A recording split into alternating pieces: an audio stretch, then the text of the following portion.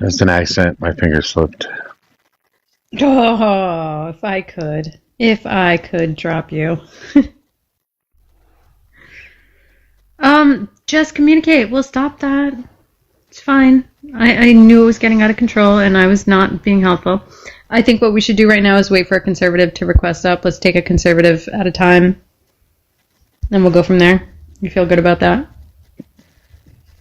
Okay. What is going on? I'm grumpy. Leave me alone. You guys are assholes. You're a fucking asshole. I'm kidding. Okay. I'm fine. Everything's fine. No, I wasn't going to do that, but I wasn't going to do that, but man, I don't know. Just can't take it. Was it the Anthony Fingers thing for you? I'm kidding. Really? I'm kidding. I'm kidding. That's my last. Just let me get out the giggles. Come on. It's been a hard weekend. I had dental shit. I don't want to hear about your hard weekend. Ah, good lord. In the honor of, we should bring up the Meat King. This is handle. Steak King.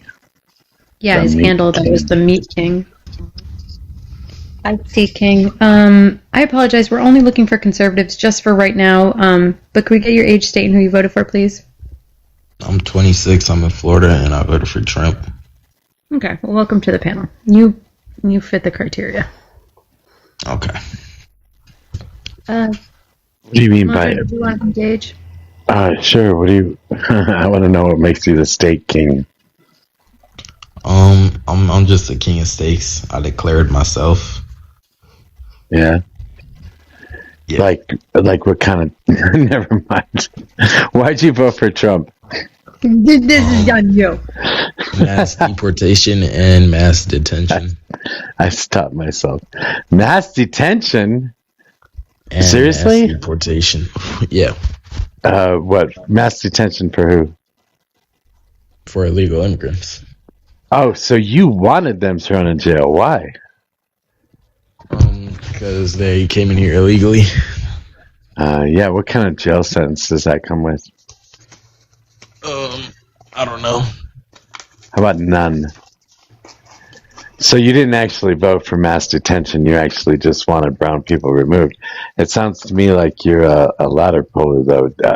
How long is I just don't like that law. If they come in here illegally, I think they should get some jail time. How long has your family been in the United States?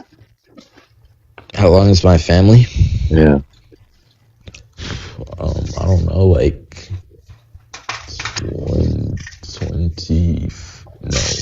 40 years. I forgot. 50 years. I don't know, bro. Have you ever heard the term ladder puller? Ladder puller? Yeah. No.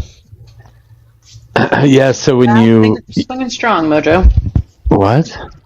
Swinging fast and swinging strong. Go ahead. Am I saying something wrong? No, No, go ahead. You can talk to him if you want. No. Go ahead. A ladder puller usually just refers to somebody that's recently an American citizen. Either their parents came here and they were born here as a citizen, or they themselves converted to become a citizen, or went through the process to become a citizen themselves, and then they pull the ladder up behind them. They don't want to allow other people to do the same thing that they did. So when somebody says that you're a ladder puller or suggests that you're a ladder puller, that's what they're talking about. Oh, okay. So it sounds to me like your parents got you here, you were probably born here, so you were born an American citizen. Why would you want to stop somebody else from being allowed to do that too? I'm fine with them doing it as long as they do it legally. Okay, so legal immigrants are okay. How about we just let them all be legal? Nah, because then there would be nothing behind the legal part. Yeah, the law still exists. The law still exists. The law still exists. Even if we let all whatever million people are here undocumented right now, even if we just let them be legal, that law is still in place. Yeah, but it wouldn't be enforced. What's the point of a law if it's not enforced? We have all kinds of laws that are not enforced. I think in Colorado it's illegal to tie up your horse in front of the town hall. Okay, so they're dumb laws. Okay, I agree. Yeah, so we shouldn't make another dumb law, and we should make it illegal and not let people come here. As it is. Don't make another dumb law and just let them be legal. No. It doesn't take a new law to do that. We would have way more crime if people were allowed to come in here. What makes you say that? The countries they're coming from in like Mexico and South America, they're like dangerous. So you think brown people? Gun supply. You think brown people are dangerous? Not necessarily. I think countries in South America and Mexico, like, probably kind of dangerous. You think they're any more dangerous than, say, I don't know, Detroit? I would say they might be equal. I don't know. Okay, so we're pretty dangerous too then. But I think our country is safer. There's certain states that are more dangerous, maybe. But have you ever been to Mexico? Our country's safer than like a country in South America. Have you ever been to Mexico? No. I'd say it's pretty safe. I've been no. there. I've been there many times. You know, there's literally a part you have to go. And if you leave that part, they say the government can't protect you from gangs. The government can't. Yeah, the government can't protect you anywhere you go. It's not like if you come gangs, to. Like, well, it's not like they know they're there. They Mojo, just tell them where they get their guns. Go ahead, yes. No, and stop with the sighs. I can hear it under your breath. No, it's. I didn't sigh. I said go ahead. It's fine. Okay. Staking. So, a lot of the violence, I think that you and I could agree, is probably done like by guns. Is that what you're referring to? Like, there's a lot of unalivings. I think there's like certain portions of the country where it does feel unsafe because there's a high rate of gun crime. I'm not sure that. I'm not sure with that. I don't know what they're using to. Yeah, well, it is, and that's specifically what the cartels hold, and that's where this whole, like, quote-unquote violence thing comes from. I believe it is close to 67 to 72%, somewhere in that range, of the gun supply in Mexico are actually guns from the United States that are brought over the border. Okay. So, I think that's a U.S. problem that we. Yeah, we can. Shoot. I mean, hey, I don't know. But man, at least U.S. is safe. They take stuff from us that we use for good purposes and then make their country dangerous. I don't think we use them for good purposes here either. I think there's a lot of violent gun crime. We can look at the statistics, but there's a mass unaliving. I think pretty much daily. I think we use it better than them. Or a mass shooting, I should say. I think we use it better. How? What are the mass shooting rates in Mexico versus the United States? I'll say that's a little bit too specific. I think we have more mass shooting, but they probably have more different subjects. Like what? About violence. Fist fights? Gang violence. You know what I mean? Violence. Yeah, but how is that carried out? Like, where's the violent part? Sure, there's gangs, but kidnapping. Okay. Like just pulling up and just like shooting their guns, shit. Yeah, that would be gun violence. Yeah, not necessarily mass shooting though. Yeah, no, not in Mexico, not the way that we have it in the United States. So I don't know, when you were just saying that it's something that like the United States does more responsibly, I think that's incorrect. No, we just have more mass shooting. But other than that, with guns, I think we're more responsible. Wait, what? You can't say those two things in the same sentence unless you're trolling me. No, because mass shooting isn't all gun violence. I mean, all gun violence isn't just mass shooting. So, like, that's a certain part of gun violence, and we're big on that, but on the other parts, they're bigger. Am I just slow on the uptake to this, Mojo? Now you want to ask me a question? Mojo, we're going to fight about this in Discord. This is going back to summer 2025. And I'm going to drop you if you keep acting like this. Good luck with that. I'll just go live. You can do that too if you want. You could have done that as technically. You know I'm just kidding. You know I'm just kidding. Stop fighting with me. God, this is like, I don't know. Anyway, I was going to say, or I forgot what I was going to say. Jesus Lord.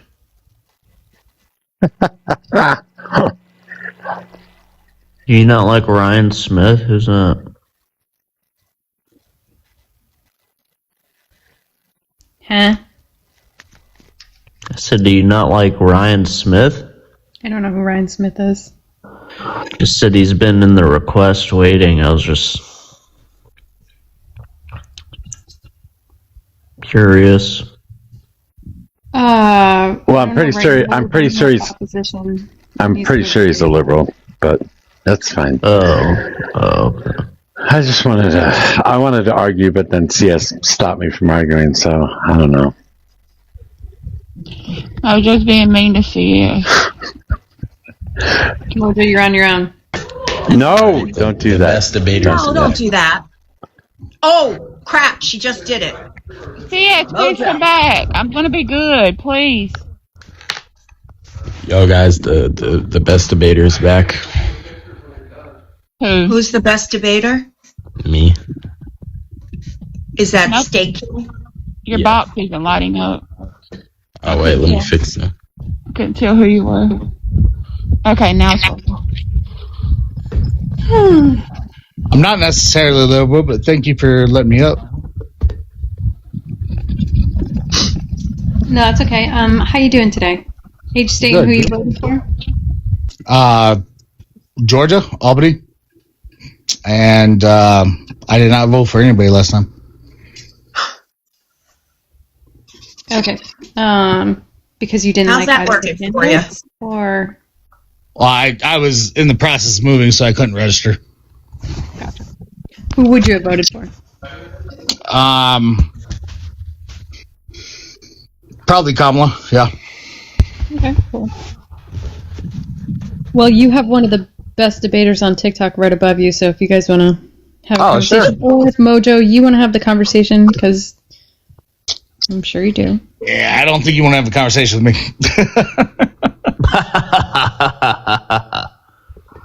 Oh, it's hell. If you want to, let's go. I mean, I don't mind debating. Hello, ma'am. Hey, hell. You might not. As long as I don't get kicked out for What? being truthful. Being able to provide. He's gonna insult and curse at you. No, that I will not do. I will not do that. Oh, okay. I was interested in Steak King's take on other countries being more violent than the U.S. Because I would think that criminals they thrive in violent areas, correct? Because they kind of can do what they want to do because like they lack leadership and stuff. So I don't think they would want to come here. They would rather stay in their areas and like do their crime there, less likely to go to prison and stuff. So I don't think your argument is very good about people that come here illegally being criminals. Especially since the statistics kind of support that. They are the lowest contributors to crime of any other group in the U.S. About 1%. It's Wait, because 1%? since they're undocumented, they can't get caught on camera. No, No, that's not no, it. it's yeah. because they don't commit I crime. cooked y'all. Dave. I cooked y'all. Sorry. It's just he's very young to have such strong opinions. Wait, Let me explain. do you have to undocumented, do you have to they can't do get you their do you face have scanned, to they can't get caught. Hold on. they No, can't get their that's face not true. scanned? Hold on. No. Hold on 1 second. Mojo, go ahead. Do you think that not having documentation means that cameras can't see you? Is this like a vampire But they thing? can't track down their identity. Well, you kind of know where the thing happened, and you kind of know what the person looks like, so you kind of know approximately where you need to go and who you need to look for, right? Yeah, you have that stuff, but Yeah. you say it's harder if they don't have their identity. Maybe No, it's harder. recognition software. Yeah, Sorry, so go that's ahead. why they have less crime. Go ahead. No, that's not true. No. Hold on 1 second. I just want to mention this, and I want Mojo to continue. But facial recognition software is a thing. So Thank you, Sis. Thank And it you. goes Yeah, but across think about countries. It goes across countries, Let's too. just say they track their face. Let's say they've seen it before.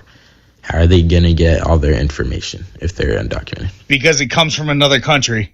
And then here's how it would work with a U.S. citizen. They track their face, they get their identity, and then they can find out where they live or something and stuff like A lot of undocumented people are seeking asylum here, so we have that information about them. Oh yeah, I know. That's only 40%. Well, no, dude, have you ever heard of The other Interpol? 60% Have you ever heard straight of- have no information. No, that's not true. That's No, not it's So true. just if all- I go, hold on. So if I go to another state, commit a crime, and I've never had license or anything like that, my picture's not anywhere. Are you saying that I can't be found? No, if you go to another state, it's still in the whole. No, that's not how it US. works. That's not how it works. Let's just say you come from a different country and then you come here. It's gonna be way harder. You could Not still really. get how it that, works. but way Our harder, and FBI that's why does the a pretty crime good rates job. say. You do know there's this thing called NATO, and there's a thing called The Hague, and there's a thing called Interpol. There's a thing called international law, where there's yeah. one big database that And has bro, all I'm every saying- violent person's picture in it. Yeah, Did you not know imagine that? all the illegal immigrants. Let's just say they commit a small crime, right? And for a U.S. citizen, it would be pretty easy getting the information from our country. But now we have to go to NATO to Not find if I don't someone have a that picture. stole- Online. stole something or something. Right, What? Bud. It's all one database. It's hard. Well, I have a question. No, it's not. Wait, hold No, on. it's not. It is. Hold on. I swear. Hold on. I have a I question. swear it's not. Ryan. Ryan, Shut up. Hold on. I'm sorry. Hold on. I'm sorry. Hold I'm on. sorry. I'm Hold sorry. on 1 second. I'm sorry. The host is trying to talk. I have and a question. I'm sorry. I interrupted. I No, apologize. that's okay. That's okay. Go ahead, Mojo. My question is, why do you think being documented is better than being undocumented in the U.S.? As I said, one benefit that I could immediately think of is if you get caught on camera doing a crime, you're not caught immediately. Easier to catch you. Okay, how do you go? What's the process of getting somebody documented in the U.S.? Do they do background checks and stuff? I would think it would go something like scan their face, you No. find their identity. To something do a like that. background check to become legal in the U.S. Oh yeah, I don't know. What- I just know it takes a long time. You think they try and figure out whether they have a criminal past somewhere else in some other country? No, I wouldn't think that. Really? Sir. Oh, wait, maybe They they do. do, but they might not let them in for that.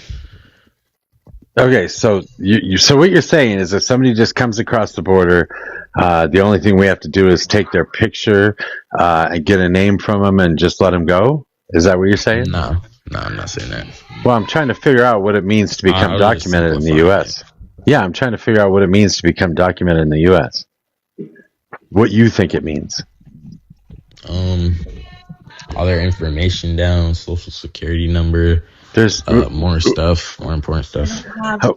dude, social security number. They don't have social security numbers overseas. No, they get one when they come to the U.S. legally. No, they don't.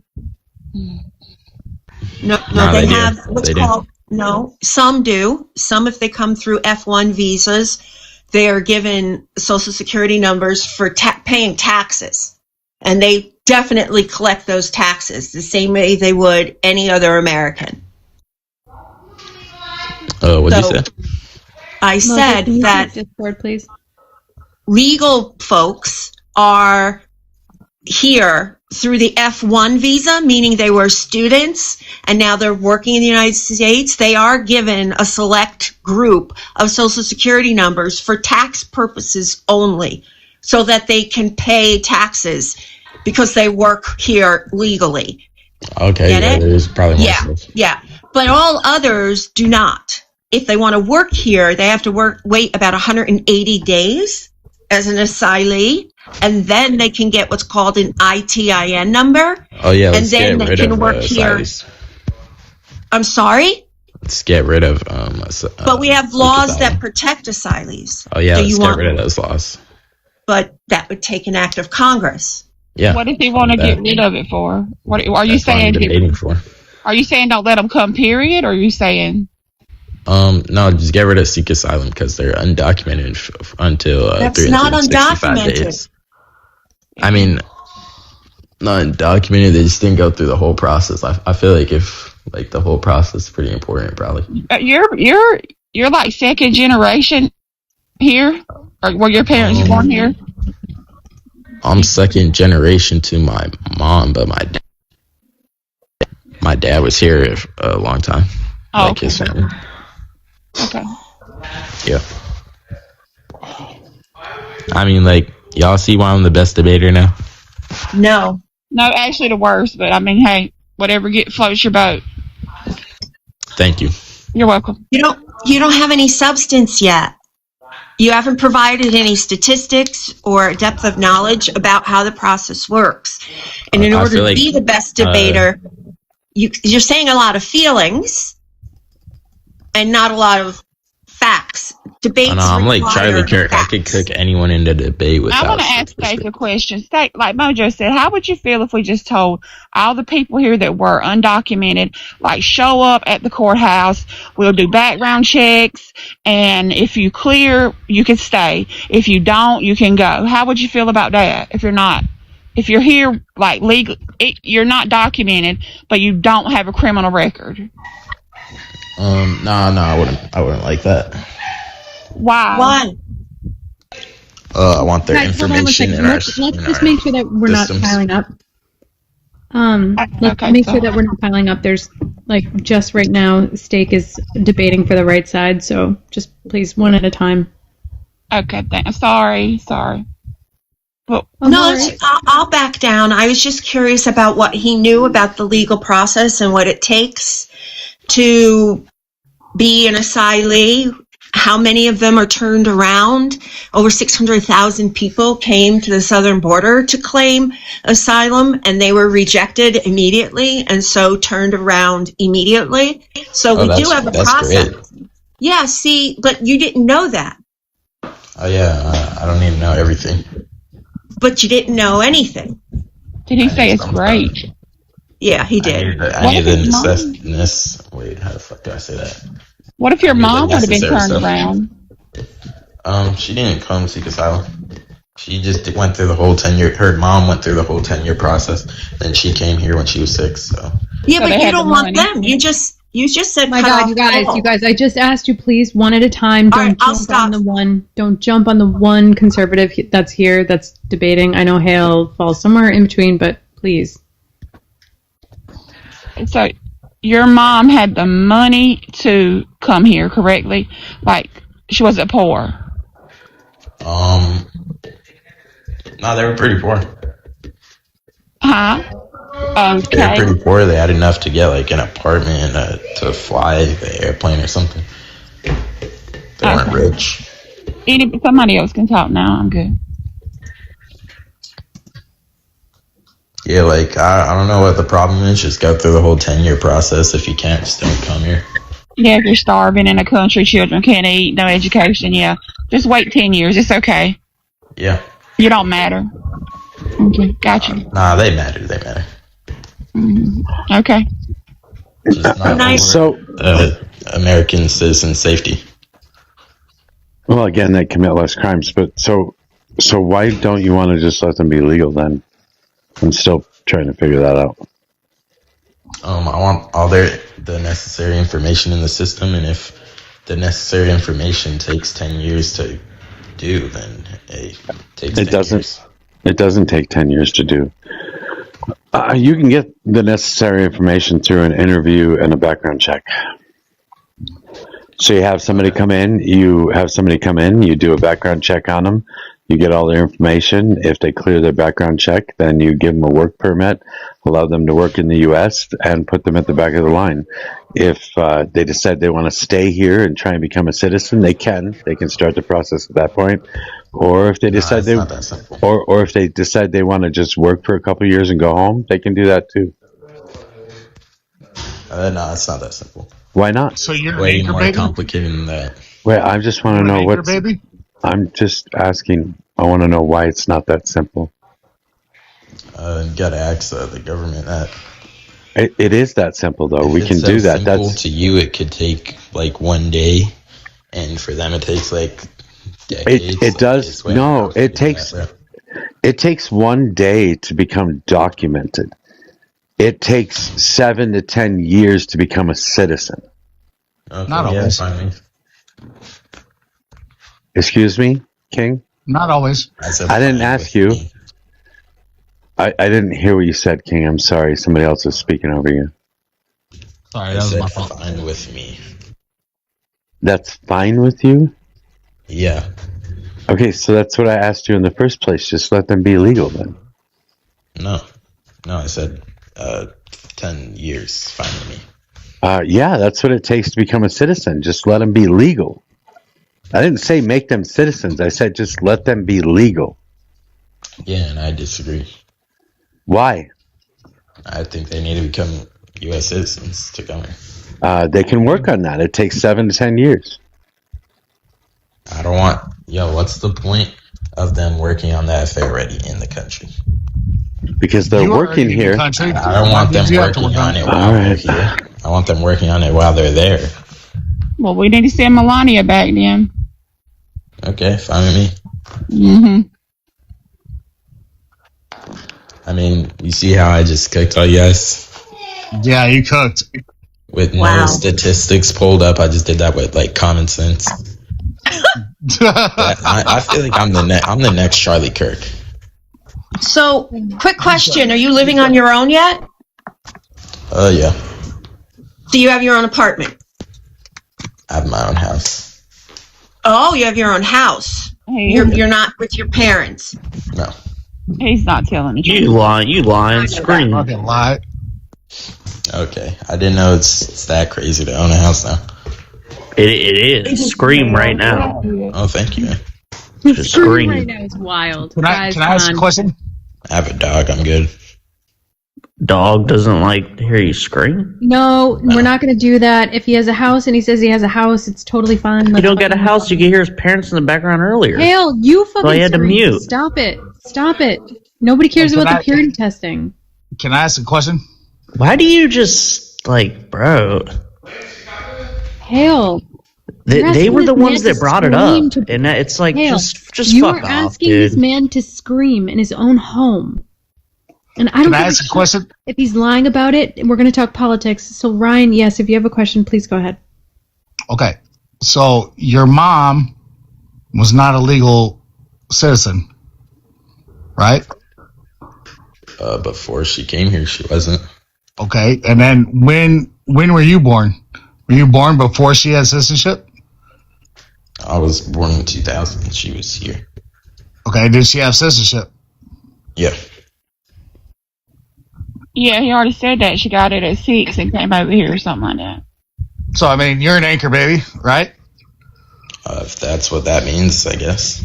That means that. you get citizenship just because you were born here. Okay. But yet you're disagreeing with that. You don't want that. Oh no, those kids that are born here, they can stay here, but their parents can go back. Well, that's. I mean, if the parents want that for them. But I wouldn't hold the kid here or something. But that's not what the current administration is saying. Her administration is saying that that's not allowed. I'm not like you Democrats. I think there's some flaws with. That's not the Democrats. Let him answer. Hold on, we have to. If you I said I'm not like you guys. I agree that there's flaws with my administration. Okay, but so according to this administration and the way you're talking, you shouldn't be here. And they've deported hundreds. They've deported hundreds of anchor babies, which is what you are. Okay.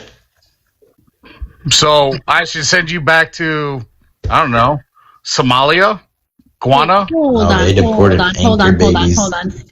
And wait, have they deported anchor babies? Because I don't think that happened. No, they have. They're babies, though. So they were minors. And the administration, CS, also wants to send back folks like State King. That's what they're trying to do. No. So wait, yes, I understand that. Babies with parents that are illegal. Yeah, I was born with a legal parent. One legal parent. Hold on one second. I wouldn't get deported. Ryan and Steak, I'm with you on this. No, you cannot legally deport anchor babies. You cannot legally deport their parents. We still have the 14th Amendment. Like, that still exists. And that's not what this administration is doing. That's not right, CS. There are American kids that have been deported with their parents, including kids with cancer. Okay, so please, educate me. Please, yes. Okay. Who they are, because they're violating the Constitution. Okay, no, there's been plenty of, and I'm sorry, I don't mean to interrupt, but there has been multiple documented cases of military members, which, like I said, I'm retired military. There's been plenty of retired military members that their spouses are going through the process while these people are in the military, which is legal, which is allowed, and they have been deported with their children. And like she said, there's been multiples where the children have cancer and have died. Could you please cite me the case? I'll read it aloud because I'm not aware of it, and I like this panel I've joined. I'm not near. I'm not near a computer right now. I'll look it up and I'll send it to you. I want to go back to what I was saying before. King, you said that they should stay wherever they're at until they become a citizen. So they shouldn't be able to come into the U.S. until they become a citizen. Am I mistaken about that? Yeah, you're mistaken. You didn't say that. I said they should stay in their country, not wherever they're at. Until they're a citizen. Yeah. Did your mom do that? Yeah. She stayed in her home country until she was a citizen in the United States? Until she, was allowed to come in. You understand that that's wrong, right? That's impossible. So, how does it work then? So you didn't even know how your mom became a citizen. You actually have to be in the U.S. You actually have to. Yes, you have. You actually have to be in the U.S. You have to prove.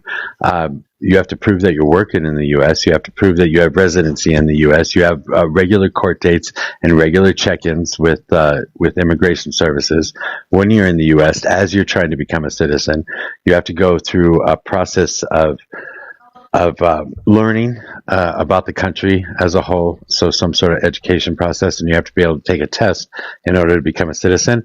And all of those things need to be done on American soil. You physically cannot stay outside the country and become a U.S. citizen. You have to be standing on U.S. soil to become a U.S. citizen. Okay. That takes a small amount of time. 7 to 10 years. No, not because it does. It takes 7 to 10 years because the court dates are that far apart. But you still have to be in the... Excuse me? You're just lying. I am not lying. I'm telling you how the process works. I'm sorry you don't understand it. No, I'm gonna need to see something like that. I don't have to show you anything. I just kicked your ass without showing you anything. Your argument here is nuh-uh. I just copy and pasted the link. And that's an Okay, I'm back. EDU. Damn, That's King. an EDU You site. got your damn King. You got your ass kicked. I'll look it up. How's that Yeah. feel, son? Nah, I'm back. I was doing some. Yeah, you got your ass kicked. A judge said he fears that a 2-year-old was deported to Honduras that was born in the U.S. or was an anchor baby, and then another 2, 4, and 7-year-old also. And those are both under dispute right now in the legal system because it is ruled illegal. Yeah, But they're not here, CS. They were physically removed from the country. Yeah, what she's saying. illegally, and what I'm saying is they're under investigation. We see this a lot, right? Like we're seeing deportations happen a lot that are being contested. I This know. is probably one of them that will uphold. So, Fee, I'm on your side with that. But listen. This is something that's being challenged in court. So we're not saying it's legal. Agreed, but they're not here. So We just got why? it mixed up. CS was just saying that it wasn't legal. I don't think she was saying that it hasn't happened and legal authorities have stepped in because it's Oh, illegal. sure they have. Yeah, sure they have. But the people have still been deported. They're not. They're yeah. no longer here. Now, some people, to CS's point, have been brought back. But for the most part, I mean, they're deporting military spouses right now that show up for their green card interviews. That's how they're getting the numbers now. They're now deporting green card holders who have been here for the 7-10 years it takes to become a citizen. They're showing up for their court and literally being escorted out of the country. And that's CS. The only reason, I mean, right now, Newark, New Jersey, which is very close to where I live, right now it's in the news for what's going on at the detention center in Newark. It escalated overnight. The press is all over it. They're not being allowed to cover it. The state of New Jersey has just intervened with trying to separate like they did in Minnesota. The Right, governor that- and the mayor. That has You and nothing I to do with the never- green cards. Yeah, but No, you and I are no, never no, what gonna I'm saying- Hold Wait. on 1 second. Fee, you and I are never going to disagree on the fact that there are atrocities happening, but they're being challenged in court. They're being observed as illegal. And so I'm reading the article right now, too, that was in the chat. So I will continue to do both and listen at the same time. But no, Fee, you and I will never be on the other side of this. I totally agree with you. This is gross, and the way that they're doing it is completely unacceptable. It's happening, but it's being challenged in court. But according to the 14th Amendment, you're due process before you are illegally shipped out of the country to a country that you know nothing about. That's why she said it's illegal. We know it's illegal what they're doing. Right, but I mean, you're saying it's okay because it's You in never court. said it was okay. No, But Well, by, I by didn't the, mean no. by the that's not way- what I meant. But I'm just saying, like, it's not okay. You should not be shipped out of the country but, illegally yeah, liberals are all without due process. liberals are all going to agree with that. That's fine. That's not a liberal thing. Stop. That's a constitution. It is a fucking liberal thing. God damn it. It's a constitution thing. Sadly, It's the 14th now- Amendment. Ryan, let's just have a conversation, dude. You got anger. You got anger issues, man. No, I don't. I have ignorance issues. Yes, you do. You have that too. It's ignorance issues. Yes, because you have it's that part too. Of the 14th Amendment to have due process. Yeah, you've We said this know. 10 times now. Okay, then you're okay shipping everything Nobody out. said that they're okay with anything. What the fuck? Stop. We're saying that there's terrible things happening under this administration. Yes, we understand that, but we're saying that they're being challenged in court. Unfortunately, I don't think that there's anything that we can do to stop the administration other than what we've been doing, which is protesting, which is calling to action, which is saying this is absolutely incorrect, and which is putting every legal system we can against it. However, Well, and then the legal system is doing it, but it's being ignored. And that's why I don't understand where the corruption is Crazy. coming place and it's not The- being Could not you being please tell me- contested. Could you please tell me within the case, because there was a specific case that was brought up, and it was Abreu Garcia? no. We don't have to talk about. We have talked about that one ad nauseum. I could read that court case back and forth. I could tell you the I Supreme understand. Court ruling back and forth on that. Let's talk about this one. So there was a child I think someone said that it was a child from Honduras. What, Mojo? What is so funny? Nothing. Oh, do tell. Oh, you motherfucker. I'm going to get violated and I don't even give a shit. Give it to me. What? Oh my God, what is your BAC today? Who's know he's on is that? panel. He doesn't even know he's on panel. Hey, Beetle. Let it go, Yeah, let it go, dude. let it Sorry go. about that. You can mute if you know I'm not like. Oh, dude, I would offer that grace to anyone other than you and the venom you spew. Nah, I mean, you spew hateful stuff just like everyone else does. So, are you some white knight? No, I'm just not going to mute you. I'm gonna let you embarrass yourself because I know when I'm on a panel Embarrass and I mute myself? myself. I got kids. You think I'm embarrassed? I mean, how am I going to embarrass myself? I don't know if you talk to your kids any way that you talk to people on the panels. Yeah, you should be embarrassed. Oh, I'm telling my kids they can freely express themselves in America just like you people do all the time. By calling them wild shit, by repeating yourself over and over again with slurs. Yeah, go ahead. What slurs? The ones that you are adopting as slurs now because you don't want me to freely express myself? So you're trying to censor me like you got some righteous moral compass that, oh, no, only you have. Yeah, okay. Anything else? That doesn't sound God, I would hate for him to be my dad. Right, and I wish you guys couldn't vote, but you can. So here we are. I wish you couldn't breathe. Whoa. Okay, guys. There's a difference between not voting and then telling somebody they can pass away. So yeah, you can. I agree with my guy on this. I agree with my guy. I love my rah-rah, but I agree with my guy. I agree too, but I mean, since he wants to be weird, I'm just going to be weird with him. That's wishing death it's not weird. All it's right, mentally delusional. We're moving on. We're going back to the political talk that we were just having. Sorry, everybody. No. You do not have to apologize. We're all good. So, my guy, was there anything that you wanted to jump on in regards to illegal deportations in the United States? Yeah. So, I think that if you're here illegally, that you are deported immediately, just like they do in other countries, just like they do in France. If you overstay by a day, you have French officials coming to your door wherever you're staying and telling you to leave. So what's the problem? Oh, your emotions. That's right. Okay, go ahead. No, it would be the Constitution. It would fall under the Fifth and the 14th Amendment. Yeah, they don't have the right to commit a crime and then claim, oh, the Constitution is afforded to me. Oh, right, I'm not a citizen. Actually, they do. So therefore, they don't have the constitutional right. You want them to. Do. But you know they don't. Actually, they do. Yeah, that's... No, they don't. It's the 14th Amendment. It's called due process. For citizens. No. It doesn't say that. I will bring up this article. Hold on. Yeah, bring it up. Bring up your emotions because it's not going to change. Nobody anything this that's man. happening. This man gets so easily triggered that he drops, and I'm going to prove him wrong in 1 second when I bring this up. Their due process is getting the fuck out.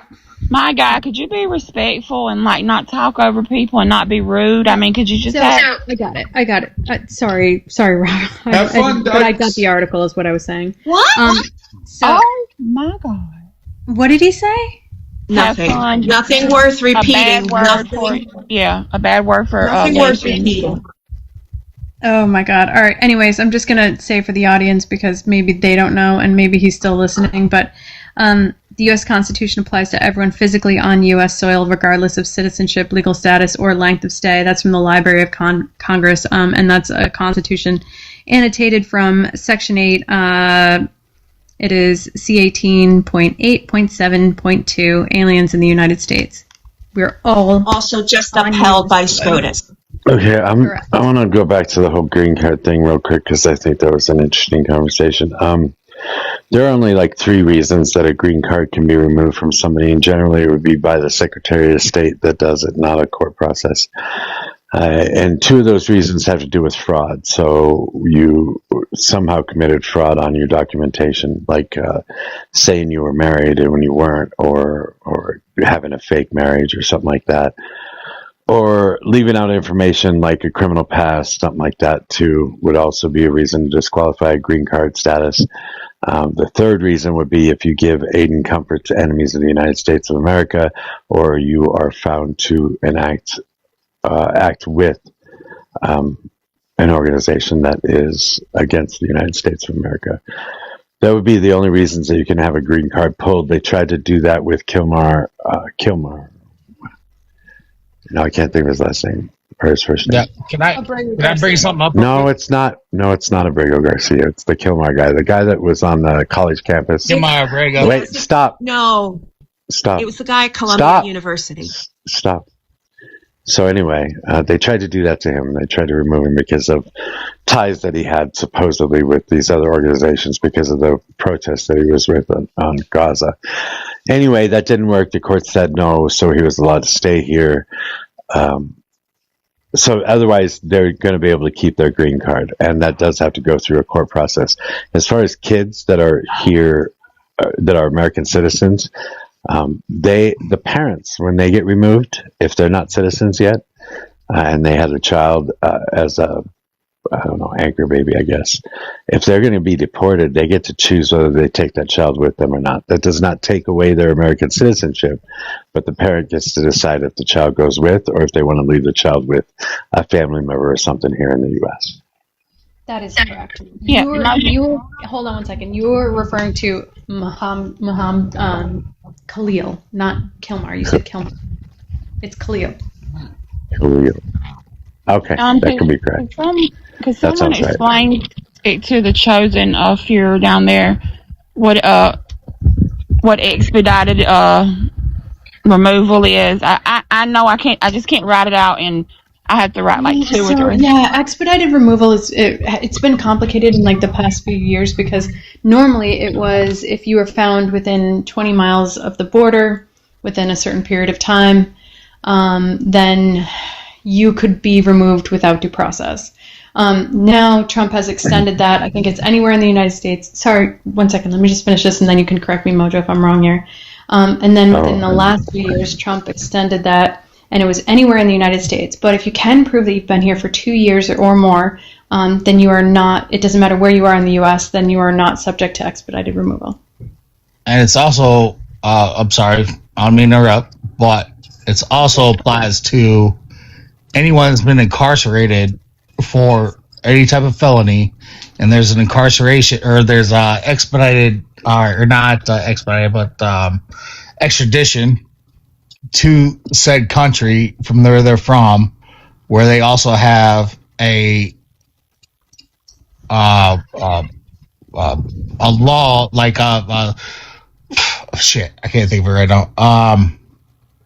They've also committed a crime in said country where that country wants to expedite them to that country. No, that has something to do with it.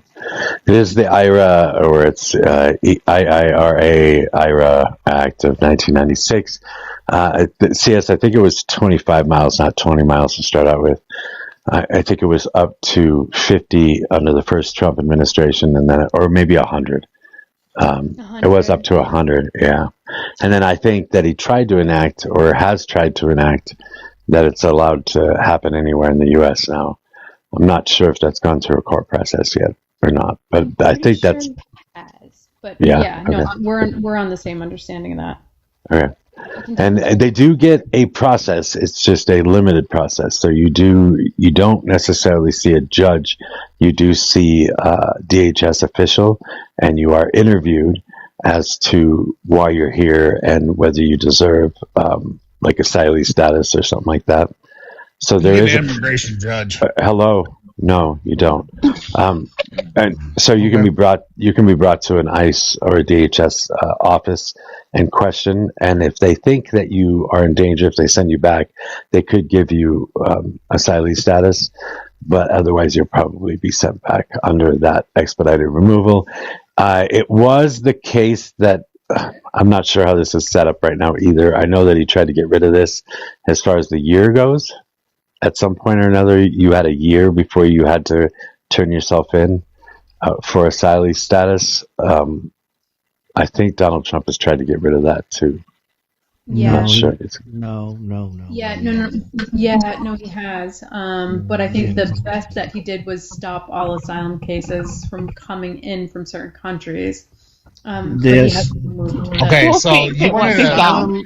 Wait, I wanna- Fix it when he's gone. Yeah, I want to. Wait 1 second. Wait, I want to hear Frugal's stance on this, because if you can tell me I'm wrong, I might accept it. I don't know. Well, asylum is the act through the legislature, and that's what gives it the year. And so, yeah, he's not able to executive order that out, as well as the expedited removal process that is also an act by the legislature. So expedited removal is whatever the legislature's process of expedited removal says it is. And that was established through the Supreme Court. And so, yeah, that's the end of my statement there. Donald Trump has executive orders on this, and is currently utilizing them, though, from his executive orders. And it happened on his inauguration day. It was January 20th, 2025. He signed an EO titled Protecting the American People Against Invasion. And what that did was expand expedited removal who cannot prove that they have resided within the U.S. for the last 2 years anywhere in the United States will be subject to an expedited deportation process. The expedited removal guidelines apply to undocumented immigrants who have not been admitted to the U.S. This usually includes individuals, blah, blah, blah. So there are some cases that are under legal review, but that currently stands as his latest EO. Your claim was that he changed asylum, or was trying to change asylum from a year to claim, and that's just simply categorically No. I never said that. No. You did. No. I'll roll it back on YouTube right now. I'll roll it back on YouTube right now. What I said. Stop. Frugal. Jesus Christ. Roll it back. Just shut up, Yeah. Frugal. What I said is that he was trying to stop asylum cases altogether. He was trying to stop asylum from different countries. I never said that he tried to change the year rule. Hold on, I'm going to roll it back so you can see yourself wrong in real time, and then when you try to crash out on me, you're going to be embarrassed. Okay, I'll wait. Okay. Okay, in the meantime, can I say something real quick? Because y'all want to laugh at me and say you don't need an immigration lawyer. But I know for a fact somebody that was charged with a crime that had an ankle bracelet, it was under house arrest here.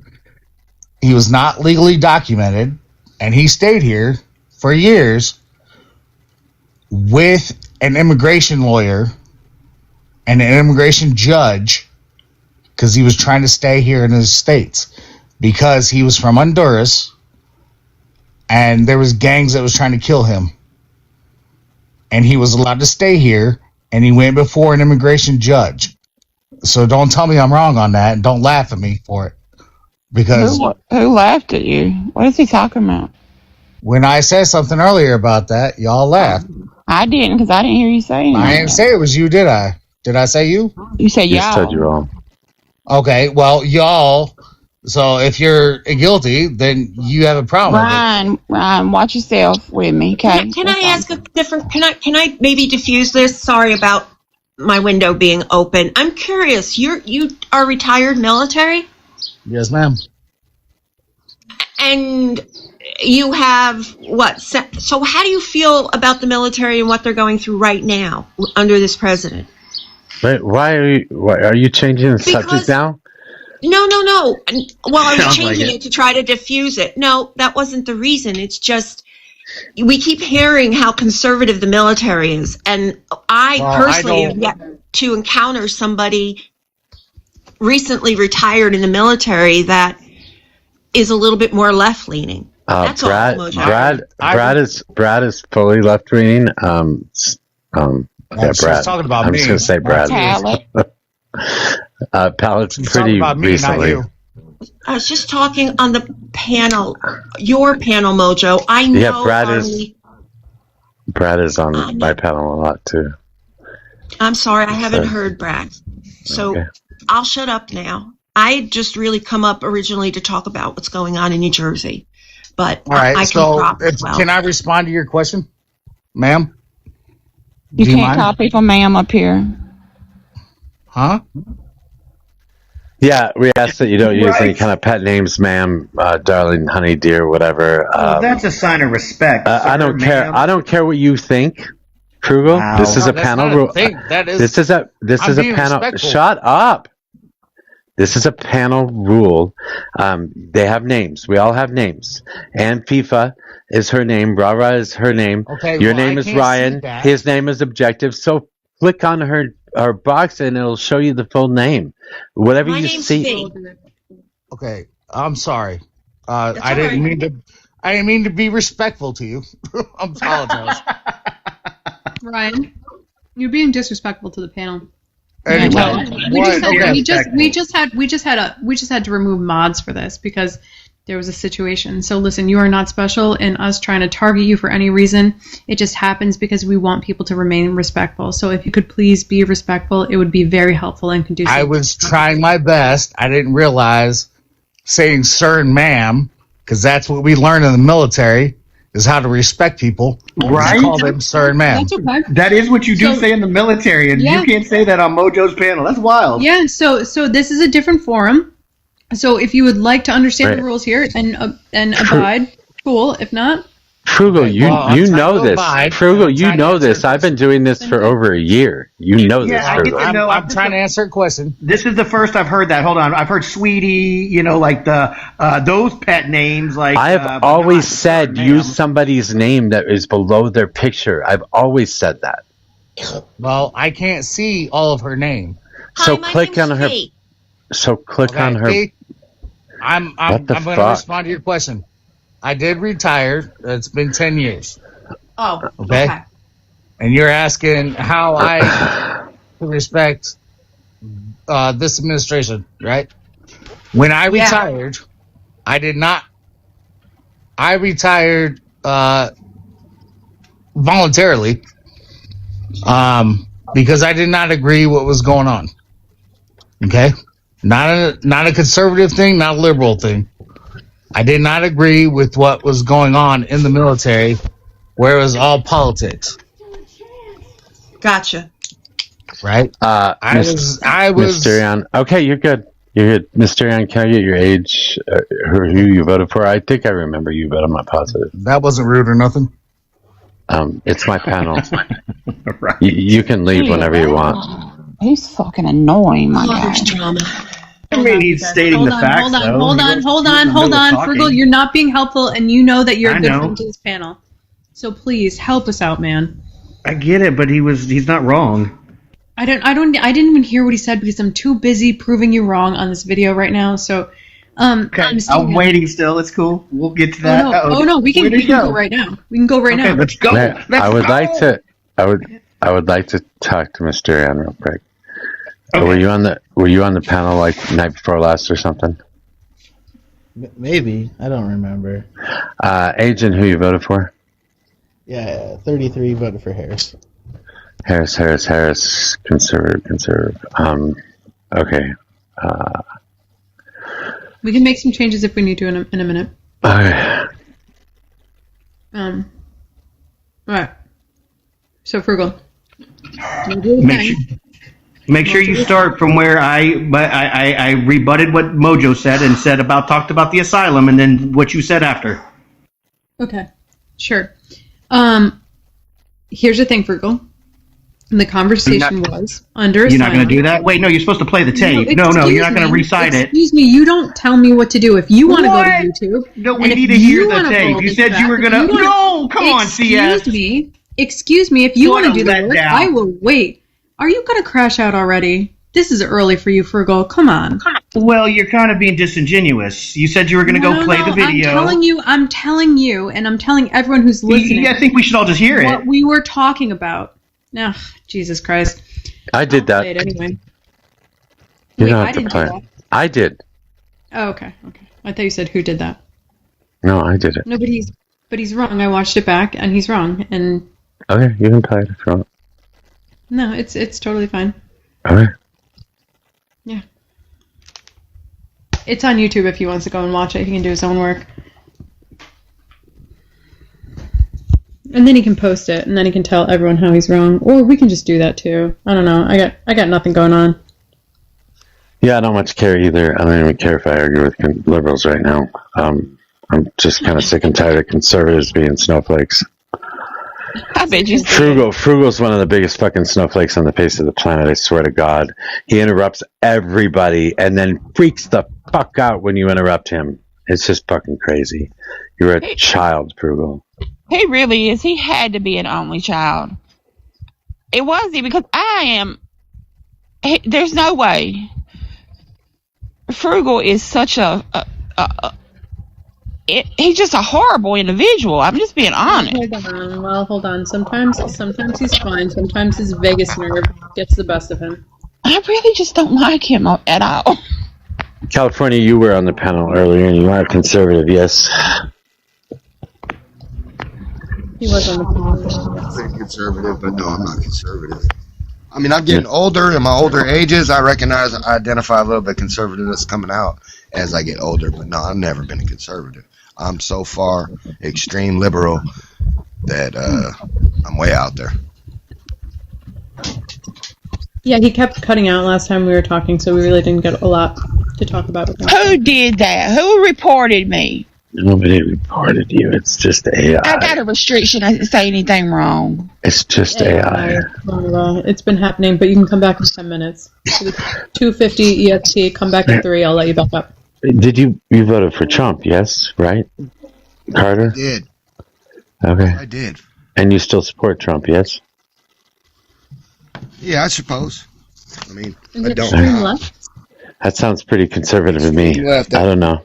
My Democratic club told me go Google up accelerationist, and then my people here on TikTok started calling me an accelerationist, left wing accelerationist, and I guess it's not that far off. I don't know exactly what that constitutes, but I mean, the quick Google search, it don't seem too far off. We're heading some direction, so we might make the best of it. So do you think we should feed people and house people, get free health care, get free education? I mean, that's kind of over my pay grade. Yeah, it sounds good. Ideally, that sounds good. Okay. Well, maybe you are a liberal and you just want to watch everything burn. I don't know. I don't want to watch it burn, but, you know, we're heading the wrong way. I see the quality of life in my experience here in one town. We all have unique experiences that lead to our opinions. You know, I don't think one should be much better than the next, but I've lived in one town for 50 years, and I've seen the quality, and I know people that are older than me that lived here before me, and I see a lot of people leaving California. You know, a lot of people leaving California. It's a thing, and I could see why they're moving for greener pastures and a better quality of life. And I've just noticed that there's only 1 quality year of life in decline. There's only 1 year. The quality of life for decades in decline. Hey, Carter. In the Bay Area. Carter. Yeah. There's only been 1 year in the last 150 years where the population of California has declined. 1 year. Otherwise, it's gone up every single year. Mm-hmm. People from all around the world are coming here, and all the natives are leaving because they don't know any better. They're coming here for a better quality of life from where they're from. See, this is about equality, global equality. Okay, so you understand sustainability. So you understand California is growing, right? Yeah, and not necessarily a good way. I guess it's a matter of perspective, but California unique and successful, like United States. What's made us unique and successful is not the direction we're heading. What made you unique and successful? Diversity, you know, and freedom. Diversity and what? Freedom to be creative. Wait, how is that going away? How is any of that going away? Well, control. As the numbers grow, I mean, control becomes more needed. I'm confused. I'm confused. You said diversity. Do you think that California is becoming more white or something? No, I don't think. No, Well, I'm an absolute what do they call them, token. My white family here in Oakland, California. People take pictures of us, especially from like from the other side of the world. It's not like a black thing or even so Mexican California is not losing Asians and Middle East. So California is not losing diversity. You said that's one of the things that make you great, but as of recent, those things are changing. And one of the things you mentioned was diversity, and now you're telling me that there is plenty of diversity in California. There's obviously plenty of diversity in California. Okay, so that's not one of the issues. I don't remember what you said the other issue was. It is an issue. It is. No, it's not an issue. Diversity. Yes, it is. Just because because California is diverse. Our entire demographics have changed rapidly, and the why is really what I'm discontent with, not necessarily. Okay, so diversity is irrelevant. So diversity is irrelevant. Now you're just saying that it's changed. How has it changed? You're trying to frame some of the things I say and go with it. I'm asking you questions, dude. Why can't you answer them? All right, where are we going from here? I'm just trying to figure out why you think California is going to shit. Politicians, because with power comes abuse. So, well, that's not necessarily true. Really, with power comes abuse is my statement. Yeah, that's not true. Inherent. That's not true. Humanly inherent. Then how not? I don't know. The Vatican, Catholic Church, they have a shit ton of power. Do you think they're evil? Do you think they're corrupt? I imagine so, because imagine? I stand in my statement. Yes. I mean, I don't know, but I would imagine because. Would you become corrupt if you got wealthy? Yes. You would? It's just the way the more money you have, the less patience you're going to have, the less, this is why capitalism is being actively phased out by fraternities and people. Are you saying that we'd all be? Are you saying that we'd all be better off if we were poor? I don't think capitalism's here to stay. I think we all can recognize that. Doesn't answer my question. So it doesn't matter. I choose to not let currency be a control lever in my life, and it's abrasive. Okay. Do you think we'd all be better off if we were poor? Yeah, I do. I fucking do. Because we'll be nicer people. But who's going to have the money then? So you know what I'm saying? We got to be humble. I'm not looking for poor. I'm just looking for humility. Whatever. I don't think you know what you're talking about. I think you're just saying shit. Well, it comes from deep. I put a lot of thought into this, into the division, the institutional division. Why is it so invested in? I've thought about this for a long time. Been involved in civics since like the early 80s. I don't think you've ever thought about anything in your life. Got me. But I did. Okay, I'm sorry. I'm so sorry. There was like a long-going dispute against what was said. And I don't know. I'm sorry, Mojo. I am going to go back to this because you know my need to be right. But I'm just trying to make sure there's nothing on the screen that's going to dox me. That's fine. Okay. I don't. So I didn't care about you doing this, by the way. It was just that Frugal wouldn't stop and just kept interrupting you, so I just dropped him. Yeah, I made him promise not to act crazy. Didn't even for a minute. Agree. You're wild. Anyway, go ahead. Yeah, no, and you said you wouldn't, so... I did not say that. Yeah, no, you said you wouldn't act wild. Is that... I can't make that promise, is what I said. Anyway, it's okay. Well, I'll be good. You should hold on. You should get your blood pressure under control. You should have an honest conversation. And again, what I'm telling you is what was exactly said in this conversation, and we're just going to watch it back. I won't even qualify it because it's going to be important for you to just see how wrong you are from case-to-case basis, and then you go crazy on everyone. Let's go. Here, hold on one second. Let's go.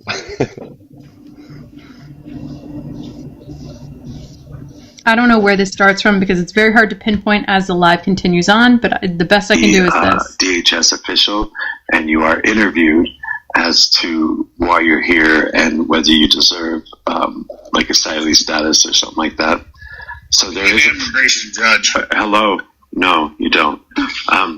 And so you can be brought to an ICE or a DHS office and questioned. And if they think that you are in danger, if they send you back, they could give you asylee status. But otherwise, you'll probably be sent back under that expedited removal. It was the case that I'm not sure how this is set up right now either. I know that he tried to get rid of this as far as the year goes. At some point or another, you had a year before you had to turn yourself in for asylee status. I think Donald Trump has tried to get rid of that too. Yeah. Not sure. No. Yeah, no, he has. But I think the best that he did was stop all asylum cases from coming in from certain countries. This. Okay, so when he's gone. I want to. When he's gone. Yeah, I want to. Wait 1 second. I want to hear Frugal's stance on this, because if you can tell me I'm wrong, I might accept it. I don't know. You realize you agreed with Mojo, right, already? The act through the legislature, and that's what gives it the year. And so, yeah, he's not able to executive order that out. As well as the expedited removal process that is also enacted by the legislature. So expedited removal is whatever the legislature's process of expedited removal says it is. And that was established through the Supreme Court. And so, yeah, that's the end of my statement there. Donald Trump has executive orders on this, and is currently utilizing them, though, from his executive orders. And it happened on... Why are we continuing on? Pause. January 20th, 2025, he signed an EO titled Protecting the American People Against Invasion. And what that did was expand expedited removal who cannot prove that they have resided within the U.S. for the last 2 years anywhere in the United States will be subject to an expedited deportation process. The expedited removal guidelines apply to undocumented immigrants who have not been admitted to the U.S. This usually includes individuals, blah, blah, blah. So there are some cases that are under legal review, but that currently stands as his latest EO. Your claim was that he changed asylum, or was trying to change asylum from a... So, Frugal, you heard what I said. Let it finish. You heard exactly. So that says exactly. I'm sorry. I thought your blood pressure was gonna remain normal. Go ahead. So go ahead. You heard exactly what I said when it was said that he was trying to remove the 365 days, because he was trying to. I said yeah, no, because you were going no, and I said yeah, not what no. happens. Yes. Yeah. That's no, hold on. Happened. I'm not fucking done, and I'll roll it back again. And I said the best he could do. I said the best he could do was remove the space in which you could be expeditedly removed. That's what I fucking said. I never said he could remove the 365 days. I said he tried, because he's I said he's tried to stop he's tried to stop asylum cases. Hold the fuck on, Frugal. You just heard it. Oh my God. Oh my God. Frugal, you want to twist everything the way you think you hear it. Exactly. And if you want to ask me what my thoughts are, one, I can play the tape again. But two, ask me what my thoughts are, because my thoughts are exactly this. He tried to remove the 365 days. He couldn't get it done. And so the best he could do was try to take asylum cases away altogether. That is exactly what I said on that video. Why do you think I would fucking play it? Because I know what I believe and I know what I said. Okay, my turn now. And so, very quickly, and I'm not going to go very long, Mojo has claimed that he thought President Trump was trying to do away with the 1-year asylum. Then you chimed in very quickly. Like, yes, he is. No, I was saying, you were saying no, and I said, yeah. He is trying to do away. I thought it was my turn. Go ahead. I mean, you very clearly backed up. We're at like 140 over 92 now. You very clearly backed up what Mojo said, and then you went so far to say Yes, you did. And then when you came back in, you started then to talk about expedited removal, which wasn't have anything to do with the asylum process. You listened to my clear and concise rebuttal to Mojo. It was very quick. It was just about the process of expedited removal. It was about the asylum claim. That was it. But the first thing that we talked about was the asylum, and that was your claim of he tried to do away with it. And I said that is categorically false. Sorry, you lose this, CS. No, I do not. Number one, you cannot tell me what my thoughts are. And you cannot tell me when they're specifically recorded. I'm sorry, it's my turn now. I love replays. Yeah, Frugal, it's my turn now. It's my turn now, and I'm not going to replay what you will already deny, because you've already denied what I said. I was saying, yeah, no, to you. To fucking you. That's when you interrupted Mojo, like you always do. I'm sorry, it's my turn. And then I said the best he could do was try to do away with asylum altogether. Do you think, yes or no, he is trying to do away with asylum? I never said the 365 days. That was not my fucking claim that he got that done. Let's tried. do it again. Let's let the audience. We got 84 people. Let's put a poll up there and see what they think. We'll put a fucking poll up, dude. But I think it's silly because you have. Well, I know you have it is an silly. issue. You have an issue with thinking that you are correct all the fucking time. And the problem is I'm going to tell you exactly how. This is another win. I am correct on this. Oh my God. Wait, I'm gonna okay. So this is Trump's executive order titled "Protecting the American People Against Invasion." It was put in place on January 20th of 2025. What some of the changes he made are under the expedited removal policy. Undocumented immigrants anywhere in the U.S. who cannot prove they have resided in the U.S. for at least 2 years will be subject to an expedited deportation process. The expedited removal guidelines apply to undocumented immigrants who have not been admitted to the U.S. So what he did was try and change everything in black. So expanded expedited removal policy anywhere in the U.S. So instead of the 25 miles to the 100 miles, and those who cannot prove they have resided in the U.S. for at least 2 years, where it used to be you had up to 365 days to claim asylum, you do not. That you in his executive order, you would have to. In his executive order, you would have to prove that you've been here for at least 2 years. Otherwise, you could go through the expedited removal process. That's exactly what this executive order did. So what she said. What she said is exactly what the EO said. You're just incorrect in what you're saying right now. And so again, you're now talking. How can I be incorrect? I'm looking at the fucking. Hey, you motherfucker! I am looking at the goddamn executive order right now. I get it. And so if you would allow me to tell you where you're getting it wrong is you're talking about expedited removal to where they're saying if they have found you and it's been 2 years and they can prove 2 years that you haven't been here, you haven't. Already, because I want to remind you, 365 days is less than 2 years, right? And so if in those 2 years you have not, because you only had 365 to claim asylum, you haven't done so, we can take you out of this country. It has nothing to do with taking your 365 away from your asylum claim, Mojo. Please miss me with your fucking idiotic fucking thought process. It does. It has everything to do with it. And by the way, the conversation was about expedited removal and nothing more. That's the conversation we were having. I'm sorry that you entered the conversation at the incorrect point. However, we were talking about that. And the 365 days does not apply if you are required to be here for 2 years, lest you could be removed.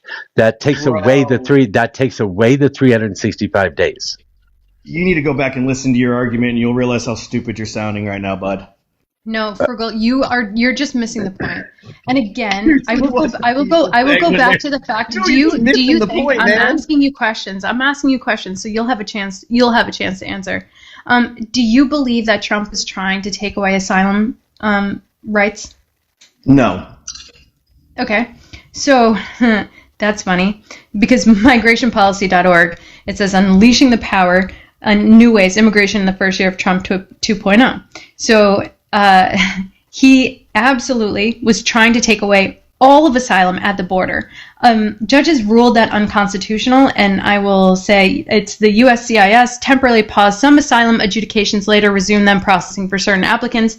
after implementing additional screening measures. So they did that. The administration has proposed making it much harder for asylum applications to obtain work permits while their cases are pending.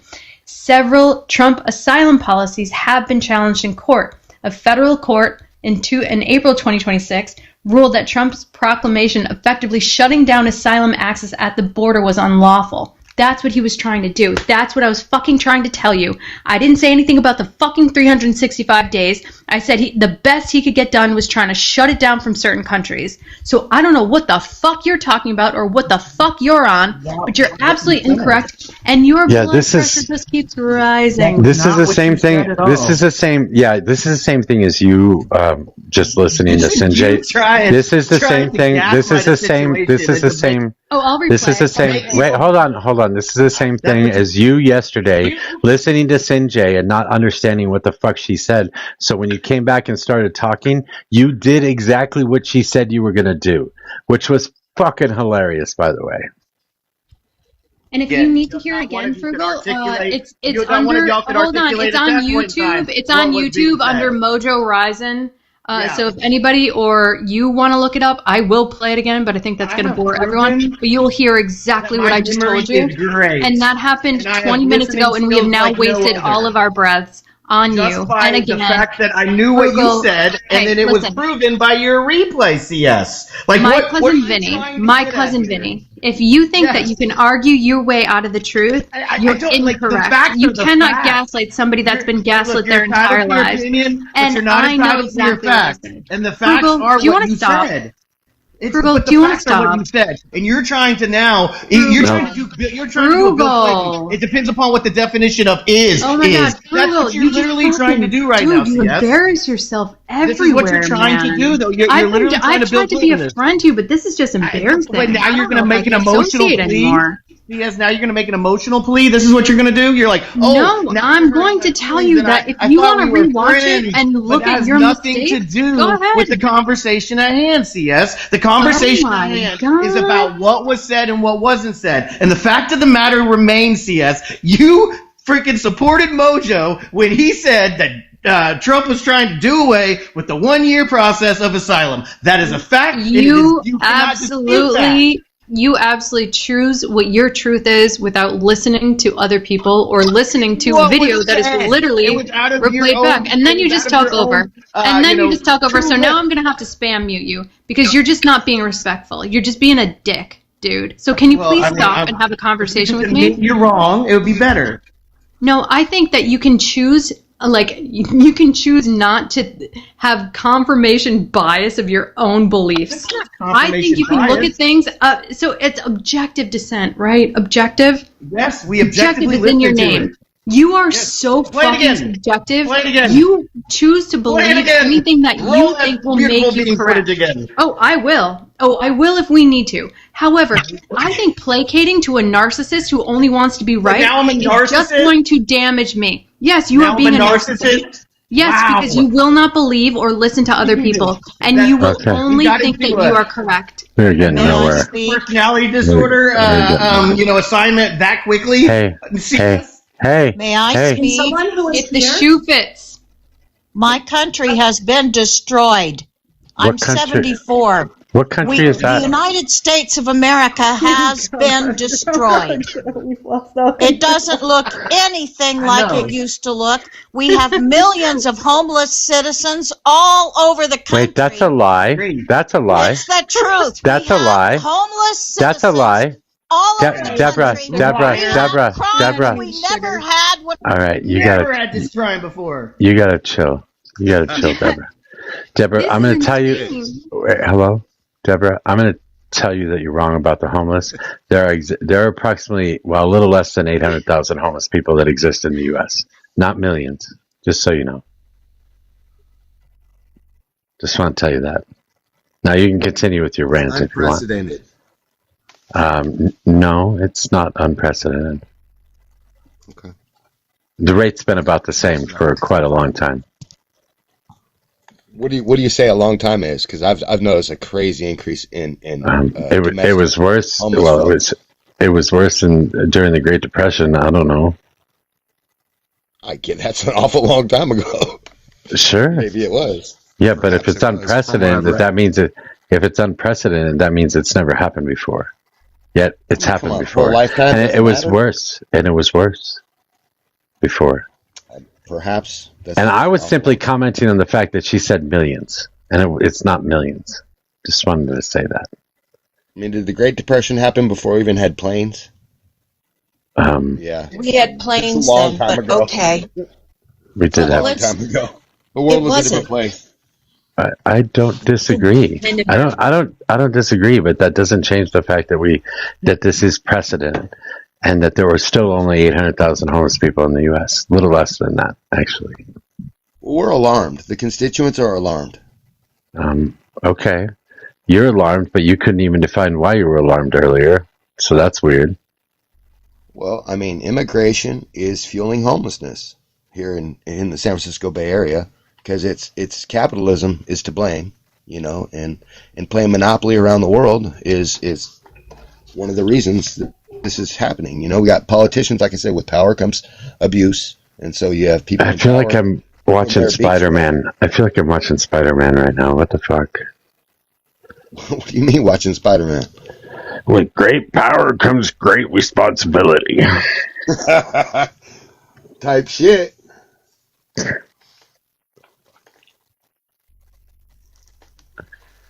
Frugal, right. yeah. I just don't think that. I don't think we should go over that anymore. I don't know that it's relevant. I mean, Frugal's. I agree. I agree. I think it's just placating. Frugal, it is right now at minute, if you're curious, it's at minute minus 16. So if you want to go look it up for yourself, you can absolutely hear, or you can have a conversation with me. No, I think we can move past it. I think it's already been proven, CS, that what you said, and so we don't need to keep talking about it. I mean, it's cool. Yeah. It's been proven because what I said is what I believe and what I know to be true and what you believe is incorrect. So, Frugal, you can. Hey, my cousin Vinny. Yes, ma'am. You can. Posi traction. What is posi traction? That's where you have. I didn't ask you. I asked the woman. I know what posi traction is. Posi traction is when, I'm sorry, but both of the brakes are going to stop at the same time. So the tire tracks, it's going to make the marks in the same. They're going to be 1-to-1. They're not going to be one off the side. They're going to be both at the same time. They're going to skid off on the same route. Okay, that's posi traction. That was only made in the 1996 Olympic or whatever. That was fucking awesome. What was that from? That was fucking awesome. What was that movie? My cousin Vinny. What the fuck? Okay, that's right. That is right. That's right. That's right. I knew Marissa. That's Marissa Tomei. That was perfect. That was brilliant. That's what we went to movie theaters. That's awesome. That was so good. I want to brilliant. fucking play. God, I want to put that on a soundboard. You have to. We can go. You can go clip it. Go clip that. That's worth it. Oh, Christ. And the fact that you had that right at the ready is just brilliant. The Brooklyn accent sounded a little more Boston, but it was awesome. Fuck, I can't Like tell the difference. 9.9 out of 10. Oh, God. All right, let's carry on and have Frugal's fucking my cousin Vinny. Frugal, have you not fought 2 cases of your own in court?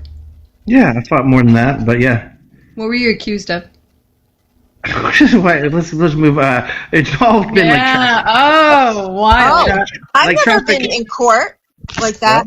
Frugal. I've never had to defend myself. I never claimed to be, a good person, most law-abiding citizen in the world. Like, I run stop signs. I don't always, follow traffic laws. I had a 2.5-year jury trial with Miss Harris prosecuting. Oh, is that why you stretched out for 2.5 years? It just is what it is. Just check. First time I'd ever been arrested in my life. Beat the brakes off the state. 24-0 with a co-defendant. That's what all you people say. Every single one of you fuckers that take fools as clients, every single one of you guys say that you win the case. So ridiculous. I was a defendant. I understand. I thought you said it was a client or something. I had a public defender. It was the first time I'd ever been arrested in my life, and scary, but it was pretty emancipating and enlightening. I said the people that have a fool I is like, guess for everybody, for the people that were trying to cross melee in my life, and for justice. I guess justice prevailed. What were you charged with? Speeding. Solicitation of a prostitute. Oh, Jesus Christ. Oh, that's when they were going after the Johns. I remember those times. Yep. Instead of going after the prostitutes, as it should be. Yeah, whatever. Me and my wife now, who's my girlfriend. It doesn't surprise me. Tried to talk to a girl who was, wouldn't look away from us. We were like, oh man, she's cute. We pulled up and started talking to her, but we never tried to solicit this lady. We were like, matter of fact, we were like, what the hell are you doing out here? And trying to talk her out. I don't find them. Smelled cannabis in our car. Tiffer, it's not me. I don't find them. They find me. What the fuck? They find me. And that's when the sting happened about the cannabis. Then we pulled out the cannabis club cards. It was 96.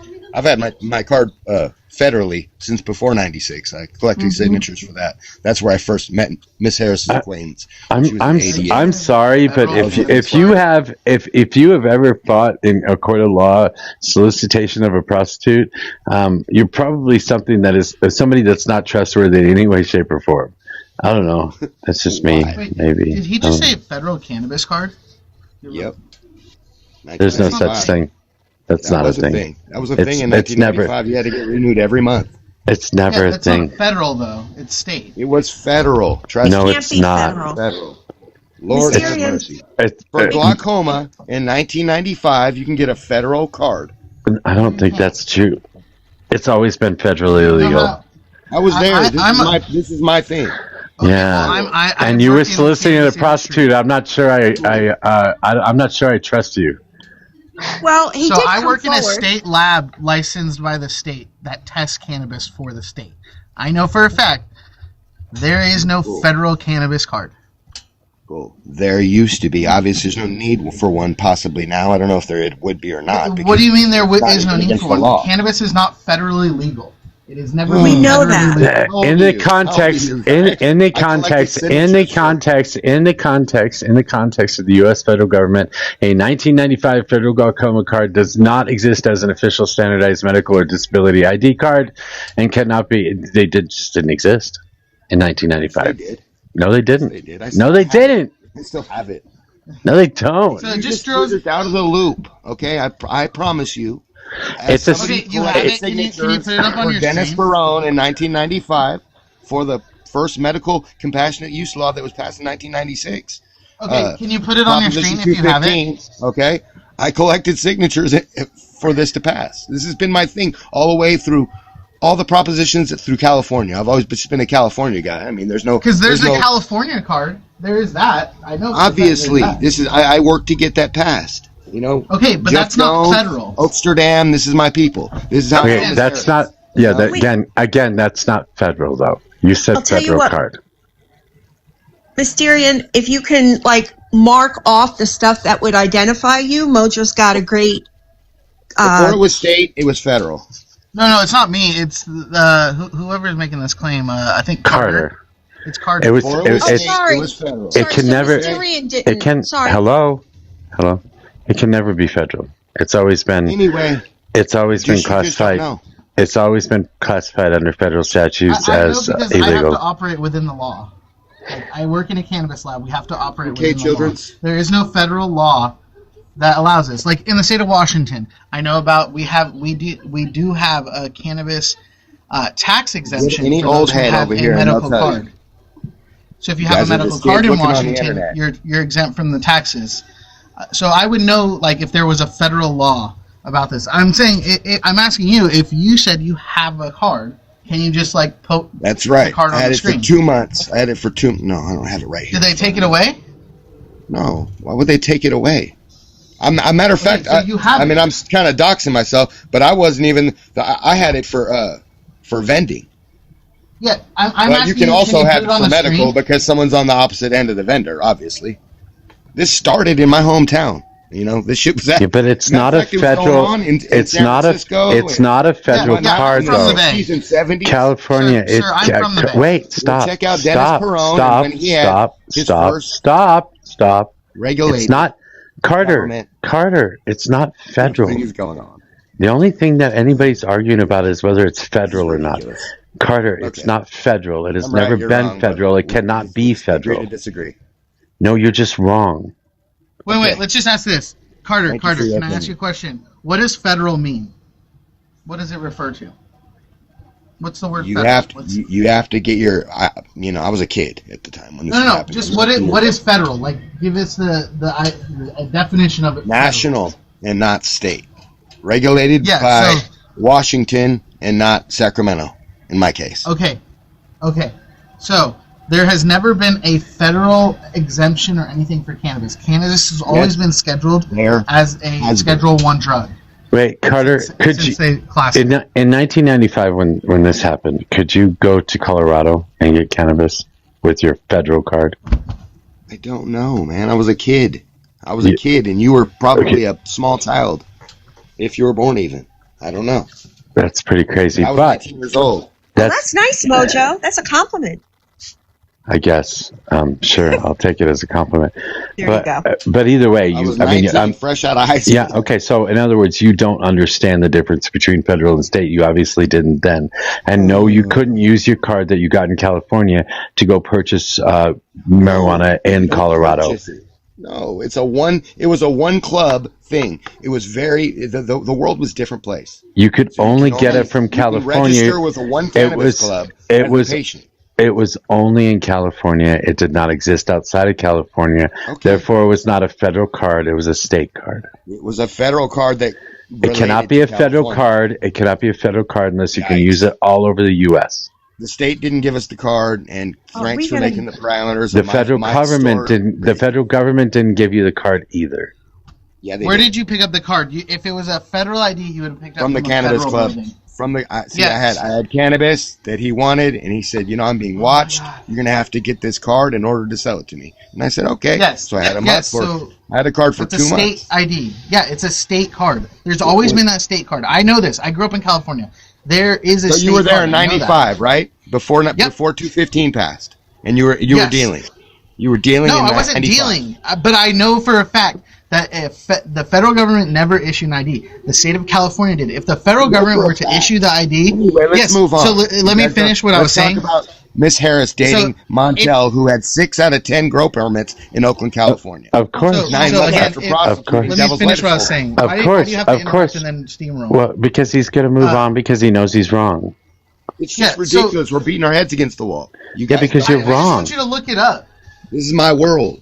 You're wrong. Okay, that's cool. It's my world too. I literally told you I work in you're the as bad as Frugal. What is it about you fucking conservatives that think you're always right about everything and will argue until you're blue in the face? Bruh.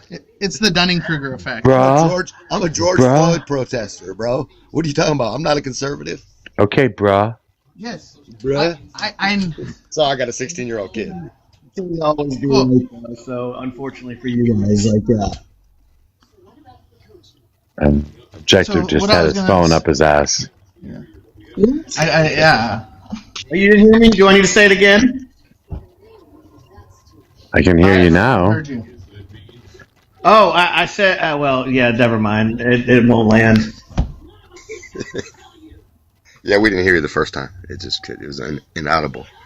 Yeah, that's what happens. You put the phone up your ass. Yeah, dude, it was up there, man. I'm sorry. I understand. Next time. Yeah, my bad.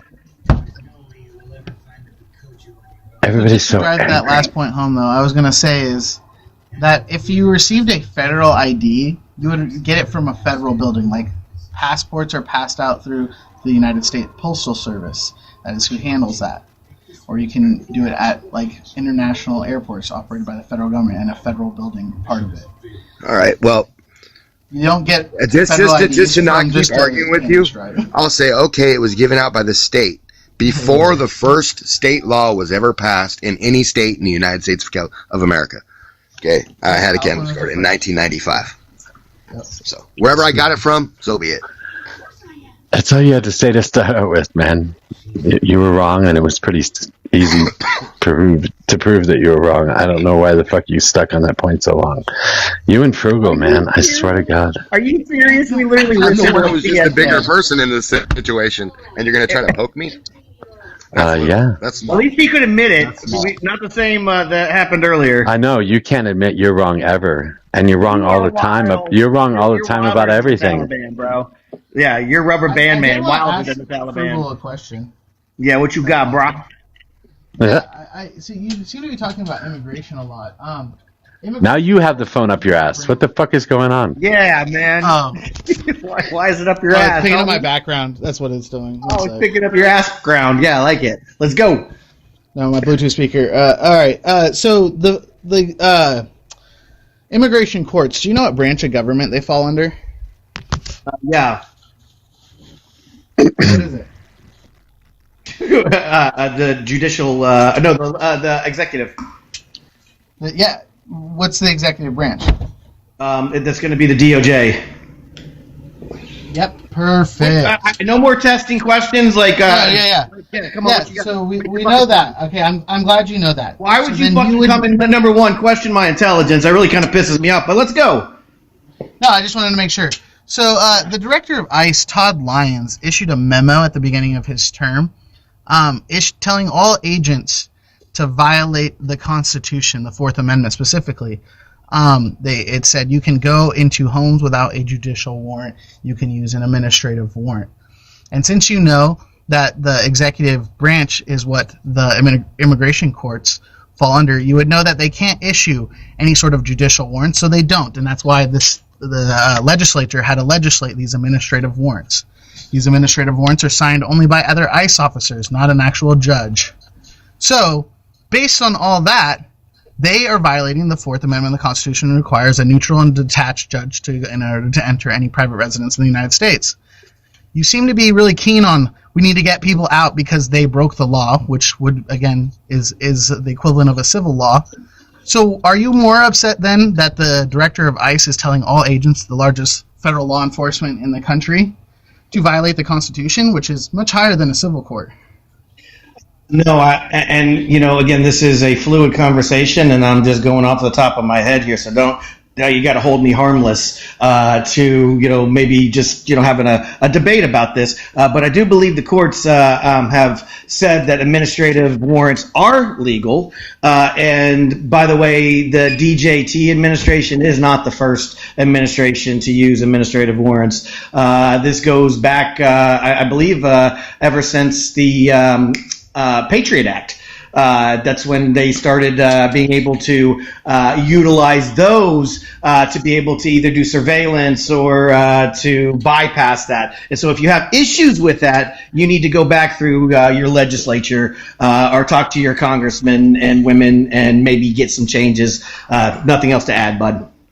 Okay, yeah, so a little to build off what you said, you're almost right. So, yes, I do know that administrative warrants have been held. But again, what I said was that they're using these administrative warrants to violate the Fourth Amendment of the Constitution, which requires a neutral and detached judge or magistrate to issue the warrant, not someone within our own department. That would not be neutral nor detached. So you can't. It does not meet the criteria for the Fourth Amendment. So when they used to do this since the Bush age, administrative warrants were only allowed for the arrest of people who had final orders of removal within public spaces. That is any space that anybody can publicly occupy. That would not mean things like a home or, say, an employees only section of a business. No person is allowed to go back there, so it's considered a private protected space, and that's where administrative warrants stopped. But under the Trump administration, he has his appointee has decided to, no, we are going to count these as full-fledged warrants, even though they are not meeting the Fourth Amendment criteria. You could read the Fourth Amendment criteria on Congress.gov, which clearly tells you let's land the Fourth Amendment requires neutral and detached. So, again, that's my question. We do know it's a violation of the Constitution because they're going inside private residences. Do you not have a problem with that? Okay, so if you want my personal opinion, so my subjective opinion, yes, I think all warrants should technically need to go through a judge. It needs to present probable cause, and then the judge then should be able to issue that. Being said, I'm going to go back to what our legislature, who through our representative democracy put into place, passed laws to allow this to happen. And if you want to go and you want to show me where the courts have now ruled that this has been unconstitutional and what Trump's done, I'd be happy to have that dialogue with you. Unfortunately, I don't think you're going to be able to find that to be able to have a substantive conversation around that. If it exists, let's do it. But if not, I don't know why we need to further this conversation. See, you're dancing around my point, and you're not fully understanding what I'm saying. I'm saying that the Fourth Amendment, not what the legislature. I know the legislature created this thing. I said that in my original statement, but I said this thing only allows for arrests in public spaces. That is the legal bounds of it, because again, our Constitution says, the Fourth Amendment says you need a signature from a neutral and detached magistrate or judge. That you can be found on congress.gov. So I can back up what I'm saying with facts. So we know that it has on congress.gov says that neutral and detached. We know that the I-205 forms are only signed now you're just by repeating yourself.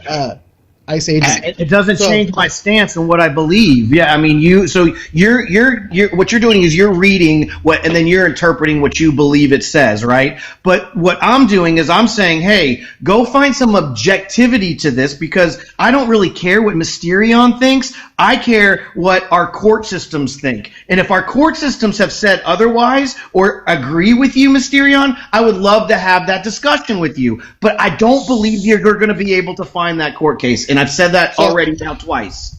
Okay, so if I find a court case that shows you need a warrant to go into someone's home, you're okay with then saying this isn't a warrant? That's like, if you want to make an assertion, go find something and be like, all right, here's my evidence. I mean, it's just weird. I'd be happy to have that dialogue with you. But the dialogue we're having right now is, what do you believe? What do I believe? And it really doesn't matter at the end of the day. So you agreed that we need a warrant signed by a judge in order to go into homes. You agree that that is the fact? 100%. So what I'm saying is they're going in homes with a warrant not signed by a judge. That is a problem, right? What he also said was that the Patriot Act changed the rules on that a bit, didn't it? Correct. No, again, the law that created immigration enforcement. Yeah, but the Patriot, but that's not addressing what I just said. What he said was that the Patriot Act changed some of that, right? No, not the Patriot Act. This is the law that they wrote for I-205 forms changed. No, but the Patriot Act changed some of that about executive warrants, right? Yes, they made administrative warrants. Administrative warrants, sorry. Yes. Oh my God. Okay, can you provide proof? Because that's your claim. Can you provide that proof? Okay, I'll be right back. Yep.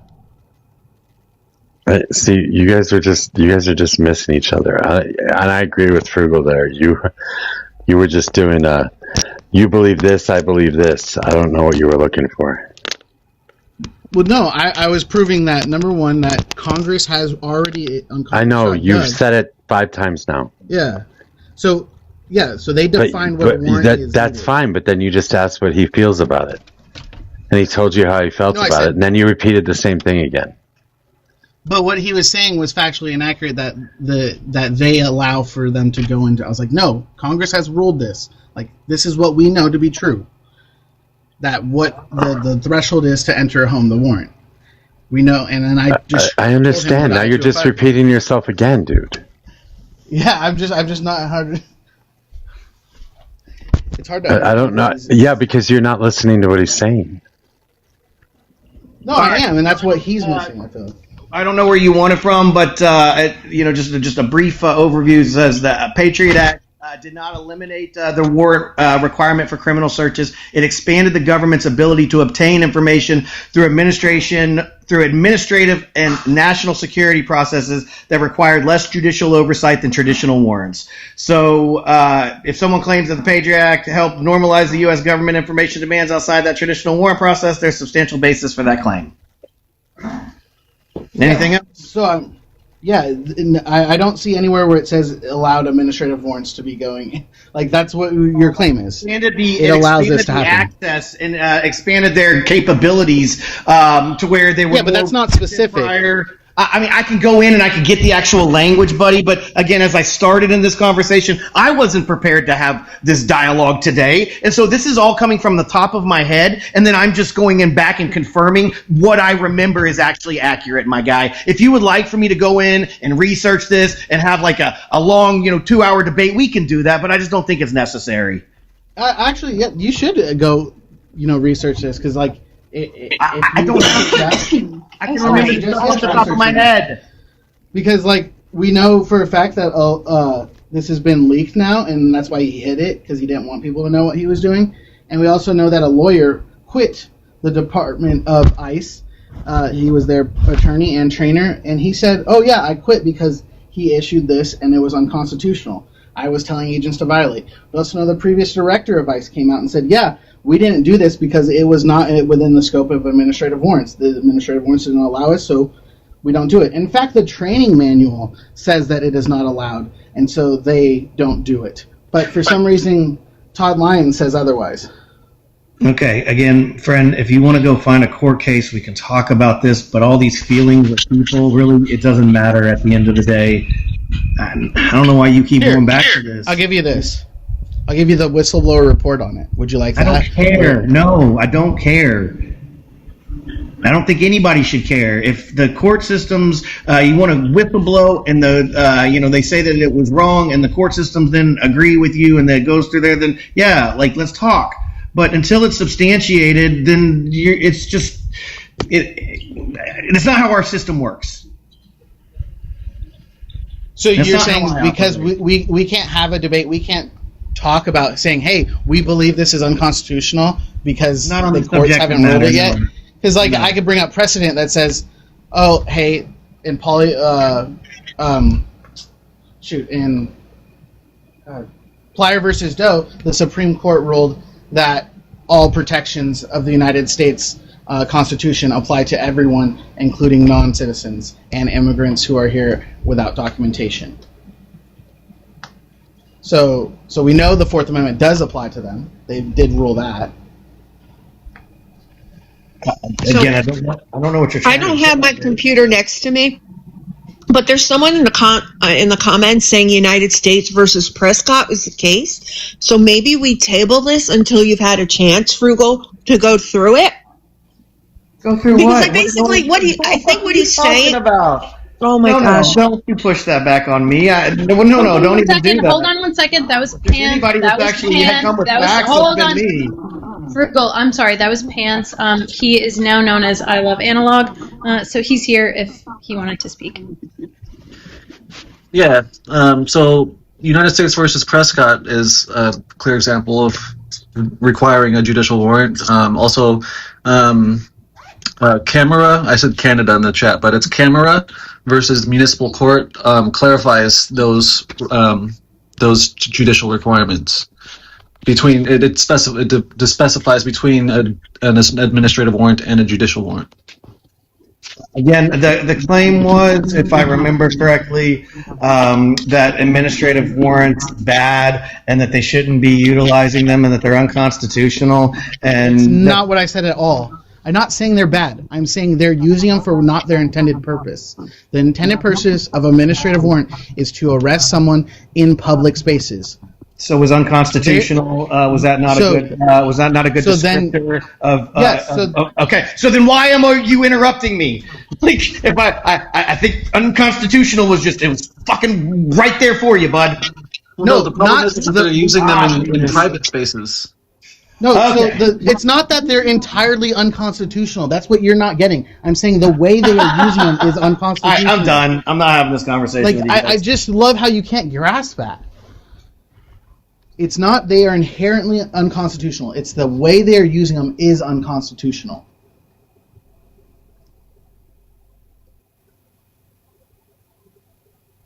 Yeah, and how the fact that the head of what was it? DHS or something, was saying that, they set it out in a memo saying like, yeah, it's cool, just don't worry about judicial warrants, just administrative warrants is fine. I guess the argument is why don't conservatives now support the Constitution? Yeah, I mean, that's exactly the kind of question. Yeah, I think that boils down to that. Wait, I want to know why you brought this up, Mysterion.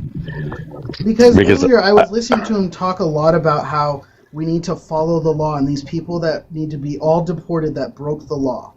But he doesn't have a problem with their offense, which equates to a civil offense, versus the United States government telling the largest law enforcement to violate the Constitution, a much higher form of, a much higher law that we care more about, the following of than immigration civil law. Is this like a way previous debate? Because I never once talked about that I'm aware of today. I didn't get that either. This was not even a conversation that was going on. He definitely said, deport them because they broke the law. Like, that's the basis of... Do you not believe that? Do you not believe... I don't believe I said that today either. I don't win when we were talking about immigration. That's a weird thing. But either way, even if you did say that, I don't know how that pertains to administrative warrants. I don't know. It just came out of the blue for me. The point is, I thought it was weird. Yeah. The point is that objectives up here saying that immigrants should be coming in the right way. If they're coming in and crossing the border without a port of entry or whatever the fuck for 305 days without filing asylum, then they're breaking the law. And he was harping on the fact that they're breaking the law, they should be deported. And Mysterion down here is pointing out the fact that objective doesn't give a fuck that the Trump administration and ICE and whatever the fuck is completely going against the Constitution and the way our laws have been written and how they should be performed. But he cares about immigrants breaking. What are the punishments? What are the punishments for these two things? Because if you come into the country illegally, the punishment would be a fine and or deportation. You don't even necessarily have to get deported for that. But the punishment for the president or for the Justice Department or for the executive branch is simply a slap on the wrist and to say don't do it again. Well, the punishment could be like, number one, Todd Lyons should have been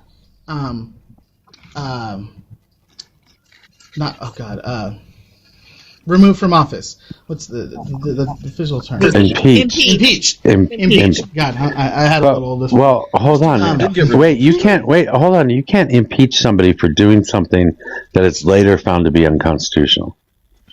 Well, yeah, you can. If it's unconstitutional in the first place and they choose to do it anyway, then you can impeach them. If they do it and then it's brought to court and the court says, no, this doesn't work under the Constitution, you can't impeach them for that. No. So you can impeach if you feel the president has violated the Constitution or someone in administration. You don't have to prove it in court. There has to be some sort of intent. There has to be some sort of intent there. Yeah, his intent was he issued the memo. That's it, showing intent to violate the Constitution. Well, no, that assumes that he knows that assumes that he knows or can't defend the decision to be constitutional. And if he can defend the position... Number one, he does know, because he issued it, and the way he issued it, which is listed in the whistleblower report and was talked about in the Senate hearing with the immigration lawyer for ICE, is that he knew it was unconstitutional and violated the law, so he issued it by only giving it to certain department heads who were then told to only show it to people. Did he say that he knew it was unconstitutional? So he didn't outright say it, but again... So he didn't. So you don't know that he knows. You're suggesting that he knew. You're suggesting that he knew because he only handed it to department heads that were relevant to the particular memo. Mojo. No. So what it is, it was an all-hands memo. It was meant to be given to everybody in the agency. Everyone is supposed to read this. Why? Why? What? Why is it meant to? Why do you know? How do you know that it was?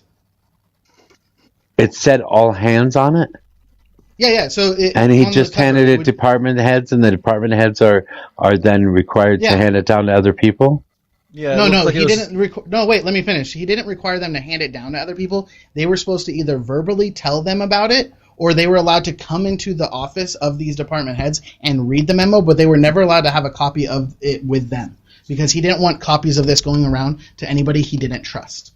So this was all going to be word of mouth or verbally reading, but never a physical copy in the hands of anybody who could use it against him.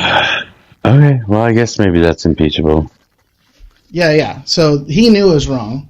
I think Kristi Noem got fired because of this, though, didn't she? No, she got fired for other reasons. Is for her Senate hearing and what she said. Like they're kind of like about that whole. I think mainly probably about the ad campaign she did, and it was like super expensive. But either way, impeachment is still not a criminal court. I mean, the worst thing that's going to happen to him. The worst thing that's going to happen to him is that they're going to be removed from office. So once again, the punishments are different. One's fines and deportation, and the other is a slap on the wrist and say, "Don't do it again." Or worst case scenario, you get thrown out of office, or you lose your job. So you can get impeached first. Yes, remove them from office. We want to get them out of power. But then the United States can go after them criminally for violating the Constitution. Sure, they can, but they don't have to. They don't have to. No, this administration won't. Let's just take it down. Yeah, I think isn't the issue that we have So again, that's also that's also a separate case, though. Other than the impeachment. So there's still different punishments. That was my point in the first place. And then you went on this whole fucking long diatribe about it. I don't know. It's just, it's weird. It's like, it's like you get your answer, Mysterion, and you just want to continue. So you start moving on to something else to argue about. It's so weird. I've been arguing the same point. No, you're not. Isn't overall, as Messi has said, as I have said, as Mysterion seems to be saying, is that this administration continues to basically wipe their ass with the U.S. Constitution and still not be held accountable by a conservative on TikTok or even our Congress. I mean, overall, the overarching argument, and then we can get into specifics because people like Frugal will then say, cite me the case, or cite me the law, or cite me blah, blah, blah. And when someone like Mysterion cites all of that, it's still reputed. So I just overall think, I don't think he provided a case at all. At all. Yeah, the case was provided. No. I said Plyer versus Doe. I provided a case. Yeah, Brace so we yourself. provided 2 Supreme Court cases. I'm still out of this conversation. I'm not discussing with stupidity. It's not stupidity. It's still an argument about whether this administration continues to violate the Constitution, and I don't know when quote-unquote Republicans who believe so firmly in the Constitution will continue to support the man not following it. Let me ask you this, Frugal. Do you agree that this administration opinion, but okay. Frugal, do you agree that this administration has purposely tried to subvert the Constitution? Oh, that's purposely tried to subvert it. I wouldn't say purposely tried to subvert it. I would say that they have purposely tried to walk its fine line within it. Okay. I mean, you want to argue against that? Executive order on the 14th Amendment. Jesus. Yeah, that was to test it. That's a Supreme Court test. That's done on a regular basis. They're trying to work. They're trying to work within the tight confines with it, and they're trying to play some nuance to it. I will not deny that. I will say that they will. Mojo and crowd will deny the fact that Obama violated the Constitution, but we're not going to worry about it anymore because this Donald Trump's the president now, so we got to hold him accountable. That's irrelevant. That's irrelevant. Right, you proved my point. Thank you. Go ahead. I will say that. Jan 6 made it irrelevant. No, BLM riots made it what? That was civil disobedience. That was not going after the federal government. January 6th was civil disobedience. It was not. Swinging a miss. People who got up here, Mojo. This is crazy. Seriously, this is unhinged thinking. I'm just trying to get us back to where we can agree on some facts. It's seriously crazy that one side of the Capitol Police let the people in, and then the other side of the Capitol Police didn't let. Okay, we're not going to argue about this. We're not going to have this conversation. Because the National Guard wasn't called. We're not going to have this conversation. I will agree. I think that there are specific examples of this administration going against the Supreme Court and going against the Constitution after the Supreme Court's already ruled on it. Abrego Garcia is a perfect example of that. The 100, however many, no, more than 200, I guess, people that were sent to CCOT, that was found to be unconstitutional, and they were ordered to do something. They found a way around it and didn't actually comply. I think the Abrego Garcia thing worked the exact same way. They refused to comply, but then Bukele sent them back anyway, so then they had to figure out what to do with them at that point. So I think on more than one occasion, this administration has directly violated the Constitution on purpose. But I think there are other times where they're just trying to push the borders or push the edges of what their powers are. Have we ever found like any U.S. citizens that were actually sent to CCOT? I know you're going to try to argue that Abrego Garcia was, but we know that he was not. No, I don't think it matters whether they're U.S. citizens or not. Because this is where I'm going to go. I'm trying to go somewhere with this. I will land. I promise y'all. And so all I'm trying to say is y'all are bitching about it. But we on the right, this is what we wanted. We wanted mass deportation. And so for y'all to fight that over there, like, why would it be well, yes. Why would, no, not illegally. Follow the Constitution. Mojo, why are you The Constitution applies to the citizens that live here. It applies to people coming out. If we could not yell over each other. Hello? My guy. Hi, my guy. You're interrupting. My guy, could we not? You're interrupting me. You can go fuck yourself. Oh, Jesus Lord. That's my guy for you. That's the normal my guy. He lasts a couple minutes, and that's about all he gets. Yeah, but it's so funny because he comes in so wrong. He's like, oh, it only applies to the U.S. No, we just read article over article a little bit ago, my guy. You missed it. It applies to everyone on U.S. soil. So I'm so sorry. There are different circumstances where you can have expedited removal. I don't want to go over this again. You can also have asylum cases, which Objective will probably tell you you're wrong about. But however, sorry, go ahead, Mojo. Well, I just want to know what Frugal thinks.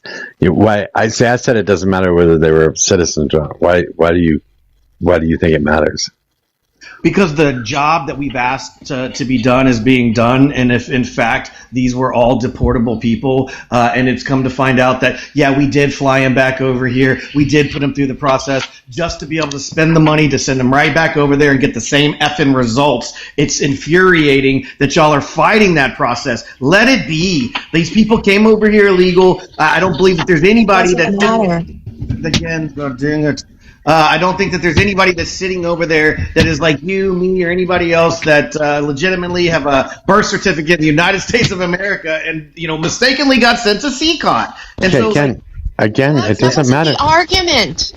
Wait, no, you're just upset. The argument. I'm just making a point, people. That's all. I understand. You think because it's what you and maybe some conservatives wanted that it's okay to violate the Constitution. And I don't care. If Obama violated it, I would have no issue saying, don't do that. I just, either we're a rule of law here, or it's a free-for-all no matter who gets in the office. And when the Democrats get into office, and they will again, unless we have tyranny now, what happens when it swings the other way? Are you going to be back on this panel saying, oh, it's okay to push the limits? Because I don't think you will be. No, I have zero problems if illegal immigrants are getting deported. Like I'm not talking. It's on the other side they want to do it. Yeah, no problem. It doesn't apply. Just hold on, Mysterian. One question, and then because I've had company arrive.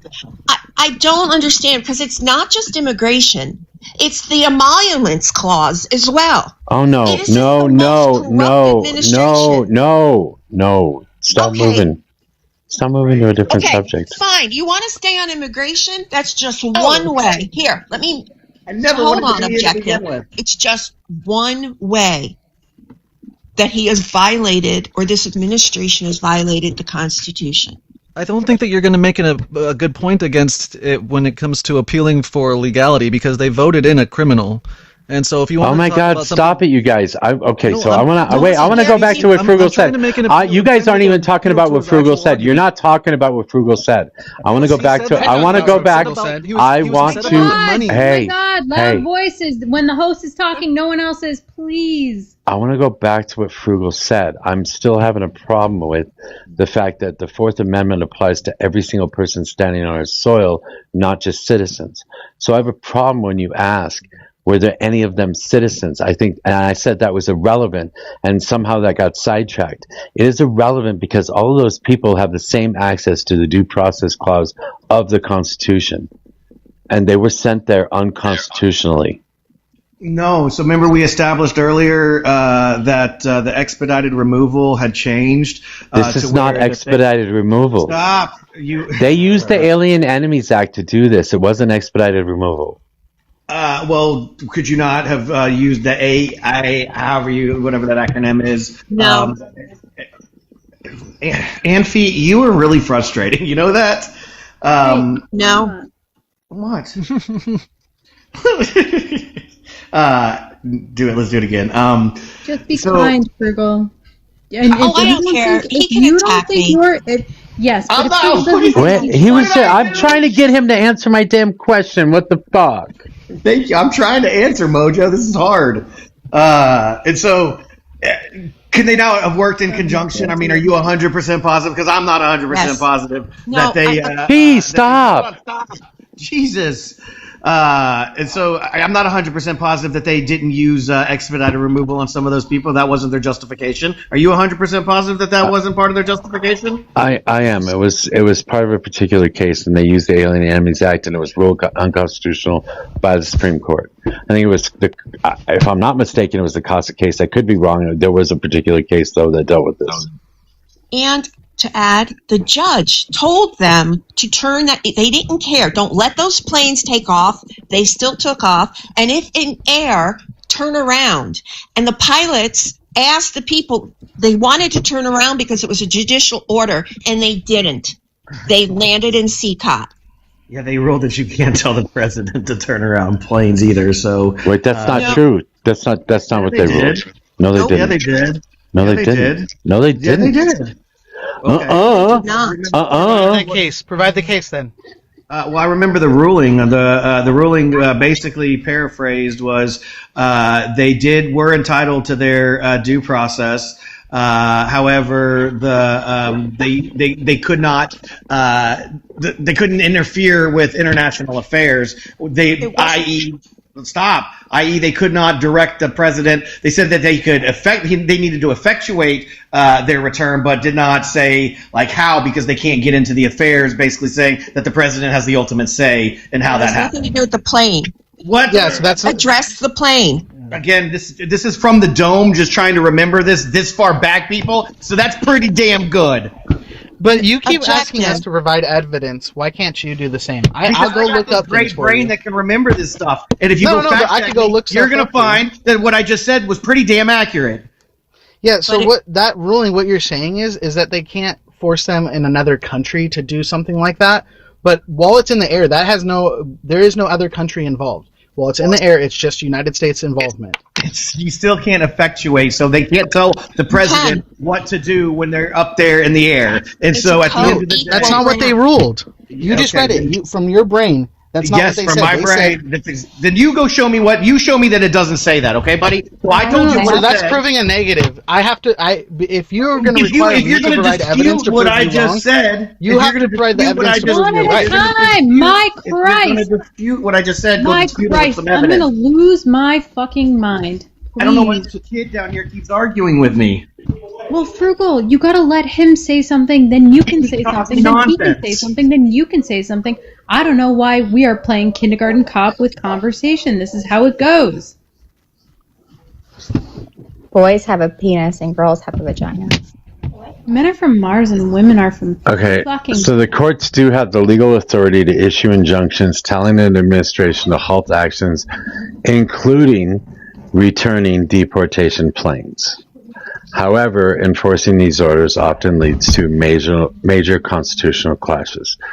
They do have the ability. The court does have the ability to tell them to turn around the planes around, and the appeals court agreed with this statement that Boasberg made, and the Supreme Court refused to rule on it. They just turned it away, and they let the appeals court ruling stand on this case. So in other words, Donald Trump should have listened to Boasberg when he issued an injunction to turn the planes around. Correct, and the good afternoon, everybody. The Hi, Tennis. hi, yeah, he ignored the order, and I think it's interesting to note that eventually they did comply with the order, right, and brought that one guy back and tried to prosecute him in Tennessee, right? But Yeah. that was after that, and then there wasn't enough evidence apparently to even hold him pending his trial, according to the judge in Tennessee. Yeah, So and now, yeah. the other ones that were sent there, they didn't bring them back to the U.S., but they made a deal with Venezuela to actually send them to Venezuela, and I guess the case stopped there. What happened to Frugal? He ran. Did he get a violation, CS? I didn't No. see it. No. So he ran. I'm the only person that can see violation. Okay. I'm sorry. I didn't know that much. That's all right. That's all right. But he ran. Just like CS proved him wrong earlier about something said, replayed it, and then argued for a long... I did my makeup. It was 20 minutes. I'm sorry. That's what I was doing. I muted. Frugal will never be wrong. I know. It's tough. It's tough. You know, I argue just these sad. things on. I sometimes argue these things on the conservative side because it's fun, but sometimes I do it because I just wish we'd make better arguments. And I feel like you guys were attacking Frugal on the wrong issue. I don't think that that's what the conversation was about. And then you came in and based an entire conversation on something that he didn't actually say. So I just thought it was weird. Just But I academically, what happened with that case, with that Tennessee? What was the guy's name? This is so long ago. Abrego, Oh my God. Abrego Garcia. Abrego Garcia. So isn't he now working? Is he back with his family in Maryland? Is that Yeah. what's the status? Yeah, he's in the U.S. They dropped the charges for the trafficking. They are still looking at possible ways to deport him, but I think they've run out of options. So I think he will be allowed to stay in the U.S. and he will be suing the federal government. Do you know how many people I argued with about what the original disposition of his case was back when we had all the papers and when he was given the right to stay here? I mean, it's ridiculous. That was a year ago, right? I mean, that was a year ago we went through all this, and then finally now this guy gets vindicated, and now he's able to live a normal life again. Yeah. And they're all pissed off about it. He would qualify for that 1776 money if it goes through. Well, that's another thing that came That would up be I saw on the interesting. news. Well, yeah, that will be interesting. But they're saying there might be no standing for the court to interfere in With this. what? So there's an argument saying that the court has no ability to, or no recourse to stop the funding, stop the DOJ for allocating these funds because the fund legally exists. Okay, So, I've done a lot of research on this one because perfect. That's what I wanted to know. Yeah, and just for there's a really good article in the Times today about this, and I don't know if you guys have talked about this earlier, so if I'm doing a rinse and repeat of what what you guys have been talking about, I apologize. But basically, I mean, it's complete. The fraud is so it's just mind bending, guys. I mean, in the Times points it out really well. It talks about something called Trump versus Trump, because basically Trump is playing both sides, right? He controls the DOJ, and he sued the IRS, and defending the IRS is the Department and is the Department of Justice, right? So they come up with this fund, but they did it at the 11th hour when the judge before whom the case was sitting, right? His tax fraud case, right? Yeah, the IRS case. Had issued had said, look, guys, I don't know how, I need submissions from both sides on this, because I don't see how, Trump, you can be suing on your own behalf and playing both sides of this. So she was waiting for submissions on this point. And right before the submissions were due, they pulled off the settlement, right?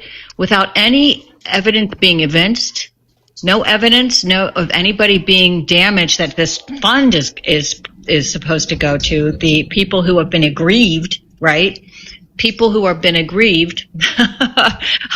And then at the end of that, they say, oh, and by the way, let me add this on, that Trump, you are not liable for anything, or is your family, before the date of this settlement agreement.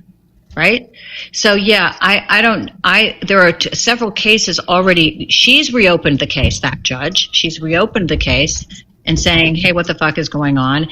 And there's a case pending in Virginia by people who are saying, look, if there's a fund out there, then all Americans should be entitled to make a claim into the fund.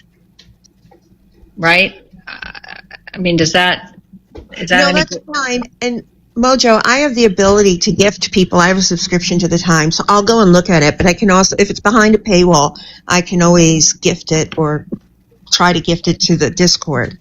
Yeah, it's a really good article. It's like one of the it's on the front page-ish of the New York Times today. Okay. They do a good job with it. So I just wanted to also add to that. The way it's a settlement, but it's also not like a normal settlement that we would know where like a judge would approve. What essentially happened was like we can't the hear Department of Justice. Oh, I was saying it's not a normal settlement. What essentially is going on though is because they hadn't submitted that thing that she was talking about, it wasn't like an official case just yet.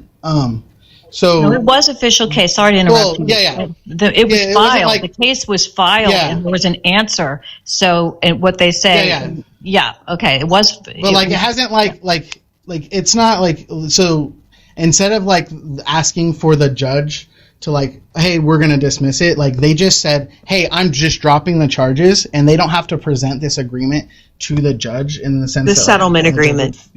Like a settlement agreement, how it would normally do. They just drop it, and it's like it never happened in the legal way. And then the Department of Justice, by Trump saying, I'm dropping the case, the Department of Justice is like, okay, and now we're going to create this fund in response to that. So it's like, I'm doing this action, and I'm responding this way, but there's no like legal binding requiring the Department of Justice to actually respond this way. It's a, essentially a handshake agreement. Like, hey, you drop it, I'll create this thing. And so when she says like Trump suing himself, it's Trump telling his DOJ, hey, I'm dropping the charges, you create this fund. And the Department of Justice goes, okay, yeah, we'll do that. Yeah. It's about the size of it. And usually when it comes to settlements, I was talking to my husband about it. He's a litigator, as I am. And I'm like going, have you ever, in any case where issue is joined, meaning the complaint's been filed and the answer has been submitted, right? And the case is in litigation officially because of those two documents, right? The settlement has to go through the judge. If you're going to do a settlement, you can discontinue a case without a settlement. But if they're in and say, hey, I'm the plaintiff and I don't think that this is a good case, I'm going to discontinue my case. Fine. But if you have this settlement, the judge has to be on board with it, right? That's how it works. It's completely abnormal.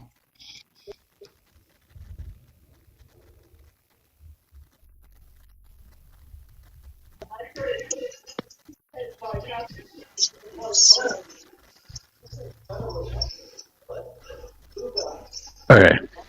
I'm sorry. I missed the portion on the settlement thing. Somebody said that this was an abnormal settlement, so it shouldn't stand? It should not stand, and it's being challenged. I know there's two cases that have been filed, and one case in Virginia, and the judge who is sitting on the case, the actual case that Trump filed in the first place, she's revisiting the case. She's questioning the settlement.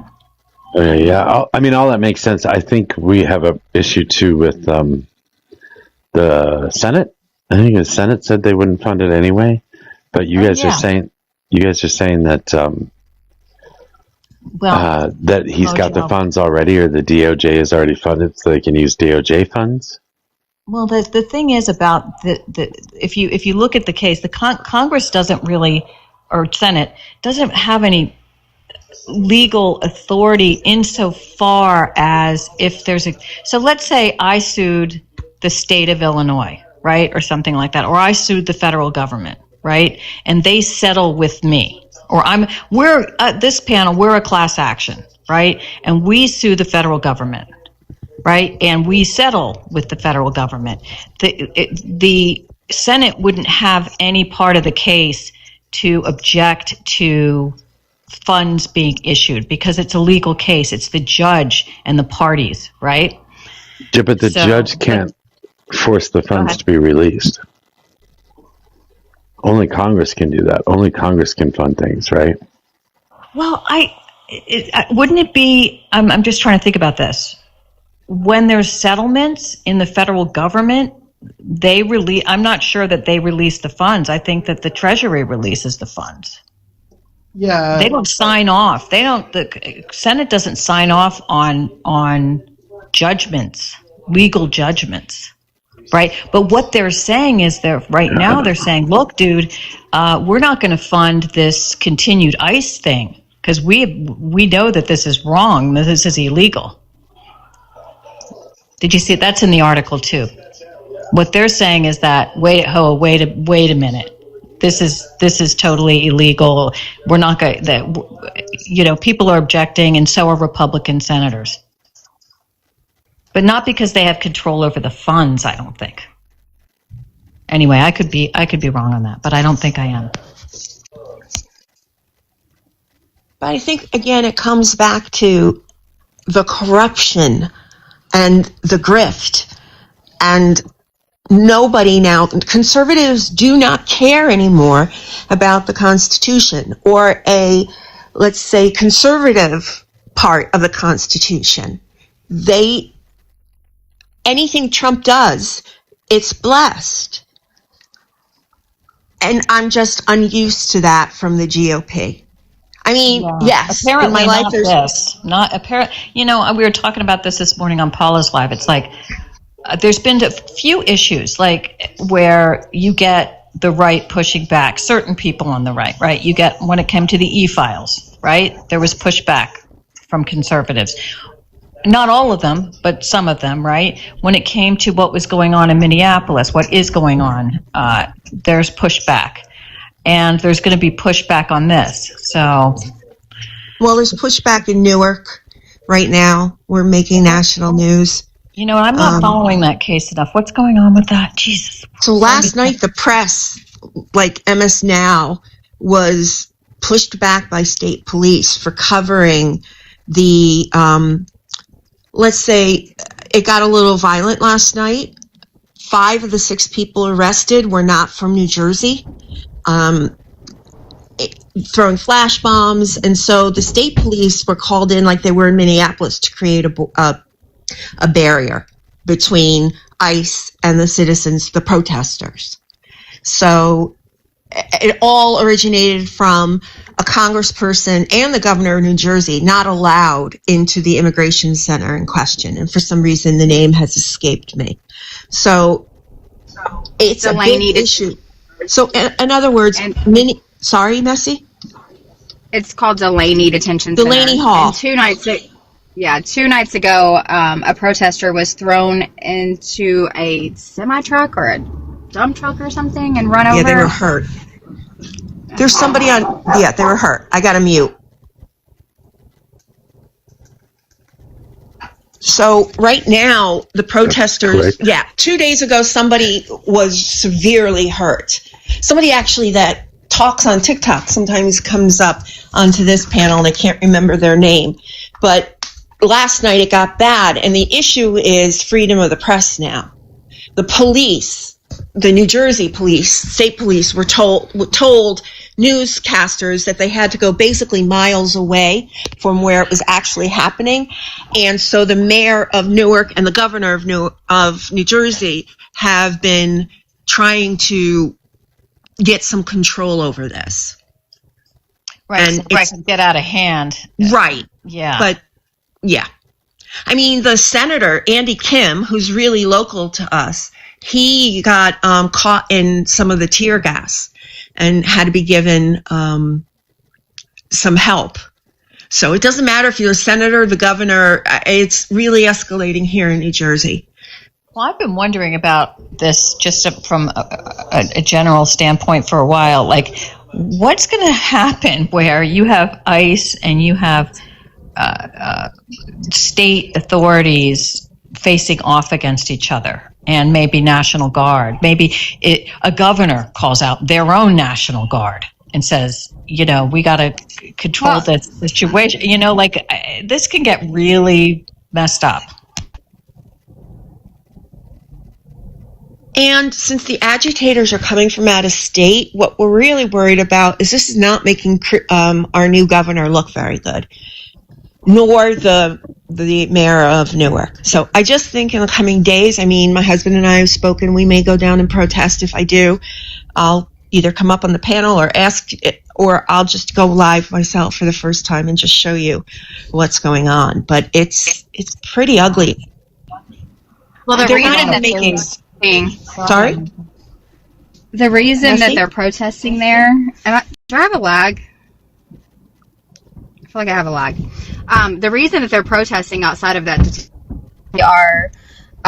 there are several people in there. I think a pregnant woman who's not getting the care that she needs, and I think 300 to 400 inmates went on, or detainees went on a hunger strike. Yes. Because they're not getting fed adequately as they should. They're not getting the proper medical treatment that they need. There's a woman with cancer as well who's not being treated. Messy, wasn't it too that some official from the state of New Jersey was denied access recently? Andy Kim and the state. The governor wasn't allowed in, but somebody did get in, and he actually had an interview with a couple people. There's an article, I think I sent it to Mojo. But they went in, and the living conditions were subpar by far. And they're calling for an immediate shutdown of the detention center. The state is. It's despicable. See, this is not the country I grew up in. I remember being a really young kid in 1976 and the bicentennial and all the picnics. And I just remember that because it left an indelible mark about 200 years and blah, blah, blah. And I came from a super conservative family. So now it doesn't feel like the country I grew up in at all. I was there too. 17. Yeah, I wasn't there then. I almost knew that. Yeah. I said 1776. But no, I know. And I've had this conversation on these panels before, even when, and I know that the rot's always been there. There's always been the rot. It started with the Tea Party, with Jim Crow. There's always been this underlying rot. But, with 2 terms of Obama, right? I do feel that this has all started 10 years ago. A lot of this, this division, this severe division. Because who do you think's going to be in Washington celebrating the 250th anniversary? I don't think there's going to be a lot of people. No. Even New York right now is telling people to maybe stay away for the month of June because it's going to be crazy with the soccer, with FIFA. And the Knicks. Sorry, Mojo, I don't mean to talk about sports. It's just a sporting event could definitely clash with what's politically going on right now. So. You have a new guest? Do we? Oh, Whitey? Sure is. Well, I just want to add to this before you go on, Guy. I just want to say that, I was listening to a live. I didn't go up on it because I wasn't going to. It was just too ridiculous. But it was Penny Lane's live yesterday where they're talking about the Israeli parade in New York City today and how Mamdani said he wasn't going and blah, blah, blah. Yeah, there's a lot of people not going because they're against what the Israeli government is doing. And did you see people had a cardboard cutout of Mondami and his wife in an Israel getup and it was bad. And it said Mondami loves Israel in his picture and her picture on T-shirts. Oh, really? Mm-hmm. It's just hearing that. Oh, the Jewish people in New York are being oppressed and they should be scared, and there's so much anti-Semitism. I mean, I got to tell you guys something. I'm not feeling oppressed and scared of anti-Semitism in New York City. My daughter's in there today. Yeah. Yeah. There's more action right now going on in Newark than there is New York. It'll be interesting next week with the games, but that's about it. It's a gorgeous day here too. So. Yeah, it's good for you. Do you mind me asking where you're near in New Jersey? Because we don't live far from each other. I'm not far from Newark, not far from Short Hills, Millburn, that area. Okay, gotcha. Livingston? No, Maplewood. Oh, okay. No, I mean I was going to say close to how about the Oranges? Yeah. Yeah. Nice over there. So, Whitey, what are your thoughts? Because I saw you in the comments. Yeah, if you guys are still talking about New Jersey and stuff in New York, they were protesting nice. Looked like these people protesting in favor of all these criminals, these illegal criminals. Am I right about that? The conditions that they're being held in, the lack of medical care for people with cancer and pregnant women, the violence towards the protesters. Yeah, that's an issue. And therefore the violation of the Eighth Amendment, cruel and unusual punishment. I see the protesters attacking the ICE agents. That's what I see. That's not what happened, though. Yeah, I'm watching it right now. But anyway, what channel are you watching it on, Whitey? Because I want to turn it to. I'm on the Truth Channel. That would be Fox News. The Truth Channel. But anyway, looks like that illegal with the cancer you're talking about. They probably got the cancer in their own country, so they need to go back to their own country with their cancer. I agree with that. And when did your family come? And as far as the food, they were showing live videos inside those places, and they had good food. In fact, they had better food than the SNAP people on the streets, than the United States, people on SNAP. They had better food than them. That's pretty crazy considering. Wait, hold on. Most of them came from England, and Germany, and France. Maggie, you had your hand up in the comments. Hey everyone. I sent you a video, just a short video of something that's. You can watch it first and see if you want to show everybody. I forget what I was going to say now. Alright, I forget what I was going to say. I started looking up something else. Let me think about it. Sorry. Can you hear me? Yeah. Yeah. Well, Whitey, I don't know how you're going to sit there and complain about anybody doing anything illegal, because if you think about it, you're literally getting exactly what you wanted. It's what you voted for, and they're simply just assimilating. They're assimilating by breaking the law. The same way. I didn't vote for these protesters going against law enforcement. I voted for Trump. I'm on the side of law enforcement. Yeah, so Trump is a criminal. No, he's not. No, that's rumors. That's all rumors. It's not rumors. That's absolutely true. An adjudicated. That was a jury verdict and a conviction. I know, I know, but they got them out of New York, which are all criminal people. They hate these people. Are prejudiced. They're prejudiced towards Republicans and conservatives. So his attorneys helped pick the jury. Yeah, right. But they had the jury proved that they were picking from were all criminals. So what else they're going to do? That's pretty crazy. And what's your proof of that? The proof is everybody they talked to hated Donald Trump in New York. I never saw one that liked him. And if they all hated Donald Trump, then why did his attorneys pick those jurors?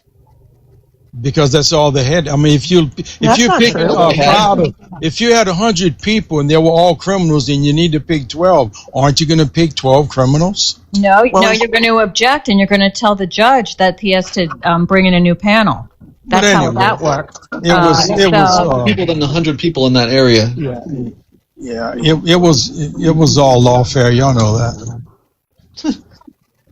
It's really a shame that you believe that you can't look at, you can't understand. There's so much fraud going on. There's so much fraud going on in New York, California, Minnesota. They didn't want Trump to stop it, so they're doing whatever they can to get him. Okay, do you know that there are multiple fraudsters? Trump just doesn't like immigrants, and he's just targeting these people. We can say the same thing. They're not doing anything illegal. Yeah, but anyway, all those illegals, it's not that we don't like them. We don't like what's happening. We don't like what they're doing. They're not doing anything wrong. That they're working? You don't like that they're working? No, we don't like them taking on. You see, I used to be a permit writer. I was a permit writer, and when I first started out, I worked at Shell, and I was a permit writer to give people, if they had jobs in the refinery. And 20 years when I started, this is more like 25 years ago now. It was everybody from the United States, and everybody spoke English. Well, right before I retired, by the time I retired, none of those contractors were speaking English. So what does that tell you? Does that tell you that Americans started speaking a foreign language, or the foreigners came over here speaking their own language? Which one do you think it is? What language do they speak in Puerto Rico? Yeah, but anyway, I was a permit writer, and I'm eyewitness. Do you know that it's not illegal to speak another language in this country? There's nothing in the law that says that people have to speak English. Are you aware of that? But they couldn't speak English though. They have to have an interpreter with them. Okay. So and what's your point? I mean, some people don't speak English. They're taking American job. People, civilians, they're taking civilian jobs. Well, they're not. But why aren't you angry at the company that's letting them? Because they had to. The way their laws are written up and everything, they couldn't discriminate against it, because they hurry up and give them their green cards and stuff. And they did stuff like that. The government, the Democrats, hurry and give them. So if they have a green card, then they're not illegal immigrants anymore, are they? Yeah, but they did it back then. They were doing it. Are you against all? They're not illegal. Sorry. All right. I'm against anybody illegal in this country. So you're okay with it's a crime to hire. There's one person that you all are arguing with. You're going to let him finish his statements, and then just one person respond to him at a time, please. Thank you. Yeah, so they're all if they have a green card, they're legal. So what's the problem there? It's the way they got their green cards, and not only that, they were taking up people who were born over here with U.S. citizen parents. This is people generations, been here generations. These people couldn't get a job because they were getting those cheap labor from other countries. So, sir, you do know it's illegal to hire someone who cannot legally work in the United States, right? It's illegal to hire illegal immigrants. I really can't understand every word you say. You kind of go down a little bit. That's exactly that. Right. Yeah, I agree with that, and that's why whenever Democrats tell me that they're adding to our country, they help the economy, it's all lies, because the taxes that they're supposed to be being paid, they're not really going to the federal government. These people who hire them are pocketing that supposedly tax money that they take out of their checks. They pocket that money. So why aren't you going after the companies, Whitey? Because, like I said, it's all rigged with all that fraud going on in our country. But isn't Louisiana red? Yes, it is, and we're doing what we can to stop all that, but the Democrats fight us the whole way. Whenever Barack Obama and Joe Biden's in office, they fight us the whole way. This is still such an overreaction to a black and educated black family or man living in that White House was just too much for y'all down south to handle, wasn't it? Well, he's such a racist towards white people. I mean, he's half white. Well, he's racist towards his half white family and towards us.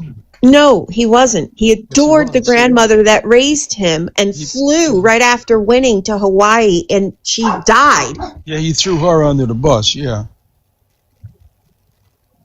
He threw her under the bus for black folks to like him and other Democrats. When did you start, quick question, when did you start just hating Democrats in general? Oh, man, or thinking that, sorry, I'll rephrase that, but thinking that they were the enemy of the people, or that they were the cause of all the problems. When did you start thinking that? Yeah, I was a teenager back in the 60s when they sent us to Vietnam. Well, not me, but I wasn't old enough yet. But when they were sending our young Americans to Vietnam to go in the jungle and get unalive for some jungle. And you thought the Democrats were responsible for that? Yeah, right? Lyndon Johnson put us in there, 1964. No, actually, it was Kennedy that put us in there. No, not the troops. Kennedy didn't put battle troops. Johnson put the battle troops. Okay, and so, by the way, who was the president that succeeded LBJ? That would be the one that got us out of Vietnam. That would be Richard Nixon. Okay, but did he keep us in Vietnam for an extended period of time as well? We lost that war, didn't we?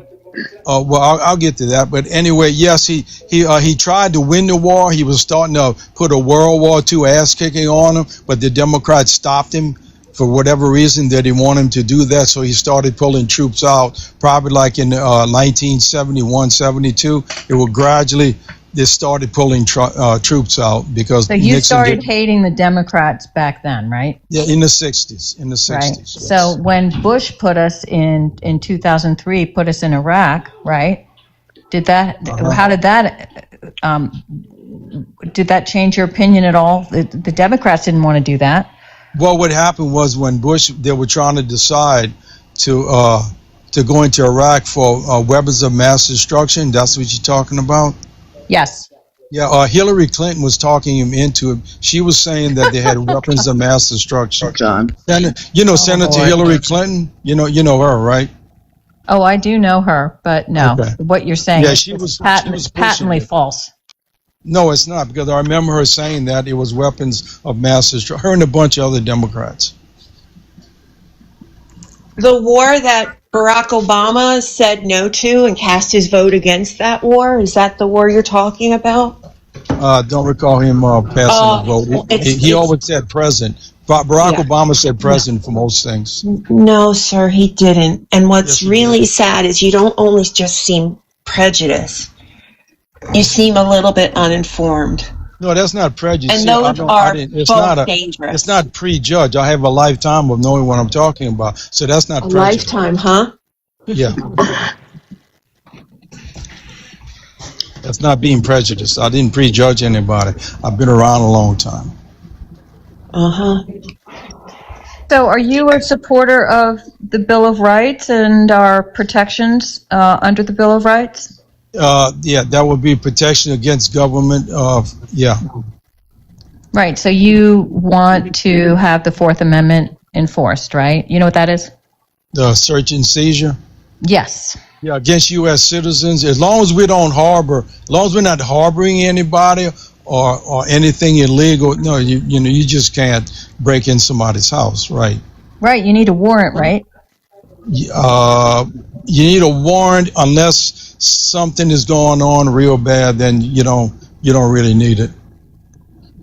Right, but are you aware that this administration, that they've violated the Fourth Amendment numerous times, and particularly in Minnesota? Yeah, but they were going after illegal criminals. They were after. That doesn't matter. They're still entitled to protection under the Fourth Amendment. No, they're not citizens. They're not citizens. No, yes, they are. Not illegals. I'm sorry, but that's well settled law. That any person inside this country, if they are a human being inside this country, they are entitled to due process. Right, but they're evading the law. They're running from the law, so law enforcement can run you down wherever you go. No, they're still entitled to due process. They're still entitled to have their rights read to them. There still has to be probable cause. You can't, take somebody away without giving them, their rights. The Supreme Court even said it in the, they enunciated that in the Abrego Garcia case. Yeah. 9-0, even the most conservative, even Thomas, Clarence Thomas. So you seem to be against, you don't have a qualm or a problem with these violations of our Bill of Rights for human beings. Not those, because we're saving U.S. citizens. Well, it could be you next.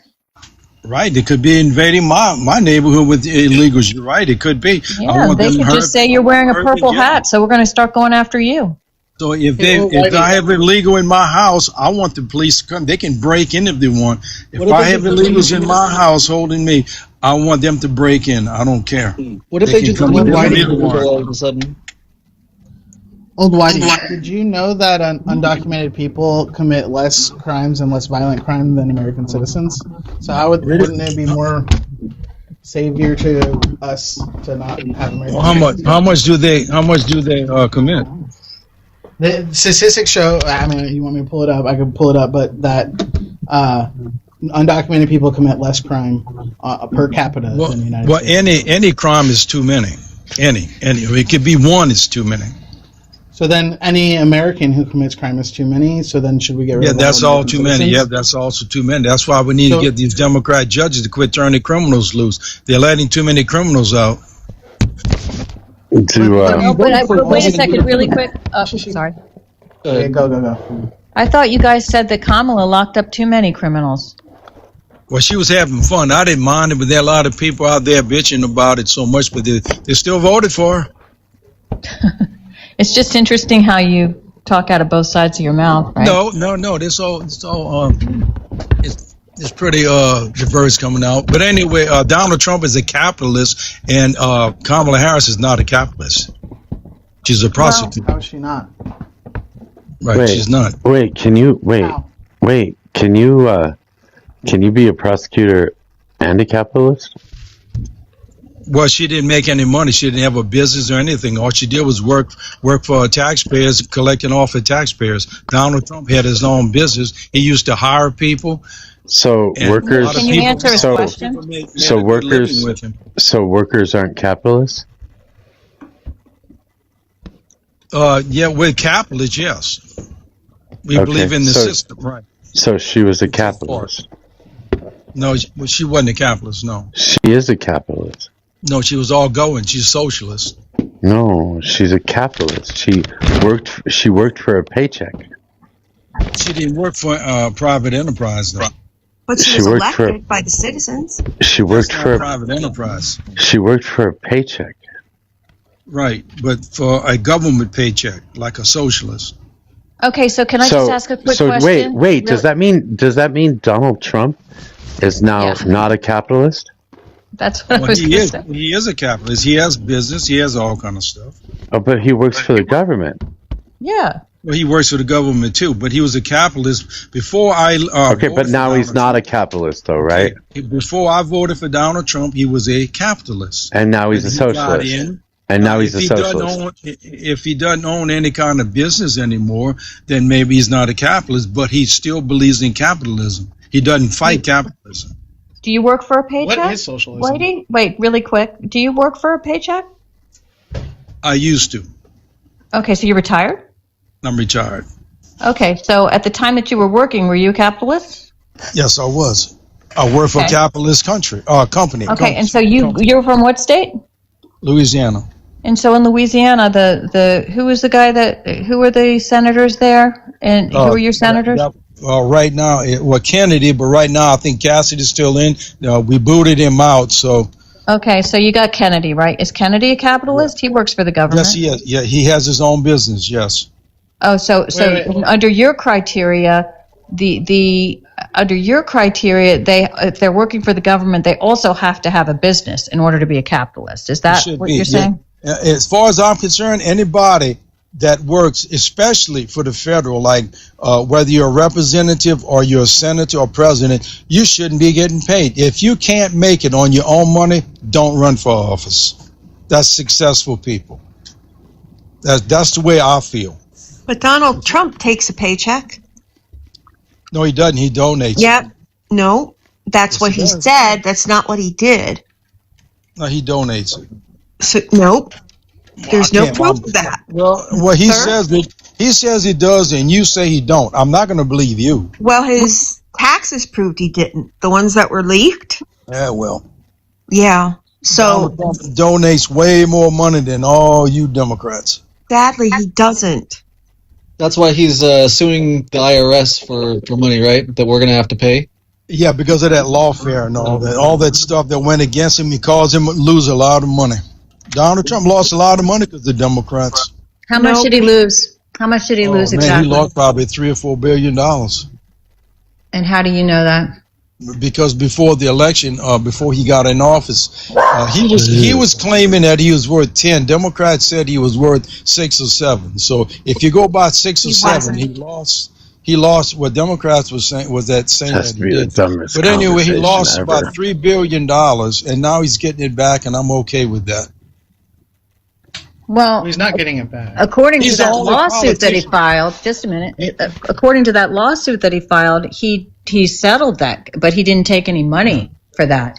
He's giving it to the Jan 6, or he wants them to go to the Jan 6ers, right? The ones who have already been pardoned for the crimes they pled guilty for. That's right? a great man. Isn't that something? Joe Biden or any other Democrat wouldn't have done that. They'd have pocketed that money. Donald Trump, as a kind man, a generous man that he is, he's giving it to these people. Oh, okay. Hey, Whitey. Oh, Whitey, do you, because you said you're retired, right? So you don't work anymore. Do you receive Social Security? Yeah, the money I put in Social Security, I'm receiving it. That I put in all my life, yes. No, that's not how Social Security works. Well, that's how it worked for me. I put it in all my life, and now. Yeah, when you put in Social Security, that money went to people that were currently on Social Security, and now people who are putting into Social Security now, like myself, that money is going to people like you. Well, it's like that now. So you're receiving socialism. It doesn't matter. Hold on. But I paid for it. Hold on. So did Harris, because Harris has paid taxes her whole life. And then she got a paycheck from the government, but she's paid taxes her whole life. So she's paying herself with her own money. Who, Harris, you said? Yeah. Well, did she pay Social Security while she was getting paid? Yeah, she paid Social Security. She also paid income taxes.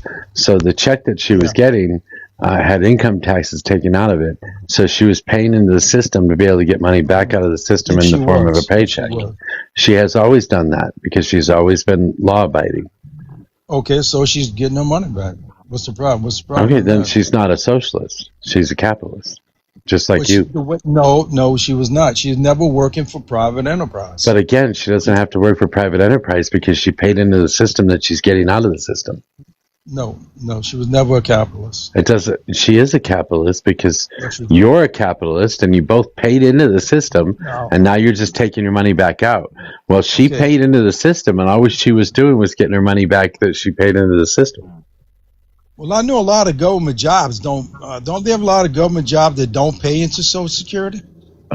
No, all government jobs pay Social Security. I don't know about that. They might have They all pay Social Security, old Whitey. They stop paying once they hit a limit. So the rich people, I used to count the day when I would stop having to contribute to Social Security. And for me, normally, so you always... No, but now it's like $175,000 you pay up to.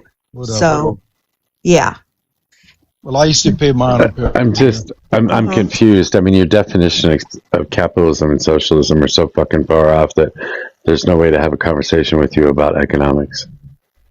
or political But if you philosophy don't at all. understand that somebody that don't work for private enterprise, how can they be considered a capitalist if they only got government checks all their life? How could they claim to be a capitalist? I didn't say that she didn't believe in it, but she just didn't take part in it. But she I did. took part in it. See, She I did. took part in it. She did take part in it because she did work a couple jobs before she was elected. So she absolutely paid in taxes from private enterprise, and then she was getting those taxes back, and then she continued to pay taxes her entire life. So she was And then she getting got those out of it. So then she was getting those taxes back, just like you do, Whitey. Yeah, so she got out of being a capitalist. She went to work for the No, because she was taking money out just like you are. She paid into the system. She's getting out from the Okay. system. Well, I mean, I don't understand the point of this conversation. If she paid into it, then she can collect it. I have no problem with that. What I'm saying is, at the time when she was running for then it's not a socialist enterprise. She was absolutely a capitalist. Yeah. She was a prosecutor. She was paying taxes, and all she was doing was taking her taxes back out, Well, just that like you doesn't do. qualify her. It doesn't. Being a prosecutor does not qualify her to run a capitalist nation. Actually, This is a really silly. actually, wait, hold on. Actually, being a politician in this country is best suited to be filled by the role of a lawyer, because these are laws that we're talking about. So it only makes sense to have lawyers dealing with laws, right? The president has people that know the law with him. Okay, He but has advisors and other people that work with him. What is the role? What is the role of the president? It's to run the country. It is to to help run uphold. the country along It with is. the Congress and It is to uphold the laws. yeah. The role of the president is to uphold the laws. Okay. So being a lawyer is probably a pretty good benefit when you're working on trying to uphold the laws, Yeah, no, because laws are written by Our lawyers. nation is a capitalist nation. It's a capitalist nation. Do you agree with that? A capitalist nation? Our nation has a mixed economy.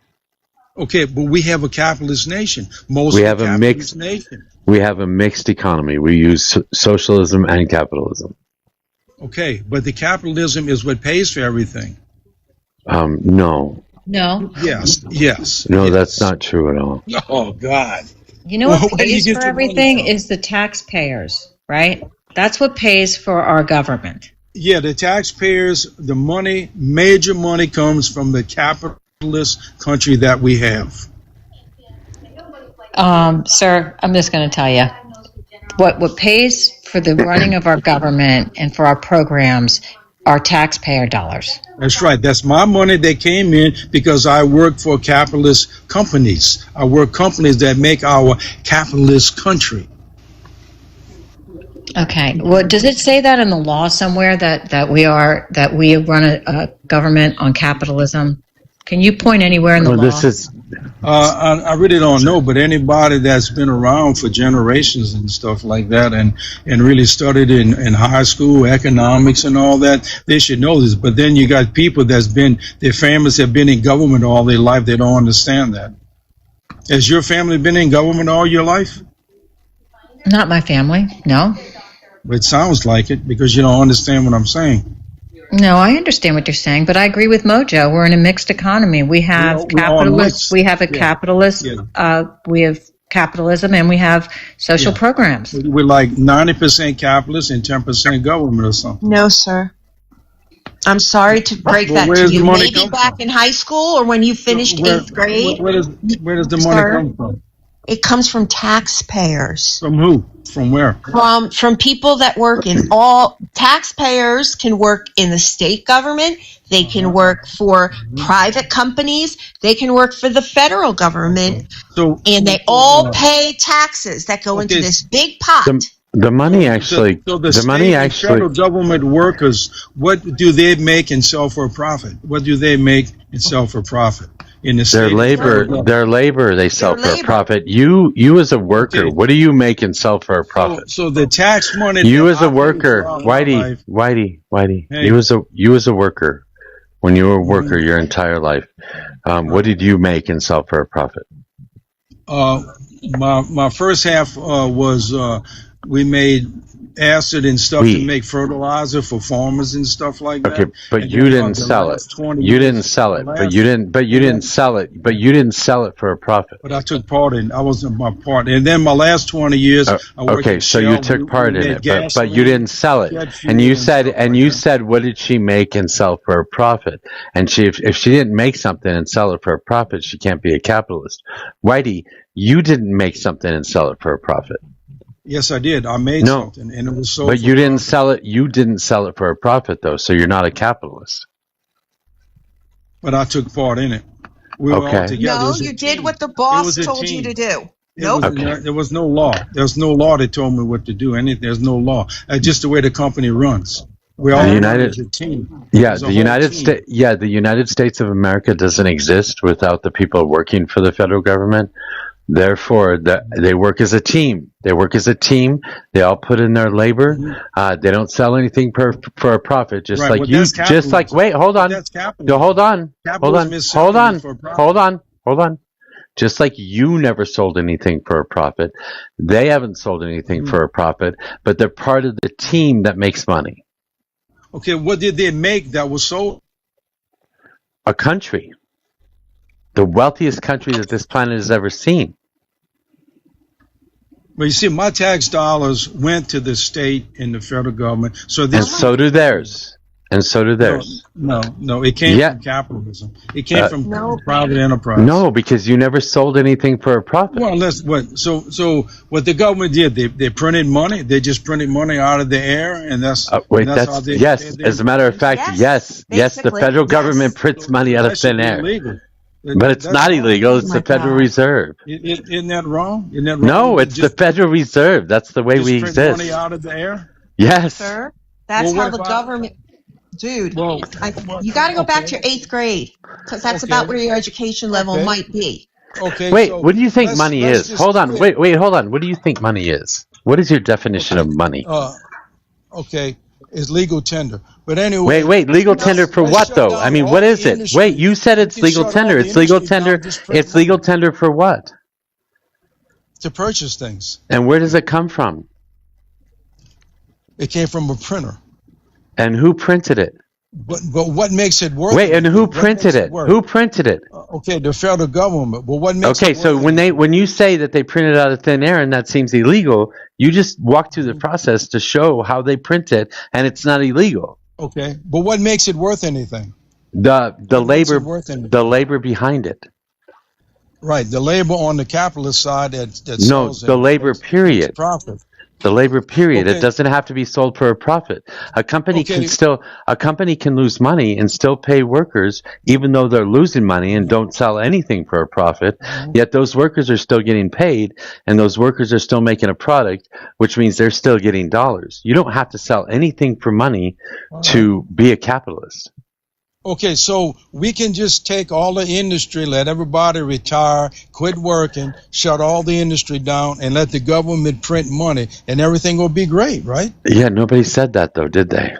But that's what you're making it sound like you can survive. I'm not on making your it sound like anything. I'm own. sorry, You're making but it you sound just like the federal government can survive on their own with nobody working.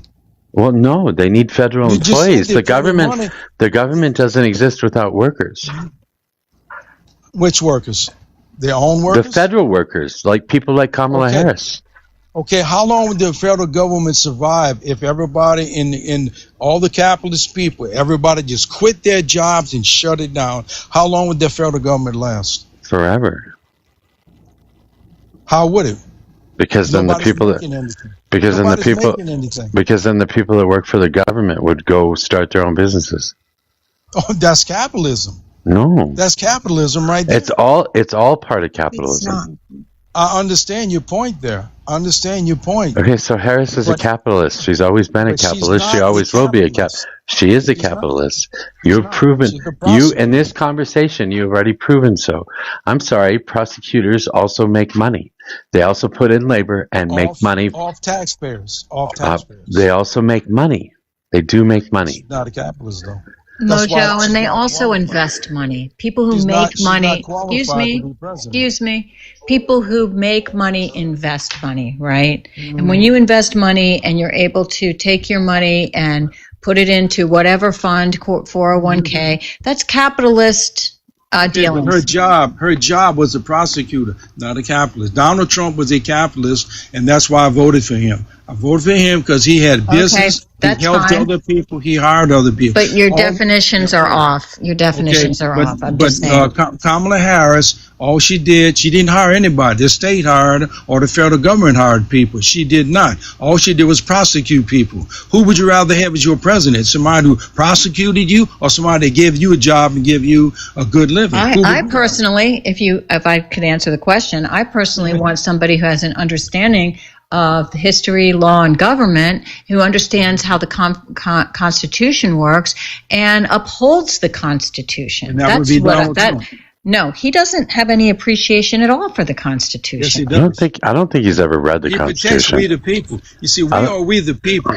We the people. I'm part of we the people, and he protects me. He does a real good job. I don't think he has ever read the Constitution. Have you read the Constitution? Have we the people on top of it? Have you read the? Have the people on top of the Constitution? Have you ever read the Constitution?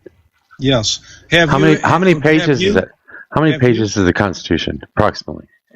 Pages depends on how big you write the prints and everything like that. But anyway, what? I'm just asking you how many pages. I'm just asking you how many pages the Constitution is approximately. I don't know. I didn't count them. But yeah, anyway, but you said you read it. You should know approximately how many. I count the pages. Yeah, but you should know approximately. You should know approximately how many pages. Is it like 10 pages? Do you know? Is it 10 pages or is it 1,000 pages? Isn't it one big page? What is that? What does that mean? Well, so what if? Well, what it means is that you've never actually read it. You've never actually read the Constitution. Well, I didn't count the pages. Yeah, but you still never read it. But I didn't. I read it, but I didn't count. No, but you've never read it because if you had read it, you would know how many pages it is. Does it say "We the People" on top on the first thing up there? We the people. Does it say that? Do you know what that's called? Okay. Is that yes or no? Do you know what that's called? Do you know what? We the people. No. Do you know when it says "We the People"? Do you know what that portion of the Constitution is called? No, he doesn't. I'm sorry, sir. You were just not. You are not educated enough to have these kinds of conversations. Why am I winning this argument about a capitalist? You're not. You're absolutely not. No, you have taken L after L after L here. Okay, you're simply incorrect on your definitions. I'm going to say we the people on top does not mean That's called the preamble. Okay, that isn't the preamble. Okay, the preamble. Oh, Whitey, can you we take the a breath? people is not we the government. It's Listen, we the people. I know you're a sad, lonely man, but can you take a breath? No, well, you please? can't handle it. You can't handle being. No, because I See, can't this old handle you 8th grader being here is wrong. making a fool out of you guys. There you go. I knew that you had never. I knew that you had never graduated from high school and you've never read the Constitution. You don't know what the fuck's going on. Why do you even bother arguing this shit? Does not mean government. It doesn't mean government. We the people. It comes. Where do you think the government comes from? We the people. Wait, I have another question. Then, what's the line after that? What's the line? Wait, hold on. What's the line after "We the people"? Oh, I don't know. In order to form a more perfect union. Right. What is a union? Of the whole United States. There you go. So what do you know? It's talking about the people. Wait, hold on. What do you know? What do you know? It's talking about the people. What do you know? Yeah, I know, because you don't know what the fuck you're talking about. Yeah, you don't know what you're talking about. I agree. You're wasting your time. I'm a capitalist. You don't know what you're talking about. You don't even know what capitalism is. You don't even know what capitalism is. He's a capitalist. Mojo, can I try? Old Whitey, you came up in a life where you didn't need a high school. You got a grade school education and you worked and are able to live now because of Social Security. We can tell that you're a sad old man. No, I'm not. I'm a happy old man. Well, it doesn't sound like it. Well, it does. You don't know what a happy old man sounds like, evidently. I do, sir. And the sad thing is you're angry. No, I'm not angry So either. we the people, in order to form a more perfect union. Well, you're reading that. See, you have I'm it not in front of you. reading You're it. reading that. I'm not. Yes, you are. Yes, you are. I know in my heart too. You got a because I've read computer in it. front of you. Okay? Yeah. I know it by heart. She does too. And you had no idea.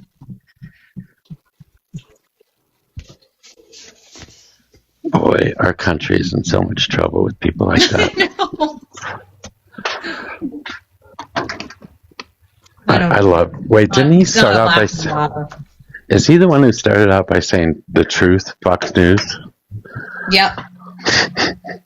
Fucking stupid shit. What the fuck? Oh my God, we're in so much fucking trouble in this country. And he voted for every election, and this is what we're fighting against. He doesn't realize that it was LBJ that got the Civil Rights Act, right? Passed. The Voters' Rights Act passed. Yeah. Right. We tried to help him, Jojo. We tried to help him. You He were refused to so listen to gentle, anything. Mojo. I'm so proud of you. Cranky Mojo has not, come out so far. I just fucked it up. I'm sorry. I gave you a compliment, and I'm going to get slammed on the pavement for it. By who? No, you were. Adrian is in the comments. I wish that man would come up just once. Oh, he's great. He's awesome. He's like permanent opposition in the comment section. He is. It's just, I've never heard you be so patient with someone so. Maybe we realize, he did come up at a time where education at best was 8th grade. Maybe if you were lucky, high school, and got, then drafted into Vietnam. He came up in a really hard time, but that doesn't excuse ignorance. I'm sorry. My husband came from a family that didn't value college education either, as did I, except that I had a father who realized and told me from a very young age, you're going to college. I don't remember growing up not hearing I'd go to college. But there are so many Americans that haven't grown up that way. And so they think an education is a luxury. And they think they don't believe in it. They think it's not worth anything, which is even worse. They think an education in, say, the arts and the humanities is for nothing. Yeah. It teaches you to think. Yeah, sure. I might not think the best education person on that because I get emotional occasionally. But we're lucky to have you, an attorney. Messi was up all on New Jersey and what was going on. Well, have y'all seen the study saying that with the men in the United States that are voting age, something with the IQ score, if it's below a certain amount, they literally cannot critically think. They cannot separate and ask further questions, and they want an authoritarian daddy to tell them what to do so that they don't have to think because it's too hard for them to actually think and critically cipher between shit. Studies done on it. It's kind of sad.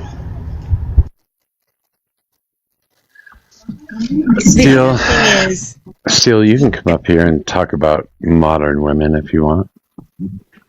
What's really interesting is, you all know I have an adopted daughter at this point. She's been with us 10 years, who came from China, and her family has paid over $300,000 in her education between going to a school.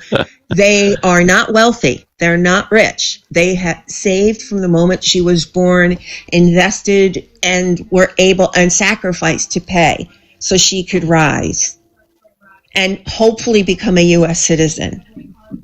Or her mother just hopes for a green card because they don't do citizenship. But sorry, go. I'm sorry, go. No, that's okay. I just, as somebody was saying, Brobot was saying, education is a luxury. It is.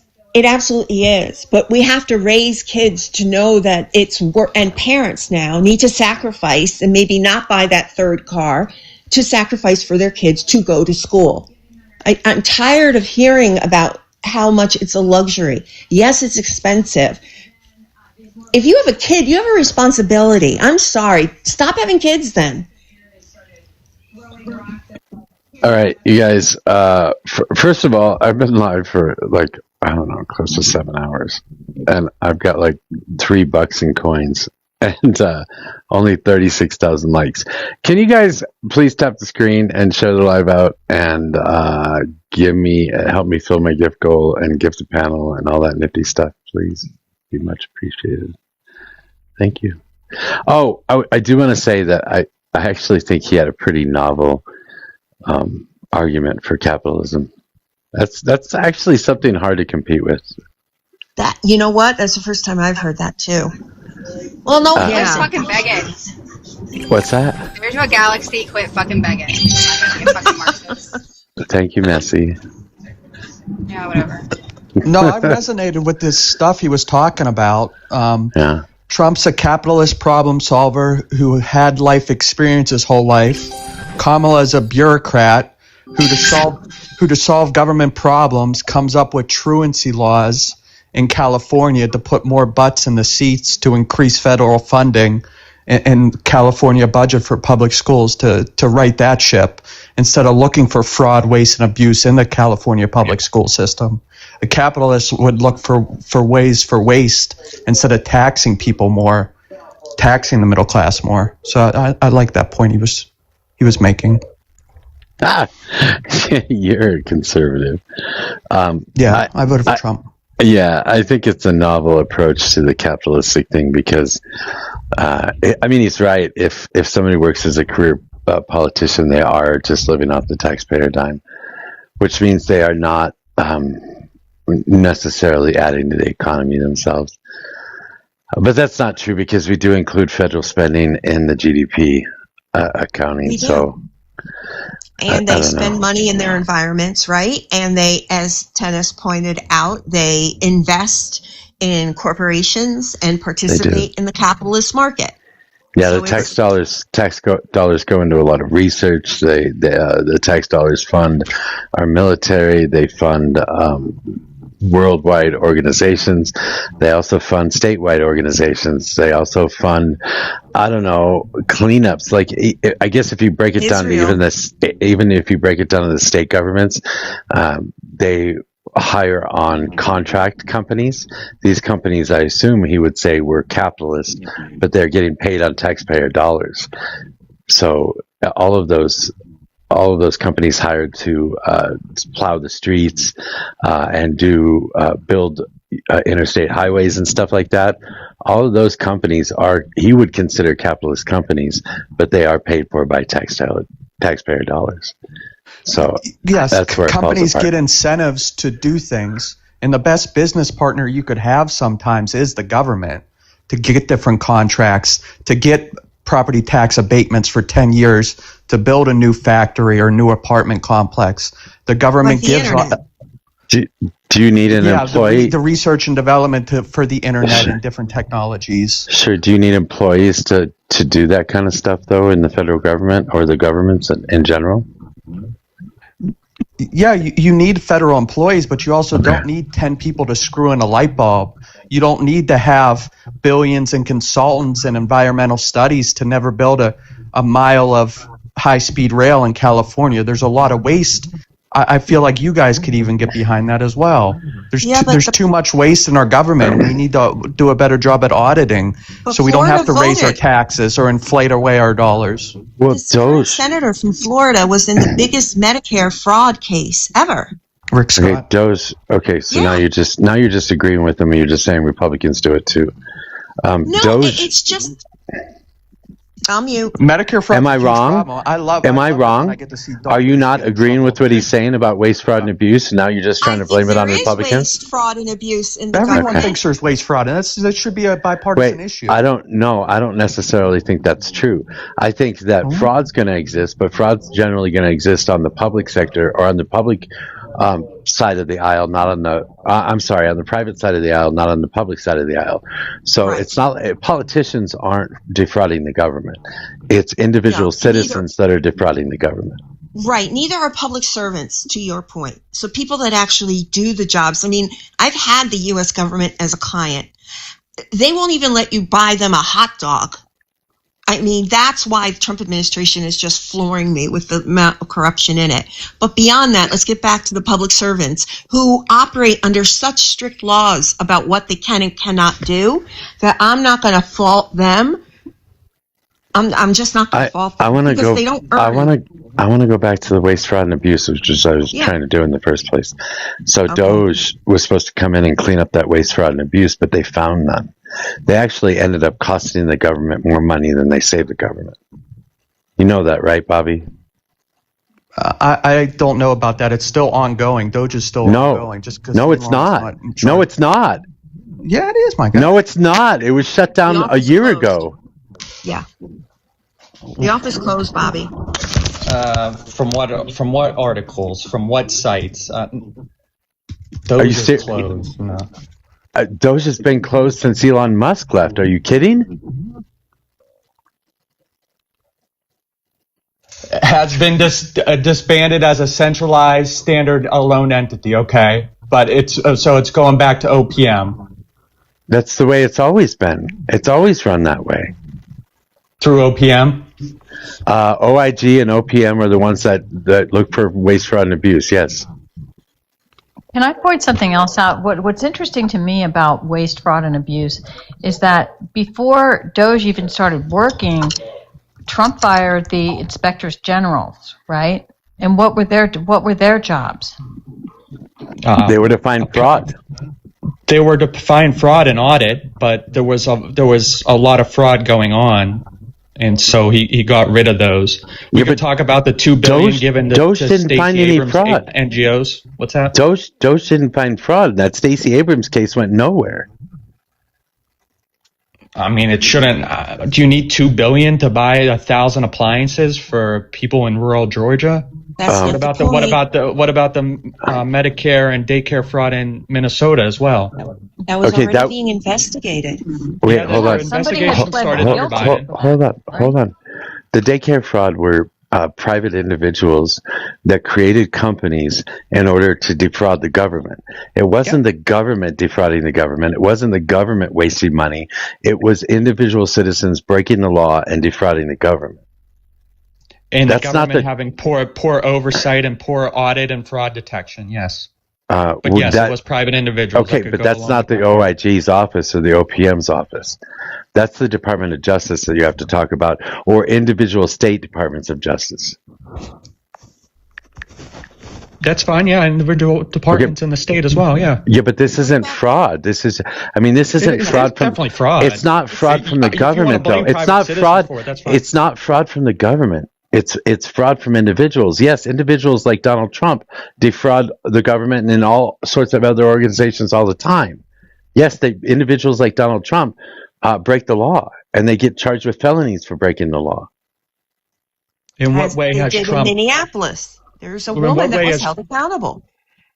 Trump defrauded the government like the Stacey Abrams or the $9 billion in Minnesota. 34 felony counts that he was found guilty of. And what were the total victim damages for those crimes? I don't know. We never got to see his sentencing because he got elected as president before that.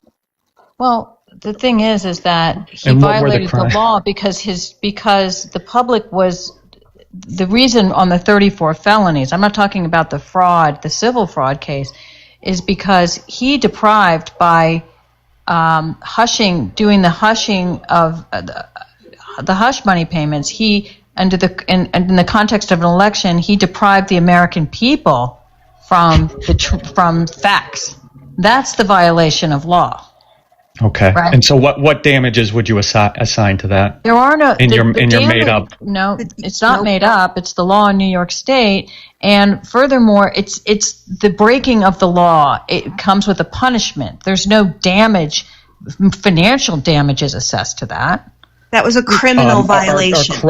Are crimes weighed by the damages to victims a lot of times? No, you're thinking civil. If I wasn't in the brain dead barista party with you, where I could weigh different, injuries against justice. No. So there was brain dead barista party. That's fucking hilarious. No, he didn't.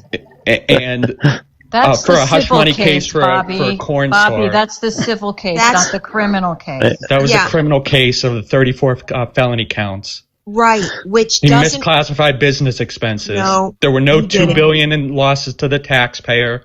There That's was no the civil case you're talking about, You're not the mixing criminal stuff case. up. You're mixing Bobby. stuff up, Bobby. Yeah. There's a civil case and a criminal case, right? There were 2 civil cases. The one where they told him what Mar-a-Lago we're was worth talking 18 about million. is the 34 felony count. That's a felony case, right?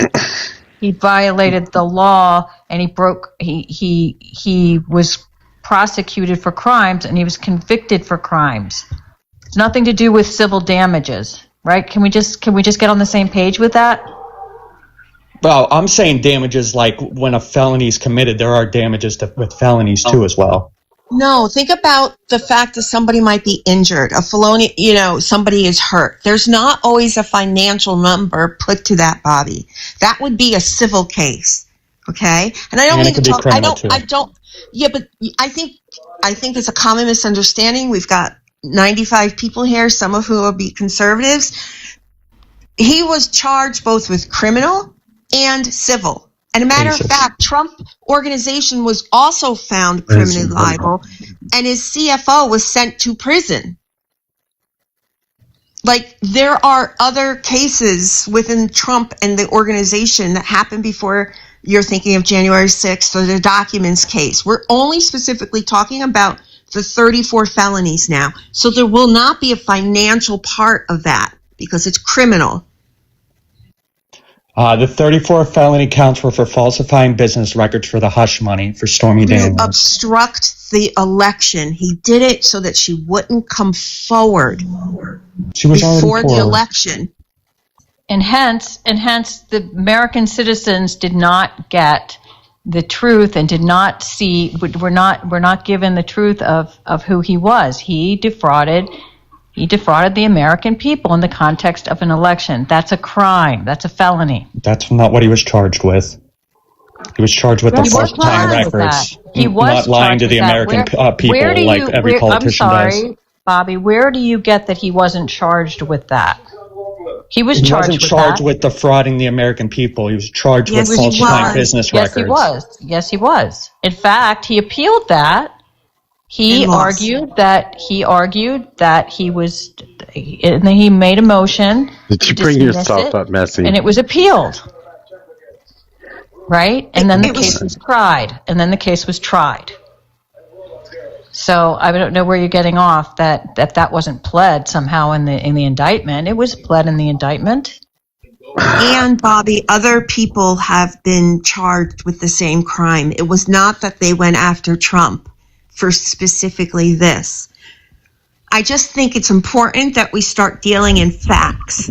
Okay. You guys are misrepresenting. And FIFA, I am gonna drop you for another liberal. Let other people You guys will come have up with discussions. different definitions of words. I got too many liberals all the time. I'm gonna regret this completely, by the way.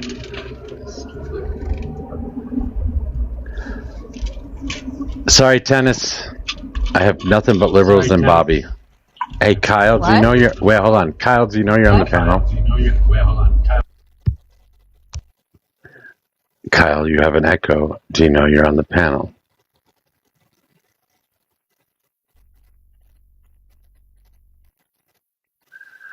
I'm going to take that as a no. All right, never mind. Go ahead. So it's just clear. I just want to be clear on this, that he was charged with those crimes. He made a motion to dismiss. The lower court, the trial court said these are valid legal claims, and he appealed that. He appealed that to the appellate division of New York State, and then he appealed that to the Court of Appeals, which is the highest court in New York State. So you're wrong. We still haven't agreed on what he's being charged for. It's falsifying business records, not lying to the American people, as you said. You just say whatever you want and then say you're wrong, and we haven't even agreed on the underlying charges that I've since looked up to Wasn't there make also double bank sure. fraud and things like that in there? No, these were originally these are like campaign election New York State cases that have been classified as misdemeanors in the past, reclassified under Trump as felonies, because No. These were These are hush he money paid things to. off a porn star. Huh? Porn star. He paid off a porn star. Yes, he did. With fucking campaign funds. With campaign funds, he paid off a porn star. That's what the fuck we're talking about. And that's the problem. And you voted for him. And so does every other politician pay off everyone else in their. He didn't use campaign funds, by the way. I thought he did. No. It doesn't matter whether he did or he didn't. The fact is when you fraudulently. Go ahead, Mojo. Actually, it does matter. If he used campaign funds, he wouldn't have broken the law. It was the way he classified them. Which is the craziest thing. No, actually, if he uses campaign funds, he has to classify them correctly. He could have broken the law if he spent them and reported them incorrectly. But if he used campaign funds and said that they were payments to Stormy Daniels or to his lawyer for payments to Stormy Daniels, that would have been perfectly legal. Right. So, I mean, he could have done the exact same thing perfectly legally. He just chose not to because he didn't want to hide it from the populace, because he didn't want it coming out before the election that he paid off a porn star to not say anything. Yep. And Bill Clinton lied about his affair in the Oval Office for the bad publicity as well. And other elected leaders have lied as well. Was that in context of an election? No, it was not. No. I'll help you out, Lee. I'll help you out. But it's still the same whole thing. It has to do with the election. It has to do with disclosure to the American people, and you don't fraudulently withhold information to the American people when you're running for office. That's a felony. And you're going to have to jump in, redacted. I'm not calling on hands. There's 4 liberals in here and 1 conservative. Tennis, was he charged with falsifying business records in the 2nd degree or the 1st degree? I don't know if it was the 1st or 2nd degree. Wait, is there a 1st or 2nd degree? I believe it was the 1st degree, because as I looked up the other day, I just wanted to make sure. Let me look it up. Yes, it was 1st degree. So, NYSenate.gov, New York Penal Code, Chapter 40, Article 175, Section 175.1, falsifying business records in the 1st degree. A person is guilty of falsifying business records in the 1st degree when he commits the crime of falsifying business records in the 2nd degree, and when his intent to defraud includes an intent to commit another crime or to aid or conceal the commission thereof. Falsifying business records in the 1st degree is a Class E felony. Do you have any questions, Bobby? Yeah, what was the crime he was covering up? Doesn't matter. What, it wasn't even. It should matter. That says it right there in the law. I agree. Let me read it again for you. A person is guilty of falsifying business records in the 1st degree when he commits the crime of falsifying business records in the 2nd degree, and when his intent to defraud includes an intent to commit another crime or to aid or conceal the commission thereof. That is, in fact, the end of the penal code. There is no distinction. There is nothing else that says we have to know what the crime is. He has to be guilty of the other crime, etc., etc. That is all. That is where the penal code stops. Do you have any other questions, Bobby? It says in the commission of another crime. The crime was either identified. Yeah, the crime was either do you not understand English? The crime. Hello. Are you having a hard time hearing what I'm saying? Hello. The crime was either tax evasion or election interference or one other thing. I can't remember what the third one was, but it was one of those 3 things. So I have things. the court documents pulled up, Mojo. So the first count was conspiracy to defraud the United States. The second count was conspiracy to obstruct an official proceeding. And same with the count 3. And then count 4 was conspiracy against rights. Those are on the official indictment from the United States of America. Okay, and all those were the other crimes that he committed that could have been used to cover up by falsifying the business records. There are more. So there's a few different cases on the criminal statute side. That doesn't even include the civil statute. I don't think there was a civil attached to it. I can look it up, but I've been looking at some of these court cases with him involved, and they're quite interesting. But this is the same thing that his lawyer went to jail for, Michael Cohen. Michael Cohen went to jail for this exact same thing. That's right. Yeah. So to expect his lawyer to go to jail for it, but not him, seems a little fishy. No, that's what powerful people do. They try to separate themselves from the shady stuff they do and have That's not people an in answer. between them. It's not an answer. That's an excuse. That's how stuff works. That's how Like your how- feeble like little how brain Obama works, separated Bobby. himself Do you have any as himself constructive from questions? I knew I would regret this shit. From the CIA and all the other things. As Tulsi has revealed, he was kind of in charge of surveilling Trump. With the FISA warrants, you get someone else to do The it. fuck does any of this have to do with? No, I'm just giving you an example of how powerful people separate You're themselves not giving from me the shit. shady You're stuff. talking to talk. No, Nixon did it as well. I don't care. I don't much care about this case either. Either do 77 million other Americans That is who put apparent Trump in because the you White don't know House. jack fuck about it. Wait, I think you guys look at Trump's personality a lot, and that's your only argument. That has Instead of shit looking to do at with fuck. how the country is doing, how we're trying to, the things we're doing for fraud and abuse, I how don't we're care. bringing in $20 billion in tariff revenue every month. I don't care. Even with the setbacks from the courts. I don't care. What do you care about? I care about what we're discussing, which you seem to have zero interest in, even though you fucking brought it up. Why? I don't have that much interest in it. No, you guys. That you is guys apparent. revert to Trump's personality. Yeah, and yet you have an opinion on it. That really have redacted. Read a damn thing about it. Redacted. You're the one, instead of looking at Trump's policies and what's going well, you'll bring up the 34 count felon when he's stopping people from crossing the border illegally. You came up here. Cartels made $12 billion in trafficking people across the border, sponsored by our NGOs and our tax dollars. Bobby, you came up here and started talking about this. Do you remember why? Not necessarily, no. You're the one who brought up crimes, right? Wait, I think I'm probably the one who brought up the 34 felonies, but you brought up crimes for some reason. You were talking about fraud, Bobby, and how he was combating fraud. Oh, that's what it was. Okay, and that's okay. Okay, now I remember. Okay. So before we move forward, Bobby, how much are they paying you? Stop. Nothing.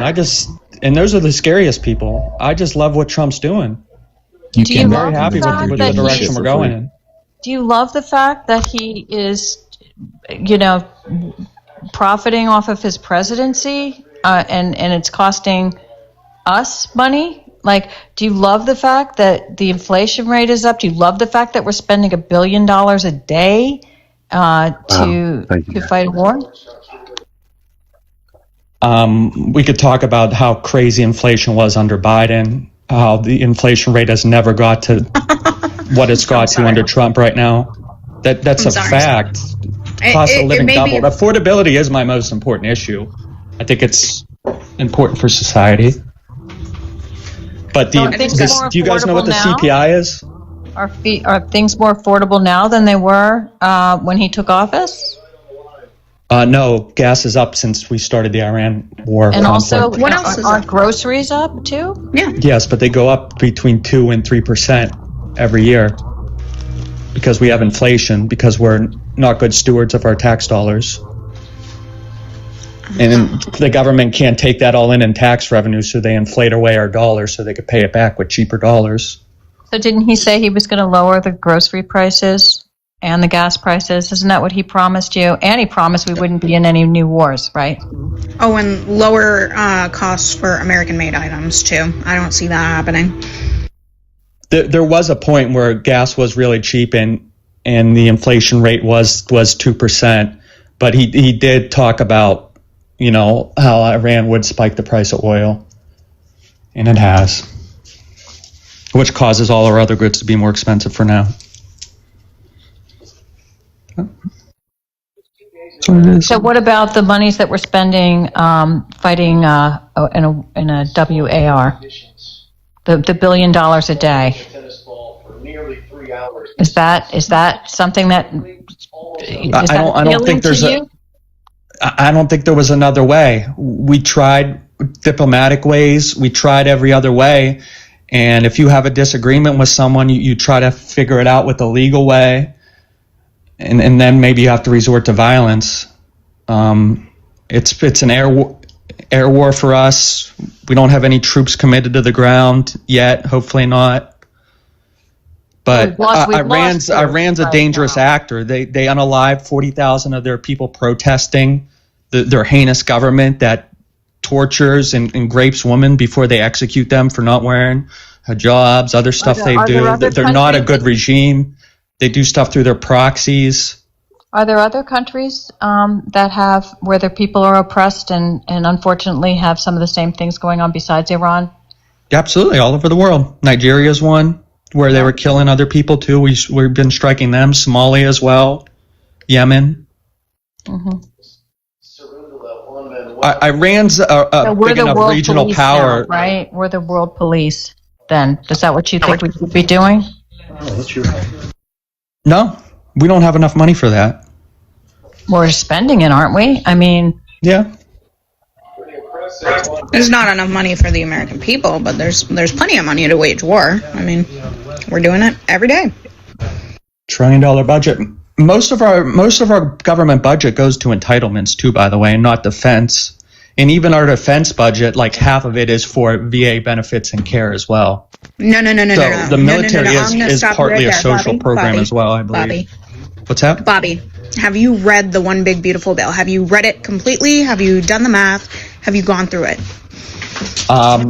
I've looked it over. I've not read the whole bill. Are you going to refer to the CBO and their accounting and how it was going to be a disaster for the country and put us trillions more in debt before they counted the $20 billion a month in tariff revenue we are still getting?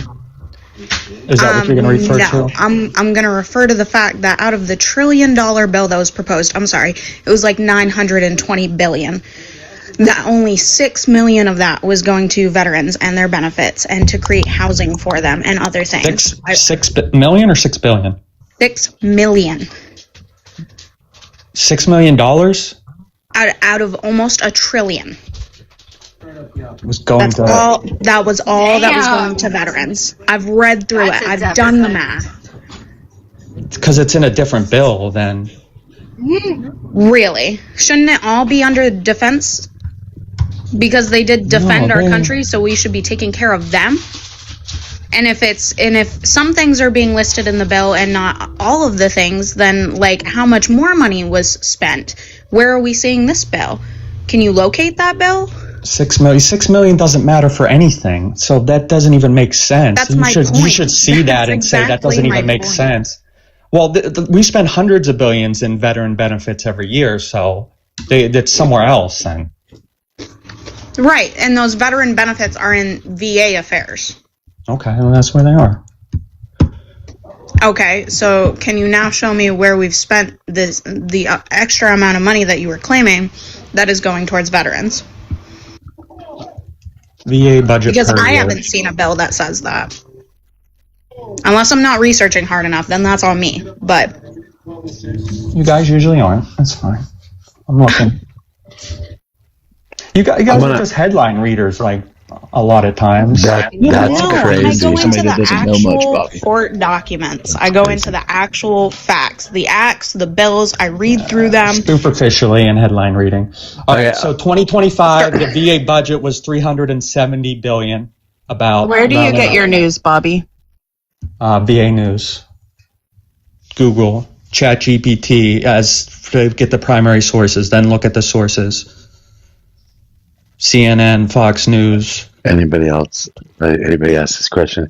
I want to go back real quick. We're looking at a $2 trillion deficit this year alone. And when you said that we're pulling in $20 billion a month on taxes or on tariffs, well, first of all, that $20 billion a month is being paid for by consumers, not the businesses, not foreign companies, not foreign countries.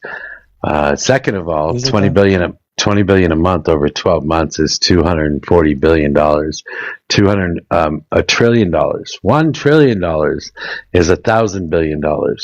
So that is 20% of $1 trillion, and we are running a $2 trillion deficit this year. I'm pretty sure that your $20 billion a month in tariffs that the consumers are paying is not going to do a fucking goddamn thing to lower the deficit. It's a new source of revenue we didn't have before. Yeah, from consumers. It's a tax. It's a tax. It's a tax. It's a tax on the American people is what it is. Yeah, we got to start with that first fact that it passes through to consumers when every other nation in the world uses it. Could we look at so tariffs started 2025, Liberation Day, April 2nd, 2025. Could we look at the CPI, the Consumer Price Index, and see the effect of tariffs on that? Do you know what the CPI? Do you know what the CPI? Do you know what the CPI is today?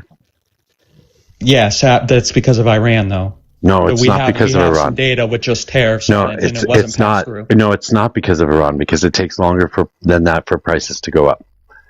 We look at it month to month. It's reported every month. We do look at it month to month, but these are lagging indicators. CBI is a lagging indicator because not somewhat, quite a bit, as a matter of fact. Most stores have stock in place, but when you start any particular thing, and they will sell that stock at the price they can sell it for to start out with. They will not start raising prices until that stock is reduced, and they have to start buying new product to actually put on the shelves and sell. So there is a large lag in between the time that you increase a cost and see a price increase on the consumer product that's being sold.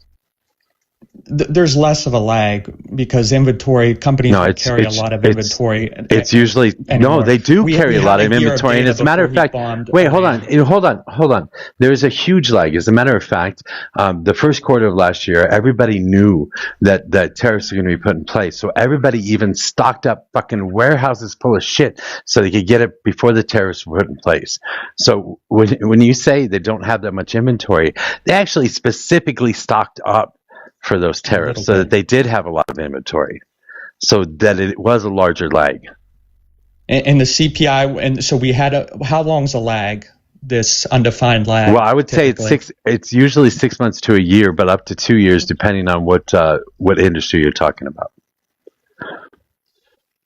And so we had a year, and we didn't have the runaway CPI like we did under Biden. No, the supply shocks and the prices from there. Yeah, I see that. That's sad. I think the inflation. I think the inflation rate when Donald Trump took office was like 2.4% or something like that. It's now 3.4%, so it's gone up a full percentage point, and it's expected to hit 5 by the end of the year. But it won't hit 5. It will. It absolutely fucking will, because the price of Brent crude is actually expected to go up to between 150 and 160 a barrel by the end of the year too. It was 3% when Biden left office in January 2025. January 20th, it was 3%. Yeah.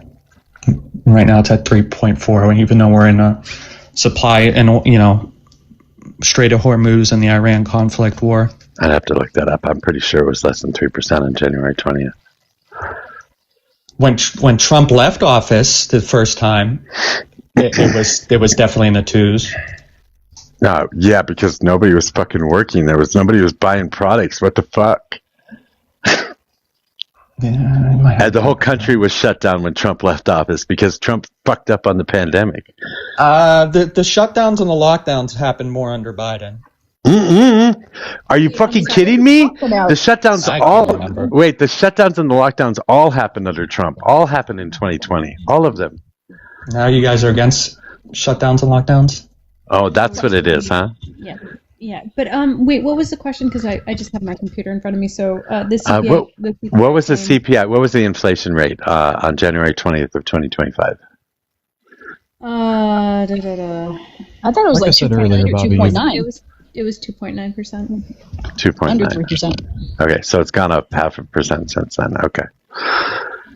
And like I said it is earlier, expected Bobby, to you've got rise. a lot of opinions for somebody that doesn't know much. Yeah, and how did you determine I don't know much? I have a difference of political opinion than you, so I must be dumb. My fucking ears, Robert. Fucking redacted. Well, when it comes oh my to tariff God. revenue, I don't think you understand where that money's actually coming from. But I just told you how it didn't really pass through to consumers because we were looking at the CPI. Are you kidding me? It absolutely did pass through to consumers.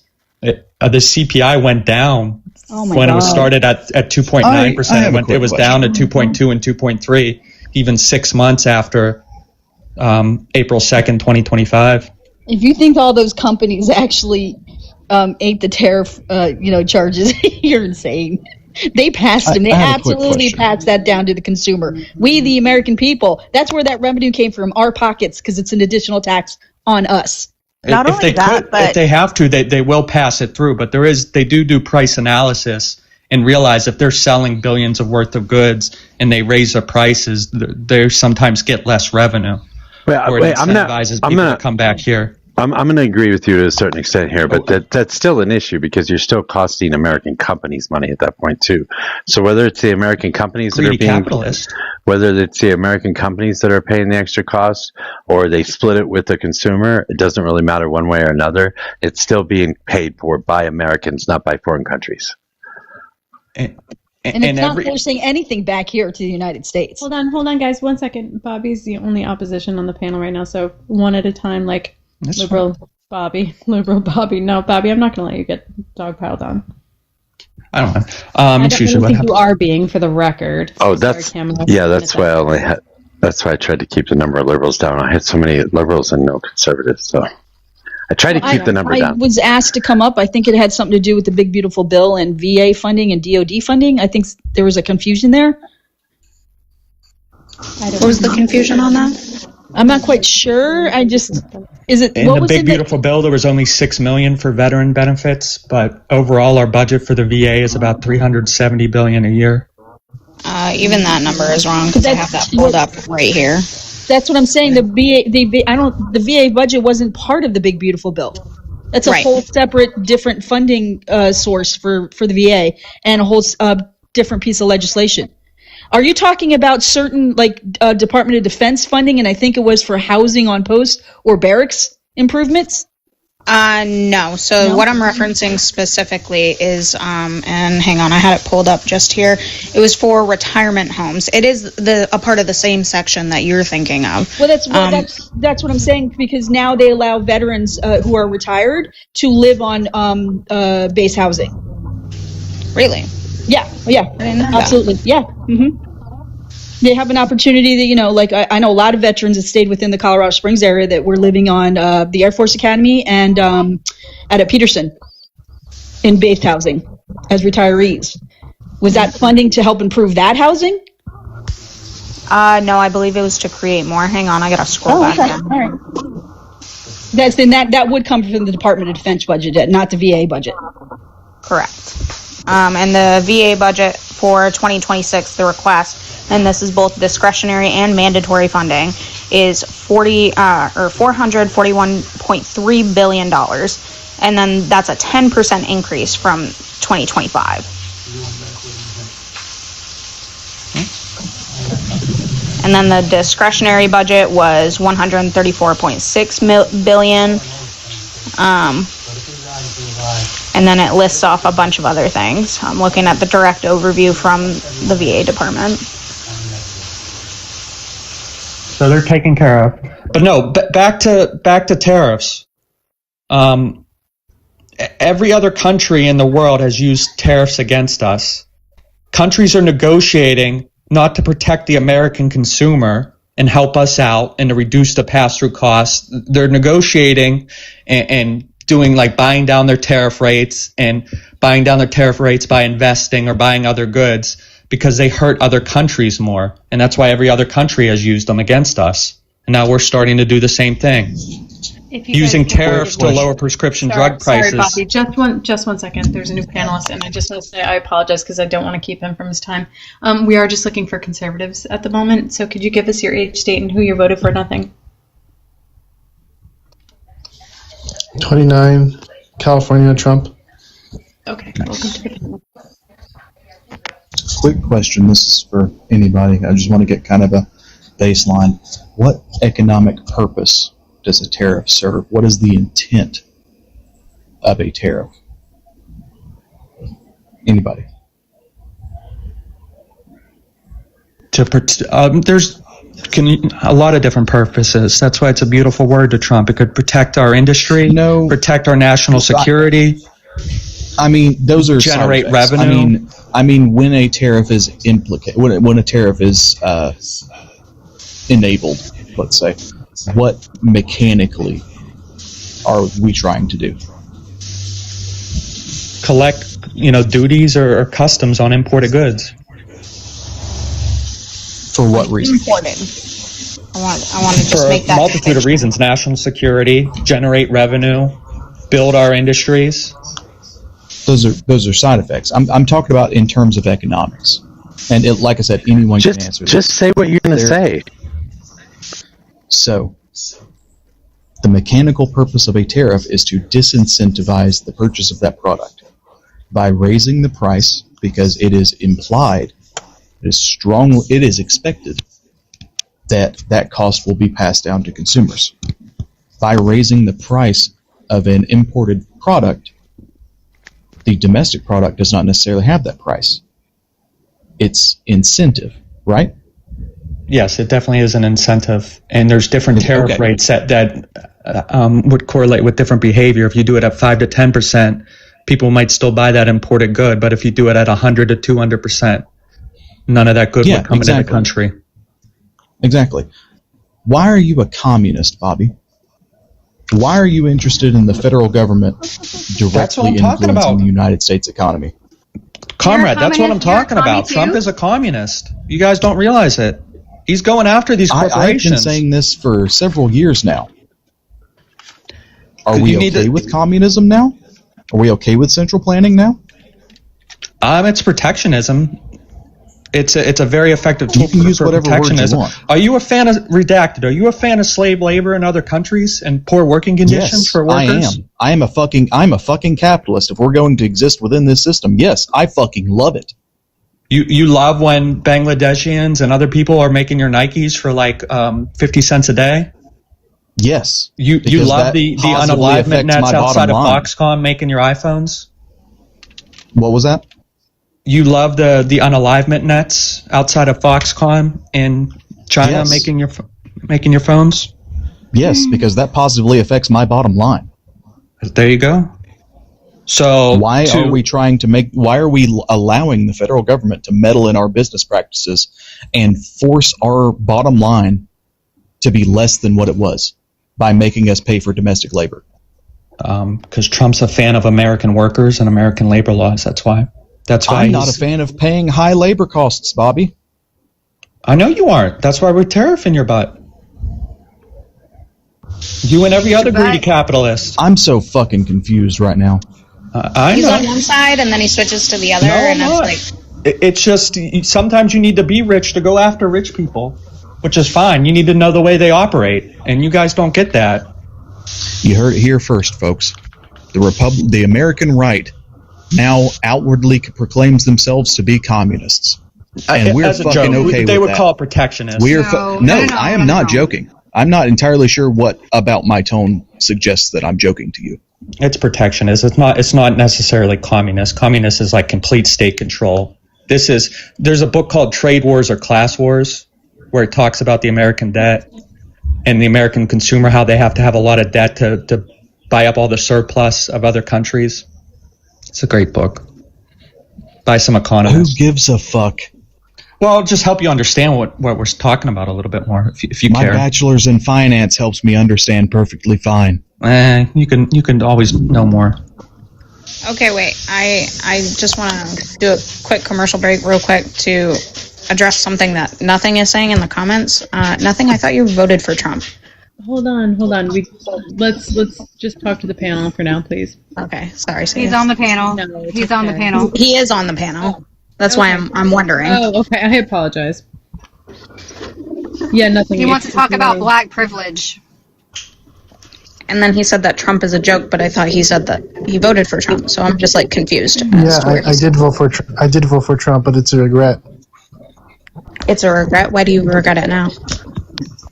Because he's not who he pretends to be. He's a grifter. How old are you? He's young. 28. Nothing. When did you come to this conclusion? Like probably a year and a half ago, maybe. So, like right as he was taking office? Yeah. Well, I voted. I shouldn't have. I should not. I'm surrounded by a lot of conservatives, so I got. So I Trump, but it was my fault. You're breaking up really badly, and I don't know. I don't know if you're being honest with us right now. I'm just gonna be straightforward with you. Well, I want to talk about black privilege. Can we talk about that and height privilege? I don't think that no. Height privilege? No. Are you sad that you're not a tall man? Yeah. Nothing? Do you wish you were taller? Maybe you were a baller? No, I'm Mojo, this is your panel at the moment. Are you a short white man? Are you a short white mediocre man? Is that what you're saying? Is clavicular your profile picture? He wants to be a baller. Shot collar, 20-inch blade. Are you looks maxing right now? Oh my god, it looks max. Can we? Oh my god. Are your peptides from Shanghai? Which peptides? Because honestly, I'm trying to figure out where to get. I don't even know what Nothing. the fuck. Where do we get the peptides from? I don't even know what the fuck a peptide is. But I thought it was pretty funny yesterday. GLP-1. Hello. Hello. I thought it was pretty funny when I nailed Dun Dun on the peptide thing from Mexico, and he freaked out. How did you know I went and got him from Mexico? How did you know I was getting peptides? I was fucking amazed. From what I hear, from some friends of mine, their husbands have been taking testosterone, and it's making their peepees.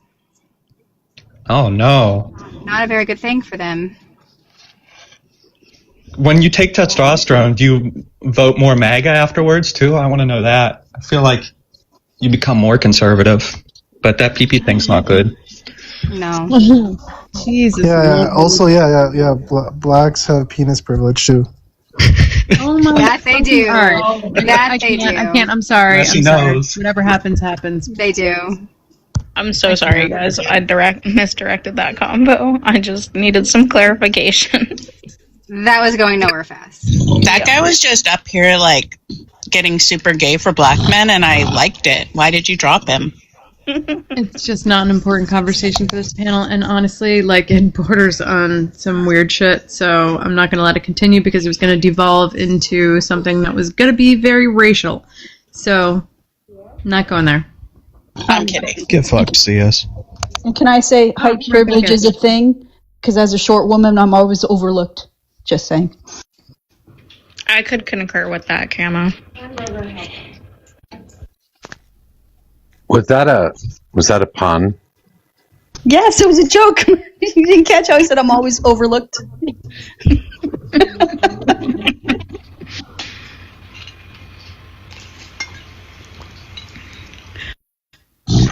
I'm sorry, Redacted and Bobby. I totally interrupted that. If you guys want to continue. Yeah, Bobby, I just had a question. Like, what do you think about what happened with Viktor Orban in Hungary? What do you think of that? It's fine. That's who the Hungarian people chose. They're saying this new guy that was elected is just like kind of controlled opposition to Orban, and he might still not want a bunch of third world immigrants into his country, just like Orban. He's the same party. He's the same party as Orban. Like, it would be like if JD Vance took over for Trump. But what happened in Hungary is the people became aware of how much Orban was stealing from the people. Yeah. And how wealthy all of his friends were getting while they were getting more and more poor, and inflation was going up, and they were suffering. And so what happened is somebody else in his party who had left the party because of the corruption went around and like talked to everybody about it. And what also had happened in Hungary is they had formed community groups, like if MAGA had formed community groups to be more involved in community stuff, like whether it be gardening or whatever, but those groups started to if the group started to get more political over time, and then they started to like become, he would talk to those groups and they found out about all the corruption. And part of his corruption was that he was funding CPAC over here, and he was also funding the Heritage Foundation and had written part of Project 2025. Oh, damn. And so we're saying to you, like, hey, Trump is corrupt and he's making all his friends rich, and this is like the biggest transfer of wealth ever from the poor to the rich. And like, do you think that we should do what Hungary did and like scoot him out and get a different person in who's not going to be as corrupt? And hey, while I was listening, I was looking up the economic data for Hungary, and their GDP per capita has been increasing. Their standard of living is going up in Hungary, even though he was corrupt. I'm happy they voted out a corrupt person, and hopefully this guy does reforms. No, the people, not. It's like how we have like Amazon doing well. Sorry, Amazon's doing well. Elon Musk is doing well. Trump's friends are doing well. That's the same as Hungary. Like, he picked a few people and transferred all the wealth from the people to that, so you can't judge it by GDP. And they were not happy. That's why they, in a landslide, voted him out. I don't know if it was a complete landslide. Hey, real wages are going to go up, just like they went up under Trump's first term, and they weren't able to go up. So real wages is people's wages increasing minus inflation. And that's because Trump's policies are sensible and common sense. Deporting people that just suppress wages for the working class helps. Having tariffs where you're forced by prices to make goods in the U.S. and have more investment helps out wages for people that aren't, have that much in assets or stocks. And I'm sorry, if you guys could forgive me just one moment. Gold, can we get your age, state, and who you voted for? And I apologize, we're just looking for conservatives at this moment, but... hello, I am 52, California, and voted for Trump. Okay, welcome to the panel. Thank you. Oh, Alyssa, you gotta get like a noise canceling microphone or something. That was Alyssa? Huh? Yeah, that's Alyssa. It's her dog. I kept wondering what that sound. I thought it was a pig oinking in the background. She has a very, very adorable dog, but it is very loud. That was funny. Okay, wait, so I just need to clarify. Bobby, you're saying that there's a correlation between the real wage increase and Trump deporting people? Partly, and the rest of his economic policies. Absolutely. If there's less labor supply, that helps out pushing up wages that companies have to pay. So, but how does that work if the federal minimum wage is not being increased? And conservatives don't care that much about the federal minimum. Everyone, even McDonald's jobs, start out at more than the federal minimum wage now. That's just... Not everywhere. Not everywhere, no. Even I'm in rural places, too, a little bit more. And even there, you could see the advertisements starting at $13, $16 an hour for McDonald's. In California, they start off at 17. And California has different state minimum wage laws that might be affecting people. Yeah, and if you try In-N-Out, it starts at 21 or 25 and can go up to like 30-something. Yeah, it's hard to find minimum.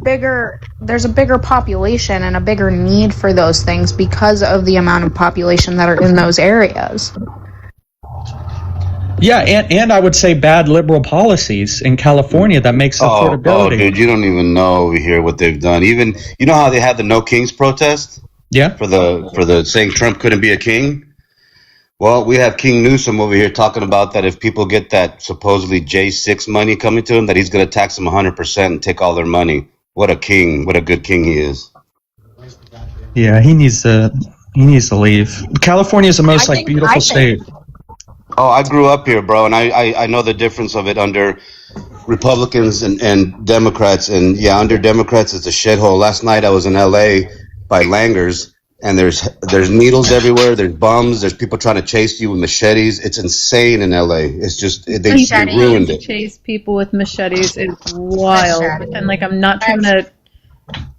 Just walking anywhere down there, it's insane. Like you don't feel safe. People are talking to who knows who out loud, and if they think you're talking to them, then they start chasing you. It's pretty bad what they've done to California. I was just in LA. And I went to West Hollywood, and it was like a pride celebration, and everybody was so friendly, and I had so much fun, and I felt so safe. Maybe you should go hang out with. You know, speaking of that, Hollywood used to be a place that people would travel to see and want to be on that block, and now you can't go there. It's a shithole. Right. I So gotta is go. it Democrats? Y'all have fun. Mwah. Bye, See Messy. Bye, Messy. You got the I Democrats gotta handing go. out needles and rugs to people wait. in the guise of their helping. Wait a second. Gold, I gotta get this point out. Is it All right, go ahead. Democrats or is it Hollywood culture that is making LA so bad? Which is it? Because I hear different things from different people that live in LA. Well, I'm down there all the time because of business, and there was a time. Let's go back a good time. There was a time where you could go cruising down there, and there would be lowriders and people like enjoying themselves, and then cops stopped that. And little by little, they started changing the culture. After the Summer of Love 2020, everything in LA became like zombies. You could find people defecating and writing out stuff on the sidewalk. There's a tattoo shop that a friend of mine used to work at, and he stopped working there because they kept running in and stealing all their crap so they could sell it for their rugs and stuff. So it's changed so much that the birthplace, let's say, of Hollywood, where everybody wanted to come see, is no longer that.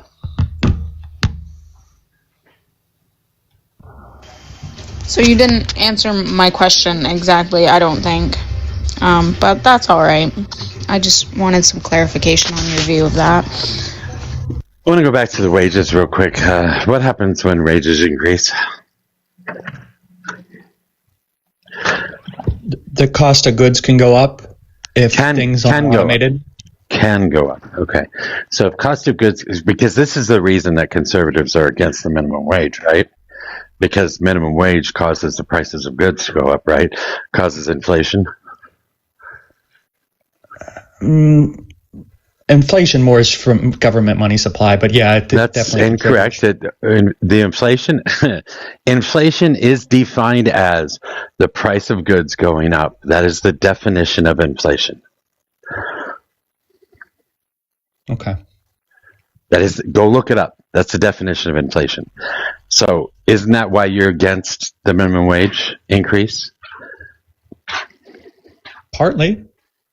Yeah, definitely. Sure. Okay, what's the other reason you're against minimum wage increase?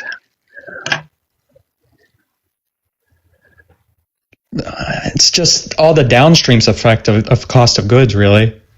Okay, so in other words, the price of goods going up is the only reason that you're against minimum wage. And here you are saying that we should, and here you are saying that we should increase wages by getting rid of some of the supply of laborers, and not expecting any fucking negative outcomes from that. That's something good you think Donald Trump is going to do by getting rid of immigrants in this country. And it reaches low-skilled workers that are here. Hey guys, sorry to interrupt. Have a good night, man. I gotta get out of here. Gotcha. You can just leave it there, man. Bobby, you're out of your league there. You were so backed in the corner there. No, not really. It's better.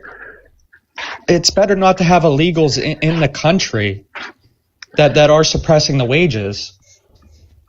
It forces companies to innovate and automate, so the cost of goods could come down over time by capital investment, research, and development. Why do they care about the cost of goods? They just get to pass it on to the consumer. It don't fucking matter. They definitely care about the cost of goods. They want to see them go down anyway. They have an incentive to have it go down anyway. Oh no, California doesn't have incentive to get rid of homeless people. There's an equilibrium price. There will always be an equilibrium price in between the cost of good, or the cost of an item, and the supply of the item.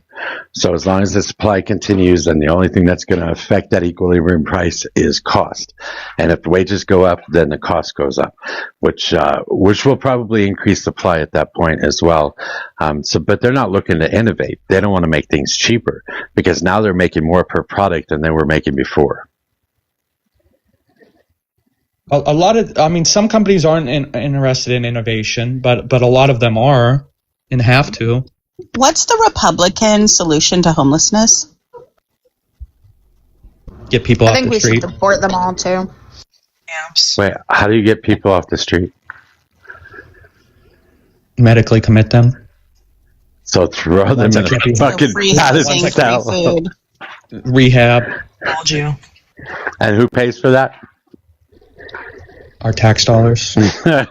So your solution to homelessness is to increase government spending? Not necessarily increase, no. What the fuck? You want to divert that from the defense budget? No, this defense budget could stay the same. We'll take some of the tariff revenue. What tariff revenue? The $20 billion a month. That's a tax on the American people. That the importers pay. Right. And we're still in a $2 trillion deficit right now. So, what's the Republican solution to homelessness? I'm sorry, I didn't understand. There were times when we didn't have this much of a homelessness crisis in California, where everyone was on the street, where people were in rehab or were committed to insane asylums. There are just as many homeless people in other places. It's just that there are more people in California, so there are more homeless in California. But homelessness is a problem nationwide. So what is the Republican solution to, like, why is homelessness a Democrat problem? Because you guys given them incentive to move to California, and so even though you have a higher population in California, the percent of homelessness is still more. What's the incentive? So there's a reason why there's so many in California. One of the reasons is, and one of the biggest reasons is because California doesn't have a weather shift the way other countries do during winter, right? So in Oregon, where there's also a lot of homeless, and in Washington, they often have to move once winter hits, and they'll move down to California. In California, they don't have to move because weather stays good year-round, so it makes it easier to live outside. What's the incentive? You said incentive to get them to move to California? What incentive are you talking about? They could sign up for welfare programs and get paid money. They can do that in the state they're currently in. Yeah, it's a federal program, buddy. It's a federal program. There's more benefits in California as well. And California has half of the homeless population, and they're not half of the country. I get the weather argument, but still, we could look up the state benefits and the government benefits they get in California. We do that. Okay, so what is the Republican solution to homelessness? Just committing more people, auditing our systems where we're not incentivizing people to live on the street, making it slightly uncomfortable for people to live on the street. You don't think it's uncomfortable to live on the street, buddy? It definitely is. You think that them getting a paycheck, which, by the way, we don't know that they get a check because they don't have an address to send that check to, but you think that them getting some check incentivizes them to live on the street and they like it based off that incentive? I mean, that's wild, man. Have you ever lived on the street? That shit's scary. Yeah. It's not nice at all. But they're so out of it, and it's either mental health problems or rug problems, that's where they live. We've actually put people in houses and given them well-furnished apartment buildings, and a lot of them are antisocial degenerates and will trash places and make everything worse. They're difficult people to be around. A lot of homeless people don't even live on the streets. Like homeless can mean couch surfing. It can mean living in your car. Like, it's not just people on the streets thing. And I'm just wondering, like, I keep hearing all these bad things about California and how they deal with homeless, but I am not understanding how, is there a Republican state where there are no homeless people and that is successful? No, there's homeless people in every state, but it is worse. It is worse in the liberal controlled states of California, Washington, and Oregon. Stop talking about the Democrats. I'm talking about your bad policies. And that's what need you to talk to me about your good policies. Like, tell me how the red states are handling homelessness, please. Yeah, because I live in a red state right now, and I can tell you the Republicans here aren't doing shit for the homeless.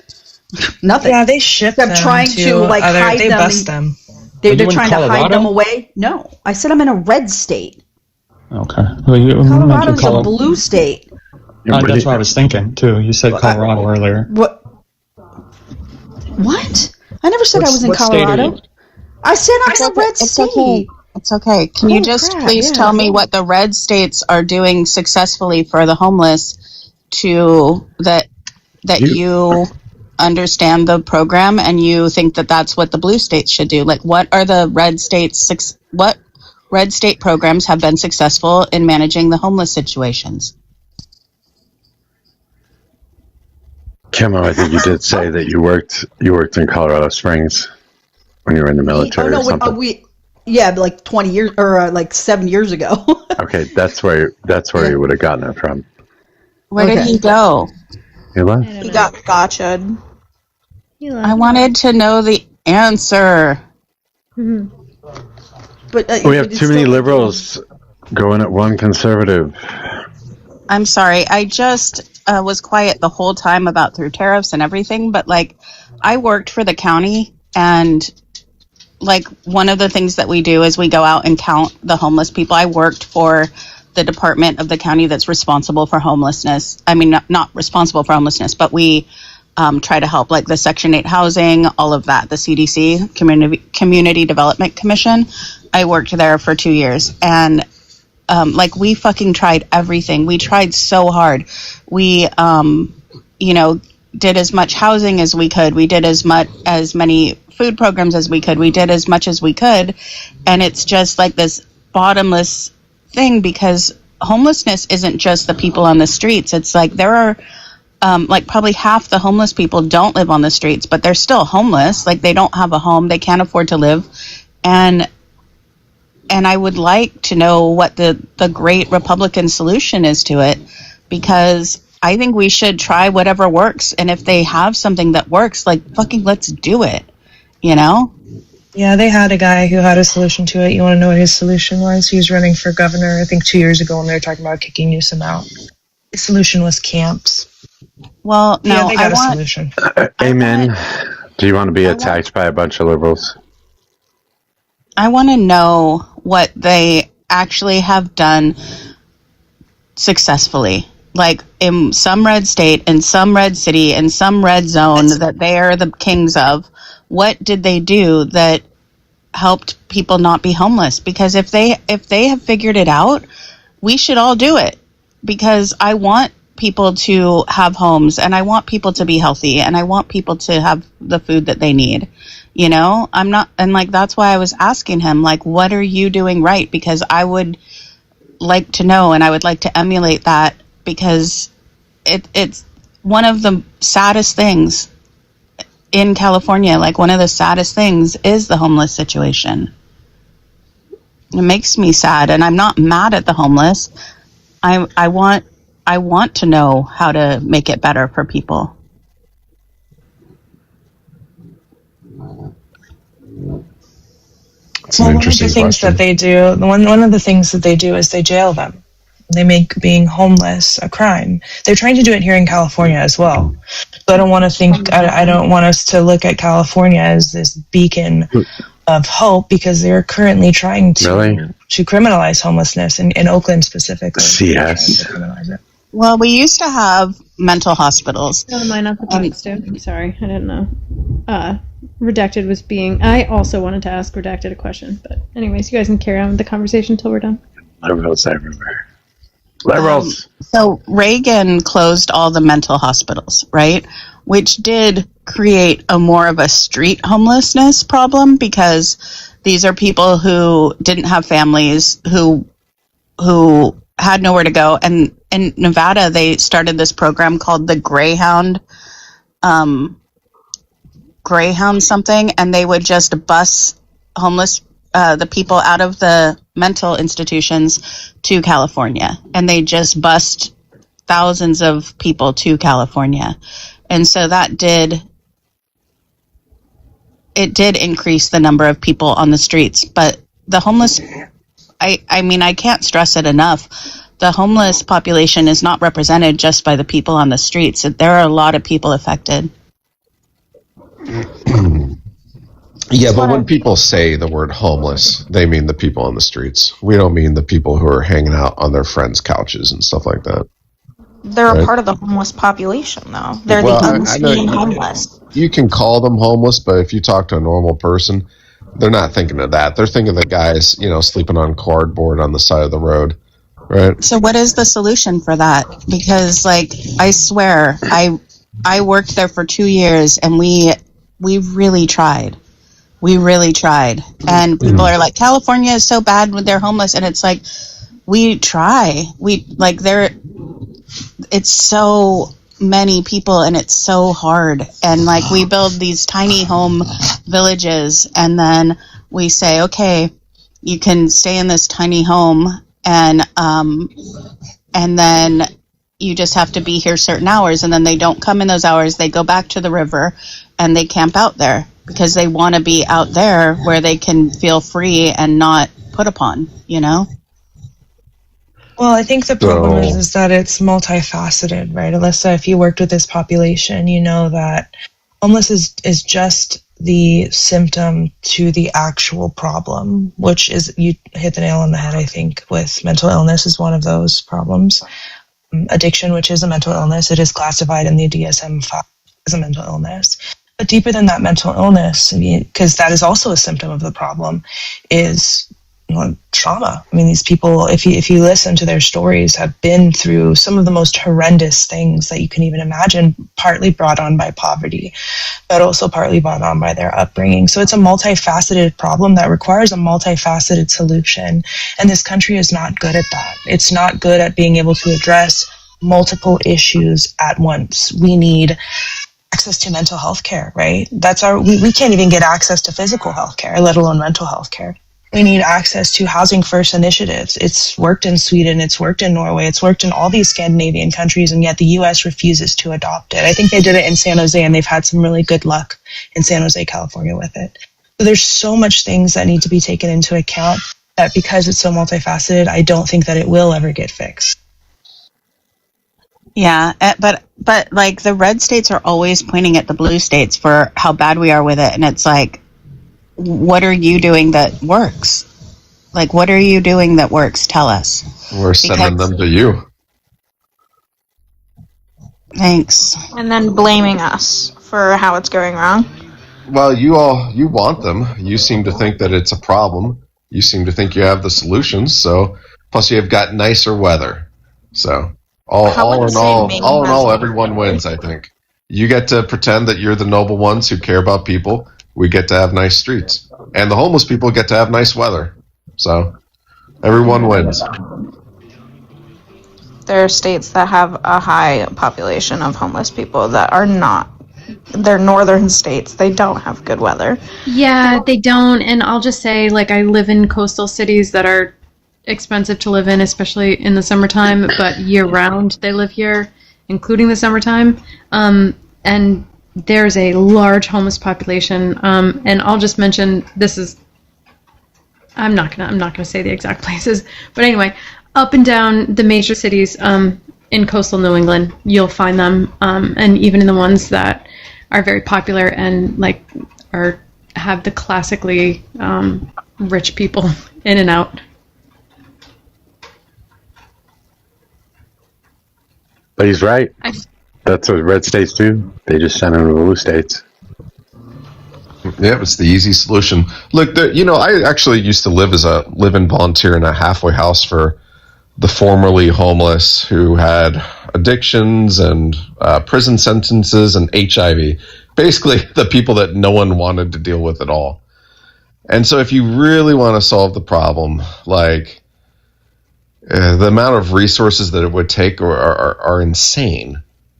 These people are unfortunately fundamentally broken, can't be fixed. I mean, you basically said that. You basically said we've tried everything. They still want to go out to the one place that they want to go to. They still want to do the things that they want to do. It's more like, are you willing to just sort of nanny them? Do you want to do that? Do you want to empower and nanny them and do the harm reduction stuff at the great cost to our society? Or do you want to let them be, free as they want to be and suffer the consequences? Have you talked to a homeless person? Have you ever? I've lived with them. I've lived with them. I just told you I lived with them. How have you lived with a homeless person, bro? So that means they had a home, so they weren't homeless? Formerly, you know what a halfway house is? Yeah, he said he worked at a halfway house. Oh, a halfway house. Okay, Yeah, so they weren't as a homeless, live-in volunteer. So yeah, I'm pretty familiar that there's a wide range of reasons that people become homeless, right? Hey, America, hold on one second. If you were a live-in volunteer, did you not have housing yourself? I mean, at the time, I guess I was homeless. Good point. Okay. If you wanna think of it that way.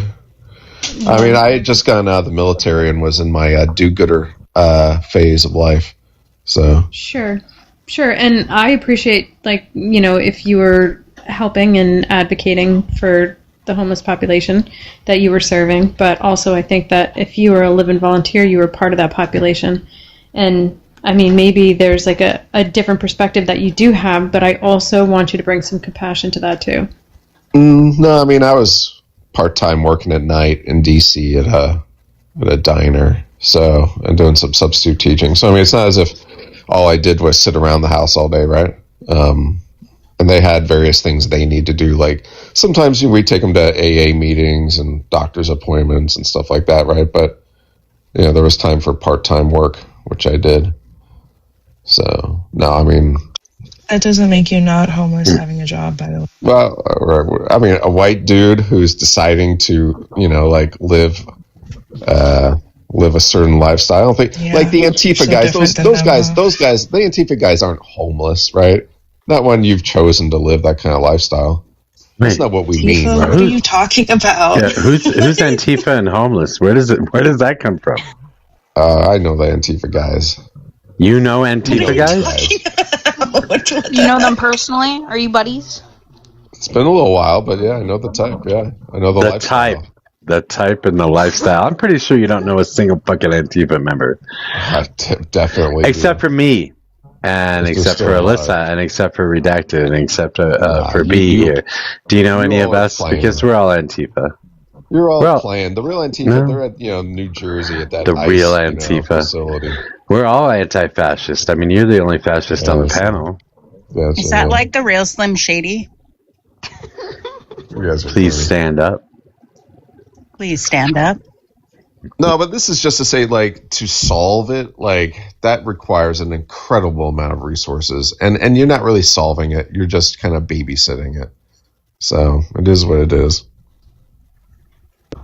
I think we should you be can helping absolutely solve it. No, we can solve it. Scandinavian countries have found sort of the golden ticket in being able to quote unquote solve this homelessness problem. So it is possible. China's also done a good job about it. It doesn't matter how you feel about China, but we can look at places like China and say, hey, what did you do different? We can look at places like Norway and Sweden, say, hey, what did you do different? So it's very possible. If I'm making something for dinner tonight that requires a gallon of milk, I look in my fridge and there is not a gallon of milk. How do I solve that? I don't know what you're cooking that requires a whole entire gallon of milk. That's why I mean, mozzarella, fresh mozzarella. Regardless. Milk the Let's say a cow. half gallon. Let's say a half gallon. Now I need a half gallon of milk. My solution would I be don't have Instacart. milk. That's your neighbor. That's how How you so? solve it. What would that do for me? I'll get you the gallon of milk if they have Like, it. you asked Would how that would you solve- how would you asked us how would we deal with it? I'm like me, I do Instacart and get a half gallon of milk delivered to my house. That's right. Me being milkless would be solved by getting milk. Right? Good job. Oh, I see. I what you're love doing. your Okay, correlation. Okay, I got it. I love it. I don't. What am I going to do? Do I need subsidies to buy the half gallon of milk? Like, am I going to have to? How do I? Where is the milk? I know it's at the grocery store, but where in the what? I don't understand what the solution to this is. I don't have any milk.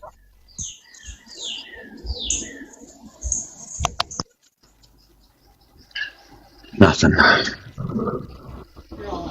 You could borrow a cup of milk from all of your neighbors. I could also do that. That's a much more drawn out solution, but it's still the same solution in the end. I do not have milk. I go and get milk. Now I have milk. You don't need milk. Nobody needs milk. Nobody should be drinking milk. Yeah, let's talk about that now. Fuck milk. I don't know. I mean, do we I disagree that it is in fact that simple? think that it's a weird thing to say California mismanages their funds. They aren't doing enough for the homeless. They aren't whatever. But then we're going to ship all of our homeless people to California as our solution. And I don't understand how that how you can do both. Like, here's the milk thing, right? If I go into your house and steal your milk and then say you're a terrible person because you don't have any milk, like, yeah, I stole it. Can someone, based on the fact that America Amen is on the panel, just give me one rose? I'll send it back to you. But I don't like this number. Whatever could that mean?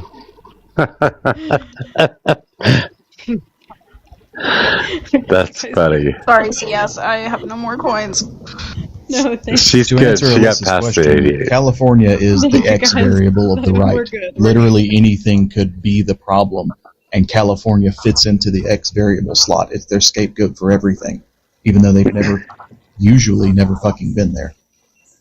It's funny, I live in California and I love it here. And I have thrived in California. And it always shocks me when people say horrible things about California, because everybody who lives here pays a lot of money to live here because the weather is beautiful. You can go skiing and swimming at the beach on the same day. You can go to hiking in the mountains. Like, you can do anything. Like, California is a magical, magical place. And I think they're just jealous. Like, we have Hollywood, we have great national parks, we have San Francisco, we have LA, like Disneyland. Like, come on, California is magical. Like, what does Nebraska have? Yosemite, like we have Yosemite. Has anyone actually been Yosemite there? is amazing. My God, And then it's you like can walking through heaven. And then we have, like, even casinos. Like, you can go to Lake Tahoe and go to South Lake Tahoe, and there are casinos, and it's like you could, like, I can be in a Harrah's in 3 hours from my house, and I can also go to Disneyland, and I can also go for a beautiful hike in Fern Gulch. Like, it's incredible And the here. redwoods, right? And the redwoods? The redwoods, yes. I am 45 minutes from redwoods right now. I want to see those so bad. Me too. You can come. I have a vacation rental. You can come here and go to the but you redwoods in the winter. You can stay at my place for free. You don't have white sand and blue water. Oh, God. Yes, we do. Look No, you at don't. Venice. Look at down South San Diego does. Malibu is fucking beautiful. Malibu, yes. Not white sand and blue water. Wow, San Diego's close, man. It's really nice. Maybe a little welcome. chilly in the water. How you doing, CS? I'm good. Good to see you. I do have a question, and maybe I'm late to the fucking party, but what's the bacon in everyone's name for? I don't fuck with vegans, so I just like meat. You know what I'm saying? Is this an anti-Tellurico thing? Yeah. It's in all of the MAGA. Immediate drop. What? He doesn't fuck with vegans. What think the it fuck means is he they're doing gay. on my panel? I think it means they're gay, because he was like, sounded I a like hell of a lot meat. like they're gay. I like Bringing meat. him back up. I bringing him see it back now. up. You know, I haven't seen anyone criticize bacon is- California for its, its wealth or its weather or its geography. I've never The heard bacon is anyone in the equality criticize sign. California for its, majestic redwoods. Right? People are rightly giving California a bit of a critique on their far leftist social policies, which have been disastrous for the entire Because- state. It seems to be Because the working. red states send their homeless here, then you complain that we have homeless? Like, fuck off with that. There are a lot of homeless in California. Let's be real. Well, I mean, the Yeah. Republicans. That kind of follows also. the Republican flag. Especially in I could show Paramount. you. I could show Whoa. you 10 So cities. tell me the red state solution to homelessness. Whoa. Get them a job. I The could show you 10 Republican- cities and places that you would never imagine. Sorry, Mojo, go To be ahead. fair, Mojo, you're kind of quiet. Hold on, Mojo, go ahead. You're kind of fucking loud and obnoxious, so I don't know. Yeah, hold on. Uh, Okay, then if we're going to do this, let's settle this. Redacted, you told me to get fucked a little earlier. Do we have an issue I don't know about? No, you told me to get fucked earlier. I was just returning the favor. Or the other day. You told him to get fucked like 10 times in a row. What the fuck? Yeah, but that was funny. That was And this wasn't funny? I think it's all in good fun. It's all in good fun. We're as good. long as it's not serious. I just didn't know if I was just doing it in jest, but As far as I know, it definitely most likely was not serious. okay. It was all in good fun. As long as we're cool. I just wanted You're to gonna make sure, accept that, No, really? I'm fine. And I apologize Thank you if it for was offensive. backing me up, Mojo. What the fuck? Thought That I was about to crazy. be gaslit. No, said that. What the I fuck figured about? that's exactly why you said it, because I listened to that shit the other day. She kept doing that to you. Yeah, but I told everyone to get fucked that day. No, just You didn't redacted. tell me to get fucked. Come on, CS. Yeah, you were kind of going after redacted. All right, I apologize, redacted. But also, I knew you were just fucking with him too, though. So either way, I just thought it was all part of a thing. I don't know. Okay, I feel like I'm not important. Now to it is our thing. CS. So cool. Oh, does that mean Anyway, you want to as get much as I fucked love too? hearing about myself, let's move on. Yes, I want my Alyssa get fucked. Like, I deserve that. 1, 2, 3. Alyssa, get fucked. Wait, why am I the only person that said it? You too. Two, No, ready? I can't One, because you defended me the other hold night. on. Ready? 1, 2, 3. Alyssa, get Get fucked. fucked. Aw, thanks, guys. I feel like I'm part of the group now. Thank you. Somebody That's make crazy. an alt account. Alyssa gets fucked. Okay, I want to say, Sorry. I can't to be wait till fair, my kids see that shit. I want to say to be fair, Republicans also fuck up the government and then bitch about how the government doesn't work very well. So, I mean, they're pretty good at fucking things up and then bitching about them being fucked up. Yeah, America, That's since kinda what I was gonna California's so respond to, bad, Alyssa. can we please secede? Like, will you please petition your local congressman to let us secede from the union? Thank you very much. You know, there's an interesting tension between the freedom required for like, you know, everyone knows Silicon Valley is an engine of ingenuity, right? And so intellectual freedom, like, is really important for developing, you know, and being successful with business and technology. But unfortunately, when you sort of have this sense of freedom intellectually, that goes to like social freedom too. Everyone begins to think, oh, we can do whatever we want socially and it'll work out just fine. Like, hey, it's suddenly very cool for celebrities, for their children to become trans as children. Odd, right?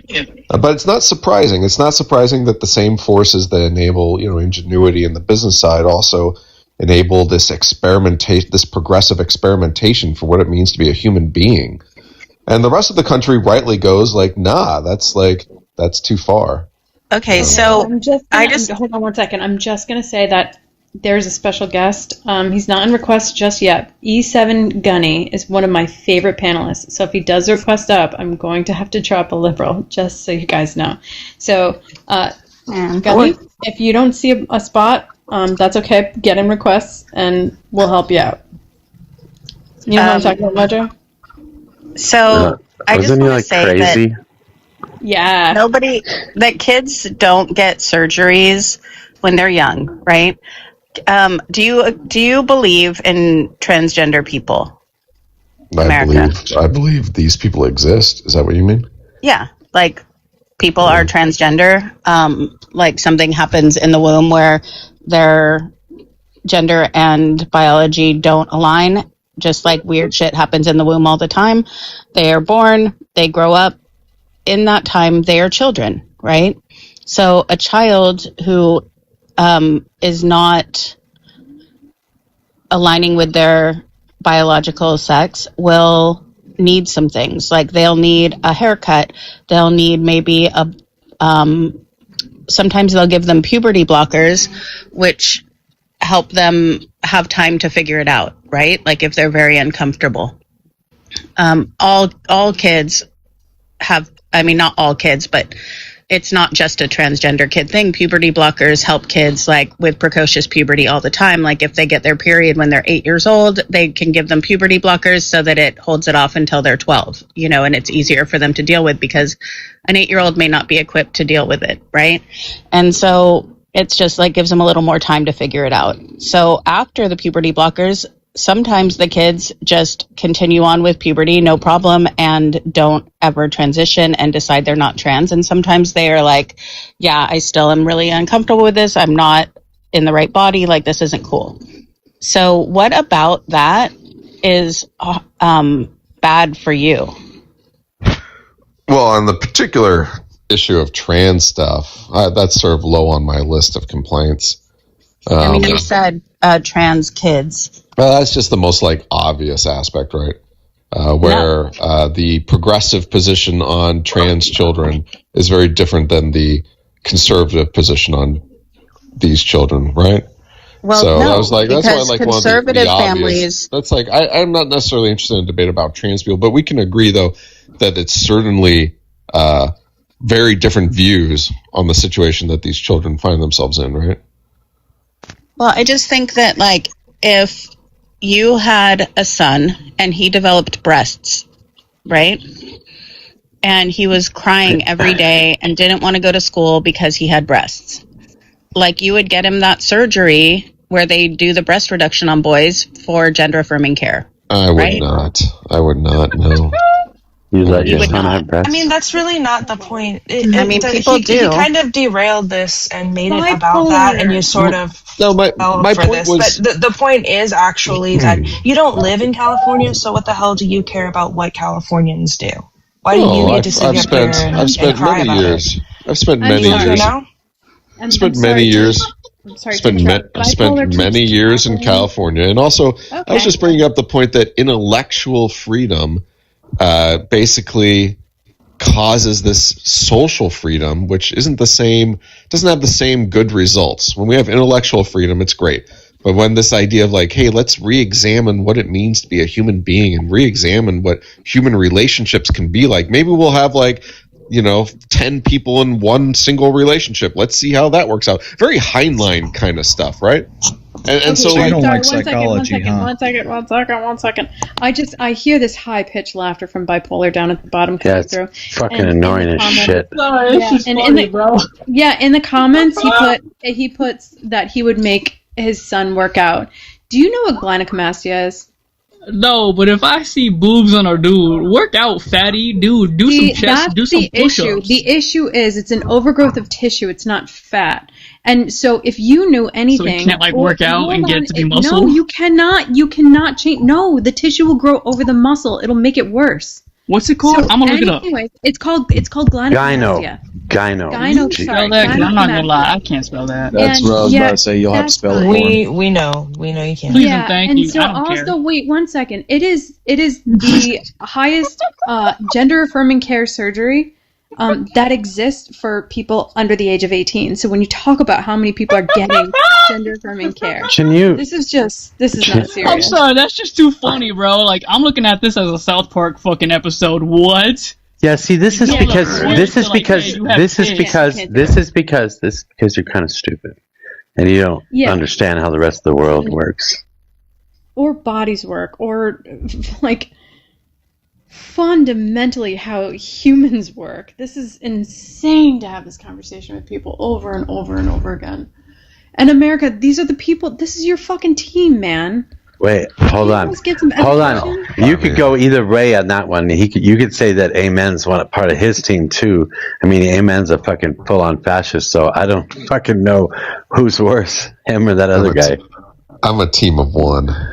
He's in his villain era. He used to be in his do-gooder era, and now he's in his villain era. Maybe... Spooky, creepy villain, as Tapley would put it. Yeah, it's funny because I don't know what you're doing. Normal conservatives, when you talk about trans people, with normal conservatives, you just talk about bodily autonomy. We have the right to do whatever we want with our own body. We want freedom to make choices for ourselves. Well, that's a silly argument. Exactly. So you can't do that with somebody like Amen because he doesn't give a fuck. He wants to control your body. He wants the government to tell you what you can and cannot do with your own body. Well, they already do, don't they? I guess to a certain extent, but I would argue that that's a bad thing in every scenario. Well, we gotta use our best judgment, right? I can't think of an instance other than this where they do. I'm actually pro-choice. I think you got me wrong on this bodily integrity thing. Yeah. But, Ayn Rand is pro-choice. yeah, well, I think if you don't want to breed, you're definitely not the kind of person that should be breeding. So it's kind of a win-win scenario. I love that they also use the term breed. It's fucking crazy. That's insane. You're Well, just all right, I can put it CS. this way. You're just You a don't wanna breeder. have children. CS. If You're you just a breeder. That's all you No, guys no, are. Excuse me. Excuse me. you don't It wanna is have now children, going to be. I don't hold on, want I'm your sorry. genes in the gene pool. I'm sorry. You already asked me to marry you, so I don't know if you remember that night or not, but that's Definitely not. for sure. So no, it's baby back currency, and I'm not a breeder. I'm a money printer. So money printer goes better. That's funny because it didn't smell like money. It smelled an awful lot like pee. But whatever. What did? Nothing. Never mind. Continue. Wait, do you know what the female? Somebody come in here and cancel Redacted real quick, please. What is Not it- again. What is that even? What does that even? Don't mean? ask. Don't. I'm pretty sure you don't want to know the answer to that. No, I do now. Curiosity killed the cat, but what happened? What? Huh? And now nothing. No, Mojo's right. I've gone too far already. No, tell me. Another Someone fucking cancel tell me. campaign Mojo, you're my friend. You have to tell me now. I'm not telling you. I'm not. Are you talking about? Are you talking about when a woman schmerts? No, I didn't say that. You did. Okay. Well, listen, that's just biology. We know. Like, we've all fucking heard it. That is not my fucking problem. Anyway, that's not your problem. I guess you're right. I guess it's not your problem. It's not my fucking problem. Good lord. Can y'all cancel Redacted now, please? Because you guys canceled me for less. What the fuck? Oh my god. I want to cancel the internet. I want to cancel the internet forever. All of it. From the leather baseball gloves to the eggs that I'm carrying, to the eggs that I'm eating, to the pee that's included in whatever happens to my biology. You guys can all Redacted. Hey, guess what? Get fucked. That just grossed me Not out. by Like me. human caviar. All right. I'm sorry, Emma. I have a liberal, and I want to keep a spot open. Emma, is that okay? Thank you. That's fine. Y'all have a good night. I'll swap people out as I can, but we've only got one conservative on the panel, and you've been here the longest, so.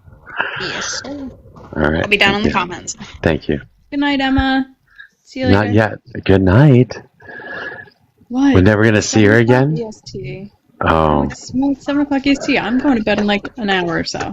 are you sure? I don't know. I'll try. I haven't been able to sleep, but I'll try.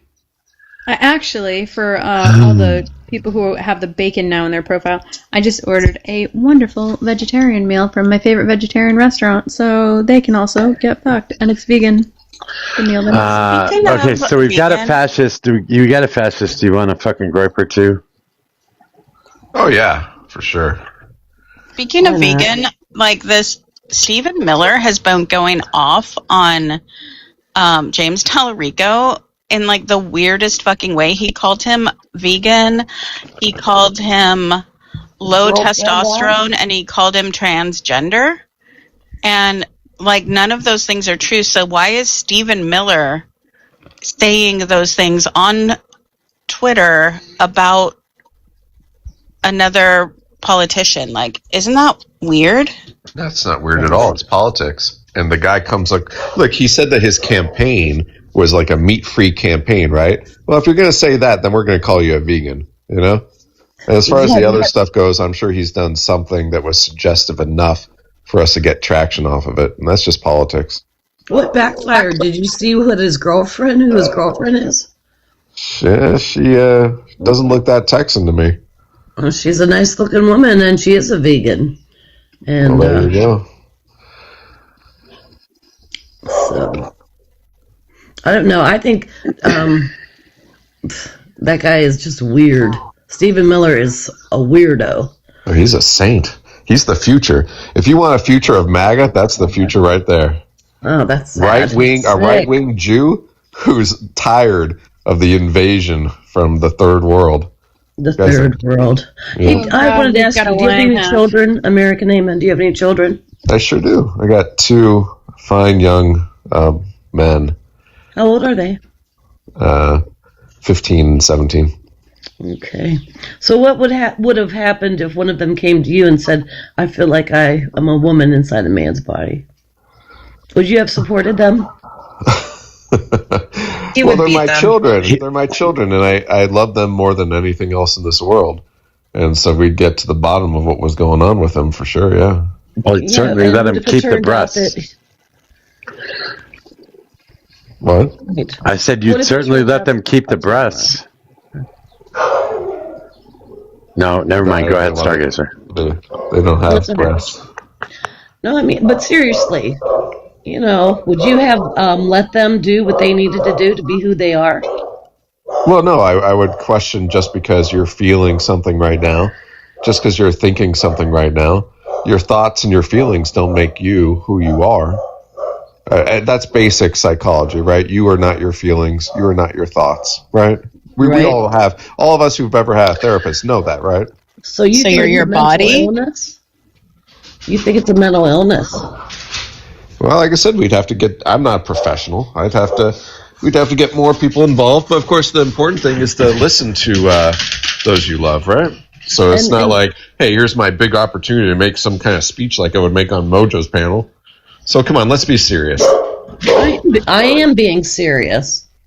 I'm being extremely serious. It's not funny to me at all.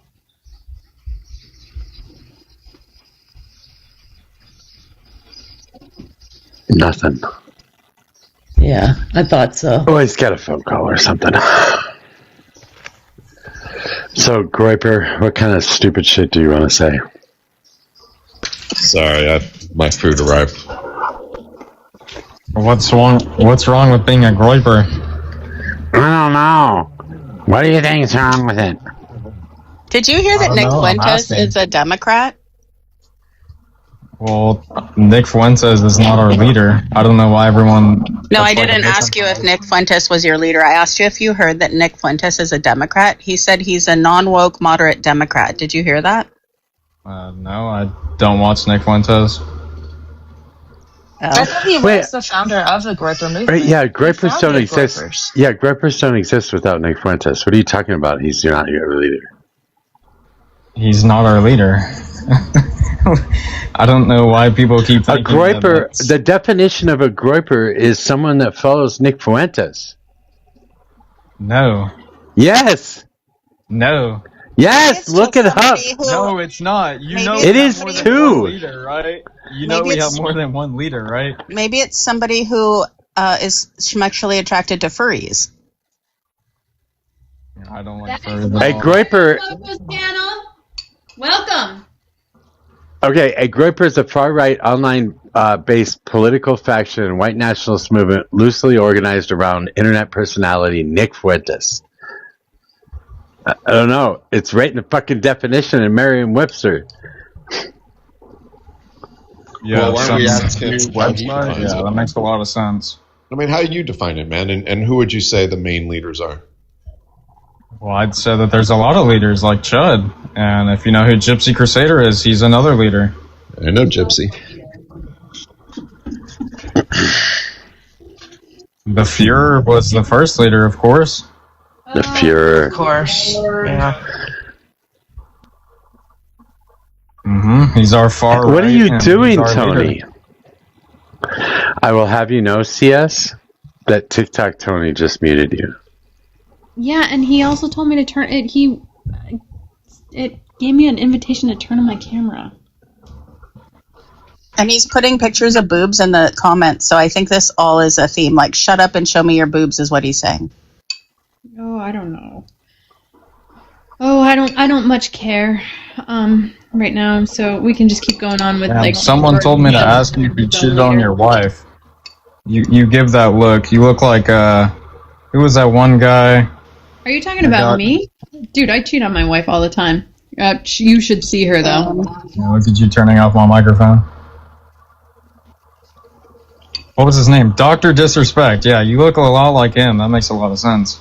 Who are you talking to? The host. Dr. Disrespect. Chud looks more like Dr. Disrespect than I do. Is the host one of your leaders? I'm not talking to you. You're like 40 years old. Go make some cookies and shit for your grandkids. Wait a minute. Mojo, That's fucking nice. Mojo. What? Did you give me mod powers for this? For what? Did you give me mod powers? So you can mute CS? No. No, I didn't want to mute CS. I'm like, let me figure this shit out. You did mute CS. Maybe he was just trying out his... By accident. It's fine. I'm new to this. I was trying to figure out what the hell was going on. I was trying to freaking send her an S symbol down in the chat, but what the hell? No worries. We can move on. Okay, move on. I hear you. Do you want me to take him away, Tony? No. It's up to you. I mean, it's on you. No, we're all fine. We'll do this. Well, don't worry about this, guys. So Mojo's one of the leaders of the Grapers? No. No. I mean, these young men need guidance, Mojo. I think you could step in. I'm not allowed to talk to him anymore because I'm 40. And a woman.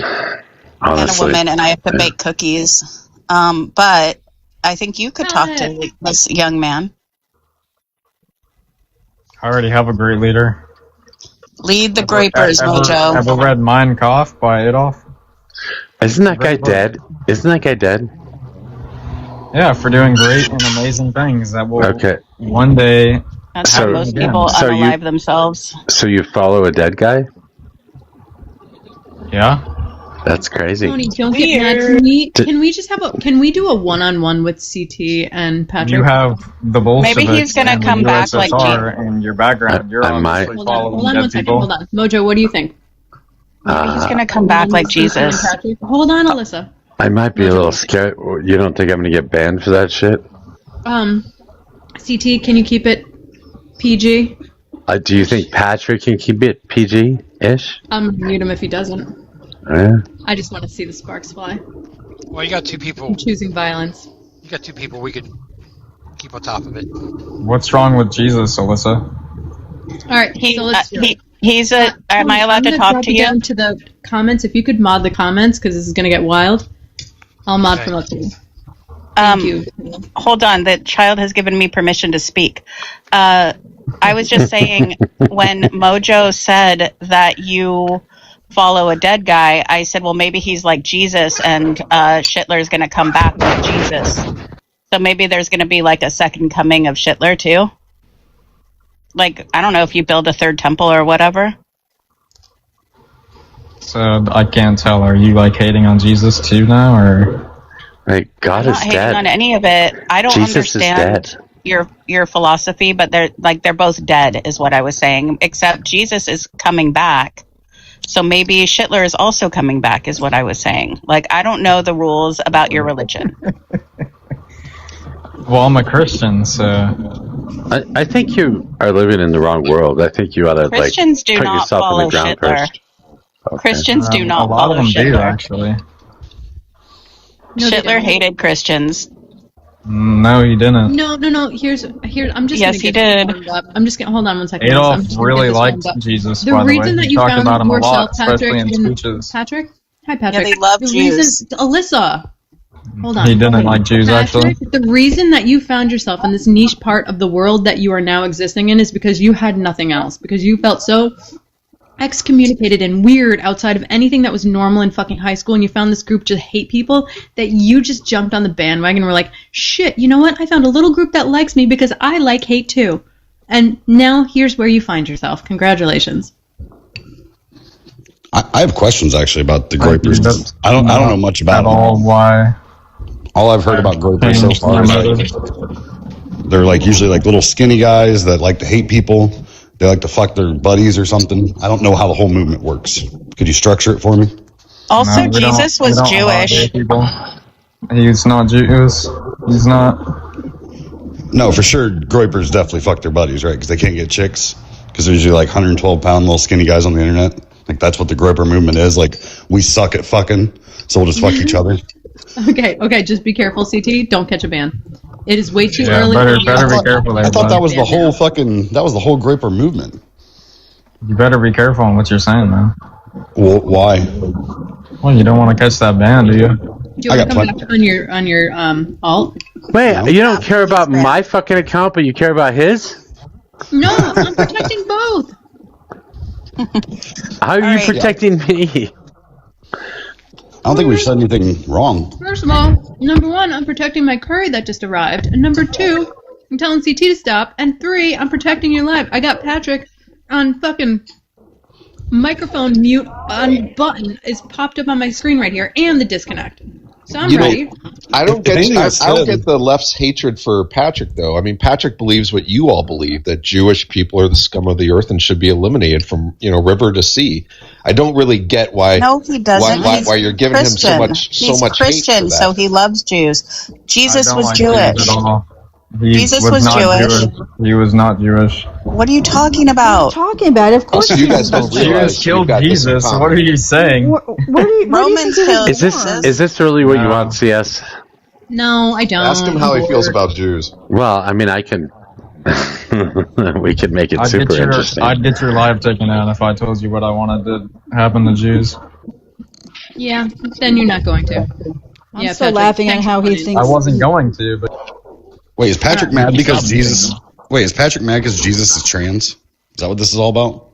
No, he was just a man who wore dresses. That's different. No. That's more of a transvestite. But. Well, I'm pretty sure Jesus. Wait, not Jesus, but God certainly doesn't have any sexual organs at all, right? Yeah, and Patrick, do you think that Hitler was a socialist? What did this man just tell me? No, Alyssa asked you a question. Alyssa asked you if you thought Jesus was a socialist. They want to play semantic games over National Socialist Workers Party. Because, that's the level of discourse here. Yep. No, do you think Hitler was a socialist, a Christian, and a socialist?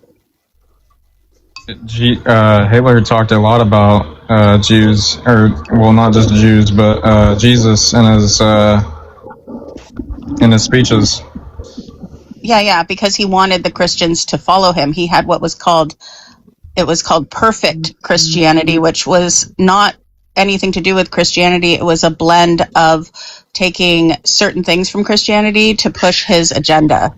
You can Google it. It's called perfect he liked everything about Christianity except for the Jews. Yes. No, he didn't. No. Yes. What? Just do a fucking internet search. I don't need to argue with you. I have. I'm not trying to argue. I'm just telling you the truth. Wasn't Hitler closeted too? Wasn't he closeted as fuck too? No. He pretended to be a Christian, and he pretended to be a socialist because that's what the country was at that time, and he wanted to be popular, just like Trump pretends to be what Trump pretends to be, because that's what the. What's happening? Nothing. Nothing's happening. I don't know what the laugh is for, but. A bunch of people on the panel. Hold on, stop it, Patrick. Wait, hold on, I was looking for redacted. I was just going to stick redacted up here and then let him go at it. Redacted in CT and Amen and the little bitch boy. Okay. Yeah. Real Americans versus Nazis? Hell yeah, let's go. Yeah, that's kind of what I want to do. Guys. But I don't know where redacted went. American. Me and my father both fought for our country. He was just in the friggin' request box redacted. What the hell? I'll send it to him. Hey, a few days ago, I had some of these NSWP people saying "Death to America."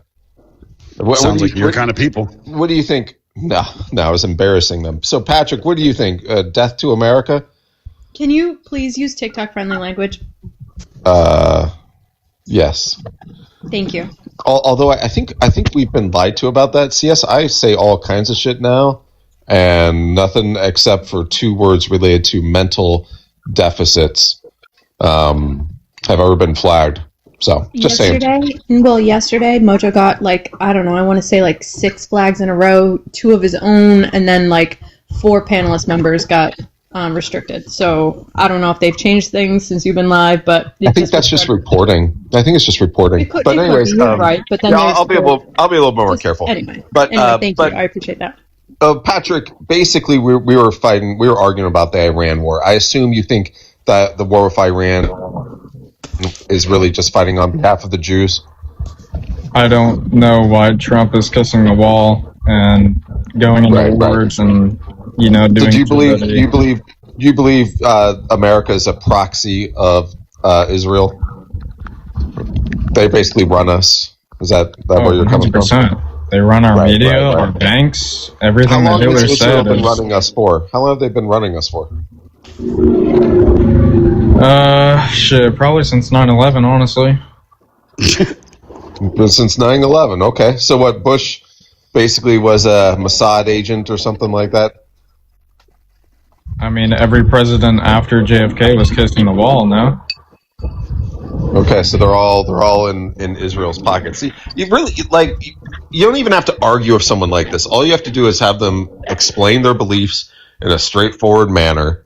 And it's unless you happen to believe the same thing, CT and CS. Amen. You're no different than he is. You believe Except the you same like thing? Jews. That's it. Do you believe Israel runs us, CT? No, that's stupid. You don't. Okay. No.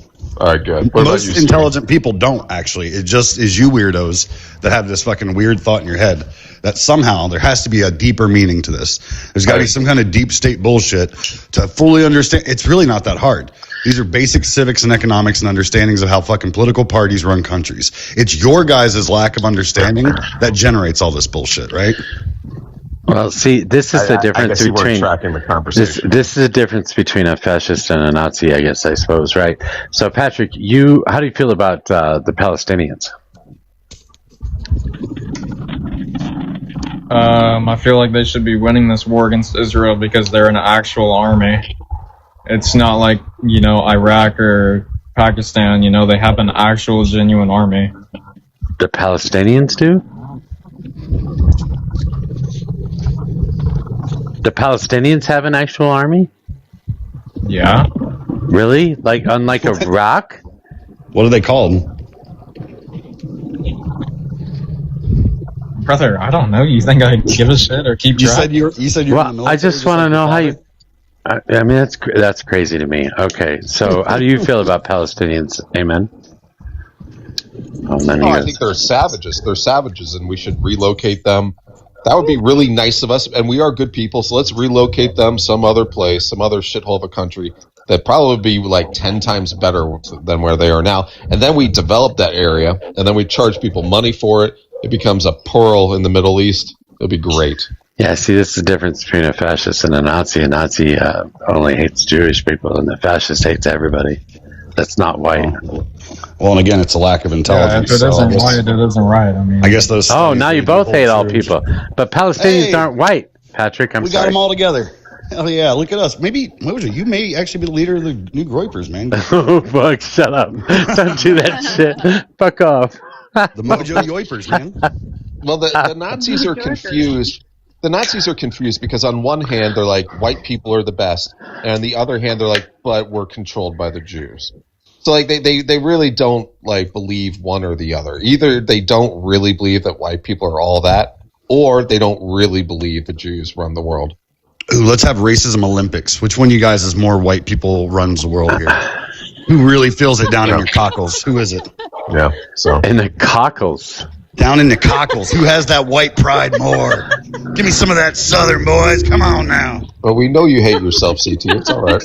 Are you bitch, have you seen me? I'm gorgeous. Do you think I hate myself? You clearly have I'm a fucking treat, partner. You clearly have a deep hatred for yourself, yeah.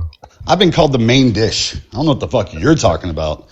I get your little chubby ass to me, but that's you to figure out. CT looks like the autism version of that red-haired guy from Walking Dead.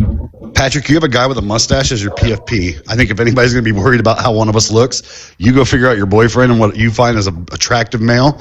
Come back to me. I know that's your guys' thing. Y'all like to, fucking bang each other because you can't get chicks. Figure that shit out. You want to be Texas so bad, brother. I know. I want what? You want to be Texas so bad. I get it.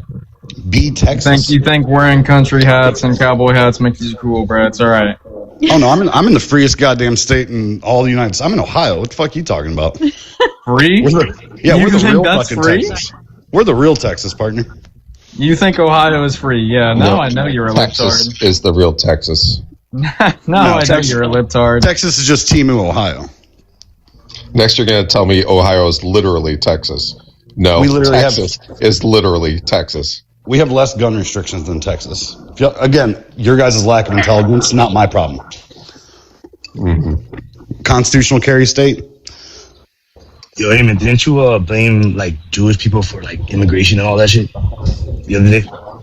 Well, Striker, you got to remember this is what they do. They blame everybody for their own inadequacies. It's their entire party makeup. I think it's important to have a nuanced view of a complex situation, which is that not all Jewish people are the same.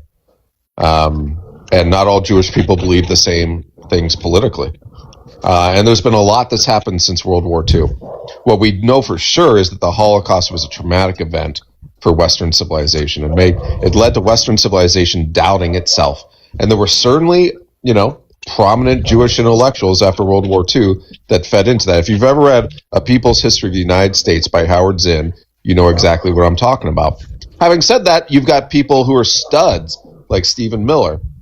Plenty of Jewish people, have conservative politics in this country, and Stephen Miller, they are Let him finish, Striker, and then you can go.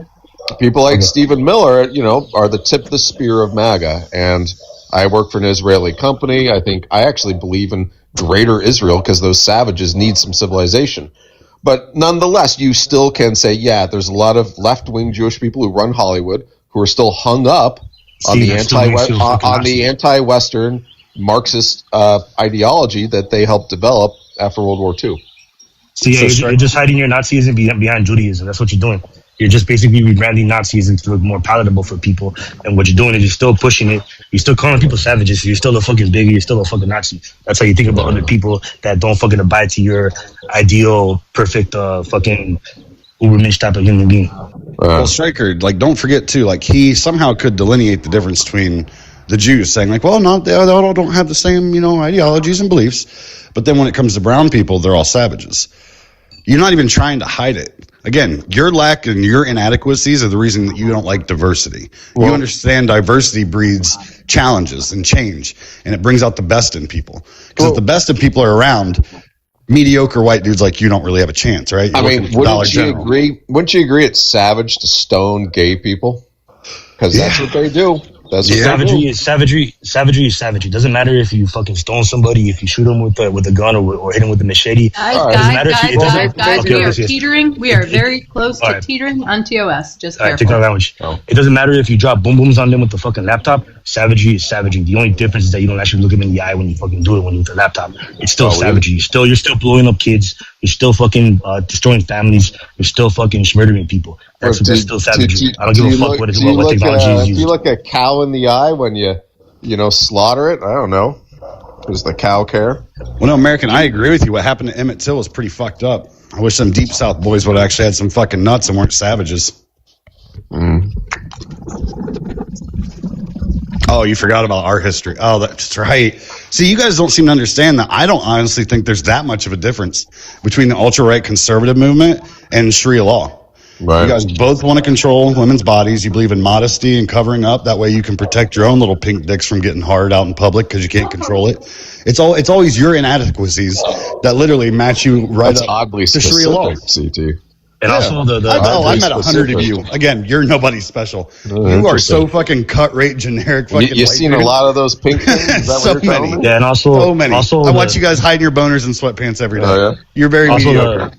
The Nazis were basically inspired by what the U.S. did to Native Americans and black people. Basically, the U.S. people, the people here in the U.S. saw Native Americans as savages.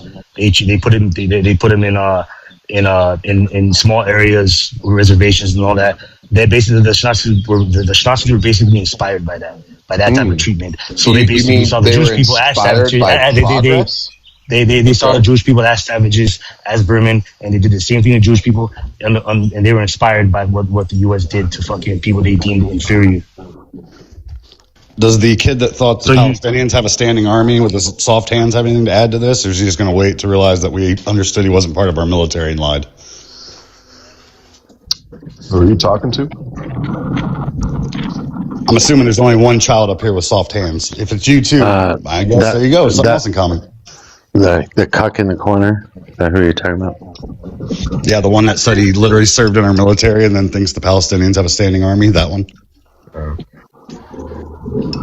Hail Hitler, fuck niggers, fuck Jews, fuck. Yeah, there it is. That's what they do. Yeah, fuck niggers, fuck America, he couldn't hang. I guess he was ready to go, huh? Guess that's your guy, buddy. I swear, I have to be just mediocre fucking white man kryptonite. I love it.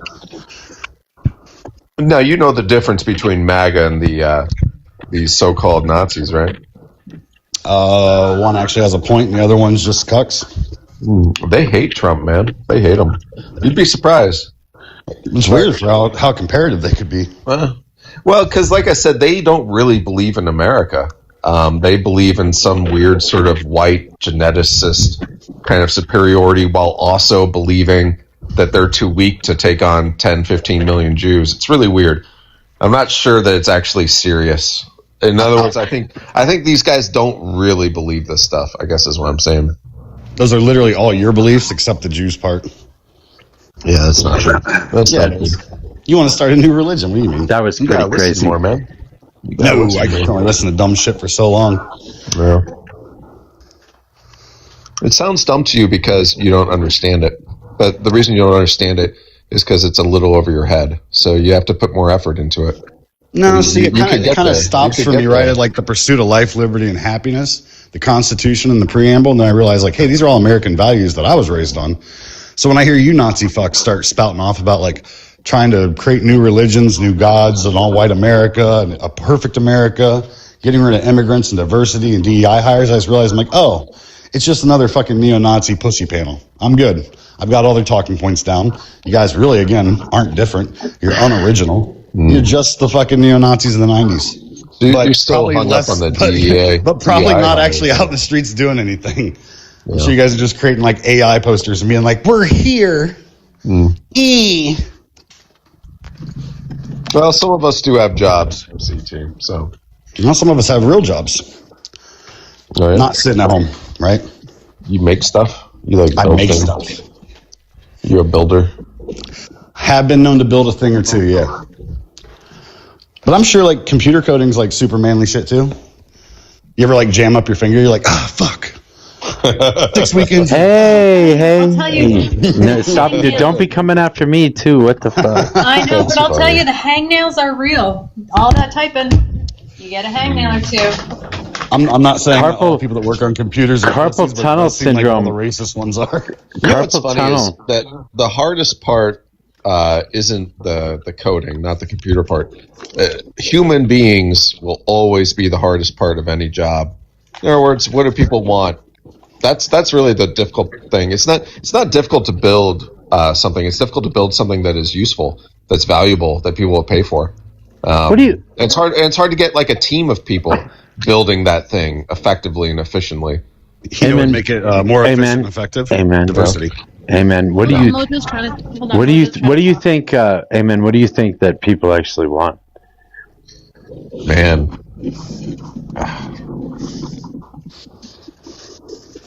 Do you have a philosophy on that in your tiny URL? My theology of power, my gospel of power. What do you have a philosophy on what people actually want, or do you even care what people want? They want to be powerful. You think so? You think that's the ultimate telos for all human beings is power? Yes, to empower one another, empower ourselves as individuals, empower ourselves as a society. If that were true, wouldn't we be in a constant state of war? We kind of are a little bit. No. No, we can sit on this panel and have conversations without being at war. Well, we can walk down the street and not be at war. Right. We can talk to other people and have friends and family and not be at war. Well, you would agree that knowledge is power, right? That power is more than simple, material domination, right? Sure. That's why I believe philosophy kings can actually exist. Yes. Okay, so the idea is, we have segments of our society that still use material violence, but for the most part, the conflict, the war that we're in, is a war against ignorance. To develop our knowledge, to develop our ability to reshape the world around us to make it more suited to us. It's a constant struggle. What do you consider? Not every society is like that. What do you consider ignorant? Well, like we don't know how to reconcile quantum mechanics with relativity and gravity, right? There's this question. Sure, these are theories, though. I mean, we don't even. I mean, I guess to a certain extent, we know quantum mechanics actually work now and do exist, but the theory of relativity is.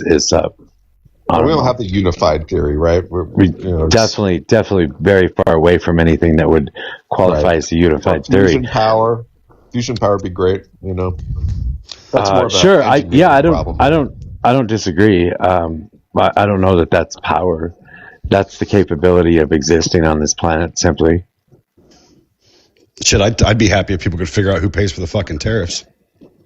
Quantum fucking physics. I'm just confused because you seem to be this totalitarian that thinks we should take over their countries and control our resources and have everybody live like us.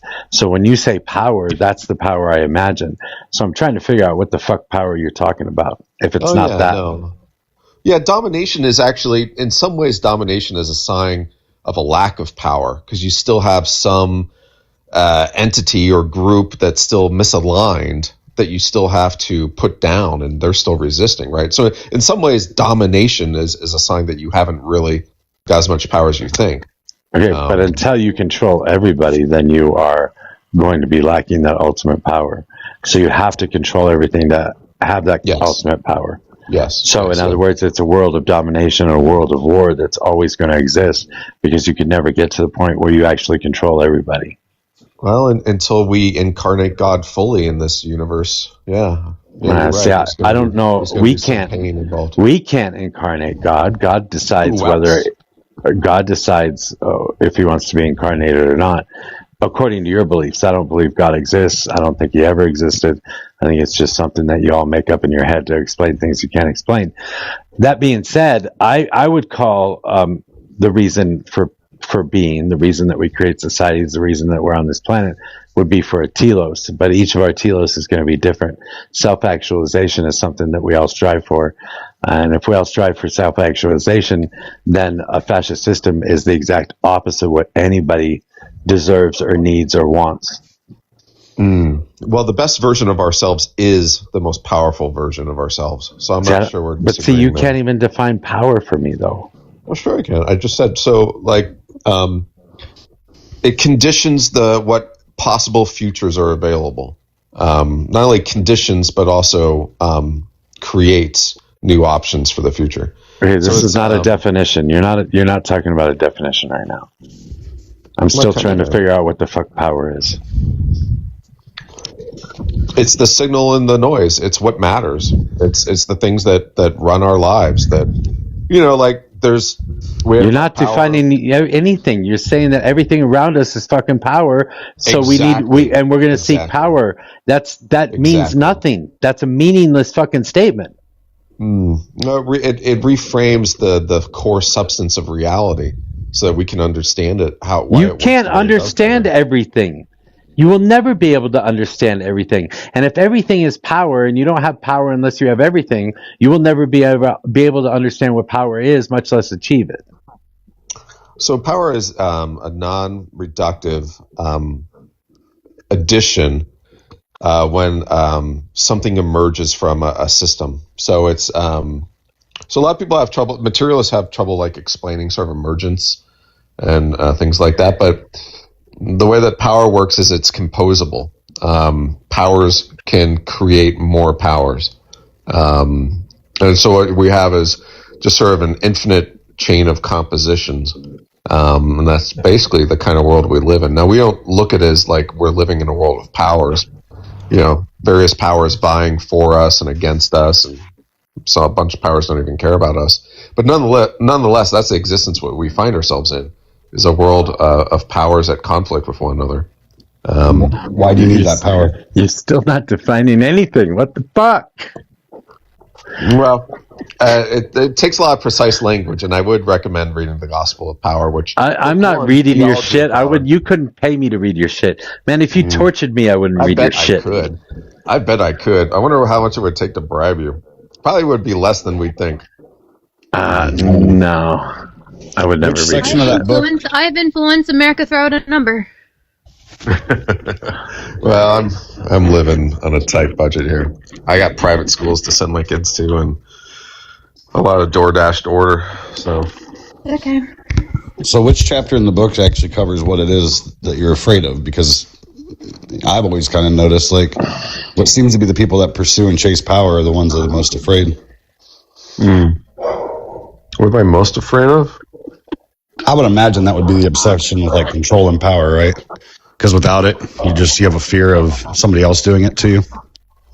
I guess I'm most afraid of misunderstanding the nature of reality. That's why I spent so much time digging into it, and sort of at first I took other people's words for it, secular liberalism or Roman Catholicism or evangelicals. Hell, I even took a look into Islam and Judaism and Hinduism. But like ultimately, I think you got to sort of come up with your own understanding of what reality is all about, and then hopefully you're not wrong.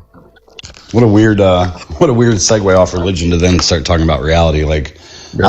I'm an anti-theist. I think religion's been more detrimental to the human species than it's been helpful. Now, I have as much evidence to prove that Thor, the god of thunder, exists as you do Jesus or Krishna or Odin or any other fucking deity. They're all the same.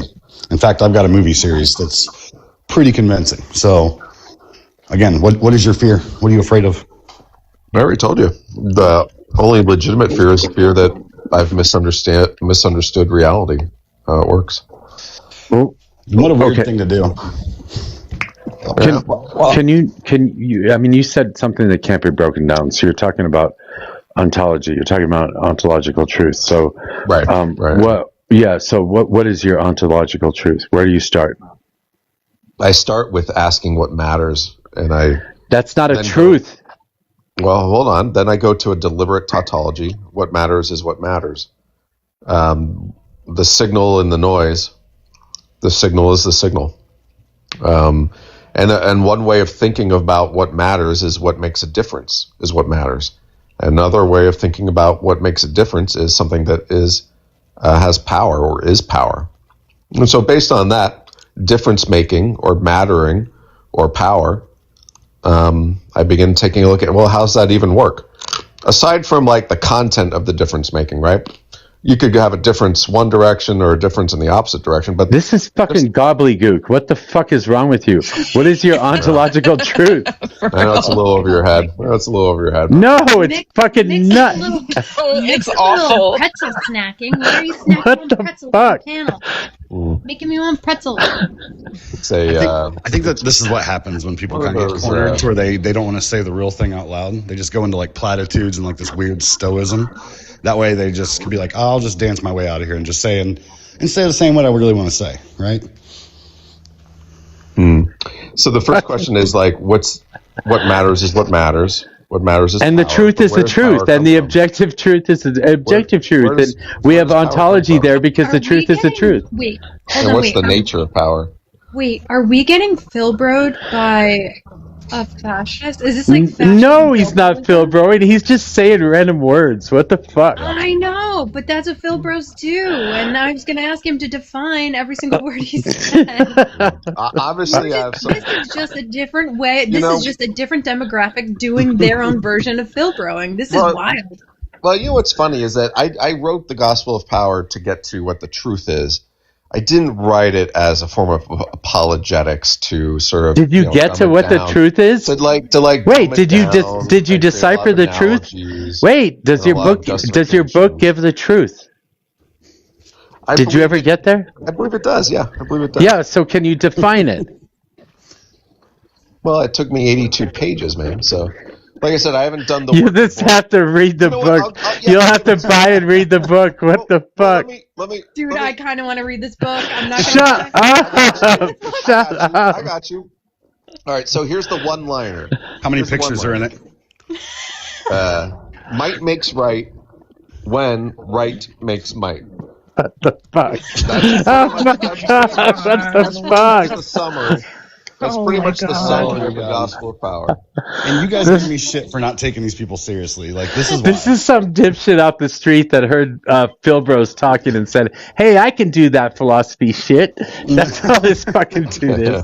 What the fuck? What was that fucking German Nietzsche? Friedrich? Nietzsche. Yeah, Friedrich Nietzsche. You read Nietzsche. Nietzsche? Or Nietzsche? Yeah. You read him like one time. He's like, "I've got it all figured out," just like the Germans.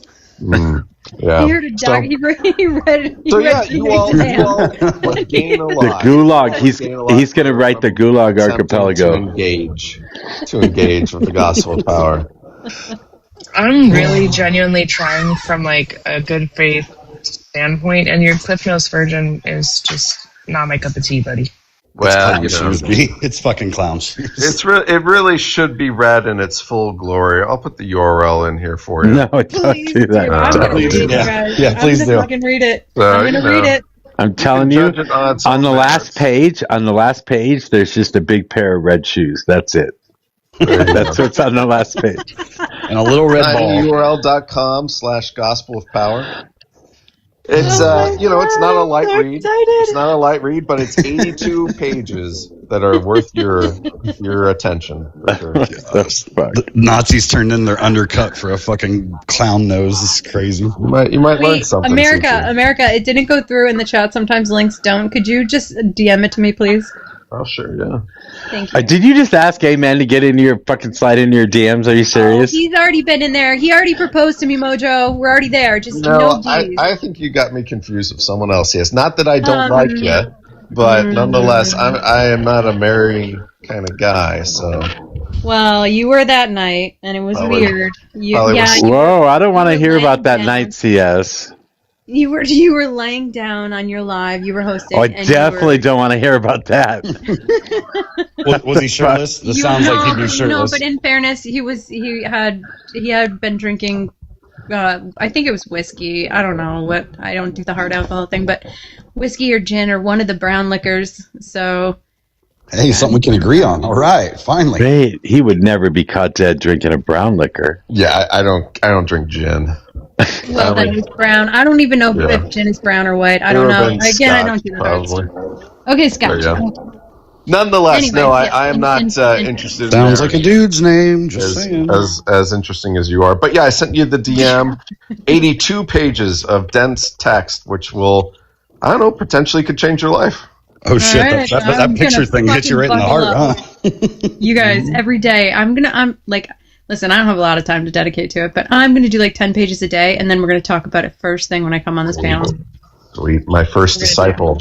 I'll order the magic underwear. You mean Hoodlum's not a disciple? I'm kidding. Are you Mormon? No magic underwear involved. What is magic underwear? I hate the internet. That's what the cults wear. It's a Mormon thing. Oh, gross. Yeah. Yeah, that's not really underwear. It's like long johns. It's like PJs. Yeah, I think I've seen think of the grandpa from Willy Wonka when he's laying in bed. That dress thing. Yeah, that thing. Like a muumuu? Like a muumuu. Yeah, it's essentially a muumuu for a religious cult fanatic. Oh, that sucks so much. I really want to fucking redact it back here. He was in the goddamn fucking request box, and I was gonna set that up. I sent him a message too, but fucker. I got a quick question for America. Did you dedicate that book to another famous author of the 1940s who talked about his struggle? I did not. No. Oh, okay. It's not very political. It does get into politics a little bit, tangentially, when dealing about the the elimination of evil in the form of rival ethics. But that doesn't really get into the nitty gritty of like economics or anything like that. No. The elimination of evil. How do you do that? How do you eliminate evil? I'm actually curious. That's book 4, The Acts of Power, which is There's gets into 4 books. There's 6. The theology of 6 power, books? the ethics of power, the beauty of power, the acts of power, the love of power, and the knights of power.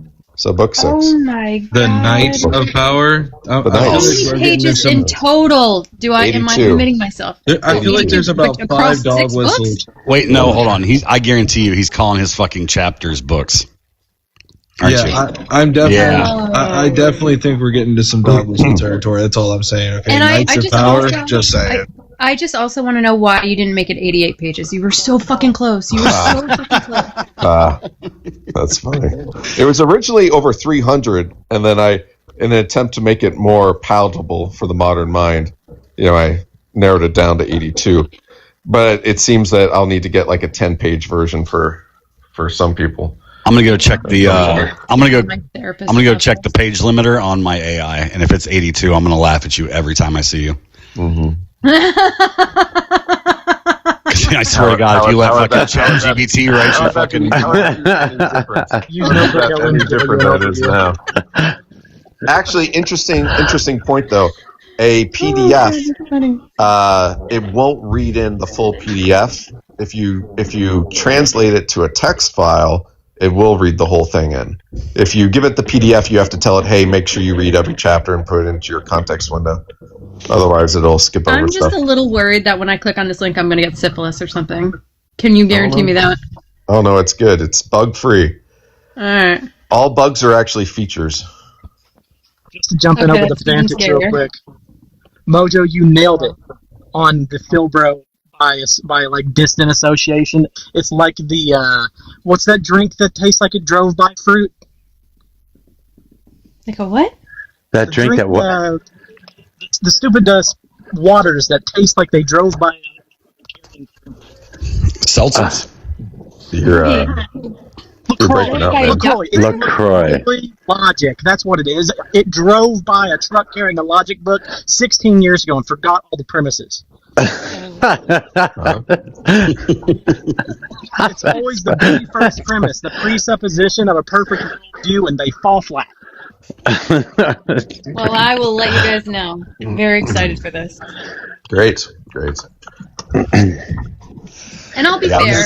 Honestly, America, I think you know me well enough. I will be fair. If there's some nuggets of wisdom in there, I will share them with the group. Yeah. Other than that, I think we'll probably just have a great laugh. But otherwise, I promise to be fair. It's not meant for everyone, but that's okay. But I appreciate you engaging. Yeah, for sure. It's good stuff. I hope for everybody listening too, like this is the level of seriousness you should give these conversations. Like, you should be making jokes, you should be having fun. They don't believe in this shit, right? They actually just like the idea that some white guys in office that they voted for don't care about policies, don't care about the people, they don't care about America, they don't actually have value stream systems or anything. They're either A, grifting, or B, fucking just clown shoes. And they think that they're right. Like, this is every message board in any like World of Warcraft fucking server. It's just a bunch of guys being like, we need the ring of Azertune to get the power. Like, it's fucking a joke. Sorry, but it's silly. So when you hear this like crazy shit on TikTok of people just being like openly racist and bigot, just realize like in real life, they're just like accountant Steve at, fucking H&R Block. That's it. They're just looking to be. They watch He-Man too many times growing up, and they're like, I want to be that guy so bad. So, hey man, I know that you've said some halfway decent things about me, but I seriously want to know if you've tried to get back in my Discord again after the night that you did it before. No, I've honored your intention. I'm guessing what I would read in there wouldn't be very surprising. So there's nothing special. It's not like we fucking we don't rage about shit in there. So we have a bunch of intellectuals. So I guess most of the shit would be over your head, I suppose. Well, maybe they'd be interested. Maybe send me an invite. I'll send. I guarantee you that they wouldn't be interested. Look, like, did you think Descartes was interesting? I think, therefore I You am. are not him, my friend. That is wildly... For you to even compare yourself that way shows just how utterly unself-aware you are. Well, I'm not, because he made mistakes. He made mistakes, and I didn't. So, like, if you like Hold his on, stuff... let him finish. Yeah, he made mistakes, but he did it in the right way, which he was basically like, hey, let me be skeptical about everything. Even the information I'm receiving through my senses, let me be skeptical of that. I'll even be skeptical of my own thoughts, and then go from there. So if that's an appealing to you as like a form of trying to understand reality, then I think you'll like what I did. No, so I think what this reminds me of is when we were talking to Frugal, and Frugal said that he was in finance and how he worked at some of the biggest banks in the industry, and how he overinflated. And I'm like, Frugal, you're just a bank teller. Well, yeah, but I'm a lead bank teller, brother. It's like saying that I'm a bathroom engineer when you're a custodian. I'm not saying, listen, America, I want to be very clear. I'm not saying that you're an idiot, at least to the extent that Frugal is, right? But what I'm saying is that there's a lot of people who give platitudes and say that there's some kind of scholar to inflate their ego. Oh, and that's I'm not a scholar. No, I've never claimed to be a scholar. I'm a prophet. I literally just clutched my pearls. That is the noise of a girl clutching her pearls. Oh, he's a Halloween costume. But there is a lot of people that are in the MAGA movement that have some kind of like, they're so fragile with their own ego that they feel like they have to inflate it to some extent by, whether it's getting certain items or listening to Andrew Tate or whatever it may be. Yeah. They try to inflate instead of just being real with it, being like, yeah, bro, like my life isn't the greatest, bro. Like it sucks. All right, it's cool. Like, but they always have to have this kind of sense of like grandiosity. It's like, well, why? Yeah. I mean, I don't lead with I'm a prophet because who cares? You guys aren't going to believe me. You don't even know what a prophet means, probably. But nonetheless, I knew that I wanted to correct you, at least with the truth. No, I'm not a scholar, although I've certainly done my research and my studying. But I am a prophet in a spiritual sense. I have an understanding of God that most people don't have. And my understanding is far closer to the reality than all of you. Does he talk to you? And that means does he talk to you when you're alone on the toilet and shit? That means I have a responsibility, right? And that also means I'll be held liable. Does he talk to you? That's the job of a prophet. America, I have an actual genuine question. I know I was kind of making a joke before. I apologize. Yeah. Does he actually talk to you, or she? God doesn't work like that, right? God works through history. That's not a yes or a no. Does God talk to you or no? I don't hear voices, yes. If that's no, that still doesn't answer my question. Does God talk to you? You hear the wrong voice. God's talking to all of us all the time, if you mean it in that sense, in the sense that God is trying to be part of our lives. God wants us to participate in the plan that He has. Now, that plan doesn't mean you're a hero. The plan probably involves a fair amount of suffering. Nonetheless, God is speaking to us about that all the time. What a shitty God. Dude's all powerful, but can't seem to figure out fucking sin or cancer. He's like, damn, that one got me. Yeah. Okay, amen. I do want to share something that you might find in our Discord, just real quick. So if you want to just take a look at the image here. Oh no, that wasn't even today. That's the funny part. No, just something that's been shared in the Discord. Yes, thought I'd let you know. I'm glad I'm having an impact. That was in the memes and funny section, right?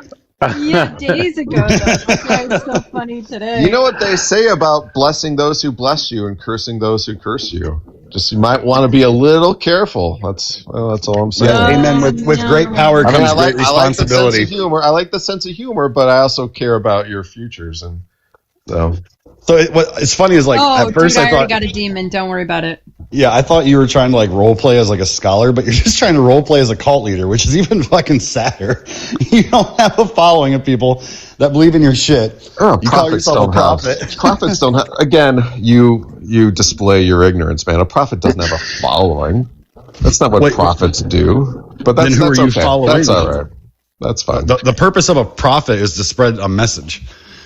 And for you, that's you have no idea what a prophet is. But that's all right. You know who Nathan or Samuel or the prophets of the Bible? Yeah, Moses, Isaiah, John, Muhammad. I'm aware what a prophet is. Wait, didn't Jesus teach about false prophets? You'll know them by their fruit. Yeah, absolutely. So do you realize you don't see the issue here of you calling yourself a prophet and rising yourself up to those prophets that were in the Bible? Back when I was in a community of prophets, this would have been in the mid 2000s. We had a saying. This isn't a serious conversation. We had a saying which was, "We're here to comfort the afflicted and afflict the comforted." And I remember once when we were confronting a Catholic archbishop, and I was sort of giving him a rundown of how things were working. He turned to me and he said, "I disagree with everything you're saying, but you're a prophet. And keep following what you think God is, calling you to." I'm a little bit slow on a Sunday. Can somebody please tell me if he's being serious or if he's joking? Because I can't tell one or the other, to be honest. I think he's trying to sell a book. He's pretending to be David Koresh and fucking Jim Jones. That's all he's doing. Tell me how you sell a book when you're giving it away for free.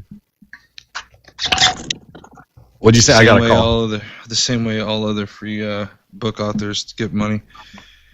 How is this like a free to play version of nonfiction text? What a remarkable business strategy. I'll have to read into that a little more. So you're literally playing dress up glam cam just to sell an 82 fucking page book? I know somebody else selling a 30-page book. You guys can also go up against Clifford the Big Red Dog. I know you're a Marxist, but you do understand how buying and selling and giving away things for free, how the distinctions between those, right? You're talking to Mojo? Because I'm not a fucking Marxist. You're not? Mm-mm. It's so weird. It's so weird that I'm the only person who ever calls himself a Marxist, yet somehow you attribute that to everybody else that even talks to me. Well, Mojo, why wouldn't he? No, why wouldn't he? He only knows sheep herd mentality. He only will surround himself with people that are like, they goose step in line. So that's why when they see a group of people like us that are diversified and have different views and opinions on shit, it fucks with their head. They can't even capsulate the idea of being an individual. What's crazy, CT, is that I think the source of your delusion is your hatred for God. You do hate God, right? I don't hate any of them. I think they're all fucking comic book characters. You guys are the ones that take these fake fucking characters and turn them into real life things to follow. That's your. How could you hate something that doesn't exist? Comic book characters. Do you think that they would think that you dislike them a little bit? Yeah. What? You might call it, dislike or you don't care, whatever. But ultimately, you are standing in opposition to God. Now that's a bold stance to take with your life. I'm going to oppose the mystery behind existence. Listen, you're getting the balls to do that is remarkable. For sure, because I exist, right? I can prove I'm here. You can't prove shit about your religion, just like any other religion. You're all fucking Looney Tunes. Again, it's a weakness. It's your lack of ability to believe in yourself, that you believe that there has to be something higher up with a bigger plan because of the lack of things you've done with your life thus far. This can't just be it. That's impossible. I'm destined for so many greater things. It's your own ego that drives you to religion. This is funny. Here's an interesting verse on Matthew 7:15 through 20 out of the same book that I'm sure that you read, that you somehow think that you are a prophet. It says, "Watch out for false prophets. They come to you in sheep's clothing, but inwardly they are ferocious wolves. By their fruit you will recognize them. Do people pick grapes from thorn bushes or figs from thistles? Likewise, every good tree bears good fruit, but a bad tree bears bad fruit. A good tree cannot bear bad fruit, and a bad tree cannot bear good fruit. Every tree that does not bear good fruit is cut down and thrown into the fire. Thus by their fruit you will recognize them." So again, and here in this case, we're just outwardly recognizing what a false prophet is, which is probably blasphemous to some extent or another, but nonetheless. Yeah, so book 2 of the Gospel of Power, The Ethics of Power, goes into great detail what that passage basically means, which is that ethics should tell us what we ought to do, not what we have to do. You have to leave room for human reason. You have to leave room for human wisdom and human reason to judge a message. Hold on, Vince. Guys, let him talk. Let him talk. It's only in wisdom that we're able to judge whether a message has good fruits, in other words, good effects or bad effects, and not just in the short term, but the long term. In other words, applying the human mind to figuring out right from wrong, as opposed to saying that it's just cuz. But are you reading? Wait, hold on. Are you reading from your text right now? Did you just do that? Yes. No, I didn't. But this is the crazy thing about that, though, is that you ignored verse, all that mumbo jumbo word salad you just said, completely left out verse 15, specifically saying the very first 5 words. Watch out for false prophets. I didn't hear a peep about that very explicit statement. There's also don't throw your pearls before swine, which I should listen to that a lot more. My favorite verse is, now more than ever, the illusions of division threaten the existence of all of us.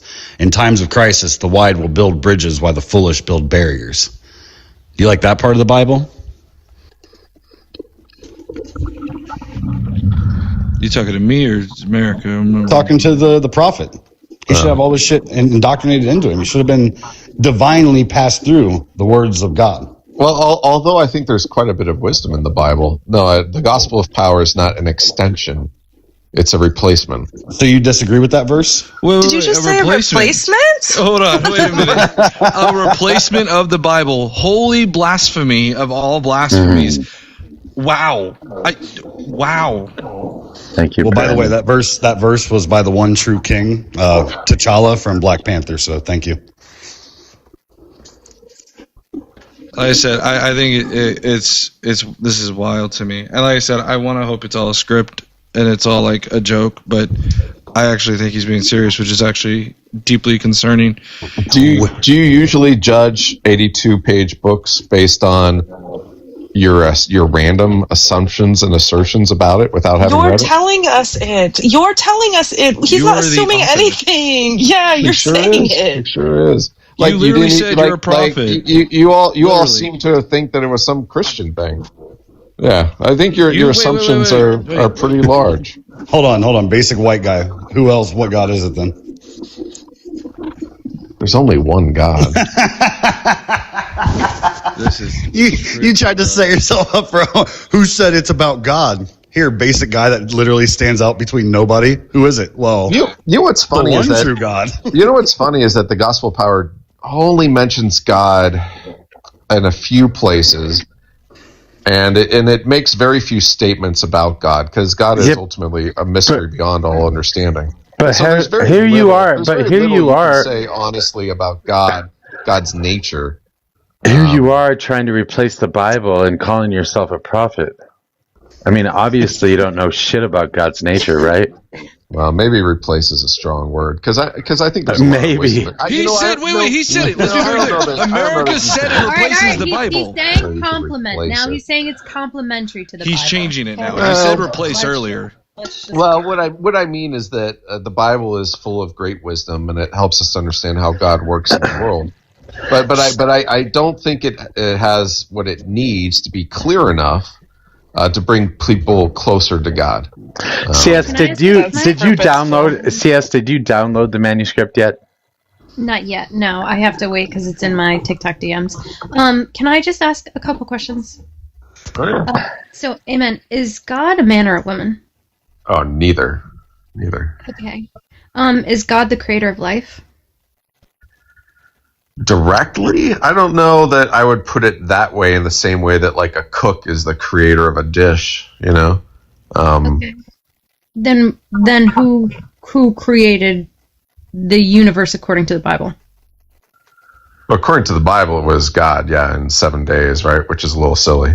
What about your gospel of power? Who created Hold the on, world? Vince. I'm not just give me a second. The gospel of power doesn't have a lot to say about God. I take issue.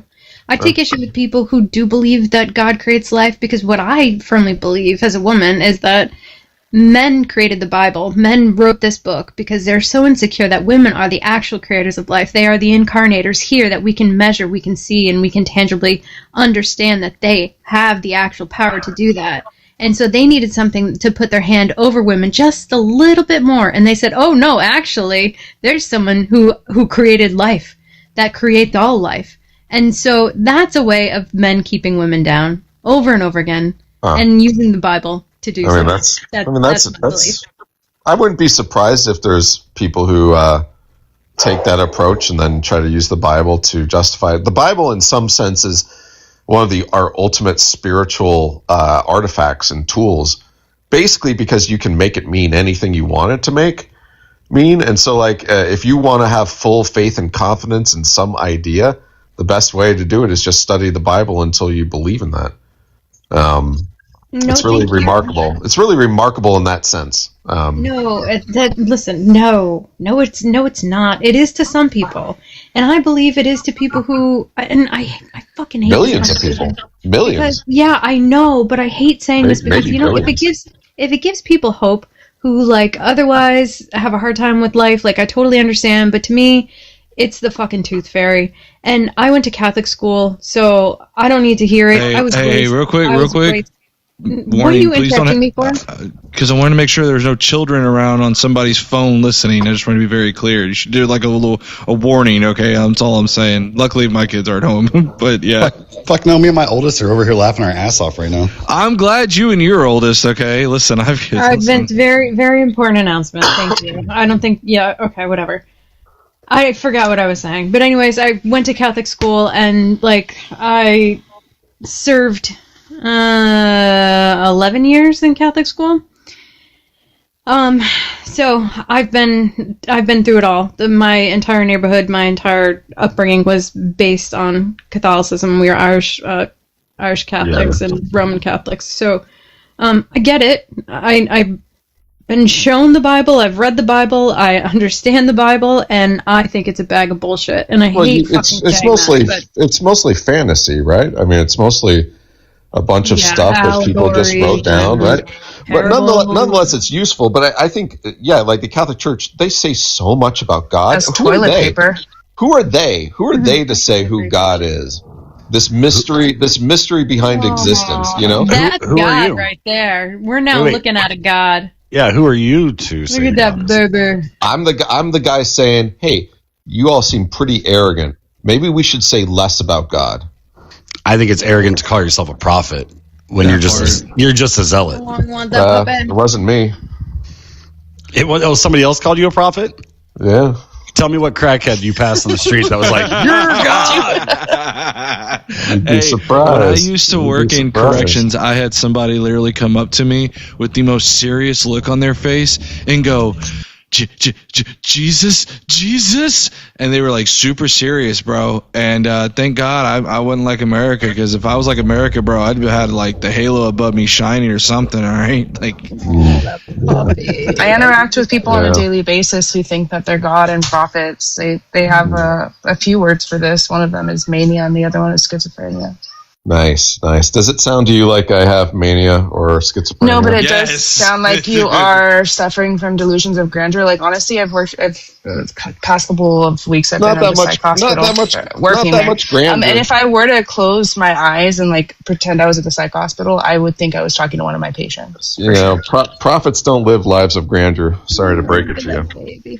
No, but those you calling yourself that and then writing this book and then it making the book about power and like how to gain power or how to understand power. It's not just, being the prophet thing. It's everything that you've explained in the past hour, isn't in a vacuum, and putting everything together. It's kind of this is actually like a real life version of a megalomaniac. Like he's somebody that literally thinks that he can know power. Before we keep just slinging insults, I want to say something. I want to say something else about God, because it's observation, not insult. I know. I'm looking at this puppy that Mojo's holding, and this puppy, if this is the one that I think is correct, was scared of men and was adopted and stayed away from men, and look at the power of love. So if you want to put a name to something that is all powerful in the universe, it's love. That puppy loves him, but wouldn't go near him in the beginning. And so when you So when you have that kind of power, that to me is the ruler of the universe, and that is I want that fucking puppy. So that's one of the main points of book 5, Love of Power, is that love is downstream of power. Love does not lead to power. Power leads to love. No, that's not true. That is not true. Unless you're a different skin color, according to America, right? I mean, well, hold on. I want to finish what I was saying. We're going to start oppressing other people. I remember when Incubus came out with the song Megalomaniac, I had no idea what the fuck that was. And so I remember looking into this. And I remember because at the time Bush was in office and it was an anti-war song. Like, Megalomaniacs literally, this all makes so much more fucking sense. They're obsessed with like power and like their status and how people view them. They literally create fucking fantasies in their head of success because they don't have it in real life. Like they have a belief system that doesn't apply to like normal, everyday formative thinking. Like you're probably not even a fascist or a Nazi. You're just a megalomaniac. You actually have like or you should like talk to somebody and get medicated. I see. You literally fit the bill for a megalomaniac on everything you've been talking about. The religion, the zealotry, the power, the getting outside of your own personal beliefs, quoting fucking what was his fucking name? Decant early, like all of that. That's all. Yeah, that's all fucking attributes that literally talk about megalomaniacs. I see. You seem quite actually, the expert, it does say here, a megalomaniac is a person who exhibits extreme delusional obsessions with power, wealth, and self-importance. While widely used as an insult for highly egotistical individuals, the root term megalomania was historically used to describe a psychological condition now classified by psychology as narcissistic personality disorder. Delusions of grandeur and unshakable belief that they are inherently superior, chosen for greatness, or possess limitless power. Check. Obsession with control or relentless drive to dominate situations, institutions, or other people. Check. Lack of empathy and inability or unwillingness to recognize the feelings, rights, or humanity of others. Check. Absence of accountability, a tendency to believe that their grand goals justify any means and exempt them from normal moral constraints or laws. Check. Where are we missing on that? What you're missing is any rootedness in experience that would give you information to make any determination about all the things you just listed. You're just displaying how ignorant you are, man. You're just like, hey, you're like, I got this guy's biography that I just read. You know, I read through all 46 years of this guy's life in the last 15 minutes, and I figured him out.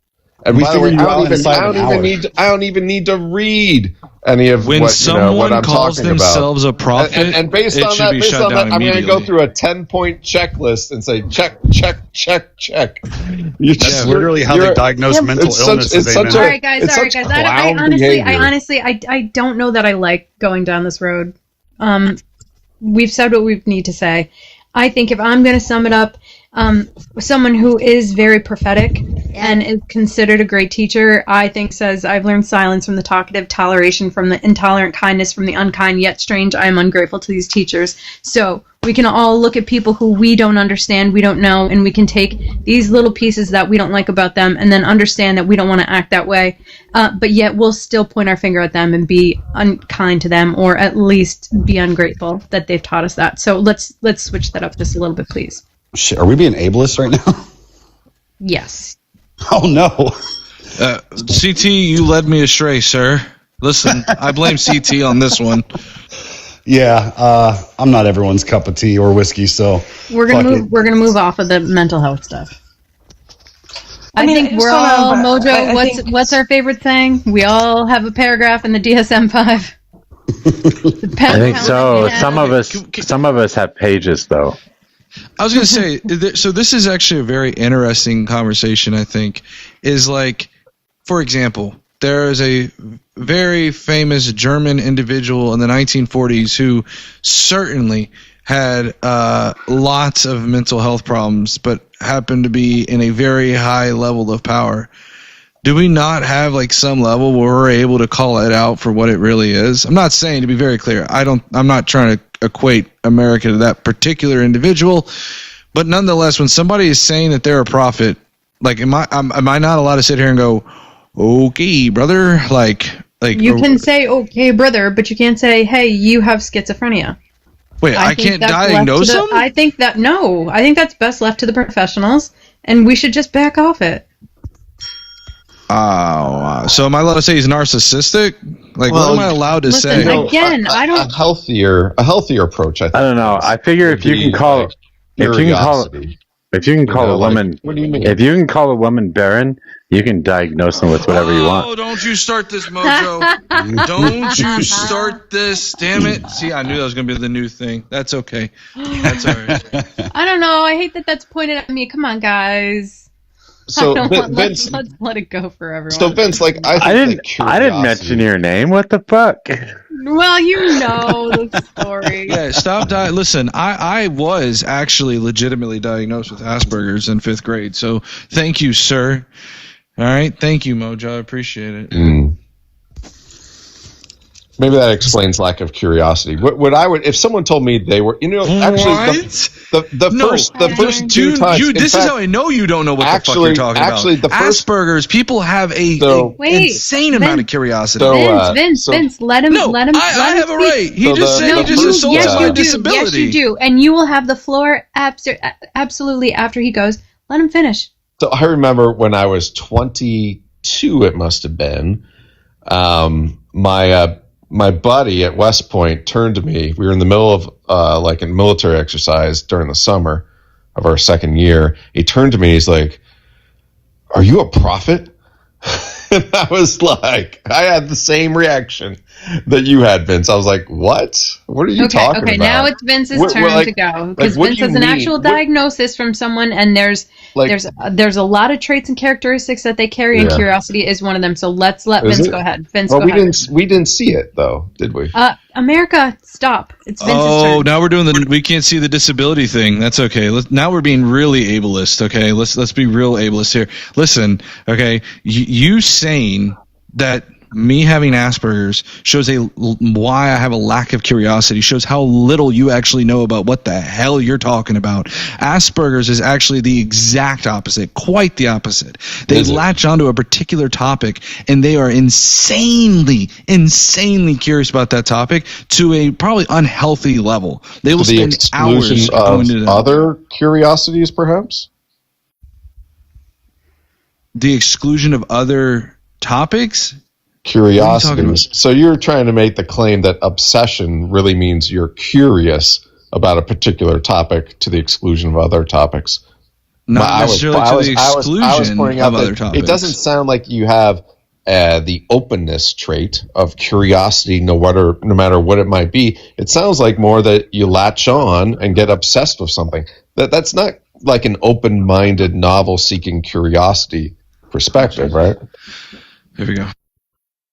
I think when you start your curiosity trait of saying like, hey, white people are better than others, I'm like, well, we can close that book. We're good. Don't need to be curious about that one too much at all. Yeah, that's a bit of a pivot, CT. But okay. Is that true though? Is that what you think, America? No, of course not. Do you think that women bring nothing but drama to a conversation? I don't believe in absolutes. Oh, that's so weird. You have like a whole background that says it and everything. So you're just fake as fuck here, and you're real safe in your own safety cone. Got it.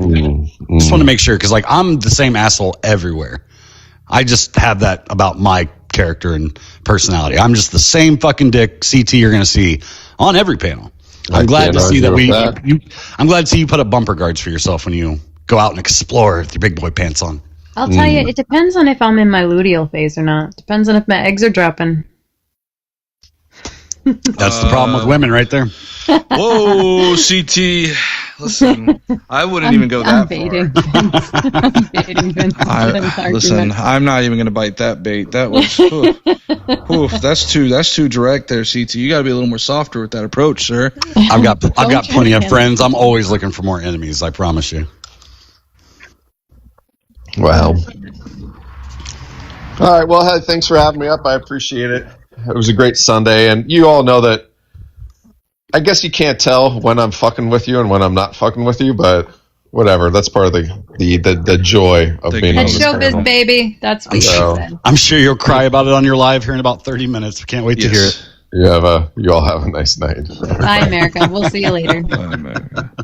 He probably sent you a link to like a Rickroll or something like that, just to be clear, CS. That would be great. I mean, honestly, that would be a great Rickroll. Yeah, it would really be a good. Did he leave? The fact though that I can't tell, and I asked that earlier, like the fact that I can't tell whether or not he's being serious or not, says a lot. He's trying to sell a fucking cheap ass book on Amazon. Really? You think that if you can't understand something, that says a lot? Well, I'm saying, listen, it's a Sunday, sir, and I'm preparing for my capitalist job tomorrow. I'm still in shutdown mode right now, okay? But I could not tell whether or not he's being serious or not. And it was kind of alarming. I'm like, wait a minute, because I could see him actually say that he's like, because I've met people in the MAGA space that have this idea of grandiosity, namely Frugal is my prime example, and he usually hangs around people like America. So I said, I don't know. All right, let's move off. He's gone. You know what pisses me off, though? Like, I have the opposite issue that Khalees had in the 2000s. My milkshake does not bring the MAGA boys to the yard. I run them motherfuckers off like scared children, and I hate that about myself. You were embracing that shit not so long ago. Paula. I was just kidding. I don't give a fuck. Ha ha! The champ apologizes to nobody. Fuck MAGA. Pussies. Somehow I felt that shit coming. CT, it is CT's Friday night, if I'm not mistaken. Correct. So we're all in for it. You thought I was going to find humility at 40? You think I'm going to have a fucking renaissance? Hell no. Oh, God. I love the background. Where'd you get this one? Wait, am I the youngest person on this panel right now? Now I feel like a baby. Rosa made these too. She made a bunch of these. Did you just say geriatric? Vin? We're gonna have a problem. Okay, real quick. I think the second CS. You're in your late 30s, right? I am never disclosing my age on this panel because there was a man yesterday that told me that my vagina felt like a leather glove. Whoa! I'll tell anybody that wants to know what her age is if they send me $25 in Venmo. $25 is what it's gonna cost. Calm down, ETR. Take a breath. I'm only 30. Like, wait, I'm sorry. Is this a Lowe's live? I'm only 31. Like I'm feeling very youthful right now. Oh, you're adorable. He did say catcher's mitt. I'm sorry, a leather catcher's mitt. Catcher's mitts are pretty big. So he was. Stop it! Wow, that was bad, Vince. Oh my God. Vince, you need a drop. You need to disconnect yourself. What are you talking about? And if you get have y'all seen like a softball's catcher's mitt? They're even bigger. Let's go ahead and digging. No, Bill, Paula, it's a bigger. Listen, do you remember that day that you were mansplaining something to me, and somebody goes, "We're gonna tell CS that you're mansplaining." Wait, no, I'm not mansplaining. I was just gonna say, listen. A softball's catcher's mitt is bigger, so it can catch bigger balls. That's it. I don't know why it's so controversial. Just stop! Oh my God. We're gonna make sure we're getting Vince canceled again. We're gonna do a call out live later. Big balls, like vagina. What are y'all talking about? We're talking about baseball and softball. What are y'all talking about? Hold on, I'm updating my fucking dating profile. Only big balls need apply. Catcher's mitt vagina is here. We need to clip.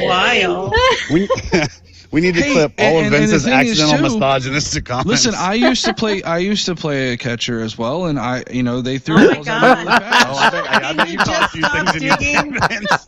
Stop digging the fucking hole, man. You're going to China. One dude, and one dude, mile per hour, dude. It was gnarly. It hurt. It actually hurt a little bit. See, this is why you're in your 30s. You don't learn. Vince Wilson is power bottom catcher. What's a power bottom? Okay, that's it. Be careful when you Google it. Make sure you Google that in private mode, please. Hold on. To quote the great Vince Wilson, When somebody says grooming, you go, hooray! Oh, Jesus. Wait, you should actually Google that power bottom catcher and see what comes up, Vince. I feel like I need to go into a private browser for this one. You're not on a government laptop, right? I don't think so. I don't know. All right. Or a business laptop, just please. Yeah. You're not at the library, are you? While you're there, don't Google mushrooms that look like penises. Wait, are y'all talking about innuendos right now? I was told that was a mushroom stand. What the fuck? I was just talking about softball mitts. I used to like saying baseball. What are you talking about? Talking about the giant muff. That's fucking crazy. Oh my god! I can't fucking take the internet.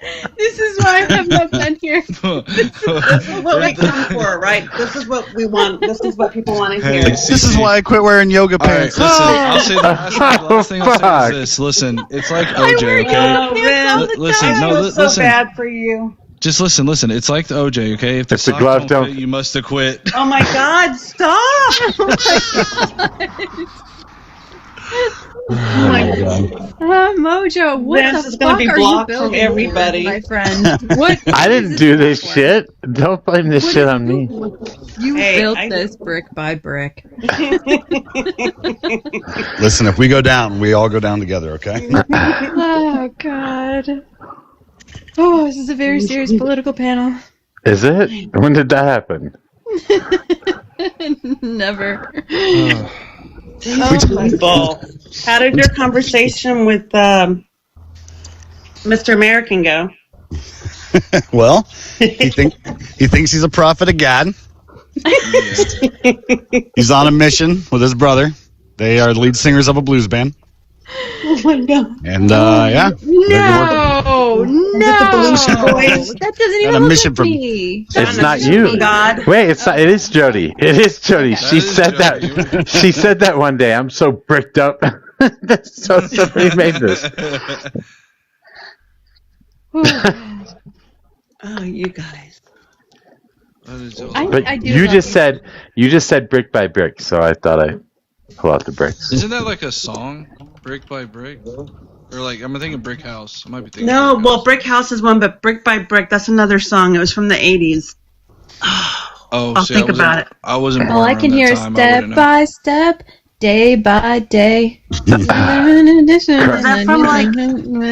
that from? Crosstabs. I don't know if you've been in here for a sec or not, Crosstabs, but Vince was called a power bottom catcher. You do have to squat when you're a catcher. Where's that from? I'm pretty sure it was self-proclaimed, by the way, too. Is it literally from Step by Step? From Yes, the TV series. I think it Step by is. Step. Okay. TGIF. Oh my god. Okay, Oh hey, my Mojo. god. It's the other night- Louisville Slugger, Easton, or Rawlings. Oh no. Oh no. I'm never gonna live anything down. Anything ever. I'm always fucking trolled on the internet. Now my vagina is the size of a fucking catcher's mitt. Jesus Christ. My AI is rendering. We haven't. I didn't mean that. I was going to say, I will have you know, we don't have any backgrounds yet. I mean, there's got to be one coming, right? No, oh, yeah. It's in the works for sure. No. Yeah, this is the reason that you're never going to live stuff down, because you play into stuff like this. So no, because it's hilarious. You really think I take the internet seriously? Come on. I don't think she does. I keep violating safety regulations, though. And also, I Oh wait. Go ahead. Sorry. Oh no, that's okay. I wear yoga pants on the daily, and I'm not ashamed to. And I mean, let's be clear though. Her yoga pants are like baggy. Looks like two saddlebags. True. That's not Let me fair, see if I Mojo. can share this picture. Hold on. Stop that, Mojo.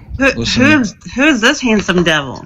This is the power bottom. Guy with the balding problem. That was Alex Jones 35 years ago. It's on your phone,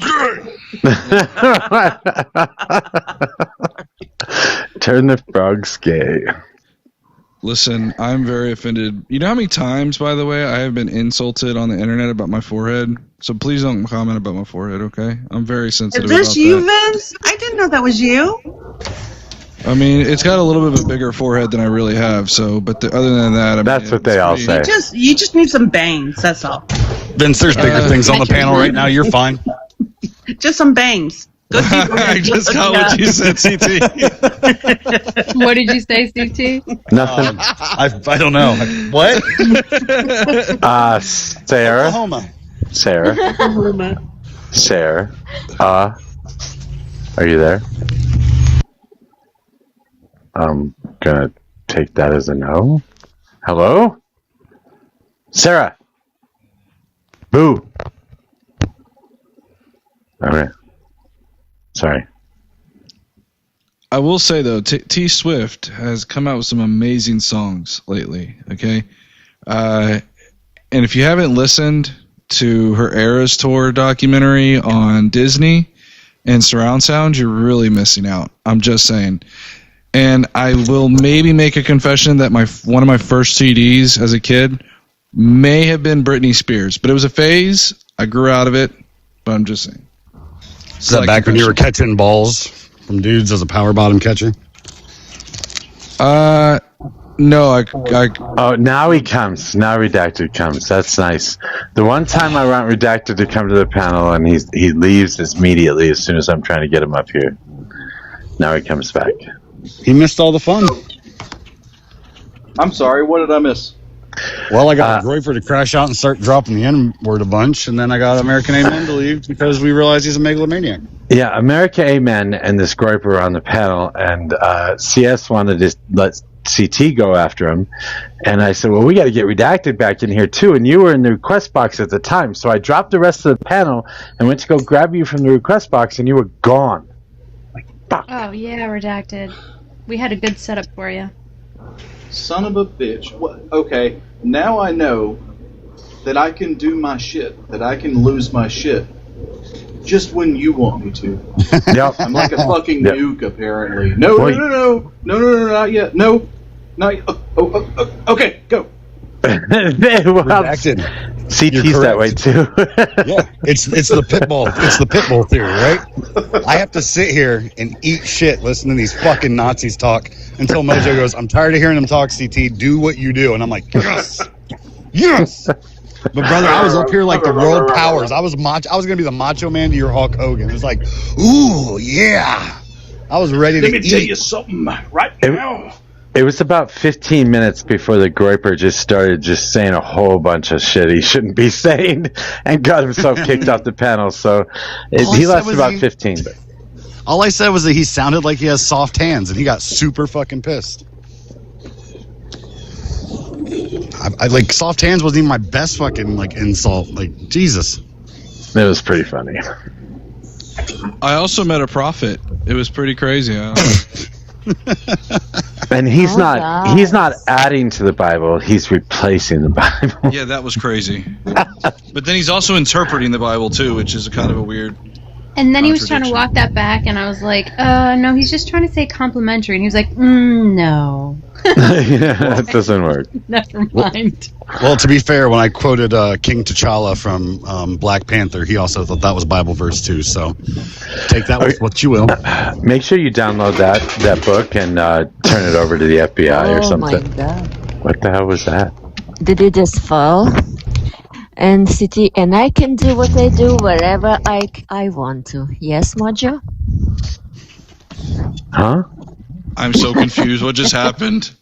I'm so confused. Yes, somebody fall down. I think Redacted's pot. I'm not sure, Mimi. You kind of came after us a little hard the other night about how terrible people we are. Phrasing. After you? Yeah. Everybody on the panel. Me and all the regulars. Smells like pee earlier, CS? Oh my God! Mojo, that was not me. I don't remember. Sure. What were we talking about when I had a bunch of? Oh, it was. I'm pretty sure it was the Brendan thing, and after Brendan. Of course. Yeah. You kind of you got mad at us. I went after Brandon. You were on my way, so. Oh, is that what it is? That's what the communists tell me too. If you're in the way, you're going to be the first to go. And I'm like, oh, okay. I see how it is. Yeah, Brandon deserves it, so don't stop me. Well, listen, Mojo somehow has effectively taken over the leadership of the Groypers. They are now the Mojo Yoipers. So he gained that today. Mojoipers. We're Joipers. Mojoipers. He is their new god. Okay, stop that shit right now. Do not make this a fucking thing. God damn it. Mojoipers. Oh, I'm making. I got nothing but time the next 4 days and nothing but AI renderings. Yeah. Why, are you going to jail or something? What the hell? You mean you got nothing but time? No, I have a new work schedule, so I only work Friday, Saturday, Sunday, so I'm off till Friday every week. I love how your brain it's gangster. I got nothing but time. I'm in the pen, boys. That's right. Just me and my imagination and a Chat GPT search bar. Whoa, Big Joe. There, sir. Careful there. Y'all better be careful. I'm going to write an 82-page fucking novella and start a fucking cult. I'm going to take on the Amen Megalomania cult. Titi, I don't think you can do that. You are too good for being a cult. I bet I could start a cult. And too honest. Dude, I could start a cult, No like for reals, for catcher's reals. mitt. I'm only putting that on for 2 seconds. There's no fucking catcher's mitt there. Thank you. The Bye. hell? Okay, wait. That if nobody was looking, that would have been that would have sounded like really. I'm just saying, somebody's quickly going up there now. They're clicking. Let me open up tab. What do I wait? It made me look, and I happened to catch a glance of it, and all I saw was what looked like a linebacker. Oh my god! Oh Girl. shit! Nice try. Damn. Oh, was it not Ray Rice? I could have, like I said, I just saw it. Nice try, redacted. You body shame a woman. Come on, you do better than that. I didn't realize what it was. Don't cancel me again. Nice try, girl. I'll get on. No, I won't do it. I won't do it. But you could. Never mind. Okay. But now that I know, I'm gonna take it to the bank. If I say Blue 42, does that do anything for you?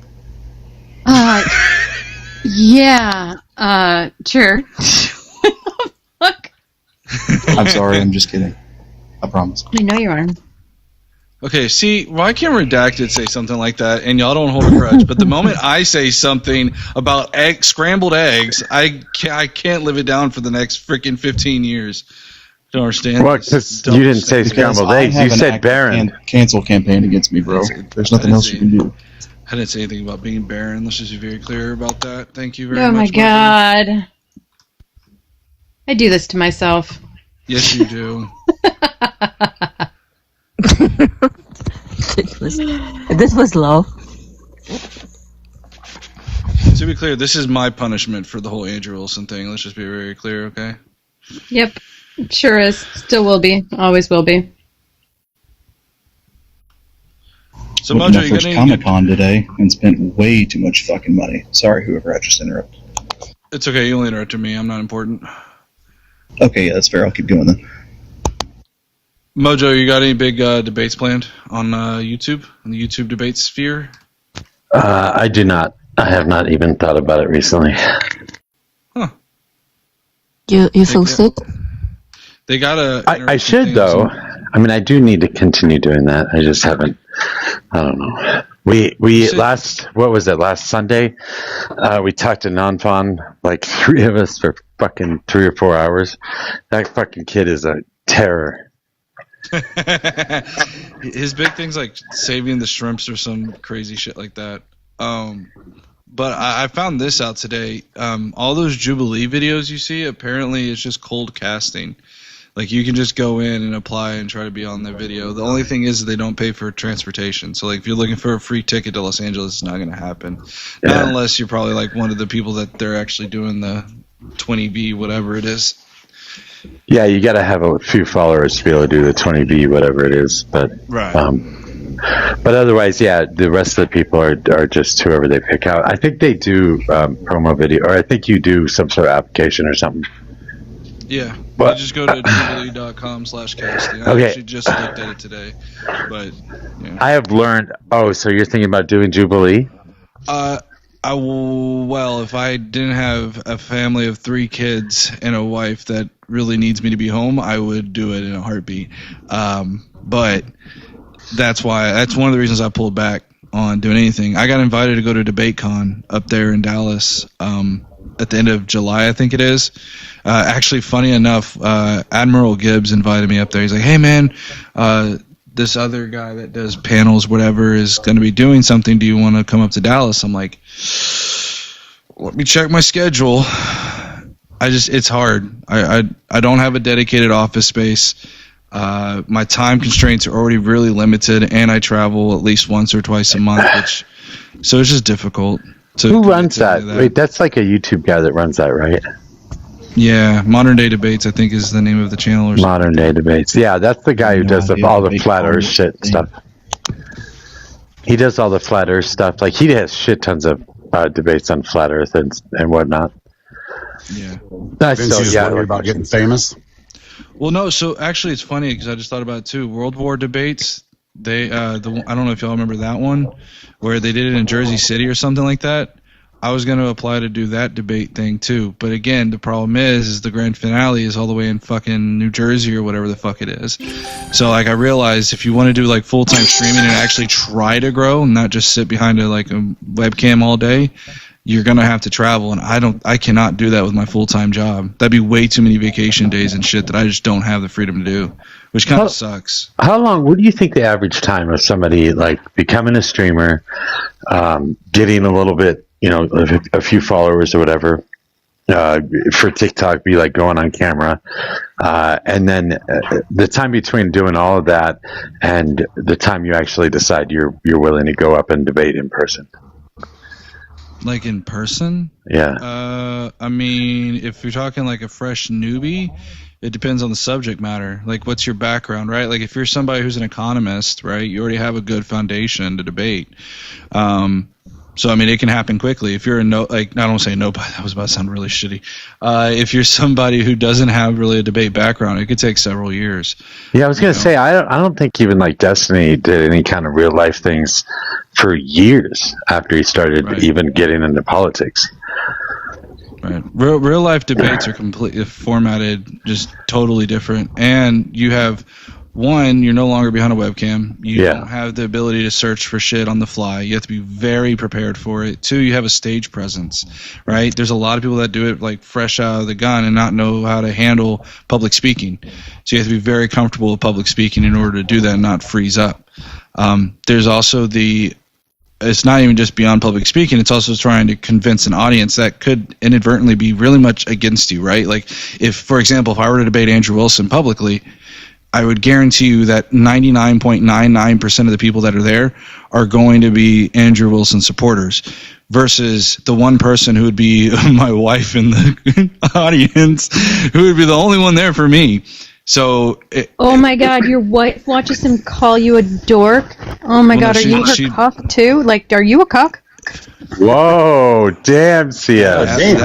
That's brutal. That was very quick, very fast. His first response wasn't no. Honest. He didn't say no.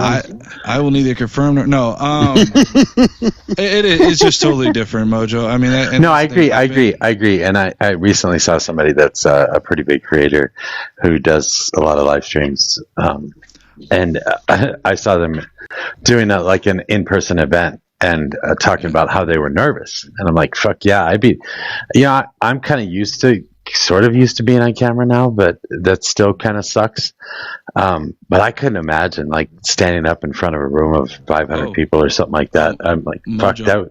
My nerves crazy. It won't. Well, I don't think it'd be 500, but I'll tell you a funny story. When I went to go see Isaiah down in Houston for one of the No Kings protests, I ain't gonna lie, dude. I actually got like a thrill out of it because I was watching some of the people go up and speak at this No Kings protest, and you could tell who was kind of stage shy. They had like a speech prepared, and they were kind of like a little bit, scared. And I was kind of talking shit with Isaiah. I was like, hey man, like, they need to get a little more energy in here. And Isaiah was like, yeah. So then Isaiah went up there and did his thing. I was like, damn, like I got a thrill out of it because I was like, man, I'd love to get up there and just speak. but it takes a certain kind of person. Like some people are just naturally timid, and there's nothing wrong with it. But I got a high of it. I like you look out. I shouldn't have said that. If you look out into the crowd and you see like a crap ton of people. I mean, this was like early last year. It kind of gets you kind of excited, man. You're like, man, I'd love to speak to this many people. I don't know. It's just a weird thing. It does. Before I had some minor disagreements with my crew where I'm at, I was one of the main facilitators of the No Kings protests in Birmingham, and several times spoken in front of 2,000-3,000 people. And it's the bomb. The only reason I don't do it, I'm starting to host my own panels, but I know that it's not going to get as much traction because I refuse to go on camera because I'm fuck ugly. But that's literally the only thing that's on, because I know like psychologically there's an aspect of like prettiness to it. If you're fuck ugly like hard five like I am, you can be as good as you want.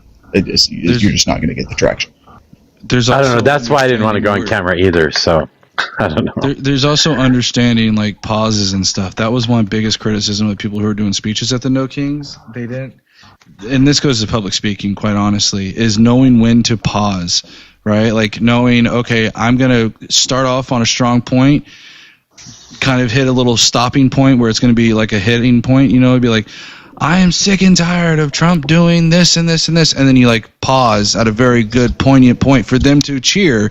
And then you continue on with your thing, right? Like it's understanding those vital pauses. But there were some people where like you could tell they had a very good hitting point, but then they didn't stop. They just kept going. So you're like, it was just really awkward. Yeah, it's the flow. I don't know what the actual, I'm sure there's an actual name for it, but it's like the flow.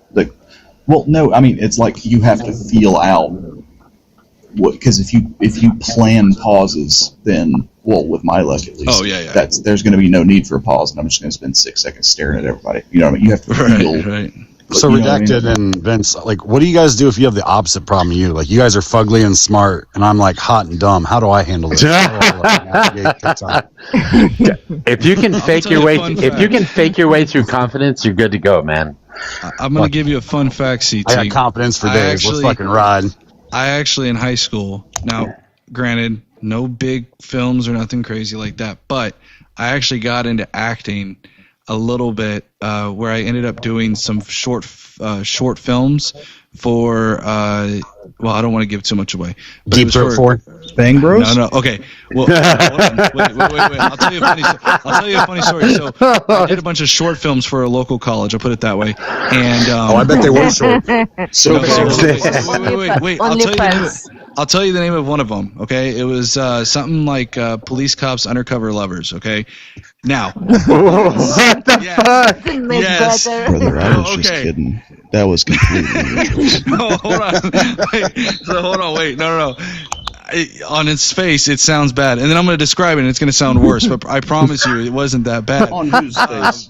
What it was? Oh my god, I can't believe I'm going to say this. It was a really bad short film, by the way. It was one of the worst ones I've ever done, because I thought it was like a serious thing, but it was supposed to be a comedic thing. Director was terrible. Anyways, it was about these two cops that were going undercover in the gay mafia.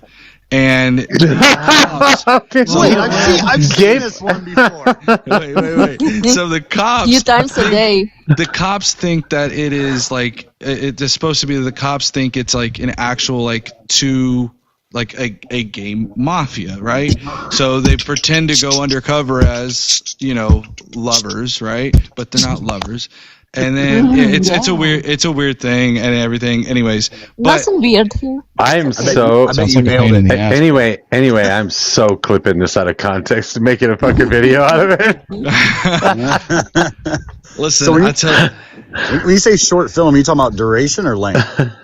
Let the man finish. I'm not going to answer that question, CT. That's what they said. I'm not going to answer that question, CT.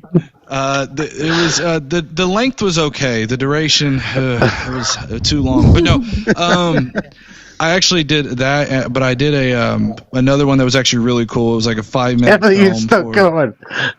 And then I also went and auditioned for a place, or for a Toyota commercial, and I thought I was going to not get a second callback. Whoa. And I ended up getting a second callback. I didn't get the final call, but it was still pretty freaking cool. I was like, damn, I didn't even expect it. And for like an 18-year-old making, I think they said it was like $1,500 a day for filming. It was 3 days. That's insane. Now, granted, I didn't keep up with it. I didn't do anything with it. But that's probably where I got my interest in streaming from, is doing that kind of shit. So who gave you the better aftercare, Toyota or Deep Balls 9?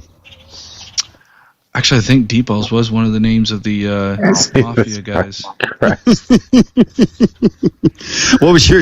Hold on. What was your like position in the movie? Was it like victim number 3, or who'd you play?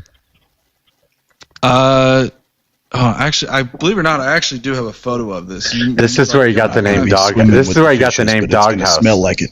This is where he got the name Doghouse, by the way. Let me see if I can find a photo of this thing. I know. No, you're not going to get my shit banned. Nobody wants to see this.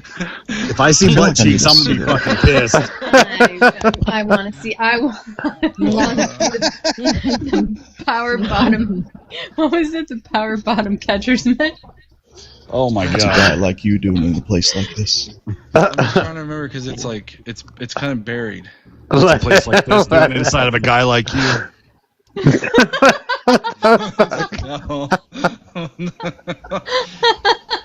Congratulations, Vince, on becoming the next meme. I'm sure this will not be the last we hear. Rendering. Rendering. Crosstab's in the comments begging to let it happen. That's so weird. That's what Vince said the day of the shoot too. I'm trying to find a picture. I don't have a picture of it. Oh my god. My face hurts from smiling. I definitely did look like a douchebag at 18 years old, though. I will say that. Hasn't wore off yet, huh? You should have seen CT when he was younger. He tried. He was trying Timberlake. to. Yeah, he was trying. He was trying to do the Justin Timberlake thing. I don't know. He had the ramen noodle hair. I did. I got a ton of mirror selfies. This is embarrassing. How many comb over shots you got? Oh, come on. Comb overs. No, that was the emo thing back in the day, not like the balding thing. I do have a few comb over pics. Yeah, we all did. Oh, okay. I guess I missed that. The Discord group. Let me see if I can find a vid. You're gonna put them in the Discord? I might. It's gonna take me a second to dig for the damn thing, but I know I got it somewhere. We are not bullying. I will have you know, Bryn, we are not bullying Vince. He is just laying it all out there. Just telling you. Oh, I was gonna say yes, we are, but yeah, Vince said CS had a fupa. So. Leave Brittany alone. What are you talking about, sir? Damn.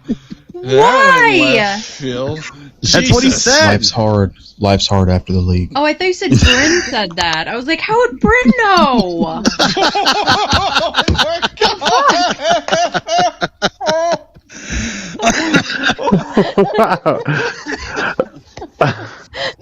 Oh, how are we having a 2 a.m. conversation at 8:30 EST on a Sunday? Oh my God! It's Sunday. Time doesn't count. Oh, it's true. God. Really, Robot? What'd Brobot say? Brobot invited Blossom up. No. No, there's no corrupting Blossom to that. Well, any medium of a respect that Blossom has for us, I don't want to ruin it. Blossom, we are currently looking for Vince Wilson's power bottom catcher's mitt corn that he did. Nah, whoa, it wasn't that. It wasn't that. Corn. Sorry. And also, I'm defending them saying I have a catcher's mitt vagina. What the fuck? She says, I just got here. Well, you came at the right time, I guess. Is it your second account, Mojo? No, it's not. As a matter of fact, this is my main account. Blossom, run away! Run away! It's gonna take me a while. I'll send it when I get it, but I think it'll take me a minute to find this damn thing. We all needed a little bit of a wind down after Amen and the Groiper. I don't know. Yeah. That dude lost his shit. That was crazy. He did. He went. I swear to God, I could like see his eyeballs bulging out of his head as he was saying those things. Well, like you know what he actually got mad about though, right? I don't. He got mad because he literally claimed that him and his father were both military men, and then when we asked him what the name of the standing army in Palestine was, I called him out for fucking lying about being in the military, and that's when he shut up. And when I brought it up again, then said he sounds like he has soft hands, that's when he lost his shit. So dropped the N-word. Yeah, he just straight went off, man. That was crazy. He really did sound offended. He really did sound offended. Yeah, he got called out because he realized he fucked up. Dude, I can't find this damn thing. It's gonna bother me now. Redacted. And can you? Oh, Sammy's got bars. Wait, did we fix the radio thing? Why do I always get bars? The what, Mojo? Face for radio. Oh, wait. Let me double check this. Okay, hold on. Hold on. I don't think we did, but hold on 1 second. Nope, that's the one that should be. Don't drop. We need to, Mojo. You need to block this account. God That's damn it! the account I think that was originally blocked. I know. I didn't. Yeah. Sorry. I didn't get it. But what's weird is that account invited me to a live last night. Hold on. Wait. Mojo, you understand what happened with the blocked thing? I do understand now. I get it now. Okay. Yes. It wasn't radio that I blocked. I agree. I realized that after listening to Dinos for a little bit last night. Okay. I didn't know if you heard that. I did. And I missed it. You saw the screenshot? I fucking missed it. I missed it. Did you see the screenshot in Discord of what they did? You no. blocked them, right? They're not here anymore? No, I didn't. I told you I missed it. Oh. You said something they dropped immediately. I didn't get a chance to click on them. I tried. I couldn't. No. Anyways, if you guys see that account, block them. Not I have a face. Check if it's CS13 or any other handle that is not radio's. Please block them. They're sending messages to other men in the community about radio, asking them on dates and being all weird, and then those people think it's radio, and it gets all weird. So. Oh man. Yeah. Well, you thought you got a message and you thought it was real. You thought you had a shot with radio. Sorry, Redacted. I didn't mean to hurt your feelings on this Sunday night. This is crazy. No, I didn't really, but if I do, is that how we get into one of Vince's movies, or is there like an application? It's a cold call. It's a cold call. Huh?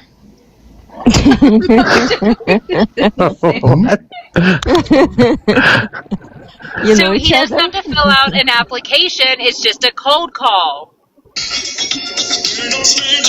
Oh my god. Oh no. They got one for Dino too.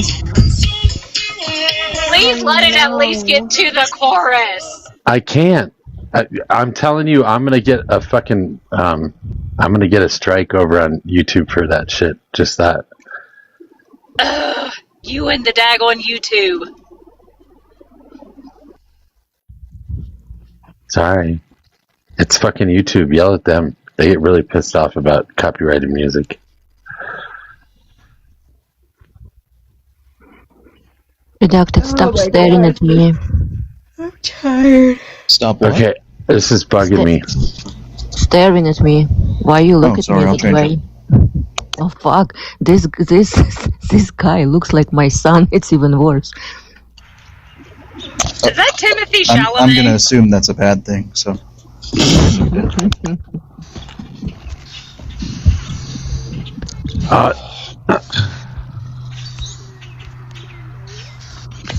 Good God, they got one for Middy's piece too, so there's one everybody. Oh my god. God, Mojo, you gotta block these people. I am. What's the problem with this? Like, we cannot listen to this music? Is it block? It's copyrighted music over on YouTube gets strikes. So whatever video, I have 7 hours here right now, so that 7 hours will get a strike on it. Kathy, I have not seen Obsession. I can't find any pictures, so it's all right, Vince. I found it. I put it in the Discord in the general chat for everybody. It wouldn't. I definitely know you didn't find it, so I found it. See what you posted. Yeah, Google works wonders these days.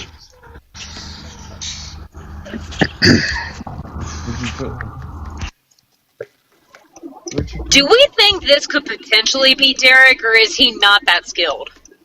No, I don't know that he's that skilled. God. Shut up.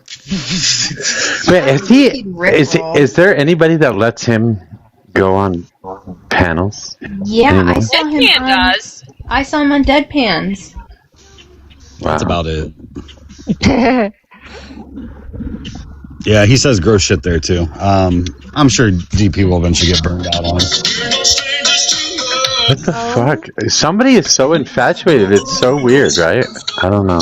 All Dino's community. It's all dinos. Oh, that shit's crazy. Kudos to the commitment, I guess. Yeah. Yeah, I suppose. You got the time and energy. Yeah, you gotta get a lot of frickin' email addresses to do that shit. I can't imagine. Like it's bad enough like finding time to panel up or maybe make some AI images here and there, but like to literally spend your whole day being like, I just want to play Rickrolls on TikTok. It'll take me as long as it's going to take me, and I have all days to do it. It's crazy. Okay, you can't be serious, Boomer. By the way, you're an asshat. But no. What? Whoa. Jesus, came out swinging. Yeah, well, I don't know. What did Boomer do? Not that big of a fan of Boomer right now. What did I miss? The next one's going to be Midwest Progressive. I'm calling it. I think it's Brandon or Donovan. No, he definitely wouldn't do that.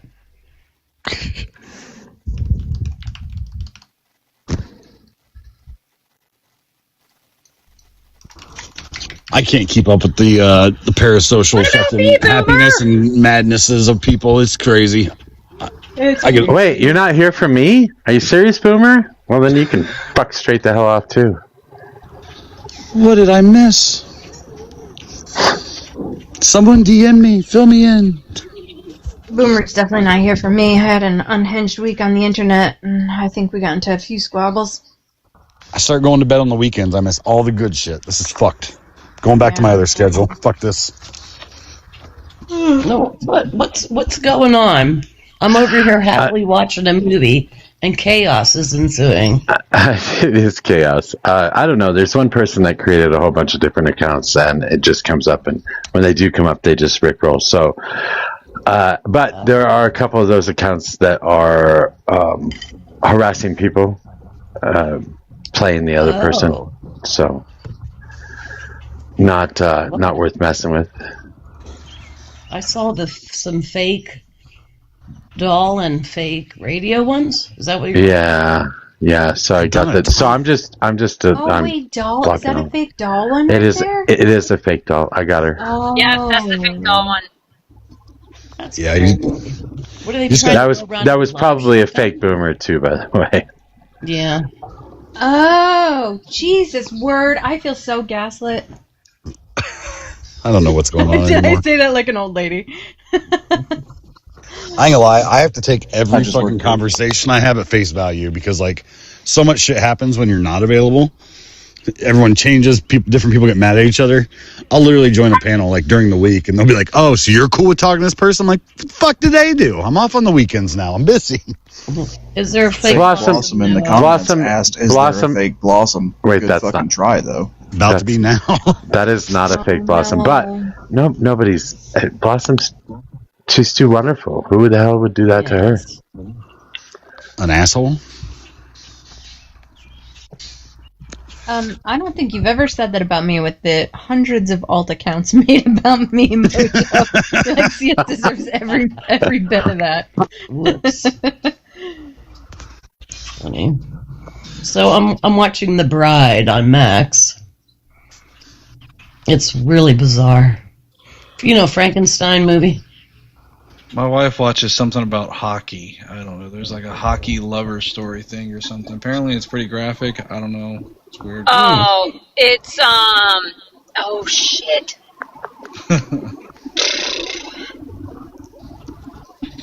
I ain't gonna lie. It's Brokeback Mountain, but hockey. Word.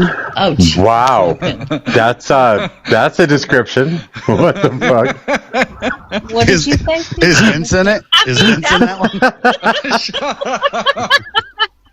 He's the body double, okay? She said it's like Brokeback Mountain, but with hockey. What the fuck? Oh my god.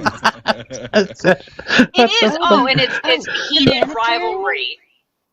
Heated rivalry, that's it. Wait. Who describes something like that? How does that? What the fuck? Where does that come from? And who's watching it? Sammy?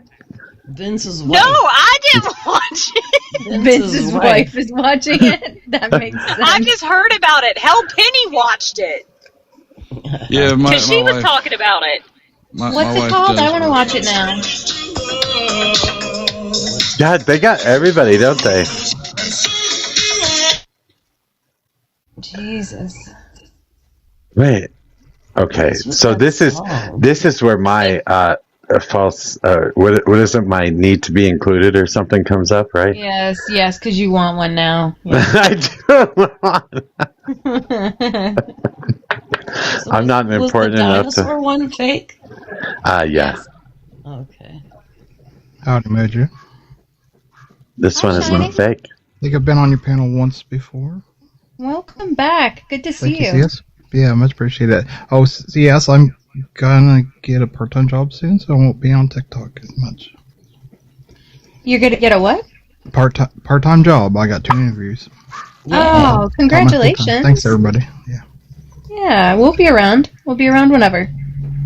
Yep. I mean, we should all probably not be on TikTok so much. Well, yeah, I'll probably be here when more you in the get back. background than on panels. All right, thank you. I'm gonna mute up. That's unfair, CT. Don't you dare do that.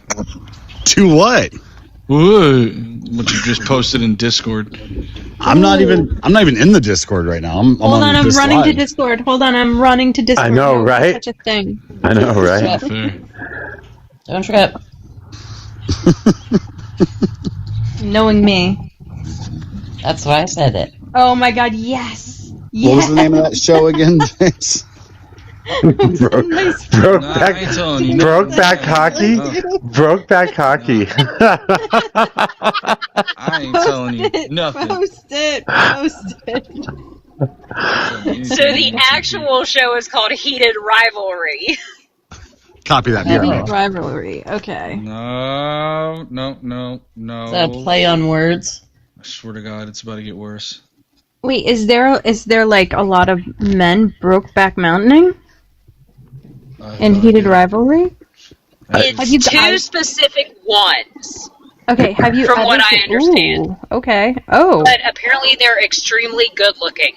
Oh, I'm looking right now. I mean, they look a little. Really? I got it. Really? CS. Blossom says it's off campus. I got a show recommendation. It was about a guy who goes to a parallel world, and it's all women in charge. And I can't remember. I think it's on Netflix, so I don't remember what it's called.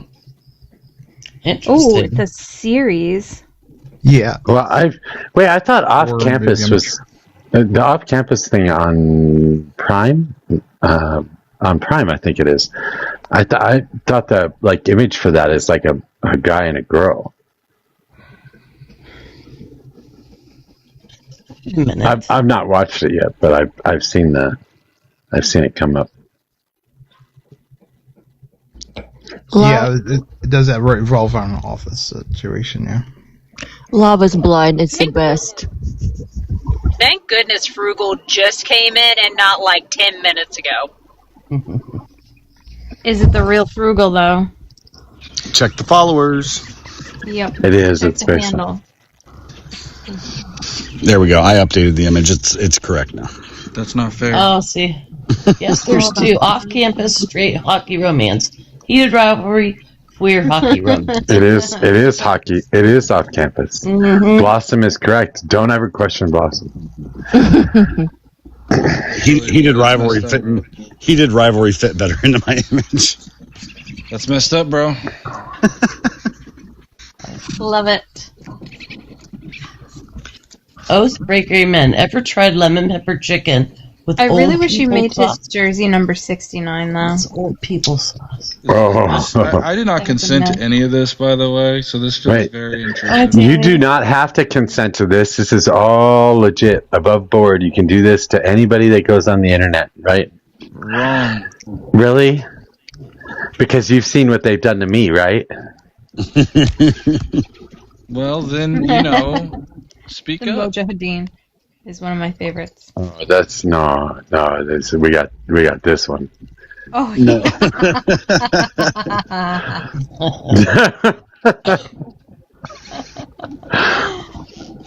Just so y'all know, Vince, if you got a problem with any of the images, I got this. Awesome says she has some of it in its office. And America Amen has this.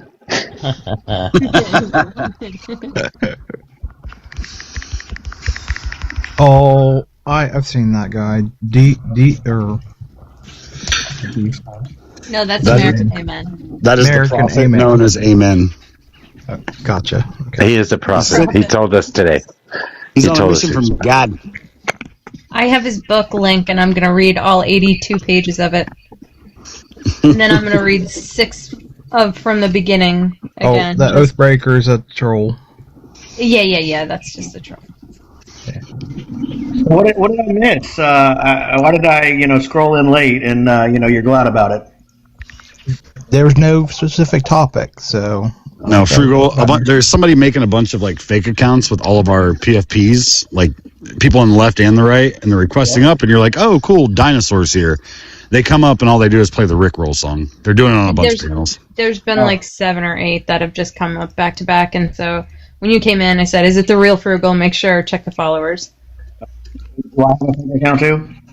Huh? They've got everyone, dude. And they always have 5 followers and following 10 people, but obviously a lot of us have been around for a while. We've got a couple more than that. There. What's happening? How's everybody? Fine, how are you? Chill. Very chill today. Good. Just finishing my 3 enchilada dinner. Yeah, I ate too many of them, but I enjoyed them, so thanks for asking. I'm finishing off some beggar doodles. Hey, CT, I'm going to go ahead and, never mind. Do what? Nothing. Take care, man. Wait, are you getting CT? Are you getting CT back right now? Is that what you're doing? I'm sending you a picture, CT. Oh no! Why? Why are you doing that? Don't do that. Oh no! Don't do that. Send it to me. I'm a trusted community member. It's like he doesn't know who I am at all. I know, right? Uniform? Yeah, she'll screen it for Mojo then. That's crazy. Don't do that. Do you have a handcuffs there? Do you have what? And that picture of handcuffs in a police uniform? Send it to me. Oh damn! Oh, Jesus. that kind of spicy. Okay. Well, Mimi just explained a lot about herself. I do it all the time. So you prefer it I on you, surprised or you, do you do it to other people? Or both? Depends on the night. Depends on the night, I think. Right, Mimi? What? Nothing. Handcuffs on or on somebody else? We've all been chasing these German dungeon porns. Been sleeping on Ukraine the whole time. You what? German? What? What are you chasing? Dungeon porn. Yeah, I missed a big part. Why am I excluded from Germans on Ukrainians? No, No, it's from the movie. It's from the movie Road Trip. They're in Amsterdam, and this kid finds a dominatrix, but they only speak, I think, German. And so she gives him a safe word, but he can't explain it. So it became like a long joke in the early 2000s about these like German dungeon sex caverns. But I was making the joke that you were insinuating you wanted to watch that. And I was like, we've been sleeping on Ukraine. We've been giving too much credence to Germany. And Wait, who did you want the picture of the handcuffs of? Who wants to send it? Whatever. What? Wait! I came back here to the microphone at the wrong time. Stargazer, don't get any ideas. Stargazer, don't do it. No, not me. I'm about to get off of this here live before I'm about to get in trouble, y'all. I swear, I'm about to get off of this thing. All right, bud. Thanks, man. Too late. We kept track of everything you did this weekend, so we can tell your wife about it. Listen, just don't tell. Mojo already recorded, and we'll post all those cuts. I can't tell if you said cots or something else. I'm not gonna lie. Okay, now this one's on you, Vince. Now it's on you. Hey, Mimi, I cannot speak German, but I had a music teacher, and he was probably one of the best teachers I ever had. But he did teach me a whole song in German, and I still remember this today. I think it was in 2nd grade. Oh, stop flirting! I'm gonna say yes. Be careful.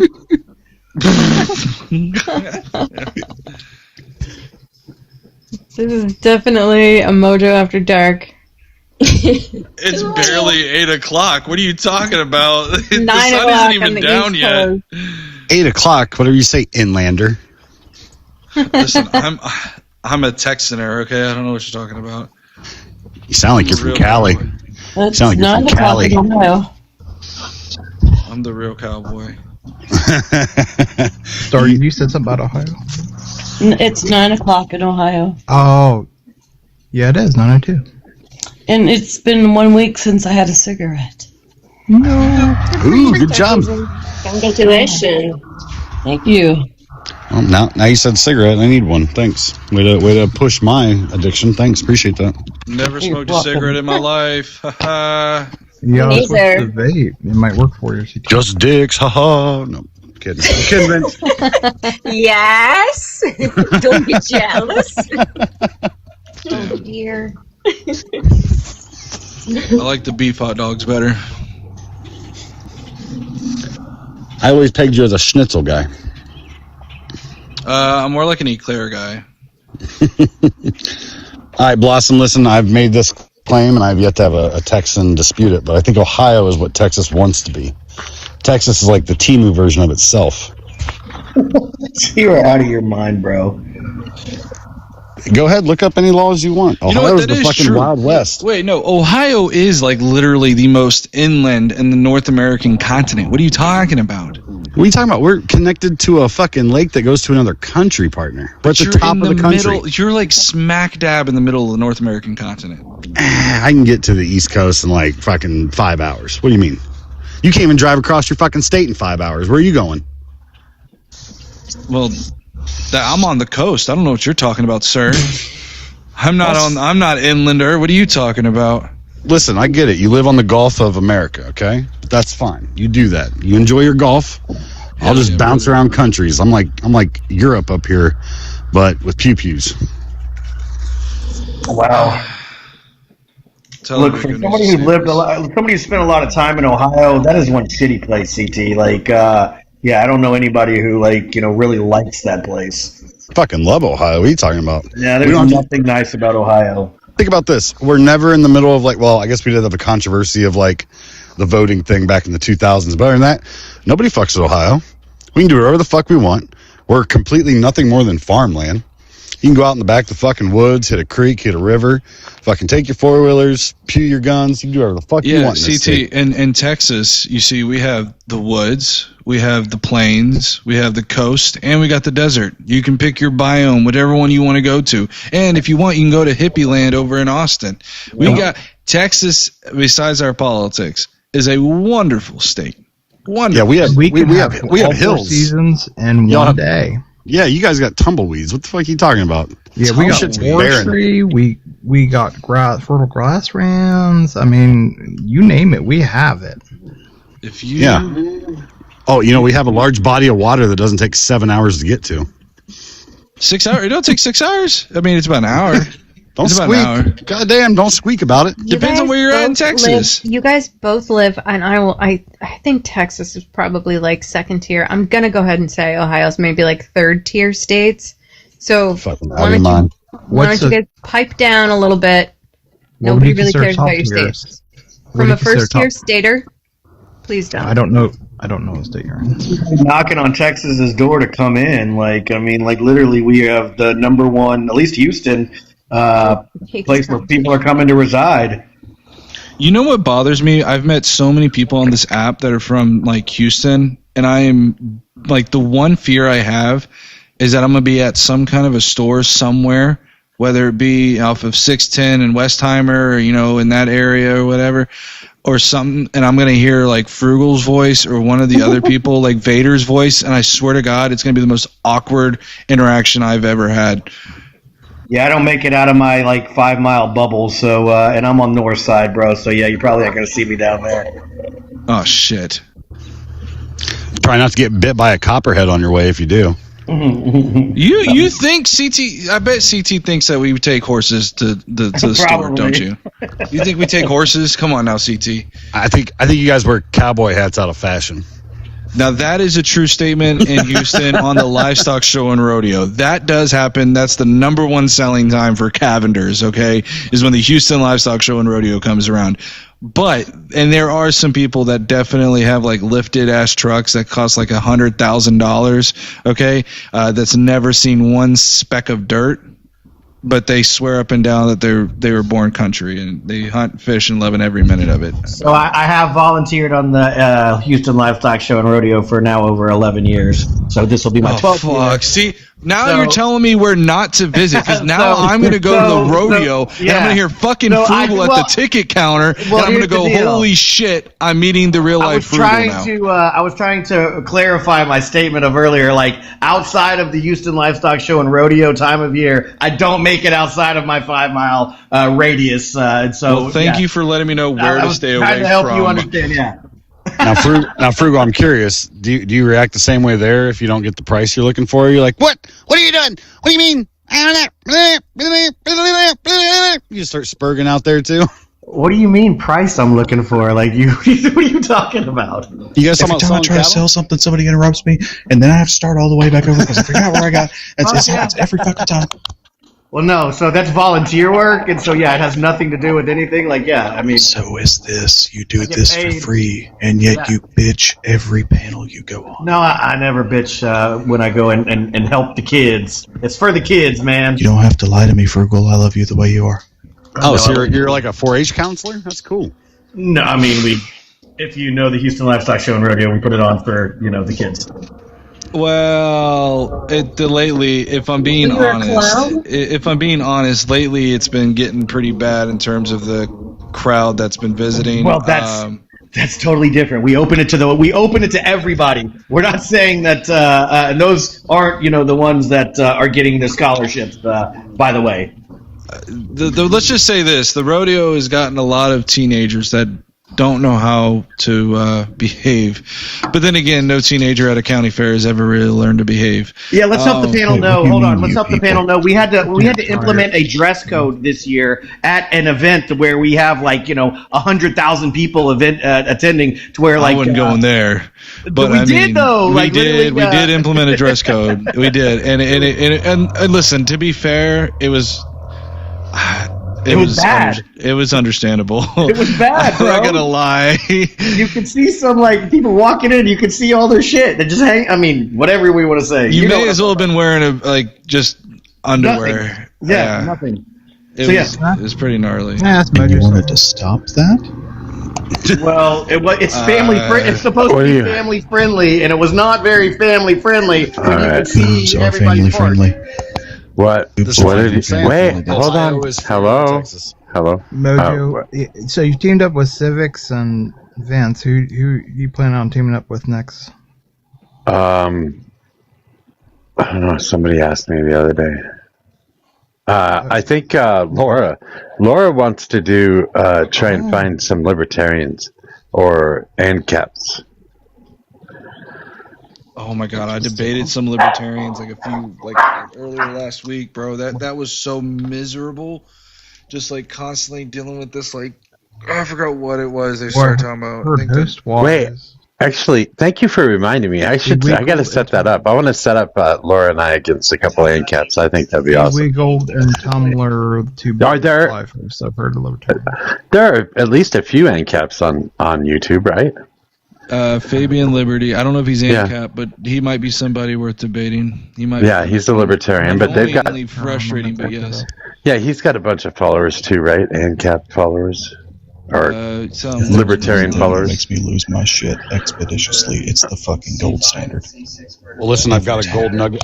I know they like the gold standard. I had a gold nugget for all you guys. I found a video of Ayn Rand saying that real libertarians would embrace immigration, and those that don't would be against the ideology of libertarianism, and I cannot wait to use that against the next fucking libertarian I run into. Wait, that's probably true, actually. The majority of libertarians on here are going to be okay with immigration. Not the open fake borders. ones. Well, I don't know. The majority of that I've talked to, I'm pretty sure they're okay with open borders. ANCAP isn't libertarian? Are you serious? ANCAP is the right-wing form of a libertarian. I just wanted to say. All right, guys, I gotta go. Wife's home. It was good talking with you guys. I'll talk to you guys in a week. Good luck. I hope to see you again. Goodbye, Vince. So long. Hey, I was choking to death. I took a bite of a cookie, and ChatCT said something hilarious. So I started choking, and I couldn't say anything about Ohio because I was choking to death. Oh no! Oh no! Anyway, Well, at least killed Stargazer. At least it wasn't red Gatorade. That's all I gotta say. Well, anyway, Ohio has the most public libraries and the most presidents. And a lot of astronauts that like to get the fuck off this planet after growing up here. Right. And the home of flight. And there's a lot of good things about Ohio. There's a lot of good diverse culture. Ohio's the shit because I can go 2 hours in any direction, be in a major city, Right. or I can go 2.5 hours, be on Lake Erie, and just have a blast. I'm gonna say that when I heard you say that, Stargazer, I heard there's a lot of good diapers culture. That's what I heard. Diverse. Okay. Diapers. Well, there's a massive cave. I mean, not massive. There's a big cave network. Is what I was trying to say. True. And we also have a huge history when it comes to Native Americans. So we have the Serpent Mounds here and everything. The Cuyahoga Valley Forest, Hocking Hills. There's a lot of different stuff. Earthwork networks. Yes. That's newer. Mojo, how long have you been doing this today? How long have I been doing this today? Yeah, but I came on 20 minutes after you did. At least 10 hours. All right, this is out of control. Did the same thing yesterday. Oh my god. Are you telling them to shut down or what? No, not at all. I'm just saying, Jesus Lord, I need to shut down. Oh, okay. Wait, you just got up here. What are you doing? I need to touch grass. No, that's probably a good thing. Who's gonna be I your? need to go to sleep, actually. There was another lady that is a moderator too. That she was up here and you weren't. I'm not sure. Can't remember her name though. Don't you worry, Shining. I'm here to cover for CS. I am the moderator extreme. Oh well, I think you blocked me, so I'm probably gonna get booted. Who, me?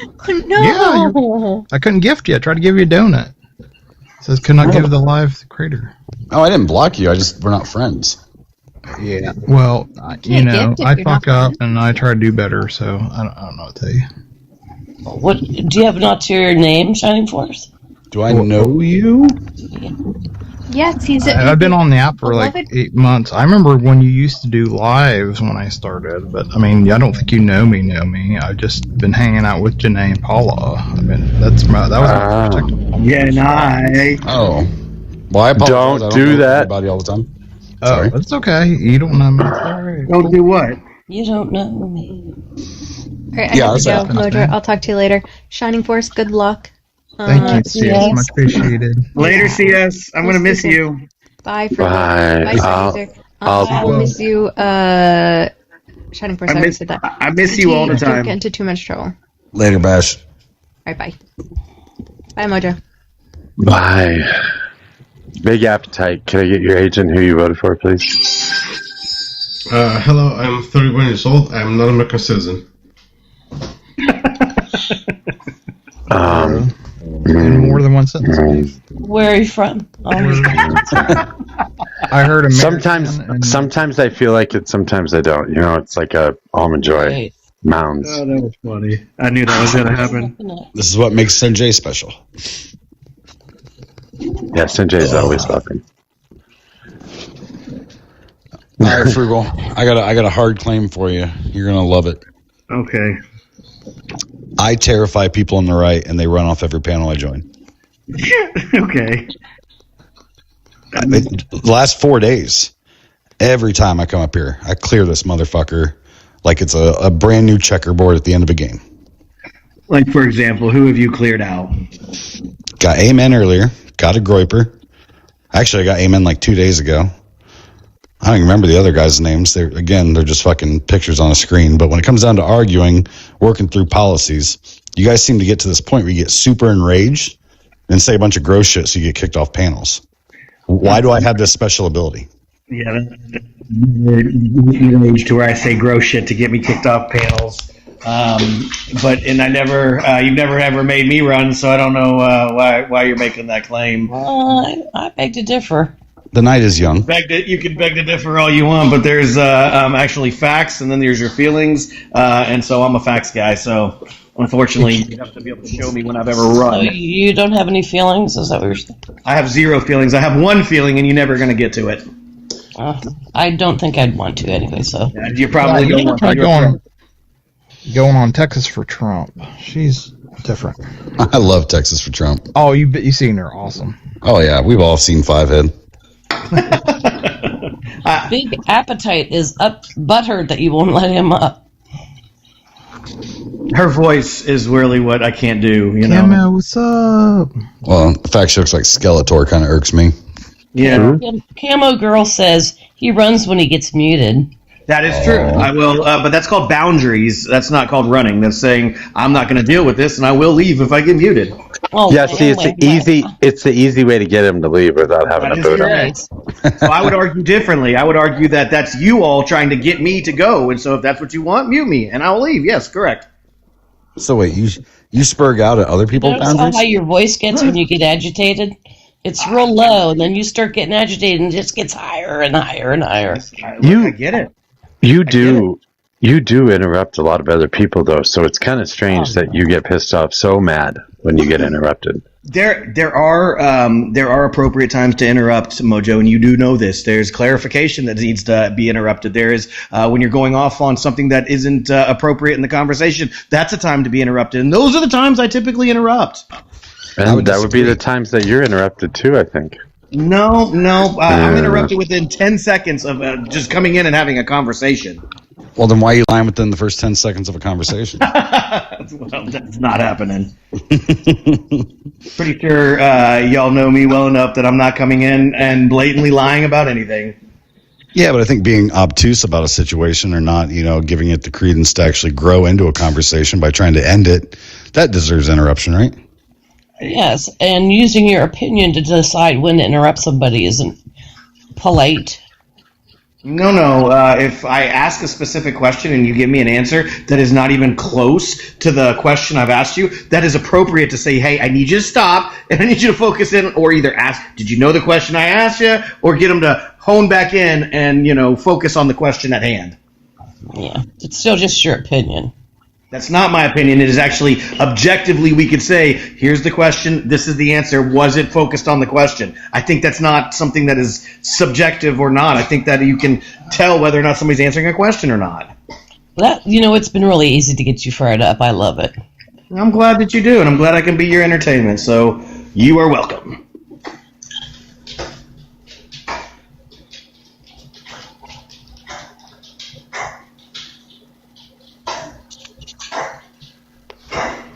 So, what have you been arguing today? Well, first of all, something else I want to talk about. So when you were still Frugal Foodie, I had kicked you off my panel. This is when you started doing your own lives. because you pissed me off enough to where I had proven something to you in like 4 different ways. I had proven this thing to you, and you refused to admit that you were wrong about it. And I just figured it wasn't worth it anymore. I got mad at you, and I just kicked you off and wouldn't allow you back up on the panel again. You started doing your own lives. You changed your name, and now I'm letting you back around. Are you still that way? Will you refuse to just admit you're wrong about something when it's shown to you blatantly? Mojo, and again, this is where you're categorically wrong many times. Let me rephrase that. There have been a handful of times to where I have openly, unlike you, been proved wrong and said, you know what, I'm sorry, you're right. Redacted can even give you a time where I DM'd the dude and said, you know what, bro, sorry, I'm going to give you a formal apology. You are right. So unlike you and unlike the left, I am humble. I am happy to eat that humble pie when you can prove me wrong. Unfortunately, it just doesn't happen all that often, Mojo. In the instance you're talking about, sir, you are not correct. The end. I answered the question, plus he attacked you. Yeah, I know. It's interesting. You admit when you're wrong. Let's talk about it. I've admitted when I'm wrong many times. Yeah, I don't think that's true. I fact check myself all the time on here. I always step up. I'm always looking things up in the background. And I will tell somebody, okay, I was wrong about that. I'll do it on the spot because I'll fact check myself, and I won't let things go like that. Well, Mojo, I never. Mojo, hold on. No, I can go pull my DMs right now that you and I have had, and I have proved you categorically, unequivocally wrong. And I've asked you to come back out and make a formal concession, and you, sir, still will not do it when I put it in front of your face, sir. If you'd like, we could go back and we could go through each individual claim that you've made and everything that I've sent you to support my claim. We could do that if you'd like, sir, but you won't do it. You and I wait. I don't even know that we have DMs. I don't remember ever fucking talking to you anywhere. All right, do you want me to show them to you, Mojo? Because you were wrong. Why are you yelling? You got receipts. And so just like today with CS, again, she made her claim. Y'all got to listen to it. She again was wrong today. Do you have receipts of this? 100%. Okay, let's throw it in the big box then. Is it? Wait, hold on. I don't know that I agree to showing DMs on the live. But my apologies. But I'm just trying to. Are you saying that you DM me on my main account? Yeah. I mean, would you like to? I can show you, Mojo. I have them all. Well, he has another Mojo account. It's his main account. Okay. You've replied back to me under. Well, okay, so it would be under what you have right now, right? Yeah, correct. I mean, just off the top of my head, I don't have to go look. PPP loans were one of them. There was a deal with the safe deportation to third-party countries. That was another one. Okay. I'm looking through the short panel of DMs we got here. Once we were talking about an agency, then you just went off about a bunch of shit, and then my only other message I sent to you was, you have never proven me wrong about anything ever, not once. That's the only thing I've ever said to you about. Go read all of the things that I proved you wrong that you didn't just want to acknowledge. Yeah. You typed a bunch of. One of them out loud. You typed a bunch of random shit, but I didn't respond to you. I don't think you've proven me wrong about anything. Wrong, I'm certainly not arguing with you in DMs. I shared exactly 4 messages with you. And provided you sources, sir. That's crazy. That's crazy. Just to go ahead. And wait, and this was all back in April. Yeah, it actually goes even further back than that, bud. And this is last year. Hold on. Mojo, why don't we just level set and ask him who won the debate between him and Kate Fox? That would still be me. Wait, this doesn't go back to last year unless it was April of last year. It would have been April of last year, bro. Okay. So this is fucking more than a year ago? What the fuck? Yeah, dude, you've been proven wrong for what over the fuck a year. I don't know how the fuck I would even know that you sent me messages. I have never argued with you. I have never argued with you in DMs about anything. And your conclusion or your synopsis of how this came back together is not even close to being correct at all. You brought me up on a panel with CS and yourself, and y'all were like, "Hey, we really want you to come back, bro." Like, you're delusional. Well, I have never done such a thing. Fuck go that. CS. Go bring you go get CS. Maybe CS said that to you, but I didn't want you back. As a matter of fact, when she mentioned your name, I'm like, "Fuck that guy." Your lack of memory is fucking amazing, bro. Like, that's crazy. That's crazy. I got a memory like an elephant. You got a memory like a fucking goldfish, bro.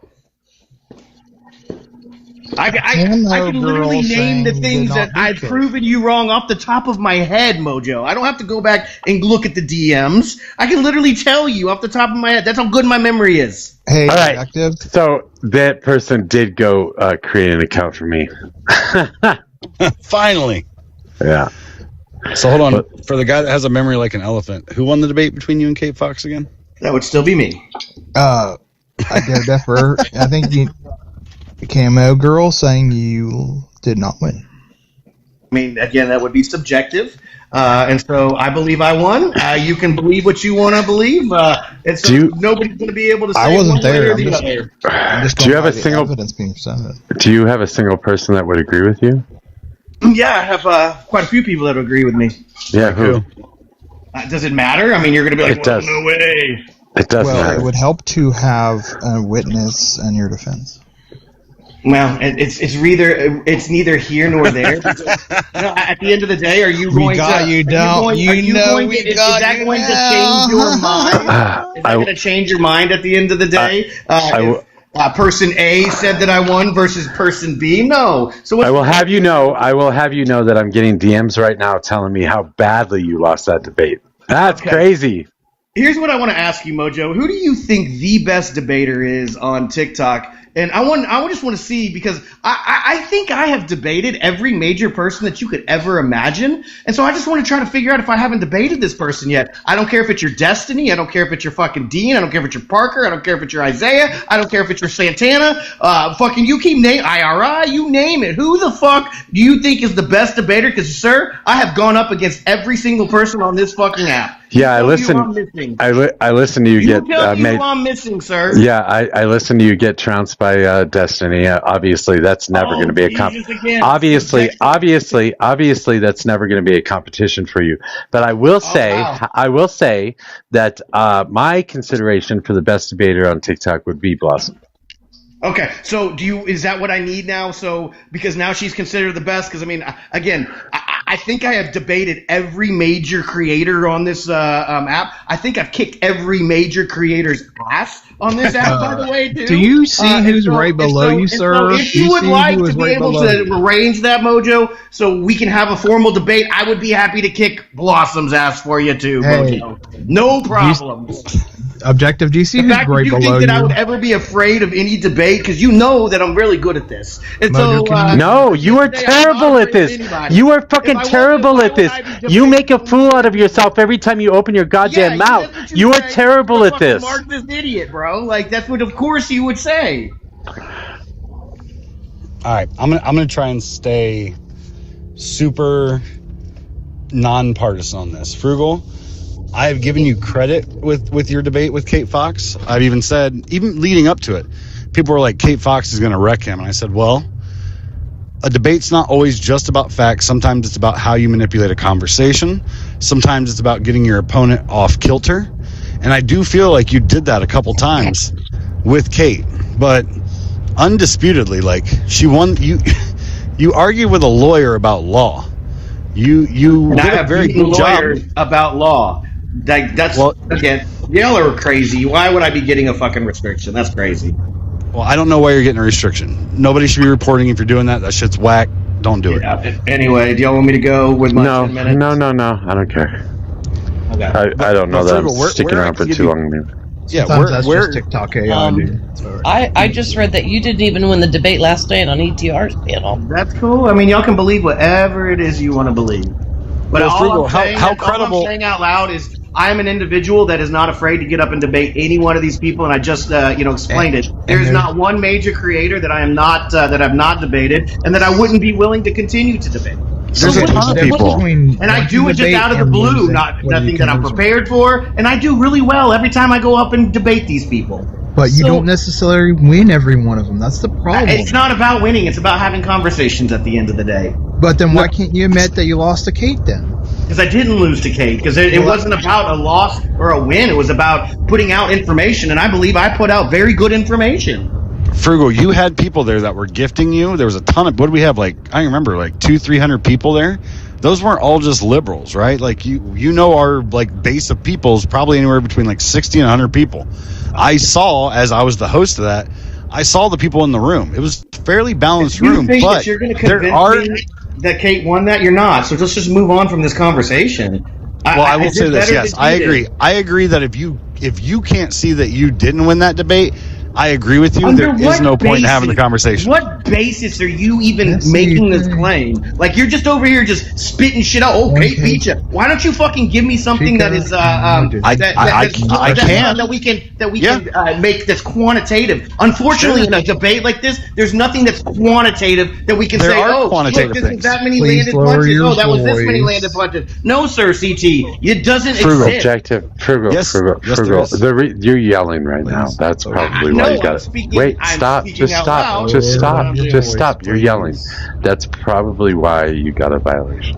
You don't have to yell. Up higher, I understand. So. Yeah, and Frugal, I will tell you the things that... My voice doesn't make a difference at the end of the day. So, whatever you think, no, this is your people reporting, not fucking TikTok. Blood pressure is a real thing. I've been on medication for years. It's not. Yeah, I'm not, sir. So what am I doing to myself? Hey, maybe you should go take your medication. I take it once in the morning and every day. Yep. Well, good, man. I'm glad you do. Frugal, I will give you my qualifiers when I listen to any debate of how I felt somebody did well or somebody did poorly. One, self-regulation is usually right up there. Kate, you cannot lie in saying that she does not keep herself not only well-regulated, well-spoken the entire conversation, even with rebuttals on things, she's always very even-keeled.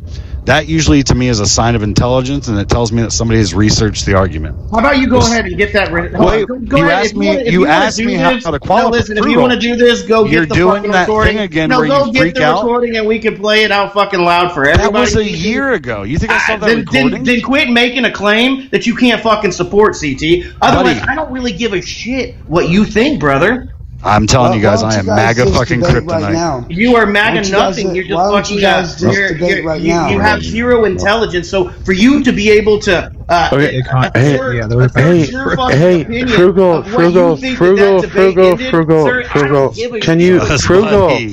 Can you chill out?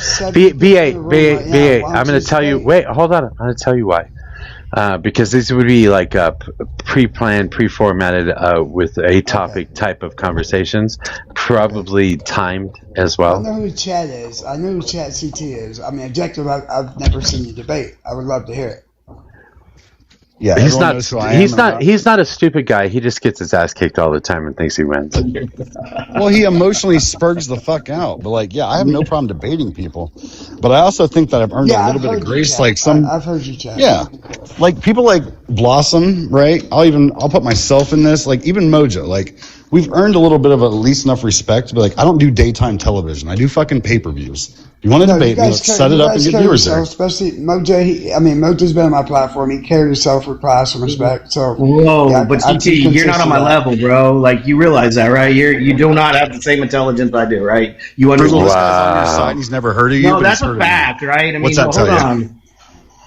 Frugal, I'm sorry. Understand that. Like, no, I wouldn't even consider a debate with you, CT, because you literally that would be me punching down. Oh, buddy. Yeah, all right, so fucking let's I literally debated a fucking lawyer, CT. You acknowledge that, right? And you got made like nothing. You bring zero to the table, bud. Frugal, I'm going to be honest with you. Me debating, I wouldn't say that. Frugal, me debating you. I know CT well enough to know that he brings zero to the table in a debate. I'm a conservative. You know why he's called ChatGPT? Because the only way he debated was to be able to use the fucking AI to be able to debate. That's why he's called ChatGPT. You understand that, BA? I would love to hear you guys debate. Have you debated? I'm not even going to waste my time with a low IQ such as CT. They're like, so I mean, scared. we are talking like night and day difference, my guy. They are so scared. I mean, love it. I would love to hear Scared it, doesn't I'm a even, big fan of is the wrong word. It goes back to that saying when on both sides, as long hold as on, it's respectful. when you argue with a fool, the audience isn't going to know who the fool is, and the fool's going to beat you with experience, sir, and you have way more experience of being a fool than I ever will. So, CT, zero chance you will ever have to debate me. Frugal, I need you to understand something just very calmly. Sir, I'm not going to even stoop to the level and allow you're not lacking foolish any conversation confidence, to I'll tell you continue that. on. It's crazy. Frugal, take a breath, brother. Take a breath. I don't need to, buddy. I'm breathing just perfectly fine. Have you noticed that? I will say that you're not lacking any confidence. I'll tell you that much. It's the intelligent bro, part. I don't need to have confidence because I am that fucking good. You know, okay. I have a problem here.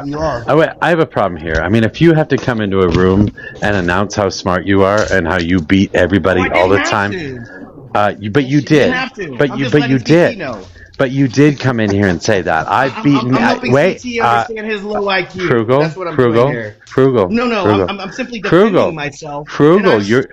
Stop. Frugal. Shut up. No, buddy. No. Stop freaking the fuck out. Manipulated Wait. Stop. CT. Stop. I'm trying to say something. If you have to announce that you beat everybody on fucking TikTok and you'll take on all comers and I'm smarter than everybody and I've won every fucking debate I've ever been in, if you have to announce that and nobody else is doing it for you, I got a news flash for you, man. You didn't win a single one of those. Yeah, that's how that works. And so what does one say to another individual? Like when they go to that individual, like, hey, you lost that debate. Do they just sit there and go, okay, cool, great, yeah, wonderful? No, I'm going to defend myself, you dumbass. Like for you to sit there, it would be one thing. You're not defending yourself. It would be one thing if I came in here touting that. That's not how that you went did down. tout that. You did.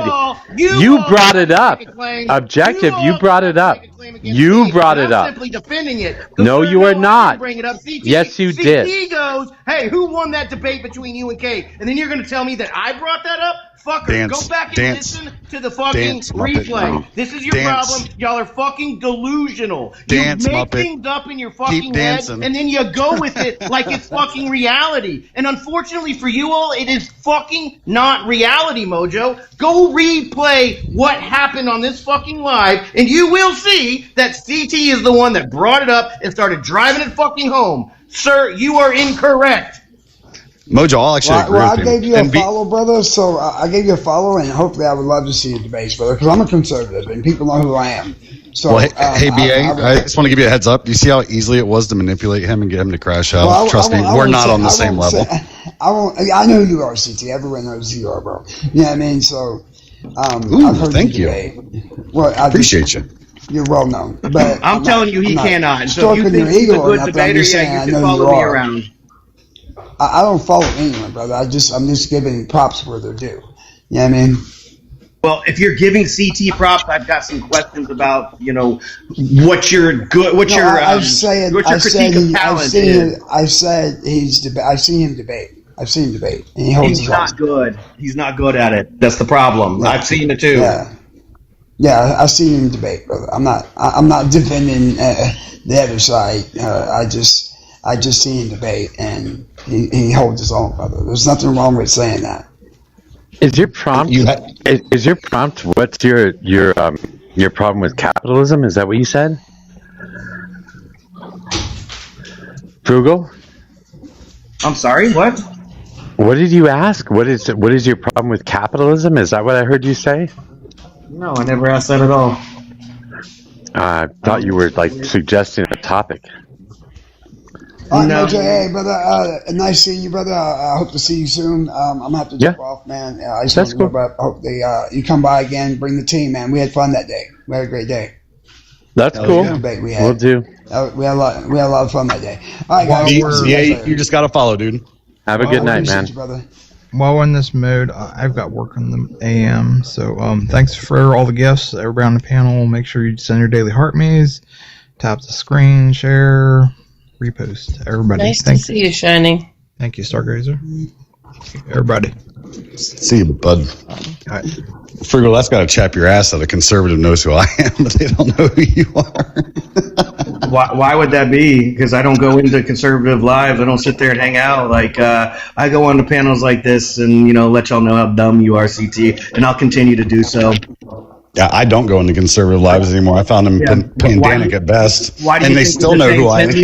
Why do you think in the same sentence I can sit there and tell you that I have debated every single major creator on this app? And if y'all think that there's one out there that's better, let me know. Yeah, we've seen you get your ass kicked by Dean. We've seen you get your ass kicked by Parker. You tell me who you think the best. We've watched you spurge the fuck out on Roy. You think the best Democratic debater is, and if I haven't already debated them, I will go there tomorrow and debate them. Blossom. Blindly. It's always Blossom. I'd be happy to debate Blossom anytime. I made Blossom look dumb the other day with her fucking whole talking about fucking capital, the access to financial markets in fucking Greenland. I mean, if that's who you want to bring as your fucking champion, bring it on. She made you look like a fool in that too. She's a fucking idiot, and I actually proved her wrong then. There's another time that I fucking proved it wrong, and at the end of the day, y'all don't want to fucking accept it. No, you were proven wrong in that. This is so crazy. I mean, you don't remember anything. Like you have a complete blindness to you fucking being wrong about shit. It's crazy. The fact that she thinks that the fucking U.S. banks will fucking lend to fucking companies over in Greenland and try to perfect liens, I don't know how that would ever fucking work, is just beyond me. And so for her to argue that is just, it's the most ridiculous and asinine thing ever. And for y'all to defend it just shows how stupid you guys are. Wait, I heard her explain that on that panel. She tried to explain it from a treasury standpoint, which I clearly defined and said, look, I get it. Yes, they can buy stock. We can move money. We can do FX. But that she was right. That was not the topic of no, that's what you call a straw man. No. She was right. Yeah, he did. He did. Multiple times. I said, look, you're straw manning this. I think it's funny that you got your ass kicked so bad that you're like freaking out about it right now. This is y'all's like delusion that y'all just, I don't understand, like how do y'all get so delusional? Like frugal. Y'all just listen to something and then like it just doesn't even click in your brain and you just think like, it's completely different and then that's how the story ends. Frugal. Like, jingle. Over here, shiny piece of candy. Frugal. Focus. The fact that all I asked was one question of who wanted to debate between you and another person. I'm glad you acknowledged. This is the emotional response that you have. Who brought it up? Buddy, you're not ready. Was it CT? Yes, Mojo. Buddy, hey, are you going to fucking say you were wrong, Mojo? You're not ready, Who brought it out, Mojo? Hey, your boy just admitted that he was the one who brought it up, Mojo. Are you going to take that back about me coming into panels and telling me that I won debates, Mojo? Are you going to fucking no, because that's what I heard. That's what I heard. Yeah, that's what I heard. Yeah, that's what I heard. I mean, you're the only one freaking out here on this panel. It's pretty crazy how much you're freaking out, as a matter of fact. Yeah, Frugal, you said that you debated. You were categorically. Just stop, dude. Chill the fuck out. You gotta chill out, man. I'm so sick and tired of this. I don't want to hear you yelling. You might as well just go now. I'm sick and tired of hearing you yell. Thank you. Man, that's the only reason I came up here. He says he debated Stephen Bonnell, Destiny. Yeah. Which Destiny's been on multiple syndicated news networks like Piers Morgan. Yeah. Like, is Frugal like gonna start sending us his captions of when he's on Fox News or ONN or what? One of those. I want to be clear. Destiny went on with IRI because Frugal had made a claim about Destiny while on IRI, and then Destiny called into IRI to talk to him about it. And the claim had something to do with something Destiny had said like 14 fucking years ago. And so Destiny explained it to him what it actually was and what had actually happened. And Frugal had nothing to say after that because he didn't fucking know. He was basing his ideology or his whole idea on the conversation about something that somebody else had said, and he had never actually seen the conversation himself. So he did make himself look like a fool talking to Destiny. Pretty crazy. I mean, if he actually believes that he is beating all of these pundits, especially big names like Destiny, he's actually calling himself like the next Mark Levin or any of those other right-wing pundits. Where the fuck is his paycheck? Like, Frugal would be a goddamn millionaire. He'd have his face on here. Dude, Brobot, here's the crazy thing is, like, I kind of go into every conversation I have with somebody online understanding a few things, right? Whether they're 100% true or a little bit true. I just understand that a lot of the times those people aren't necessarily social, right? I spend a lot of time online because I don't like being in big crowds and shit. It bothers me. My anxiety flares up. I don't like it. I can hop on a panel, run my fucking mouth all goddamn day. You put me in front of like 20 people, I get a little nervous. I'm just not a crowd person. So I go into these conversations understanding like we're not all right in the brain, right? We wouldn't have been doing this for a year and a half now if we were all completely here. I think CS nailed it earlier when she says there's probably a chapter in the DSM-5 for all of us. So I just go into it like kind of knowing that a little bit, like, all right, we're all a little unhinged. That's okay. But when you can manipulate that unhingedness on a whim, that's kind of when I know I'm like, oh, okay, you're not really built for what this can be. Only because, much like you, I'm sure Robot survived the old Call of Duty fucking forums and the old Black Ops forums. Like, the idea of talking shit or interacting or pissing somebody off is nothing new to millennials. We started this shit. We were fucking crazy. So not only is it just about like being informed and understood of like a part of a conversation, which if he would have stopped fucking freaking out, I was trying to explain this to him.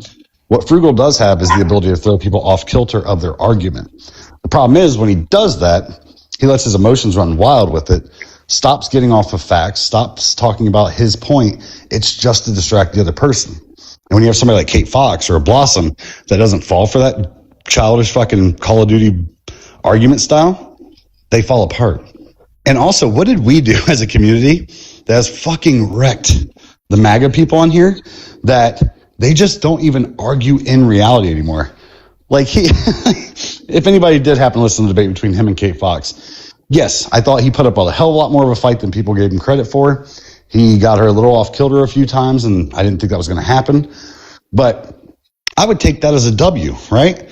Like, if I had to go, oh shit, I guess there aren't really any intelligent people on the right to argue with. But like, if I were to debate Blossom, and I even got her like slightly frustrated, I'd be like, oh shit, I at least broke the confidence a little bit. I would take that as a W and just be like, hey, yeah, I lost that debate, but at least I put up a fight, right? And I would respect that. I'd be like, fuck yeah, you did. Good on you, dude. Grow that. Build on that.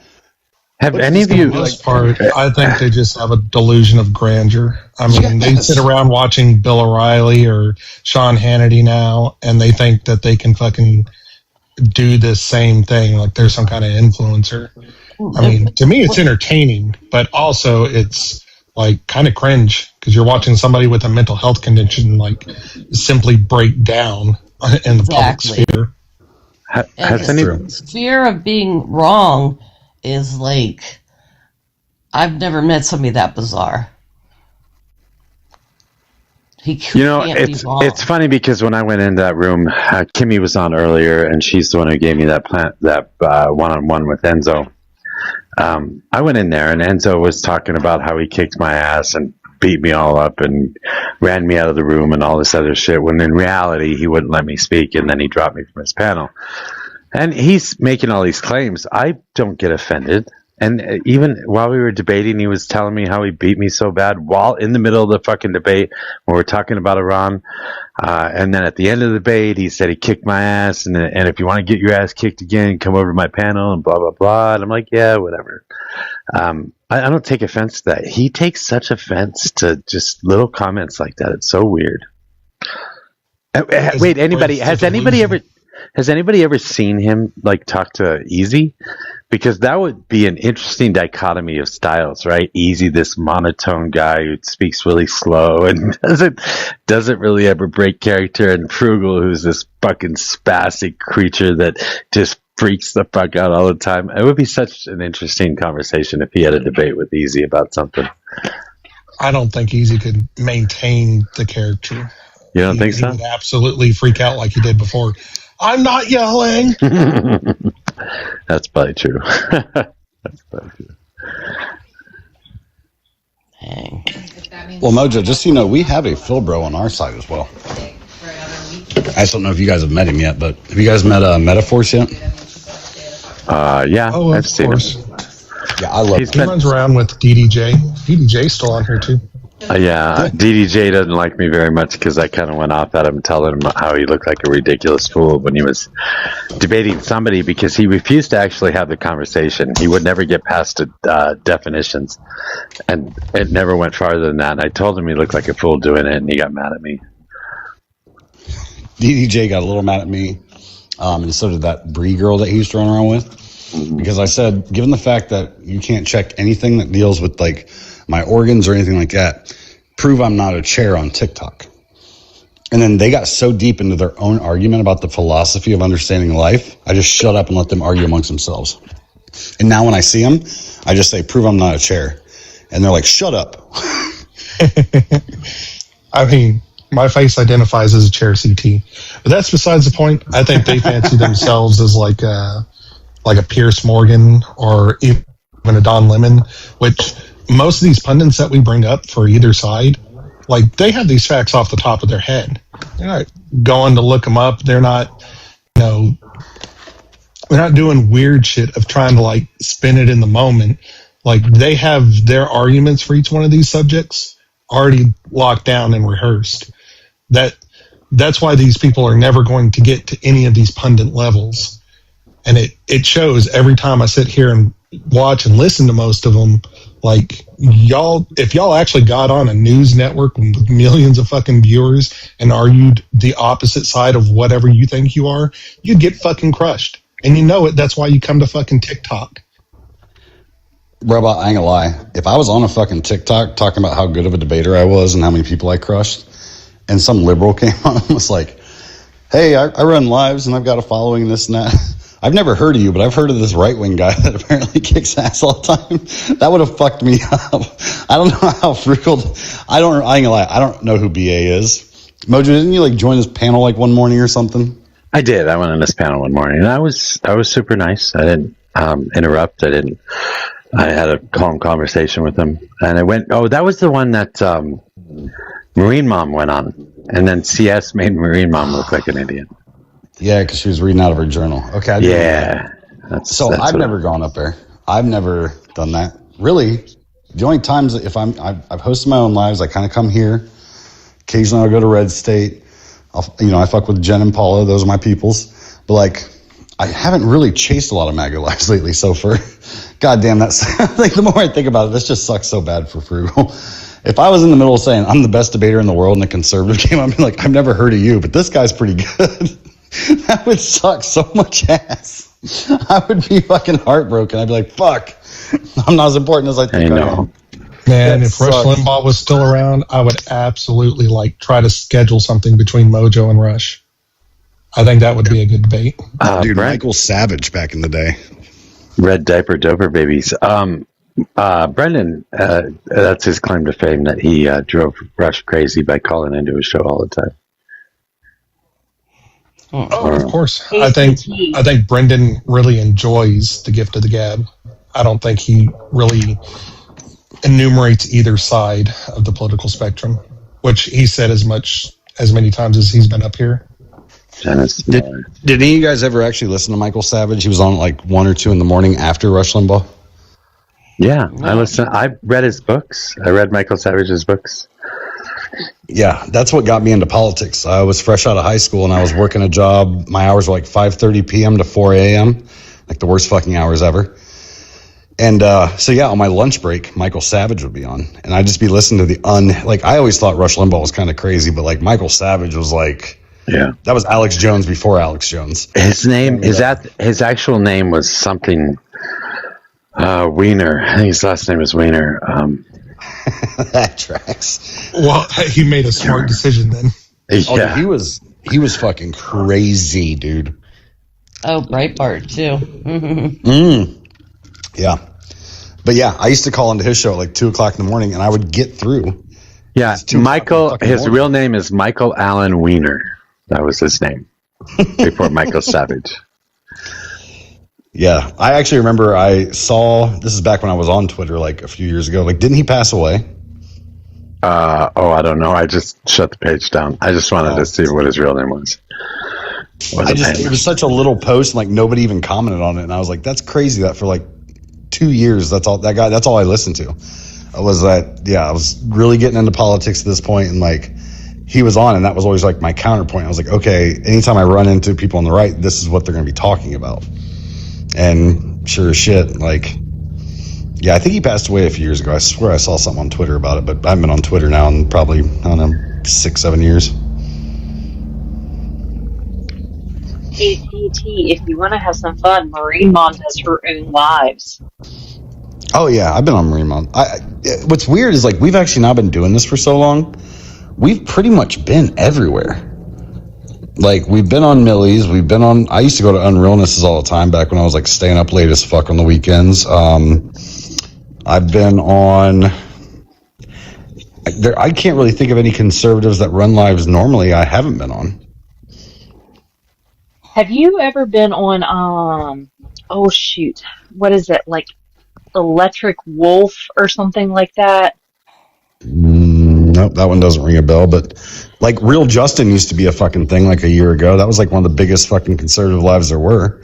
Sure. Well, that's MAGA. It wasn't conservative. I still contend that we have not encountered real conservatives on this app, except for maybe one or two, and they don't run lives. They only visit. I would say that Real to the Noise is a conservative. Maybe. We don't really get a lot of his ideology. Normally when you go up on stuff. His, you get the sports, but he'll ask you a shit ton of questions. You don't really get any of what he believes.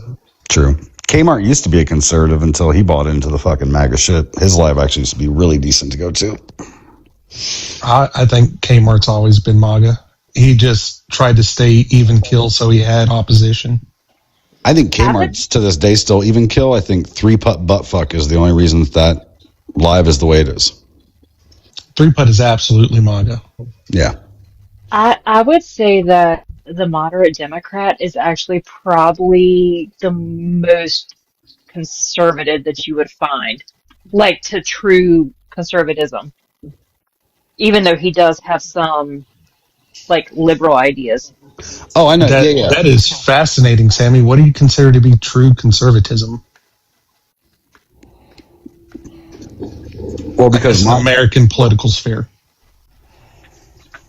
I would say like the McCain type of conservatives. So definitely more of that fiscally responsible. Well, McCain was like dead center middle most of the time. Yeah, I'm not sure he was conservative, if I'm honest. What's up, Millennial? Millennial. Hey, how are you guys? What up, dude? Hey, Millennial. I see you found yourself in enemy territory today. That didn't seem fun. Where'd you go? I was. Yeah. I was up on Penny's live during the parade. Wow. Yeah. Well, she was up there with a few people, and then they all got kicked, and then she was left up there by herself to be the only defending liberal. And you guys know how that goes if you're not like a person that wants to be that person. So it was kind of fucked. I was going to tell you, I almost messaged you, but like, don't fuck with that panel. Like, that's a weird Zio fucking panel of just grossness all the time. Well, it was about we were talking about transgenderism and they kept going back from kids in schools and like this kind of whole thing to like women in bathrooms, and it kept changing and it couldn't address the topic and I couldn't get in, and then we were watching a parade. I mean, I don't have like a problem with like Nabra. I think he's generally like actually pretty common sense when you talk to him like alone. Yeah, he's outside of that environment. I don't know the other people there.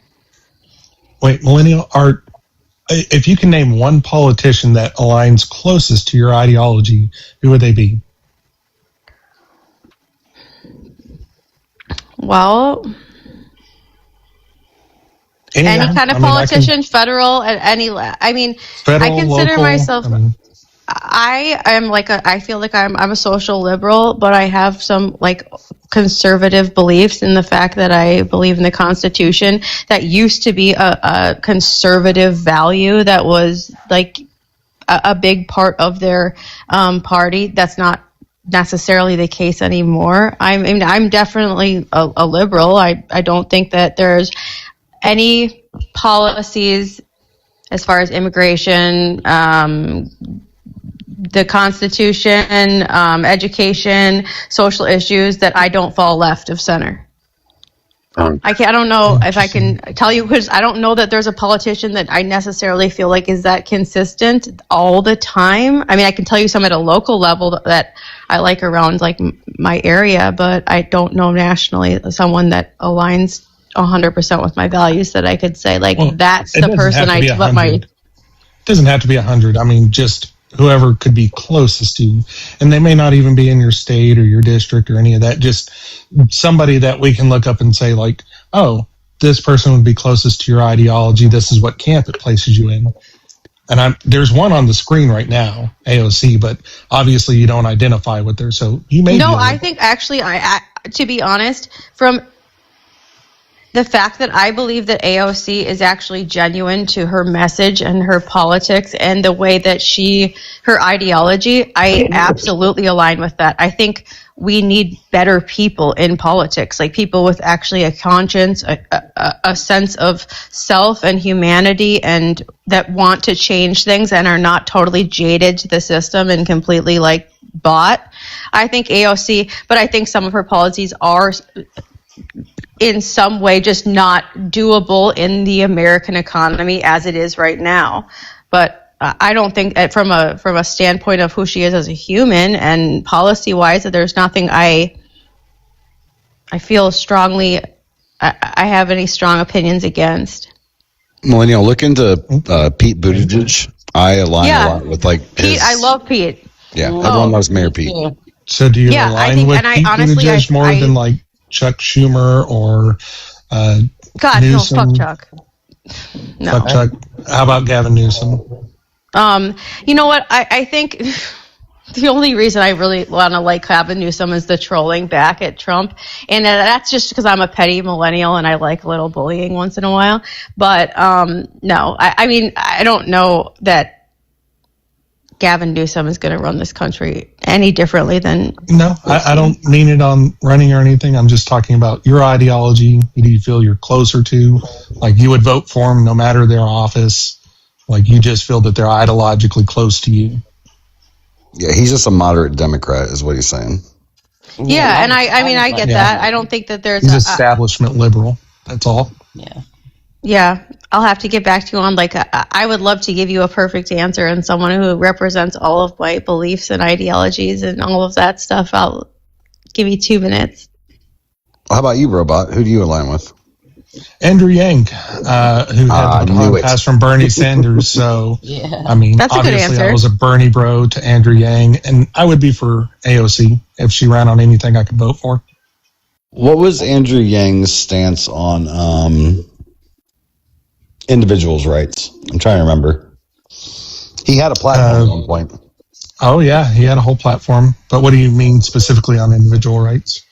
Well, if I remember, Nick, make me grab my tablet. Didn't he encompass 2A under individual rights? Yes. I thought he did. I'll say, I know me and you, like, months ago, we're like cartwheeling about Andrew Yang, especially when it came to economic standpoint. So, yeah, I kind of align with you on Andrew Yang, too. But there was something about him that jumped out that I was kind of like, it raised an eyebrow, and I can't remember what the fuck it was, and I feel like it had something to do about individual rights. I don't know why. Again, 6 months since I've even looked him up, but there was something that made my eyebrow jump, and I just can't remember what the fuck it was. Mostly through his platform, especially during the campaign, he just simply advocated for all individual rights. So, you know, like women's bodily autonomy, 2A, trans care, or however you want to call it, gender affirming care, all that stuff. It was just like checkbox. Yes, I agree with all of it. We shouldn't do anything to this on a federal level because there's larger, more pressing matters like getting money out of politics, advancing the nation's infrastructure in terms of like the basic human rights. Like everybody needs shelter. We need to build more affordable housing, not just dense urban housing, but, you know, across the country. We need to get all the people fed. We waste, you know, quite a lot of food. not the huge number that we see, that 50 billion or whatever. That's usually through EPA and FDA processes where it's just not consumable, so it is going to go to waste. Like one of the notions that he had, or I guess particular things that he brought up, was in Indiana, I believe it was. There was the bovinic hermatative. Sorry, it's a long, complicated word, but BHV, the actual hormone that cows produce to lactate, they found some of it in the milk, and there are certain levels by the FDA, whereas if you get over it, you have to dump everything, and these are like, 10,000 gallon holding tanks. So it's not specific that we're wasting food in that manner, but things like restaurants, after people have eaten and, they've got extra on their plate or whatever, giving that to like homeless shelters and whatnot instead of it going directly into the trash, things that aren't going to be health adverse, but still feeding the population. Like, that's what he mostly focused on. Like, actual people, getting people out of poverty, getting everybody into homes, redoing the water districts, because at the same time, 2020, during this campaign, we had Flint doing a sovereign wealth fund where we can start replacing lead pipes and things around the country that, we thought were good, but aren't actually good. That and the Orangeburg. You remember those orange pipes they were doing in the 70s and 80s? Did he want to do universal, or not universal, UBI? No, everybody get a check every month. Yeah, it's UBI. Yeah, okay. Mm-hmm. But that was one of the propositions to getting people out of poverty. Because once again, a lot of the opponents on the other side of the aisle think that people are just being lazy or going to be lazy if we start providing things like housing. So this particular notion of a UBI addressed multiple other issues as well. Like with the AI revolution and Tesla at the particular time coming up with the self-driving semi-trucks, we're going to have, another 100,000 people out of work because all those would be autonomous vehicles rather than needing drivers. So we're going to give them an income so they can switch over to something. Like we don't want them just to be homeless trying to learn a new profession. We want them to be able to actually go to school, learn the profession, be able to pay their bills, without the hurts or harms of capitalism, essentially. Interesting. It was a great choice, but that's progressive party. It's not liberal.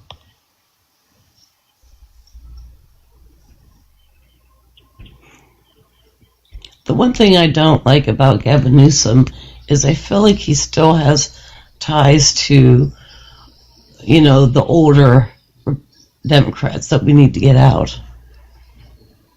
The only Democrats that we need to get out of the party would be the hippies. Sorry to say, but they're still conservative. Fuck you. I think you just co-opt hippie mojo. You don't seem conservative at all. I'm not conservative at all. I can argue it though. Sure. I mean, I think we can all argue that other side. It's usually what we argue against. I think Pete Buttigieg is the ideal candidate. Oh. He's probably too middle of the road for me, but he is a very smart guy. I think he's a great guy.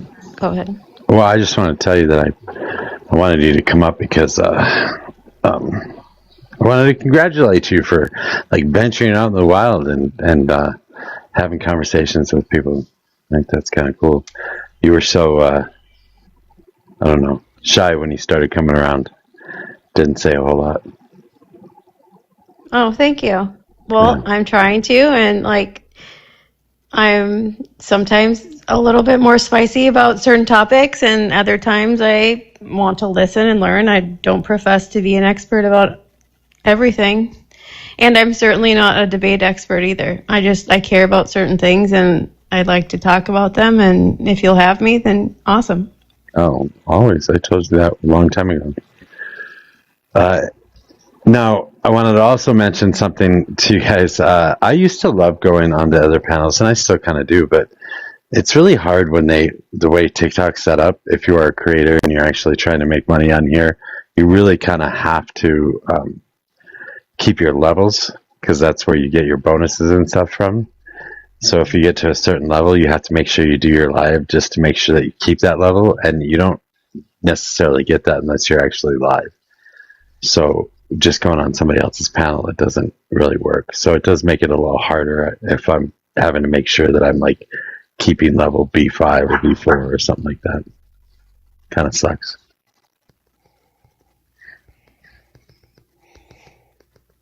But otherwise, it's still fun. What's that? Well, I mean, you want to have interesting panels. You don't want to just do it to do it. It gets fake. Yeah. Well, I mean, so at one point in time, I was just doing it to just do it. It was fun. But then I figured if I'm going to be doing this so many hours every day, I better try and make some money off of it somehow. So, right. Trying to get it to grow faster anyway. Mojo, I tell you the idea I had since I got some free time during the week. There's all these right panels that literally just echo chambers where they just do this shit where they just droll on about like what the left is. I think I'm going to do the same thing for the left. If all we're going to have is echo chambers, I just want to do nothing but talk shit about MAGA while I know they sit on the outside just being pissed and taking clips to talk about later on their lives. I'm such an egomaniac. I like hearing my name when I'm not in the room. So I'm going to try this out this week. I think it's going to go well.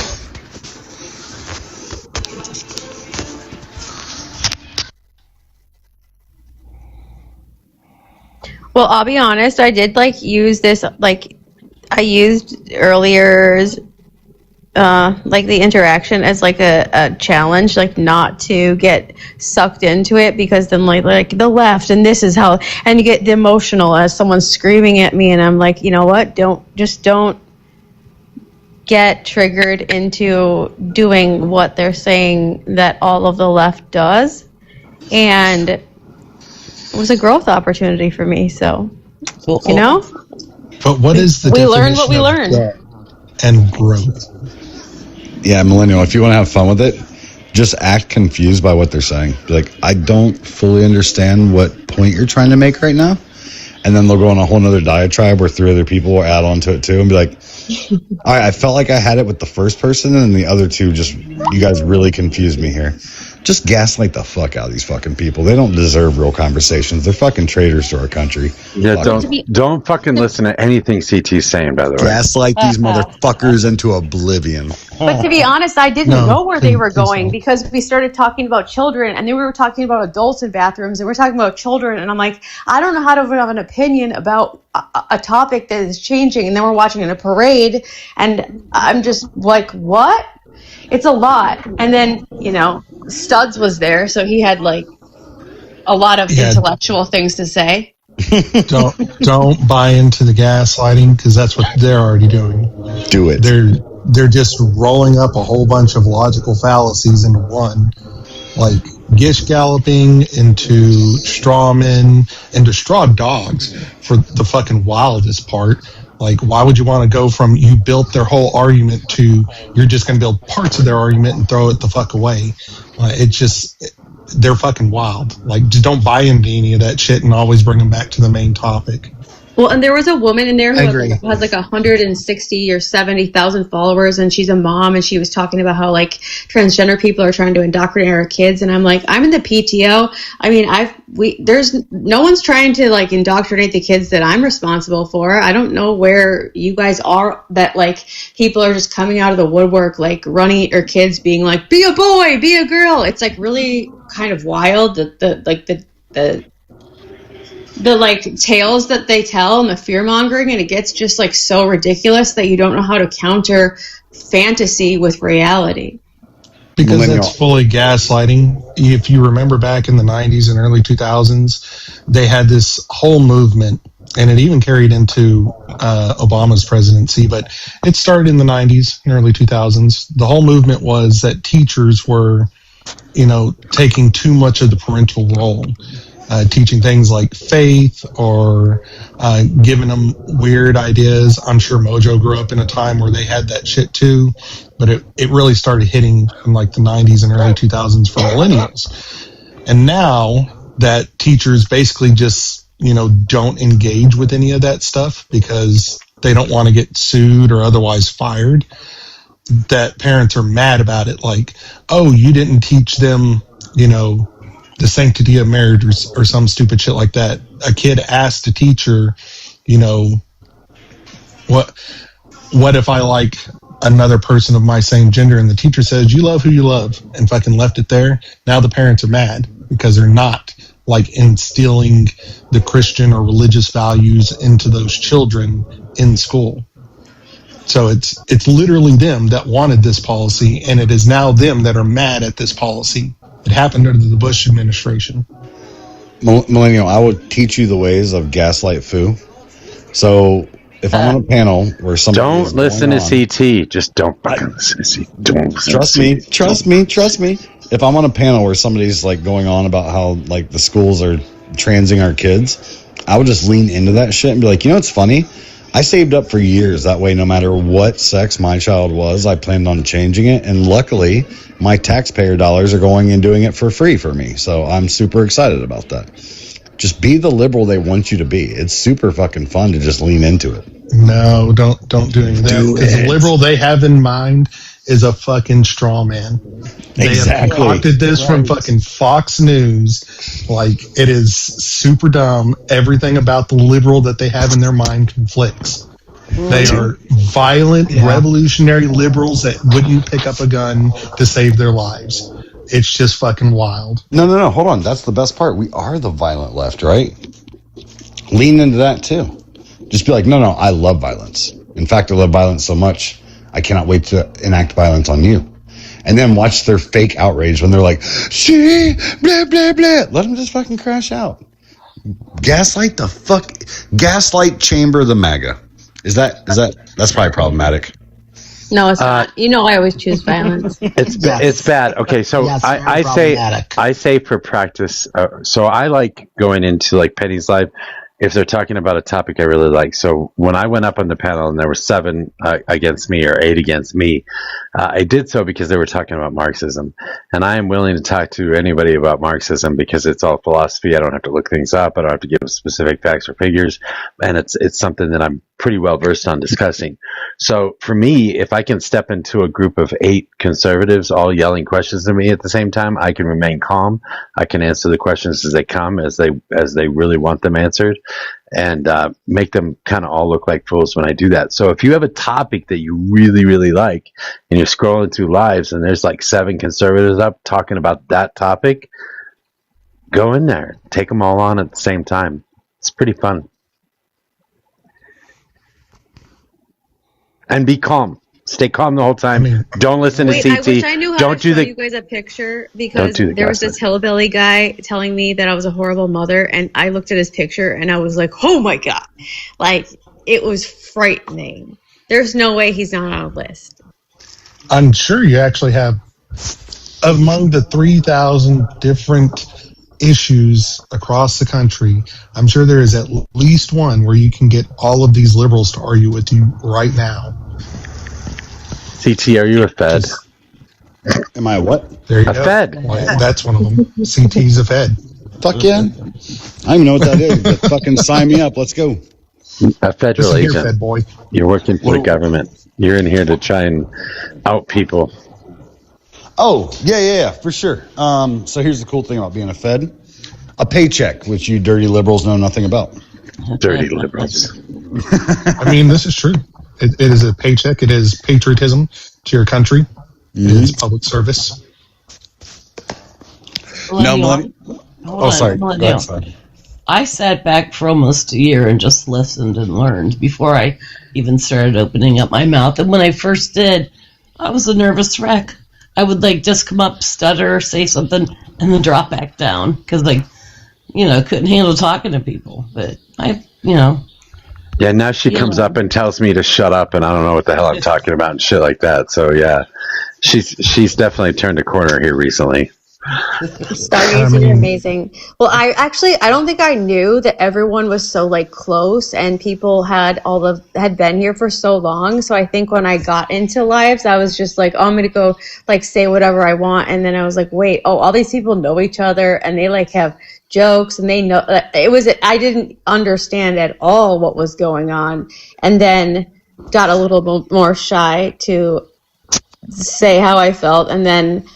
I mean, there's like people like Steven, I'll troll him in the comments for the rest of my life. Like if you guys see him here, tag me, send me a message. I just want to tell him that he's a dork. But yeah, like, I don't know. You know, you learn the dynamics of everything. Steven. Yeah, we all had a day one, millennial. On top of that, yeah, like what Mojo said, find a topic that actually interests you and research the shit out of it. Mojo made a point a few months back about what American culture was, and then it made me really think, like, how do I explain this? I mean, I have the answer now. The answer is sausage, gravy, and biscuits. But beyond that, it took me months to figure that out. What the fuck? This is not fucking culture. Yeah. But No, that is if a you good put some point. of that Thank sausage, you. gravy, and biscuits on your head, Mojo, your tongue will beat your brains out to get to it.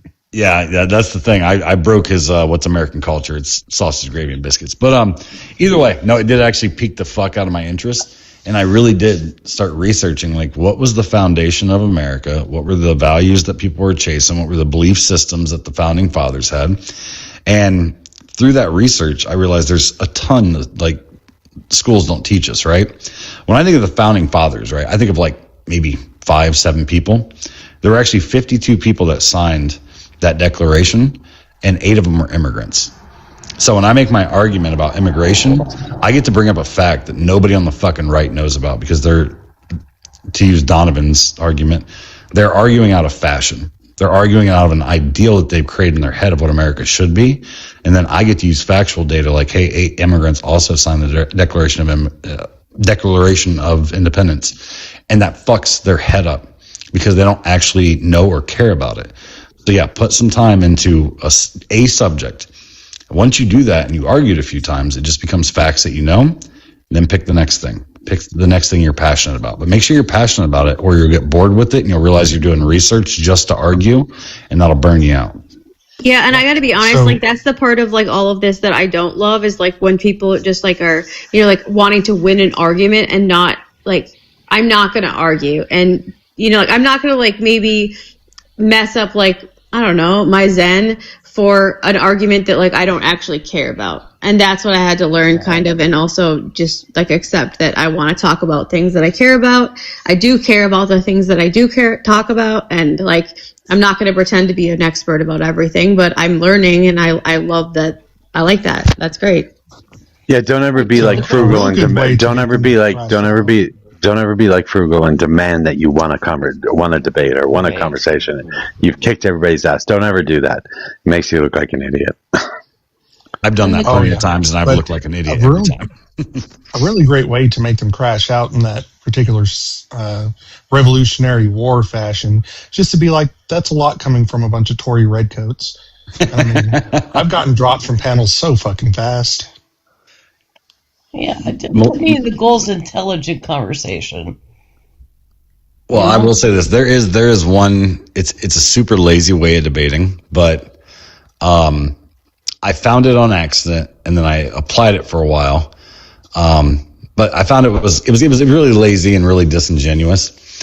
But for a while, I ran a prompt that said MAGA can be proven wrong with just one Google search. And what I was saying by that is that the people that I'll even say this: I think the majority of people that argue online are going off of either headlines or something they've heard from somebody else. True. And so if you really want to be like a dick, and I ain't gonna lie, people will hate you for this, but it keeps holding fucking true. When somebody makes like a bold ass claim and you're just like, that just doesn't sit right, just be like, can you give me a source on that? But here's the thing, you have to play fake nice. Be like, I haven't heard this yet. Can you give me the evidence for that? Because 9 times out of 10, it's an AI overview or a fucking chat GPT search. And then when you actually bring up the sources for it, you realize it's a fucking Facebook post. Unfortunately, we've had people up here that we could considered decent debaters that have actually tried to use Facebook like a fucking meme as a source, and they didn't realize it while they were showing their screen. They're like, see right here, it says this. And we're like, what's that source say? Facebook.com. So it is a kind of a lazy way to debate, but figure out something you're passionate about and then make the argument your argument, not theirs. CT, do you really see these as debates, though? Certain people at certain times, yeah. For the other most times, part, yeah. Yeah, other times we're just shit talking. And that's where... Yeah.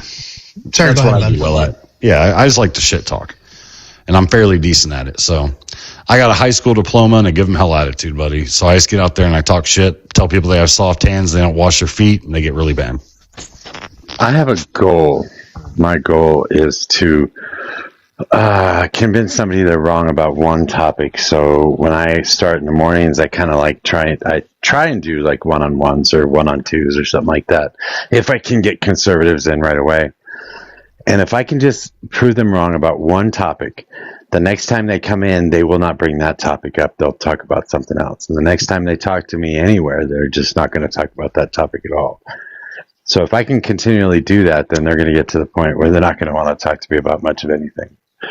I mean, that's kind of my goal. And have people listening to it to show how to win whatever particular argument it is. But the bad thing about that is they only ever want to talk about AB because they believe there's some moral high ground there, or history, which they're woefully inadequate or equipped for that particular conversation. Yeah, me too, though. I'm inadequate for that as well, just so you know. I don't like history. I fucking hate talking about history. I love history, maybe. Yeah, that's why they want to go there. Most people hate history. I mean, there have been mathematics lives. Like, nobody's going to go challenge them other than, like, engineers or some shit.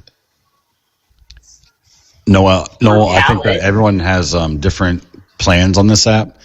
I have said for a while now, like, I just want, like, you know how, like, when somebody joins a live, it says so-and-so joined? If I hear a deep sigh from somebody on the right because they see that I joined and I may possibly end up on the panel, I've already won. That's all I've ever wanted, is to be like, ChatCT joined, and somebody go, that is my TikTok wet dream. That's it. That's crazy. I like going in, I like scrolling around on my main account and having people say, Mojo, come up in the panel. Oh, Mojo's here. Or get an invite as soon as I walk in over. That's what I like.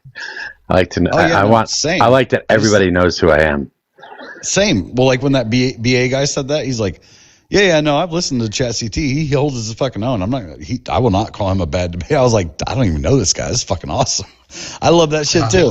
But man, when I hear the fucking MAGA see me come in a room and they fucking sigh because they know that they're like, this dude's going to fuck up my entire argument, that just makes my whole fucking day, Mojo. I think I just pegged Mojo. Like, you are Cliff from Cheers. Everybody knows your name. You come in with a whole bunch of fucking facts out of nowhere. Is it bad that essentially, as soon as Mojo made his comment, like the Cheers theme song popped into my head? Hold on. And then Brobot talked about it. Me and Brobot both have music makers, and between the two of us, we could definitely make a Cheers theme fucking Mojo-verse song for him to be starting his days with. Well, I'm just waiting for Crosstabs to finish up his album so I can play the rest of it. He's still working on that? Jeez. Dude, he is. Have you heard? It's an opus. It's an opus. He's given us some like snippets here and there. It's fucking good. Like, I'm an actual musician. Like, I play drums, bass, guitar. I sing. I'm a musician, and like, when the AI music shit first came out, I was like, oh, it's going to take away from like real musicianship and shit like that. And I got a little bit older and I didn't have time to like sit down. You know, I got 3 kids under the age of 10. Like, I don't always have time to sit down with my guitar and like write new stuff. So to be able to utilize technology and like take an idea or some lyrics I have in my head and be able to like throw it down within like 10, 15 minutes and it create this entire thing. And you go, no, I don't like this, tweak that, bring this up, change it. Like, it just, there's also a producer side to me, which is what I wanted to do when I was younger. And I love AI stuff now. I was in a band for a lot of years, and just recently our old lead singer and lead guitarist started doing lives. He was just live yesterday, and he was doing a live while he was like recording real tracks, and even he's using AI stuff now too, because like we're all just like, we're getting close to 40. Like we don't have the abilities to get together like we used to back in the day. And it was so cool because I got to sit in his live, and like I was using some of my AI stuff and I was playing it for him, and he was like, ooh, I would do that with the bass, or like, oh no, I like the double kicks on that. Like it was just so cool for like two old friends to like, you know, we only live maybe 20 minutes from each other, but again, he's got kids, I've got kids, we all got shit going on, and we were able to use this app and then use AI to like interact and like collectively do music stuff again. That was just really cool for me. So I'm all in on the AI music stuff. Man, that was a really long story to tell us that CT don't do computer. I don't, dude. I can't even get studio to fucking run. If I can't do it from this fucking expensive ass bitch ass iPhone, then fuck it. It ain't worth it. Hey, Crosstabs is here. Mojo. But I mean, Mojo just got the clearance. Programs. Ooh, you can play the new one if you want.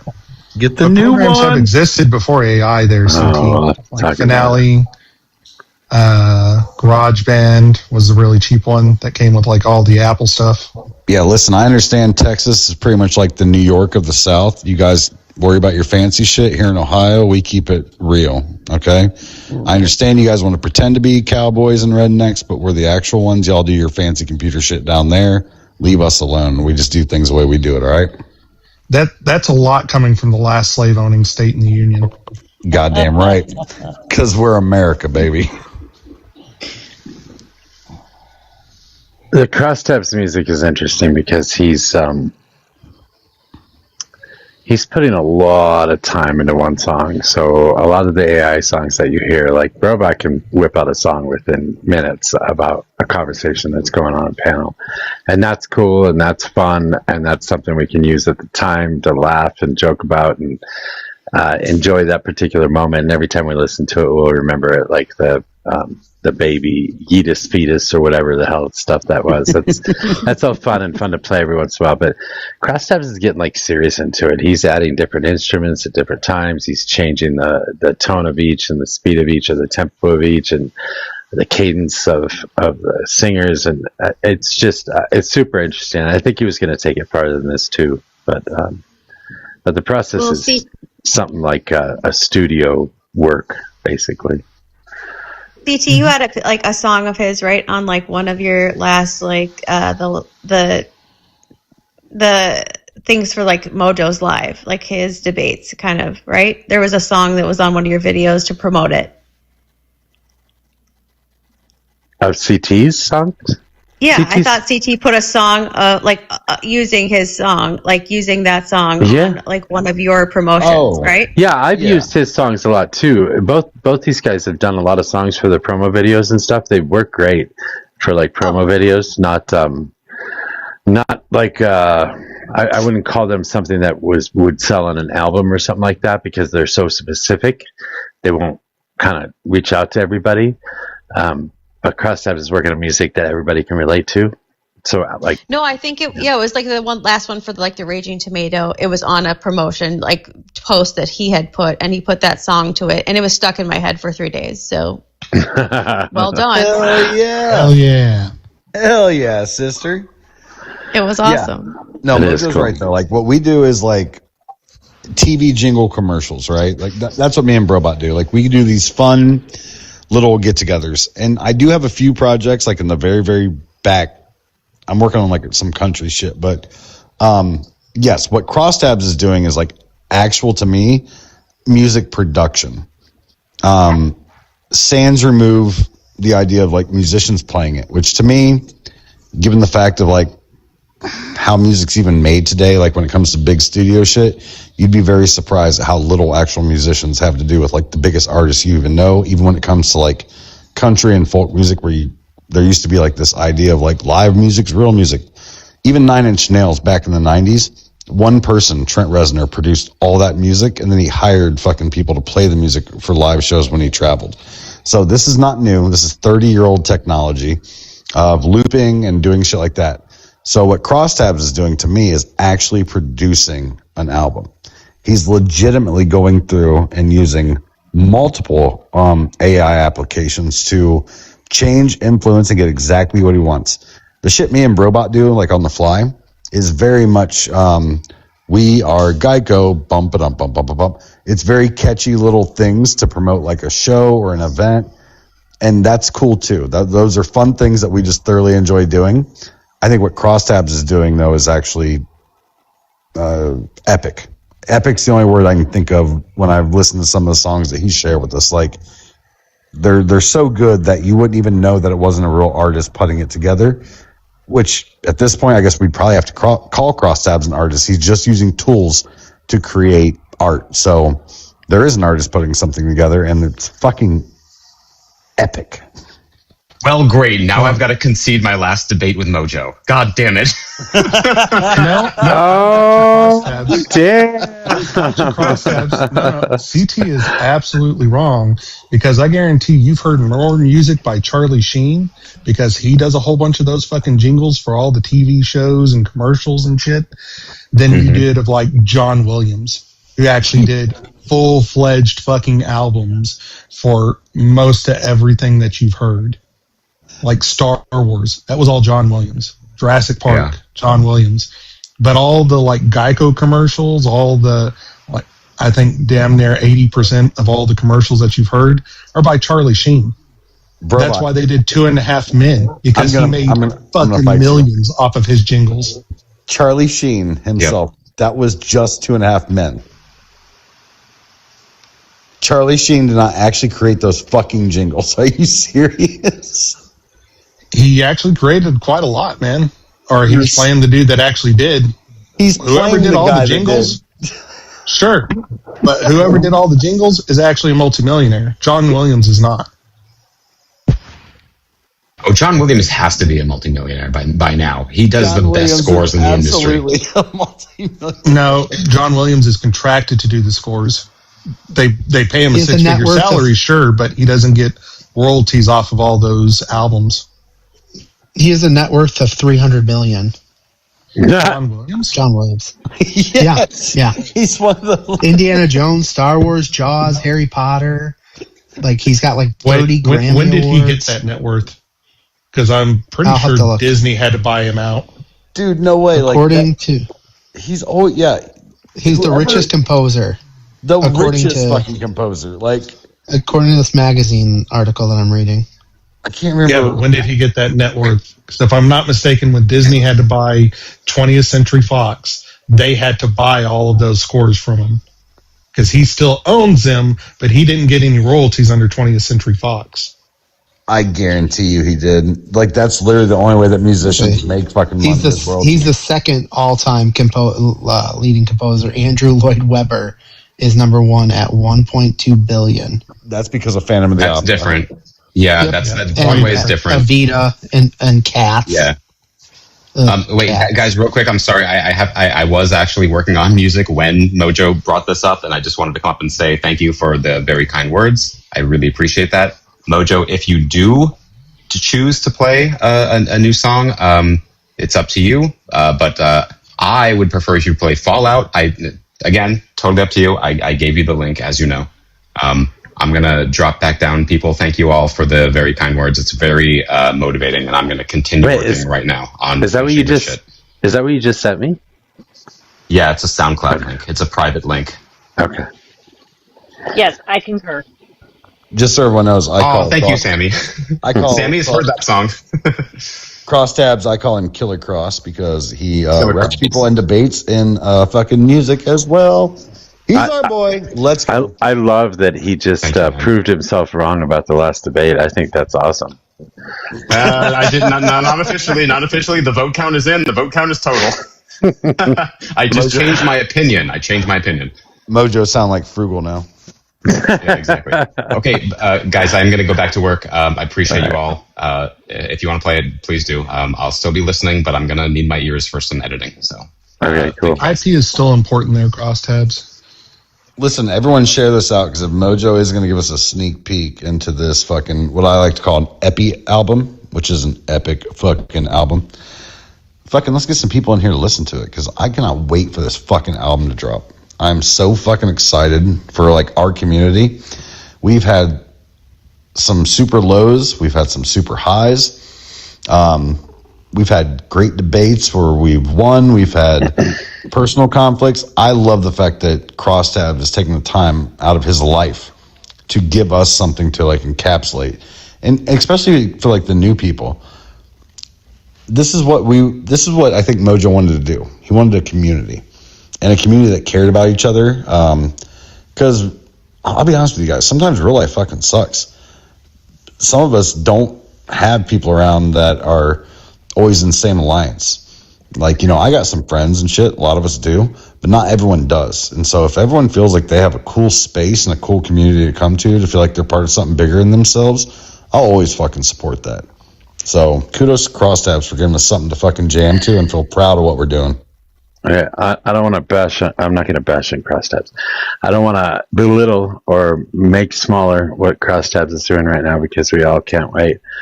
I do want to, however, also mention that I am in the works with an artist, a Slavic artist, to possibly even do like a live performance on here and use some of their music for openings and stuff like that, and possibly even helping make some videos for it or something too. So just so you know, somebody else approached me outside of TikTok to talk about it. Ooh, saucy. We'll see how it goes, but there might be a time where there might be like just a concert playing in here. Damn, I thought I was your only Slavic friend. I'll take it. That's pretty cool, Mojo. Yeah. Yeah, I say little old me. I mean, I don't get big rooms. I'm not like Danielle or something who's on late at night and drawing in 1,000 viewers and has less followers than me, but I don't know. I guess people know who I am, so. To be honest, I think people are just there for the fucking Real Housewives of TikTok. Yeah, for Danielle. Yeah. Well, Mojo's like we were talking about earlier. drama. No, yeah, it's the drama of it all, of like people that I'm going to try and say this without being rude. If somebody, yeah, why start now, right? Mojo, they know like if they end up on a panel with you, they're going to be challenged to a point where they're going to slip up and say something dumb. If they end up on a panel with Brobot, Blossom, like I'm not going to list everybody in our community. You know as well as everybody else, and I don't feel egotistical saying this, because I'll even give it to American Amen. Like 2 days ago, I think I was doom scrolling past his live. He said that the smartest liberals on TikTok are on Mojo's panel. He goes, they're not high-end or high-level conversations, but it's not the normal liberal live where you just go in and get yelled at. You at least can have some civil conversations. It was just him coping in the fact that he gets fucking walked every time he's fucking here. But when you have somebody that disagrees with you, saying you have the largest collection of the smartest liberals on TikTok, right? That is reaching out to different communities, different places, going to different lives, which he does. I give him credit for that. If your enemy says your team's the best team that I've ran into, just fucking own that. Just be that. That's what we are. That's supposed to be a reason that Frugal would ask me to, who do you think the best debater on TikTok is? Exactly. Yeah. I don't know. I'm just some dipshit who is too ugly to be on camera, but whatever. No, you're not. Well, Mojo, I have the opposite problem. I'm too pretty to be on camera, so we all deal with our own demons, right? Those demons. Do you think like being on camera makes a big difference, like with people and like the female versus male like host kind of thing? I mean, I'm actually asking. I'm not being facetious at all. 1,000% difference. I think it makes more of a difference for women, but it does make a difference for men as well. Yeah, because I mean, and this is not to put Danielle down in any way, but I would bet a lot of her follows and gifts are because she's on camera. Yeah. Well, and that's the kind and I have nothing ill will. I don't have anything bad to say. I've only been in there when they were talking about like a person and it was like a drama live. It wasn't like about anything. There wasn't a substantial conversation happening besides about someone and something they had done. So like I don't know anything else but that. I'm not, and I don't think like that's necessarily representative of the conversation, but yeah, it just seemed like that sort of thing. And I was curious if you guys thought like it's small. I think it's small. I think it's a little bit different. I do not doubt that there are unscrupulous men gifting Danielle because she is a pretty face. That is obviously granted, but the people that show up there are there because it is literally Road Rules 2026.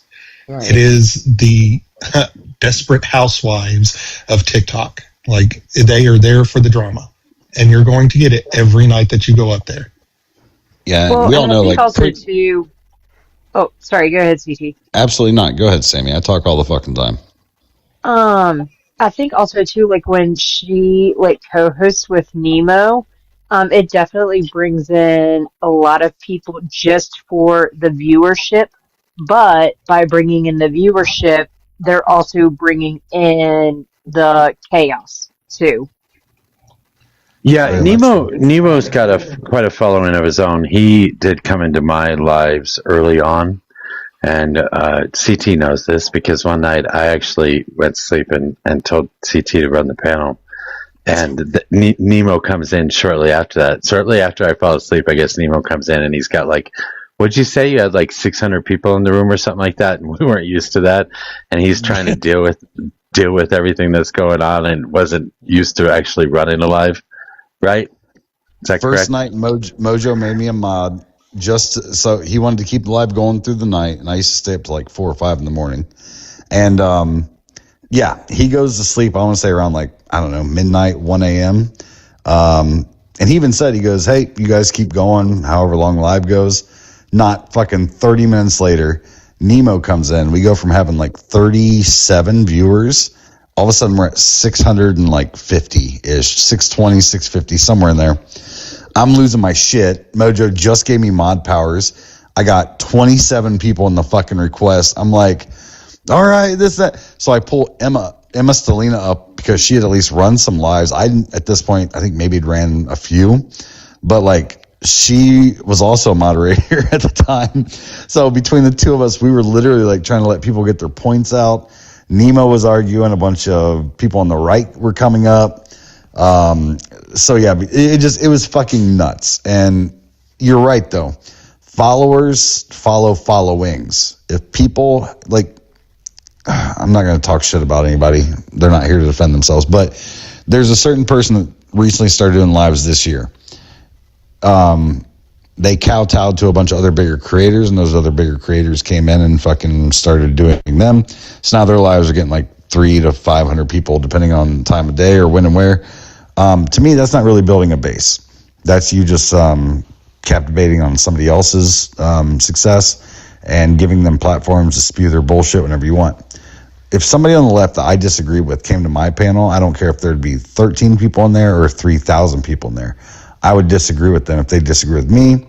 But when your entire basis of your ideology, you allow people because they have a large following base to come up on your panel and literally shit on your fucking views, and you just sit there smiling for it because you know you're getting gifts and shit like that, I just find you very disingenuous. So I will always give Mojo credit at this point that he has disagreed with people that have had larger following bases, not just to get followers. And that's why I believe in what Mojo's doing, because I believe that Mojo believes in what he's doing. So I believe in it too. Ah, yes, Mr. Jones. I remember those. Oh, days. Mr. Jones. Yep. That was way early on. That was still same thing. We got, like 30 people in the room or something like that. But Mr. Jones comes in first thing. I don't know who the guy is. I don't know. Within half hour, there's 1,600 people in the room. I'm like, what the fuck? Don't sell it short. Like, I remember that Mr. Jones came in. Yeah, we had like 30 people in the room. Mr. Jones gets on panel and starts some of his rants and tirades. And even Wilson and Vex were up there. Yeah. And he lit into those two, and it turned into like 2,600 and then 3,600. Like, before Mr. Jones left, this live had hit over 5,000 people concurrent viewers. Oh, concurrent viewers. Oh, yeah. Really? I don't remember that. Oh, yeah. We had like 100 in the request box. It was deep. I wasn't doing. To find people to argue with them. I wasn't doing any of that. I wasn't even reading the comments. I was actually arguing with him, and he's a liberal. But I was arguing with him the whole time. I got a whole bunch of hate messages after that, and who, Mr. Jones? Yeah. So he was a self-proclaimed communist. Yeah. Yeah. I'm going to agree with him on a lot of things, but that particular day, he wanted to talk about how black people can't be racist, and he wanted to talk about how all white people are racist, and I was having none of it. Oh, yeah. And I went against him on that, and he didn't like that, and his followers didn't like that. However, I still gained 600 or 700 followers that day. Like in one day. It's crazy. Oh, yeah. I remember that because the moment you started going against him, he started calling you racist. He did. He was calling me racist. With the damn comments. Yeah. Because there was like 500 to maybe 1,000 people all calling Mojo racist all at once. Like, that comment section was moving fast. That was crazy. What a crazy day that was. And not expected at all. I mean, obviously, this is way early on. I'm not expecting anything like that. And then next thing I know, I'm like embroiled in this conversation, and everybody's yelling at each other, and everybody's calling me a racist, and there's more and more people coming in the room, and I'm not screwing with anything. I'm not doing anything short of just arguing. I'm not paying attention to anything else. All the mods were, so I don't know. It was weird. The one that sent you to like 1,600 was actually in 3 minutes, not 30, and that was Isaiah Martin when he came in here that time and talked about his immigration plan. Yeah, that's where I got some of my immigration plan from. Yeah, the first time I came in here, and the moment he went up on panel, we had over 1,000 viewers. Yeah, the first time Isaiah joined my live, I went up to like 600 viewers, and I didn't know what the fuck I was doing. I didn't even know like how to do the guest stuff, so I just pretended I got a puzzle piece, and I ended the live. Oh, that's fucked up. Shit. It was like my 10th live ever. I didn't know what the fuck I was doing. Don't do that. That sucks. Do you guys want to? Oh, what is this? It's 3 minutes. Do you want to listen to 3 minutes of Crosstab's song? Fuck yes. I'll play it right now. Do it. All right. I think it'll. Yeah.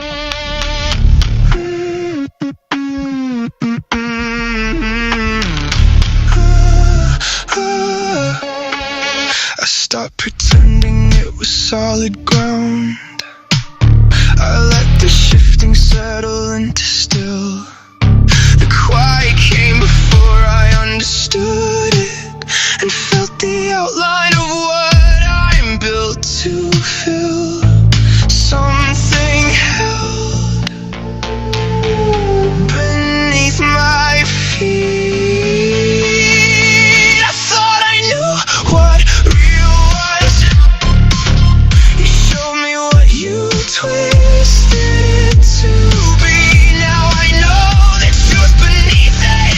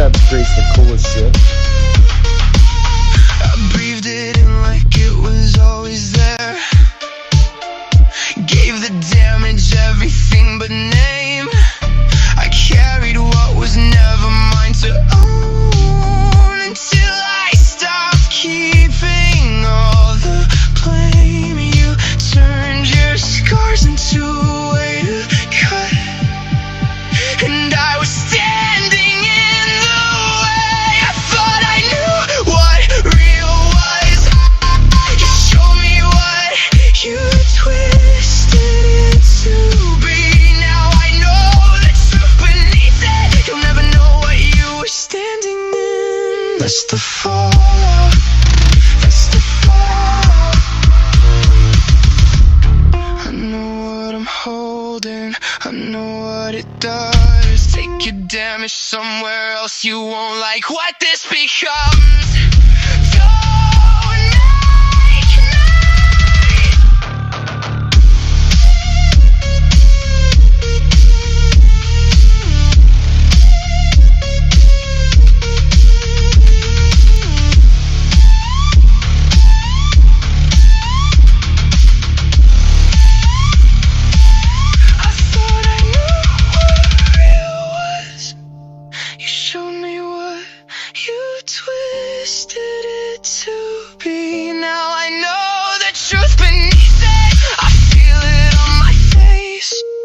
That's the fallout. That's the fallout. And I'm not done.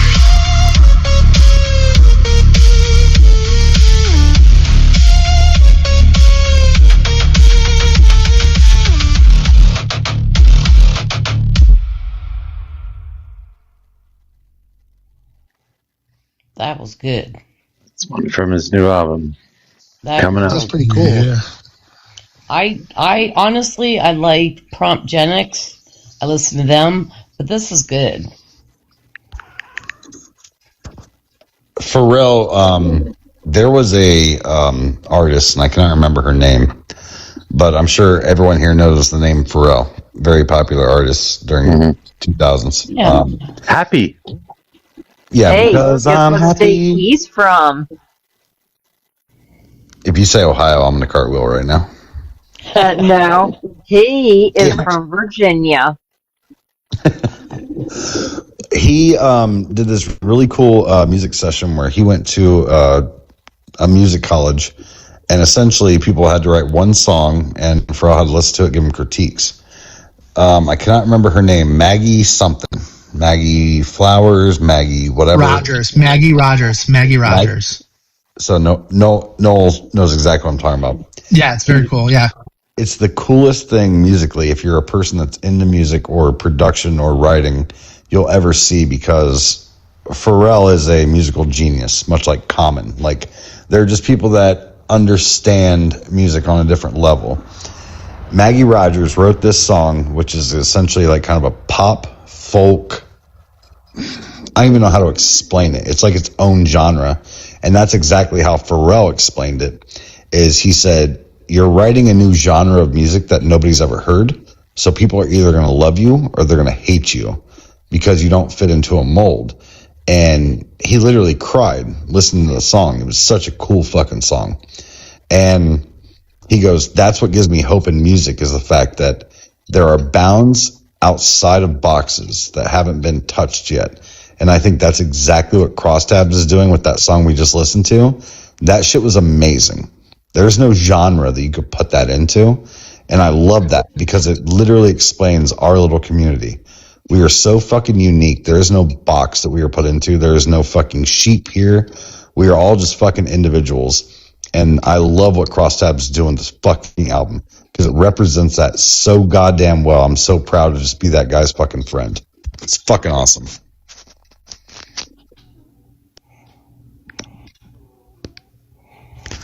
Before we light up anything here, I'm going to conversation steer, so Zach isn't the only one on the panel. I am now more in favor of the Iranian war than I was previously. I'm going to beat the shit out of you. Well, maybe this was a plan. I'm not sure. Y'all can debate that part amongst yourselves. But for me, I am seeing that the war in Ukraine, Russia's taking some definitive losses. Ukraine has garnered more than 400 square kilometers of land along the Russian front since February, since we started the war with Iran. And predominantly, Russia now has, I guess, lowered or essentially ran out of most of their drones, because it seems like they were purchasing a lot of those Shahed drones from Iran. And Iran is currently using all their deployable drones against the United States. Interesting. I feel like I saw that somewhere. What article was that? It's in Reuters. Yeah. How did I know that this was going to go back to Brobot's fucking first strike goddamn policy? I fucking knew you were going to just dance your way right back into fucking first striking Russia. Well, I mean, here recently in Latvia, Lithuania, Poland, Russia's been violating airspace. Sometime this summer, or even possibly into the fall, if they last that long, we could have an Article 5 from NATO. That would be Didn't great. you also violate Finland's airspace last? Was it last year? Yeah, last year. Yeah, I was gonna say, it wasn't recently. The strike in Romania, in Bucharest, that was quite a distance from Kyiv. Yes. It's kind of weird that it would be you can't see me, but I'm doing air quotes, accident. I agree. Yeah, it seems like Russia is testing. They could be testing, but they could also essentially just be desperate. They're losing ground along their fronts in Luhansk and Donetsk, and their drone supply is dwindled by 60 or 70%. Well, their economy is propped up by military spending as well. And when I say propped up, I mean almost all is military spending. Well, yeah, absolutely. But, I mean, also the relinquishment of the sanctions. Russian gas, the sanctions on their gas and oil to Europe seems to be pivotal for what's going on in the Strait of Hormuz, because we're not letting Europe essentially fall. You know, they're getting their heating oil and air conditioning and all that other stuff, their energy from Russia once again. That's just wild. I mean, as wild as it seems, this would actually be considered a chess move. Yeah, I don't disagree. It's just wild that, and you look over at Taiwan as well. What do you think is going to happen there? Still nothing. It seems like for the moment, China does not want to get involved in this because they see that we have essentially cut off most of the major supply lines to Russia. Well, don't you in find terms it of their war fighting? Did you not find it concerning when Trump backed out of the selling of the weapons to Taiwan, and like the week later, China was doing another what do you call it when they go out and they test? Field operations, I guess. Yeah, even the president of Taiwan was deeply concerned. Now, that doesn't mean a whole bunch, I realize. But do you think that, I don't know, I think between Ukraine, Taiwan, Cuba, I mean, that's still going on too. It's just, I don't think I've ever lived in a time quite like this before. Well, just a few months ago, and this kind of illustrates why I'm not concerned that much about China, I would have to agree with the Pentagon. The Chinese Coast Guard, 2 of their modern frigates that they use for securing their waters, essentially got into a fight with each other, and one of them rammed the other. And we're talking about an open ocean. Like, this is open water. You had to have seen this giant fucking frigate in front of you. You can't really call it an accident.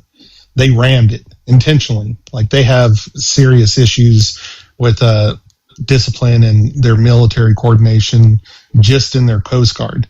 Like, they've got captains and shit fighting with each other using the war equipment.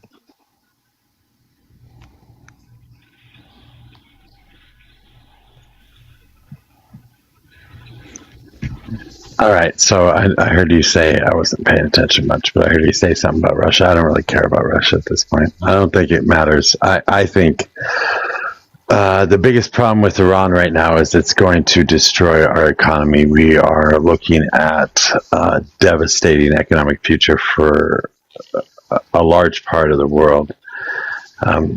Some of the economics articles I've been reading are saying that we can expect Brent crude to go up to between 150 and 160 a barrel, And if that happens, we're going to see massive inflation in this country. They're even predicting 5% or more inflation by the end of the year. So we're not looking at it for a couple months now too, and nobody wants to hear it when I bring it up. Yeah. Oh, no. Well, I mean, because predominantly it's speculation. And though we can look towards speculation, we can't rely on it. This was Chevron, Exxon, and JP Morgan that made these claims. Yeah, Goldman Sachs as well. They're all deeply concerned. They're trying to get the administration to get the deal done. Unfortunately, though, what is Iran's motivation? Can I even if it doesn't, one second, if it doesn't even for a second enter your mind when you hear something like that it's essentially the wolf being like, well, it looks like I'm going to have to kill more chickens this season to the chickens. And the chickens are like, wow, they said that it looks like they're going to have to kill more chickens. Like, I don't, that's what they said is coming. So I guess it's going to be terrible. It couldn't be their literal like best interest for us to spend more on things. Right. So like, if this is happening because of a war, then we should expect that the moment it starts to like come down, and also, by the way, we should expect to be able to say, hey guys, like we're an energy net exporter. Like, why are we paying at the pump? What the fuck are we doing? Because in 2015, our Congress reversed they allowed the oil and gas companies in the United States to export oil again. Okay, so the big problem is that these are oil companies, not nationally owned companies. The oil companies get to do whatever they want. And the problem with your whole idea there, Zach, is that this is one of the largest industries on the face of the fucking planet. I'm sorry, these guys aren't getting together and deciding to just change things up out of the blue. All of these oil companies are not going to agree to that. It would, if it's a conspiracy theory or a conspiracy of some sort, somebody's going to say something and hear things from the inside, and it's going to get out. But that's not going to happen, because this is actually a supply chain issue. It's a market issue. The vast majority of the world are running out of reserves right now. That's why Brent crude is going to go up so much, because the reserves are going dry in every country on the face of the planet. And once those reserves are dry, everybody's I'm just saying, if you allow them to literally raise your price at the pump and don't for a second say, maybe we should go out and protest against an oil company for a change. Good luck protesting against an oil company. Yeah. We all need transportation. We all need transportation to work. Zach, we all need Zach. Wait, we all need transportation to work. We all need to buy groceries, and those groceries have to be delivered in fucking trucks. And all travel that we do in this country and worldwide is going to need some sort of oil byproduct. We don't get any plastics without oil as well. I mean, if you think that protesting an oil company is going to do anything to change this, you're also ridiculous. Again, I think that is a very defeatist attitude about a problem that you're, I think, generally agreeing with me shares the actual single evil person. Like, we all agree that that's the single evil Donald Trump person. Is like forcing these people's hand. If protesting oil companies made any change, we wouldn't have the environmental problems we do. Thank you. I think you're missing a golden opportunity there, Zach. Wait. I think you're missing a golden opportunity there, Zach. Specifically, the regulations that were removed, allowing oil companies to sell or export again, was done under the Obama administration. So if they're upset that the oil companies are now selling more to China because we cut one of their imports from Iran, then they're just mad at themselves. They did that deregulation. I wanted to ask Zach, how do we fix this? We re-regulate. How do we fix this with the easiest oil? one? Yeah. We should be building. There should absolutely not be a fucking reason that we are importing oil that becomes gasoline, or in any way have our gasoline supply dependent on any outside nation. We could, if we wanted to, if we built like it was World War II, we could build up refineries and processing plants all around the country as fast as you could believe it. The reason we don't is because we don't have the will, we don't have the organization, we don't have anyone who's willing to make these decisions, unpopular as they may be in the short term. What would give? You think that What would give an oil company? What would give an oil company in the U.S. a reason to sell crude for less than it does in the world market? Maybe investment by the United States. Maybe we invest in these companies. Subsidies to fucking oil companies. Are you fucking serious? No. Or maybe we nationalize a small oil company and we start let's nationalize everything, Zach. I'm good with the nationalization, but that's not going to happen either. I've always been a little bit. I did not see that coming. A little bit. You want everything socialized. No, I did not have Zach being a communist on my fucking 2026 bingo card. Basic things. I've always been a communist. You guys know it. I just happen to be so full of shit. Maybe the administration should have probably thought about this back in February, right? Hey, this Trump is something. Wait, what? Sorry, Paula. Go ahead. Continue, No, jump Paula. in there, I'm sorry, CT. that was, No, you're all right. Go ahead. He just Wait, but caused we know whiplash. socialist and Zionist aren't the same words, right? Well, no, it's so funny because I just, much like anybody that's ever met Zach, we all remember what he was arguing for a year ago, right? What was I arguing for? Freedom, the idea that the fall of Marxism, the destruction of the Communist Party, making sure that the Jewish community is protected. You've pretended to be a fake fucking liberal, right? Like we've all known that. We've clocked your ass for a fucking year, Zach. Guys, that's you wild. don't get to. You don't get to fucking latch on to what the administration is doing now and pretend like it was your original fucking idea. You fucking have flip flopped on your policies over the last year about everything that you used to stand for. You're fucking fake as shit. 100% not true. I've been for the Iran war since the very beginning. I think, in fact, our mistake in the Iran war is that we are actually the bad guy because our military-industrial complex doesn't want to lose the perfect boogeyman that we use to sell weapons to Saudi Arabia and Jordan and Egypt and Israel. Like, we use them as the boogeyman that we make money on, which is why we've tolerated their presence for 50 years. And Donald Trump is doing, as per usual, the first, status quo breaking move. I don't know what you're talking about. He's breaking the world, right? I feel like President Trump, for however you want to feel about him, he is the first president that actually followed Bibi into this quagmire, which is exactly what it is. You can't, just the mere fact that you're talking about these extraordinary efforts to try to cool down the inflation that's rapidly approaching like a freight train, and you're over there, throwing out these platitudes that mean fucking nothing. It's not going to fix what's going on at all. Detailed, you haven't detailed nothing. You're not in charge, Zach. The president, Trump, is in charge. Trump didn't listen to his advisors. Trump, no. You know how we fix this country? By not going into wars that are unnecessary. No, really, wars have fucking nothing to do with your life. Go. Yeah. How did they not have anything to do with our lives? $300 on a Costco trip, dude. I know exactly what it's costing. Thank you. Did you get Pokemon cards with that? Sorry. Well, did you get a hot millennial joke? No, I did. I did get a hot dog. I'm not gonna lie. Sorry, Mojo. That's only $1.50. That's only $1.50 though. Did you get a free pass to Tel Aviv or?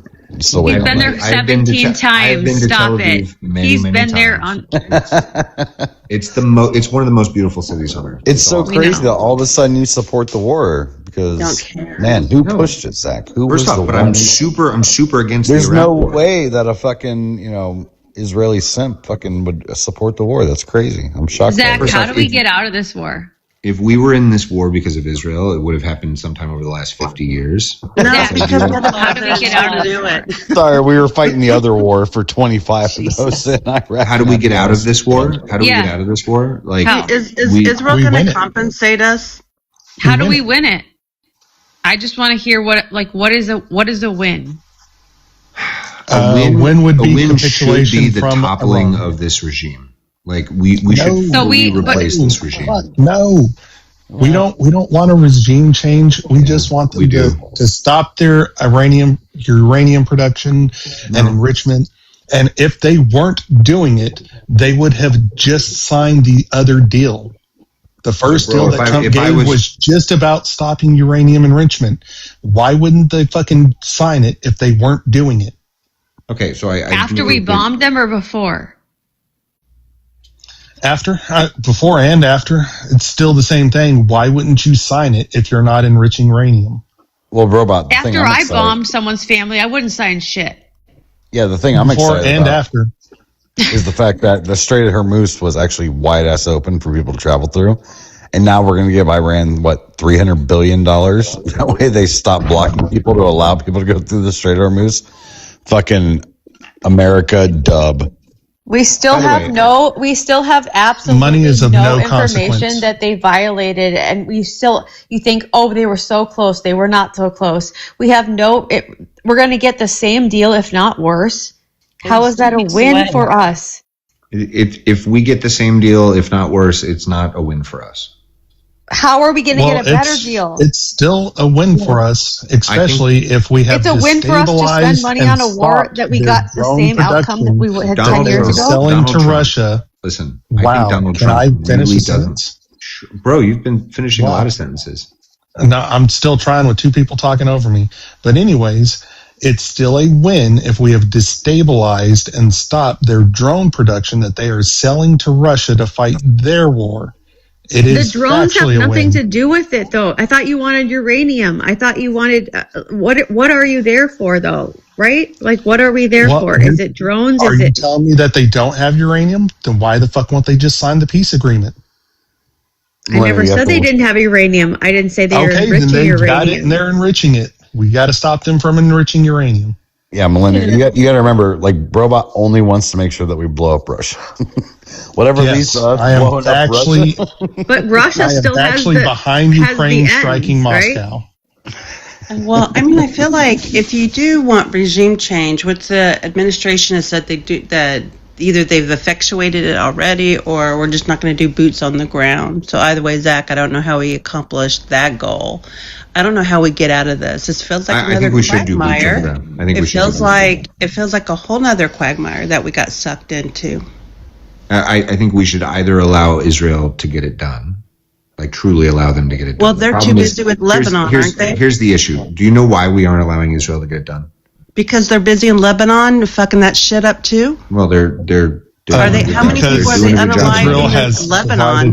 One second, they're doing a great job in Lebanon, but How many people are they unaliving in Lebanon, Zach?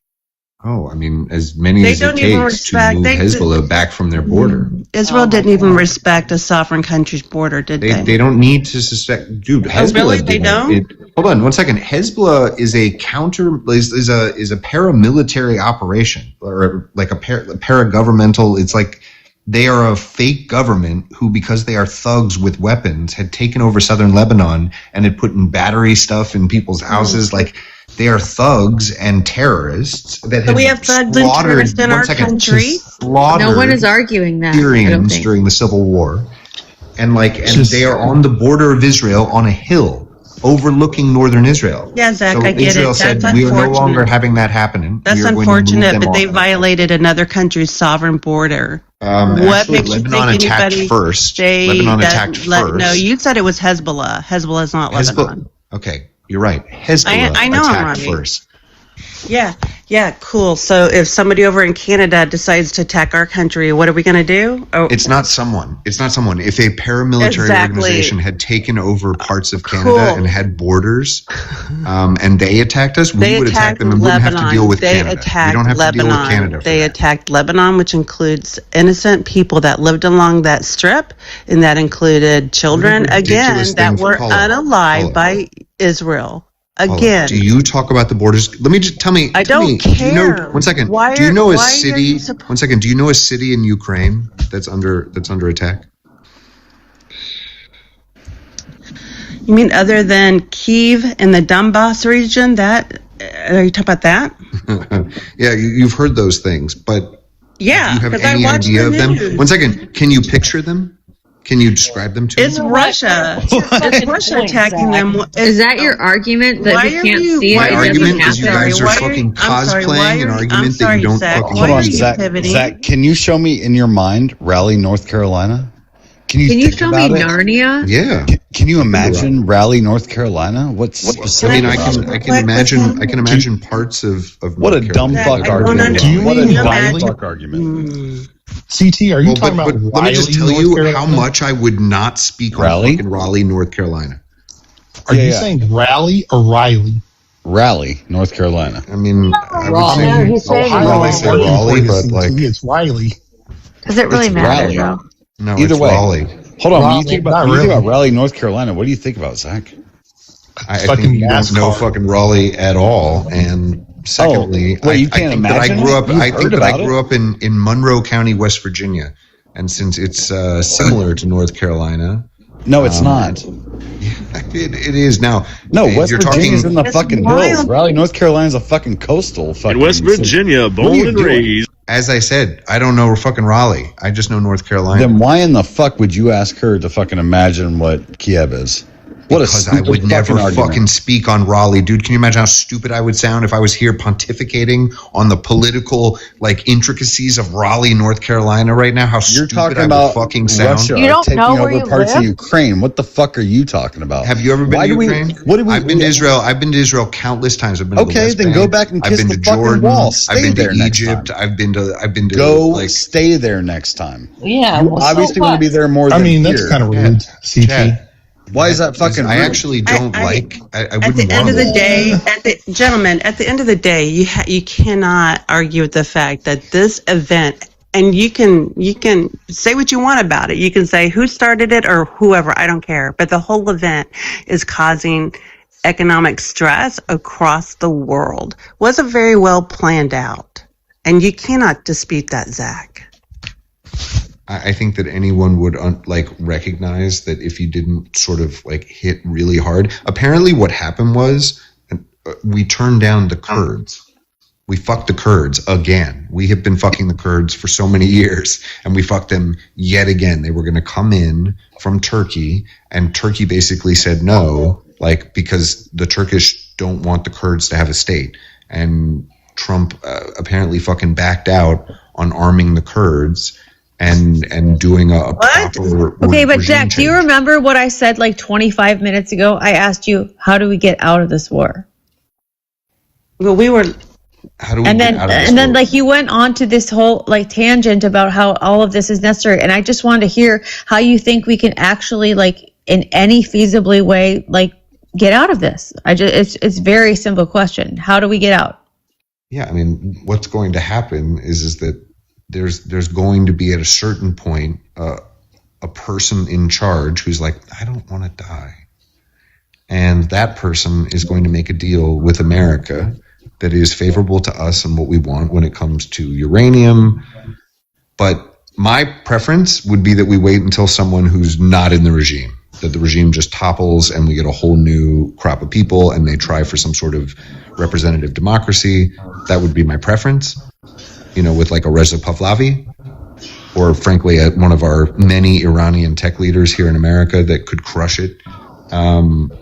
So regime change. They were talking about regime change. I think regime change is the way to do it. But even if what we get is they were talking about the thing Trump ran on to all of his constituents says we're not going to do because we're fucking terrible at it. The thing that you voted for on. Now you're voting for. To be fair, our mistake in that Iraq. Keeps saying that they're not enriching uranium just signs a fucking peace deal to say that they won't enrich uranium. I mean, that's the fucking easy way out, isn't it? If you guys think you can trust the Iranians with fucking anything, well, then what is the peace deal good for anyway? That's the craziest thing in the entire world that you guys are like, well, they signed an agreement. Well, then what is the peace? What's the point of the peace deal then? Yeah, Millennial has a point. That's what I'm saying. Why do you want a new peace deal? The peace deal is terrible. If we go through with a peace deal right now that doesn't remove the regime and puts us back, that's a terrible deal. That will be a failure. So you want regime change, which is what Donald Trump ran against, which is what you voted for, right? Which is, by the way, probably why he's not. So you're full of shit. 1 second. The reason he's not doing it is because there's a wing of the Republican Party right now that is made up of idiots like you who think this is about Israel. And you think that I voted for Donald not to do the thing Trump? he should do, the thing that is actually anti-military industrial complex. Zach, there are so fucking hold on, Zach. There are so many insults that you can throw out there. Don't ever in your fucking life mix me up with a fucking Trump supporter. You fucking inbreds can literally fucking kick each other's shins all day. Great. Don't ever fucking mistake me for a Trump voter because you got there's even more idiots like you that are on. Yeah, that you can't claim that he's an inbred like any of that because all the inbreds are actually in California. There's a recent study that most of the first cousin fuckers are actually in California. Yeah, they're probably Texas fucking implants, I'm sure. No, they're what's the study? Can you put the study in the chat? No, hold on. Can you put that study in the chat? Stop. Robot's trying to fucking distract from the fact that what Zach is saying is that I voted for no fucking wars. I voted for us to get out of conflicts. I voted for all these things that Trump ran on, and that's what I believed in at the time. Now he's doing the exact opposite, so I have to completely change what I fucking voted for and ran on to fucking simp for the guy that I voted on to justify it because Israel. That's all this fucking conversation is. Let robot bullshit get the fuck out of here. You have to be able to speak with words. Yeah, I need Maury Povich here to determine if somebody's a hillbilly or something like that. Yeah, Zach, I'm sorry that your comprehension isn't to the level of understanding the words that we're throwing out there. That's not a fucking new problem. That's your problem. Mm-hmm. Your problem. Well, I will tell you this as somebody that did serve during Iraq during the invasion. Like, America's done with this shit, man. We're tired of it. Especially those of us that served or had family that served and their family didn't come home. Like, what did we do? What did we do over there? Like, I don't get me wrong. Like, I cherish everything that I had to experience over there for good or for bad. But man, dude, it's like, how long are we going to keep doing this? But Ironside, you don't understand. BB says that there's WMDs. No. That's not my belief. My belief is that Iran is the source of all conflict in the Middle East. By ending that's not the case. That wasn't the case with Saddam Hussein. Saddam Hussein was he was an authoritarian, and he had our oil. But he was nothing more than just like a secular authoritarian in the Arab world. How is we went after him for his oil? 1 second, but we went after him for his oil.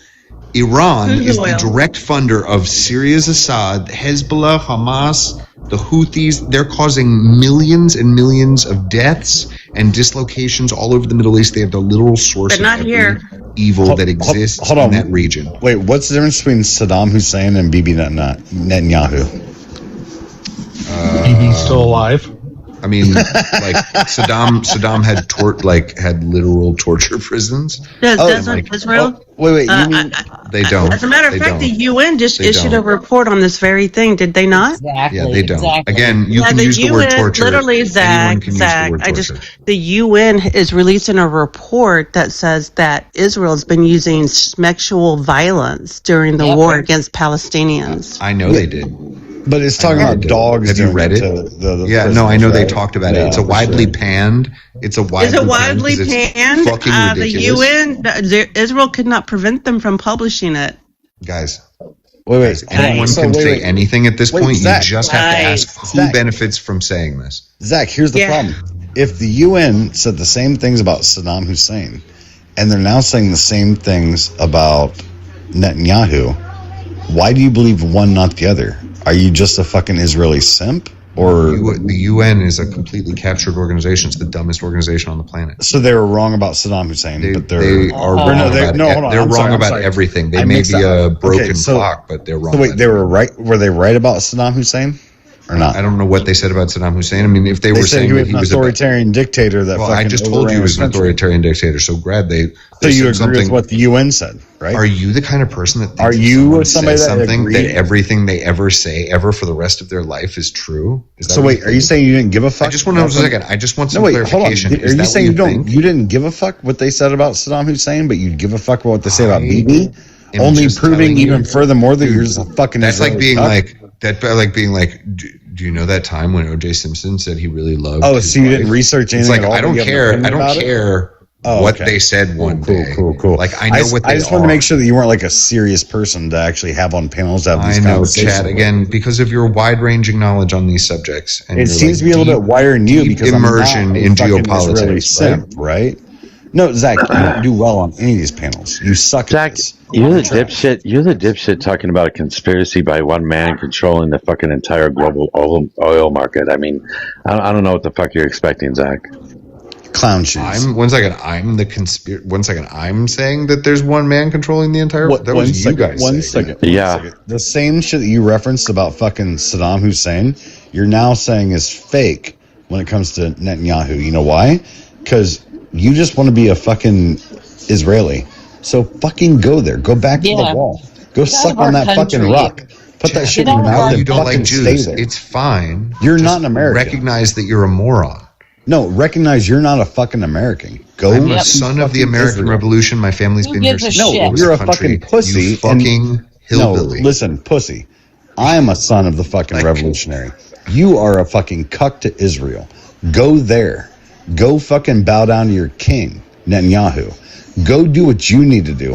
I'm gonna stay here and fix my fucking country. Get the fuck out. Dude, you're the worst part. Don't worry. Listen, we'll keep aiding you. We will keep aiding you, okay? Since you can't defend yourself, we'll defend it for you. 8 billion, dude. We're gonna get rid of that. Like, Israel No, you're doesn't not. want it. No, Israel you're doesn't not. need it, and they don't want it. They Hold don't on, do you fucking guys just listen hear? to our Hold on, bullshit. hold on. Did you hear what he said? Wait. Lies. He just said, "We don't need it." Yep. You're a No, I fucking said, Israeli. "We don't need it, you fucking You moron." said we don't need it. You know what? Israeli fucking cuck. We, go suck rational Netanyahu's human dick beings, and go back to understand where it. you belong. Again, go back to having a singular leader. You Listen, do this see is yourself. America. You do see yourself as more of an Israeli than an American, don't you? You do. That is such a ridiculous. You don't believe in the fucking Constitution. You don't believe in shit. Get This the fuck isn't out the of first country. time that you've slipped like this. This isn't the first time that you referred to Israel as we. I literally did not say that. Zach, You need to did. take your ass back to that wall and go fucking lick it. Get the salt right off that motherfucker. Chat, like From the you river don't to understand the sea. From the river how- to the sea. How stupid it makes you that you think. Oh, does it make me sound stupid because No. you wanna Just suck I just want you to know Netanyahu's how dick? stupid you actually have to be to Uh-huh. to fall for the oldest shit in the book, the literal oldest shit in the book. You just fell for it. I set you up for it and I knocked you out the fucking park. You're fucking easy bait. You're a fucking No, moron. I'm saying can I you're just like give you literally guys a falling for the little bit of oldest update? propaganda in Zach, Guys the like an world. update? Would you guys like an Oldest in the update? world. All right, chill. Go ahead, The Paul. IRG's, Iran's, I can't pronounce the gentleman's name. The president, I guess, resigned to the supreme leader because the IRGC has taken over the government. I don't know, Zach. Doesn't sound like you're going to get that regime change. Well, that's a shame for the people of Iran, and like again, you fucking hypocrites. It's a shame for the rest of the world. It's a shame for our troops. It's a shame for. It's a shame for you. I mean, Zach, you should just go to Israel. You are not American. Yeah, you have no American values at all. What a You need to get the fuck out of literally my the country. only person standing up for true American values. You all are. No, you don't, you even, don't have a you don't single- even know. You don't even know what American values are. Hold on. Zach, what do you term as a true American value? The betterment of the American experiment in perpetuity. What a stupid fucking as nothing the statement. primary goal. I truly believe that it is in America's best interest that we get rid of Iran. I and the president share that opinion. Well, I, as an American, think that the best American value that we could have that would help America would be get rid of you. I think we need to actually change our immigration policy to start focusing on the homegrowns, like Donald Trump said. Chet, are you short? Yeah, the shortest. I'm like 3'7" on a good day. So that's a yes. Yeah, dude, I literally have to jump to pull up cupboards. It's the fucking worst. You can tell by the depth of my voice, I'm the smallest guy on this panel. I mean, I would have initially thought that you were a larger man, but then you talk and I'm sort of like, maybe not. Yeah, he's been on camera, and we've seen you on camera. You look like a fucking short little homeless dude. I don't know what the fuck to tell you. I'm 6'3". You look like a short little homeless dude. He says 6'3". Zach, you are literally built like a fucking a child of a starving country. I don't know what the fuck you're talking about when your Airbnbs that you stay in to pretend like you're rich. But again, I think that our country, this country, greatest country in the fucking world, should actually start focusing on immigrating people out that don't believe in the values of what this country is. Because you don't have American I know values. that other than deporting me, what do you think is a good American value? I think one of the best American values is the strength and diversity. I think that we understand that when we bring people from different cultures into this country, that diversity in of itself breeds strength because it has a multiple different view of how to attack a situation. Would you disagree? Where in your life do you find this is true? Outside of It's a proven fact, Zach. It's a proven fact. It is. Wait, hold on. I can prove it to you. Hold on, I can prove it to you. The U.S. military does these studies every single year. They take military professionals, they put them in groups to try and solve problems, and they have always found every single time within the last fucking 25 years they've been doing this that the most diverse group will always come up with the best solutions. Always. Boom. Well, I'll do them even better. So, yeah, take the military outside of it. You can go to any college that has studied diversity training. They find that diversity group are always the best, too. And here's the best part, is that when you mix... You are a slow person.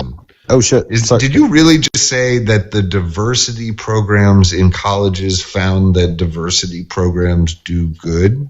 Yeah, I understand that. That's like, how you let's heard put it. it like you're 5, though. Yeah, it sort of is how I heard it. Even programs that have the diversity of gender do better. It was Bigley, Zach. Bigley. I mean, are you trying to equate height for intelligence? Just kind of wondering, Zach. Is that your premise? They're trying to white hype intelligence. No, are you saying that you have to be tall to be intelligent? Is that your statement? No, I was Zach's saying not he tall. sounded like he was whining like a little bitch. And Yeah, no, Zach, I understand. Zach, I 100% get upset because Pretty you sure got- the only whining is you, buddy.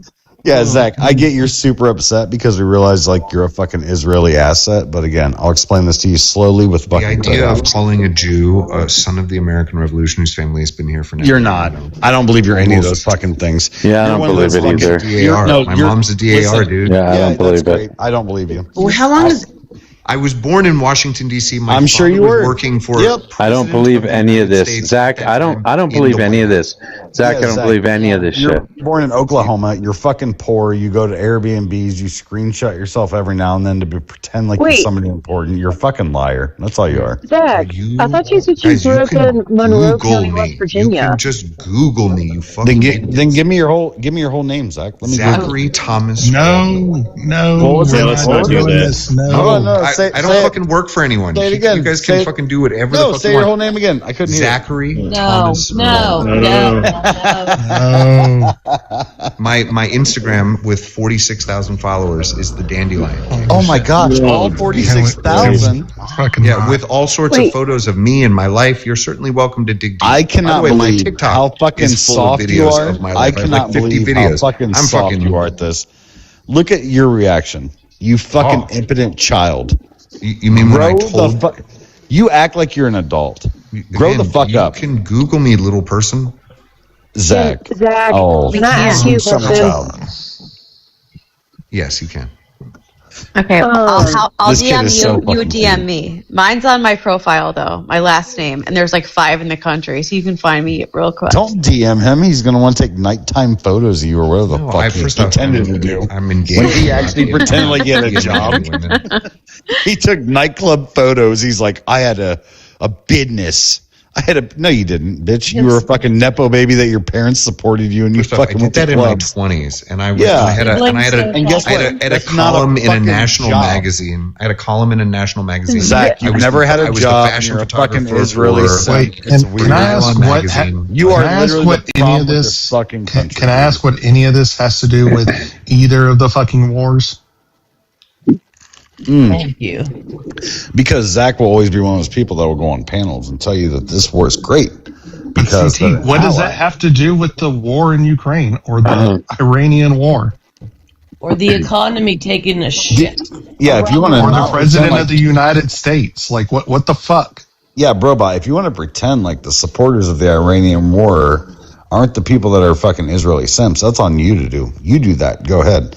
I understand that there's fucking trash bags like fucking Zach in this world that literally dictate their voice to the idea that we should be supporting Israel when we fucking shouldn't, and you fucking know it. Dude, stop pretending like you don't.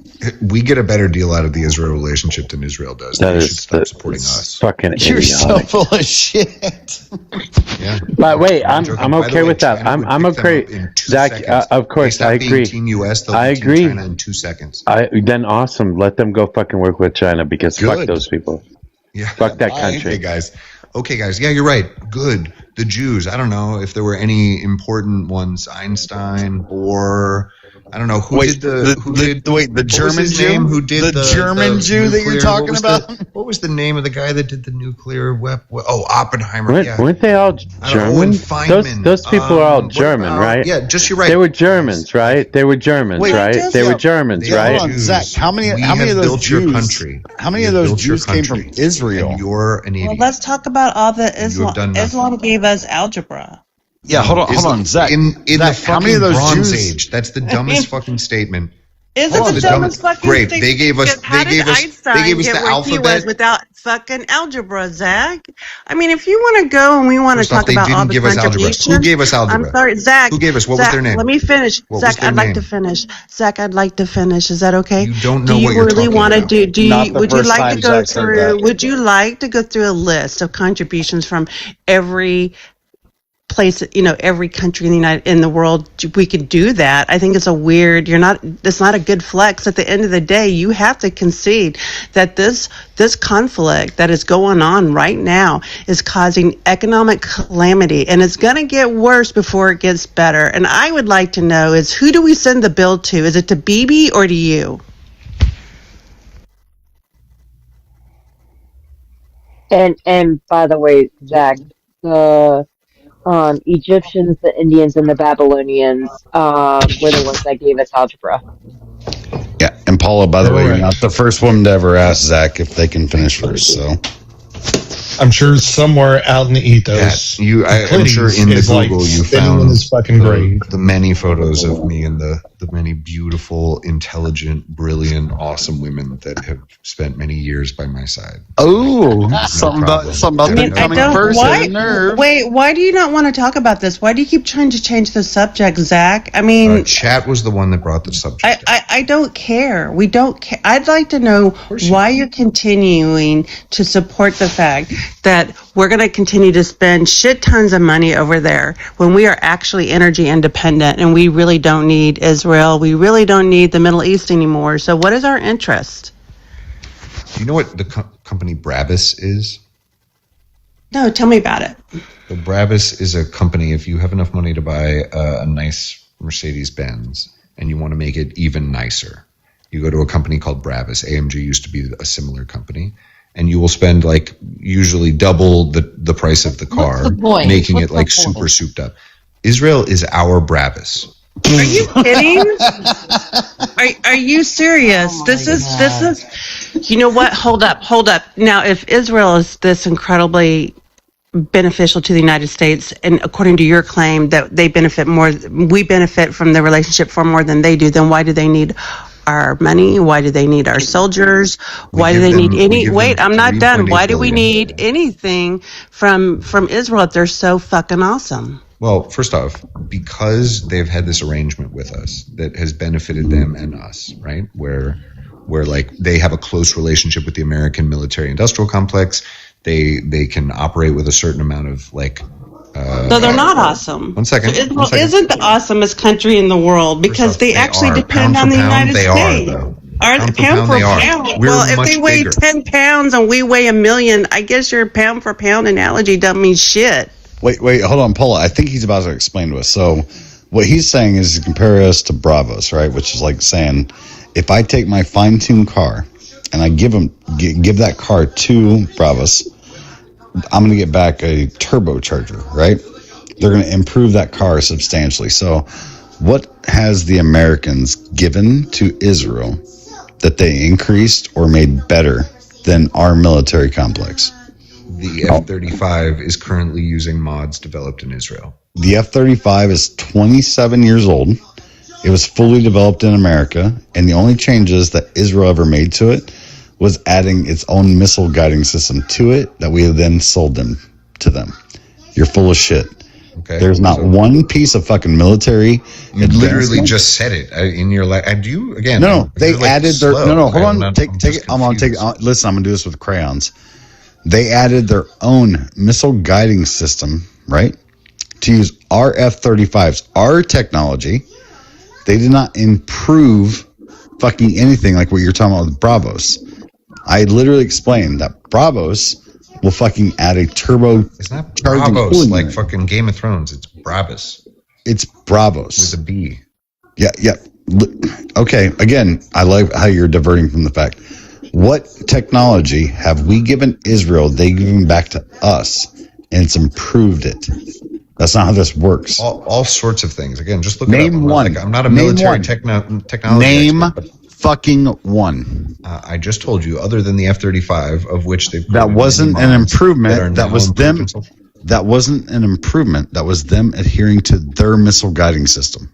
And you know what? Rev down in the comments, Revel said that there is no Israeli tech in F-35s.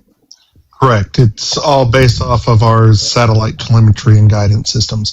But that's besides the point. I believe what Zach was looking for was the Markovov tank. Yeah. Sure.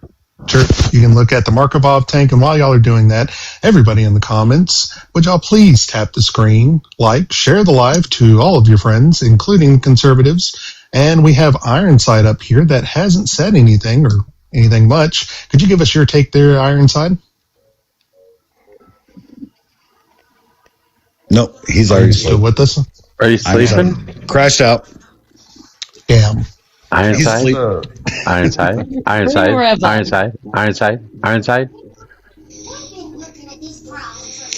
Old man. What's the thing that makes America special, Chad? What's that? What makes us special? America? Yeah. You already said that. No, fuck it. I'll scream this shit every fucking chance I get.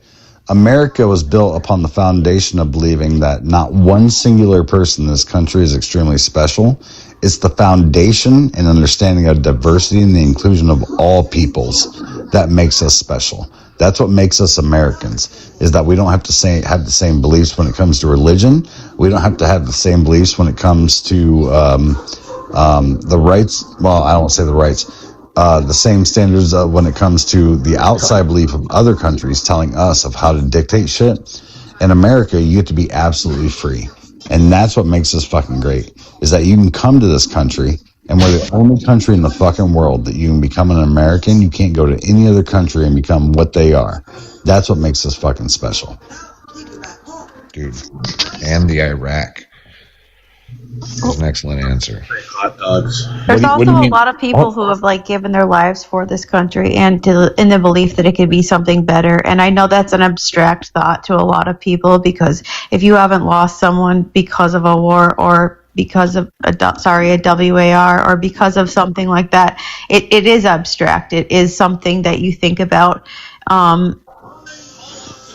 in just a benefit to you, and until you experience that, you don't really understand the actual sacrifice that people do make to make sure that WARs don't come to our soil, that we don't experience the same things as other countries, that we don't have to go through the same turmoil as places that have to wonder if they're going to have water or power or whatever because they've crossed the U.S. or someone in another way. Coming off of Memorial Day, it's been really disgusting to hear a lot of people talk about the abstractness of war because they don't understand what it actually means to families and individuals and people that come back and people that actually sacrifice their safety, their bodies, and their souls for it. Well, Millennial, he did ask me what makes America so great. I want to ask him the same question. Zach, what makes America so great?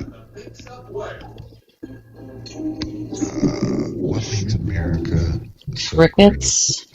First thing I think of is de Tocqueville, and the sort of like various forces that made us the democratic nation that we are. The like mix of like refugee and like religious fanatic and like diversity, like what I fucking said 5 minutes ago. That's cool. Yeah, it's not a bad answer for what's the best things about America. Now, the thing that makes America great, like that's like what like made us the country that could be great in the 20th century and 19th century the way it has been. But the things that have made us great are Hollywood, music industry, finance, Yeah, this is how I know that literature, entertainment, arts. Like we have dominated in a lot of different ways the world sort of conversation and stage. We have more sports in this country than any other countries like combined. Yeah, this is how I know you're a fucking Nepo baby. No, it's not. It's not the fucking arts. It's not Hollywood. It's your fucking blue collar worker. It's the guy that gets up at fucking. You don't think there are blue collar workers in fucking Ukraine, dude? Stop. It's the guy that gets up at 4:30 in the goddamn morning, fucking 7 days a week, goes to his fucking mill factory job, works 12 hours a fucking day, doesn't get a chance to raise his fucking kids. That's America. Yeah, it's the farmer that fucking that fucking person exists in every country. 17-hour days. Michael Jackson only existed in one country. Yeah, and guess what? You know who does it better than anybody else? We fucking do. We sacrifice. That's the best part about being an American is that every fucking generation will fucking sacrifice for the next. That's what makes us better than most every other country.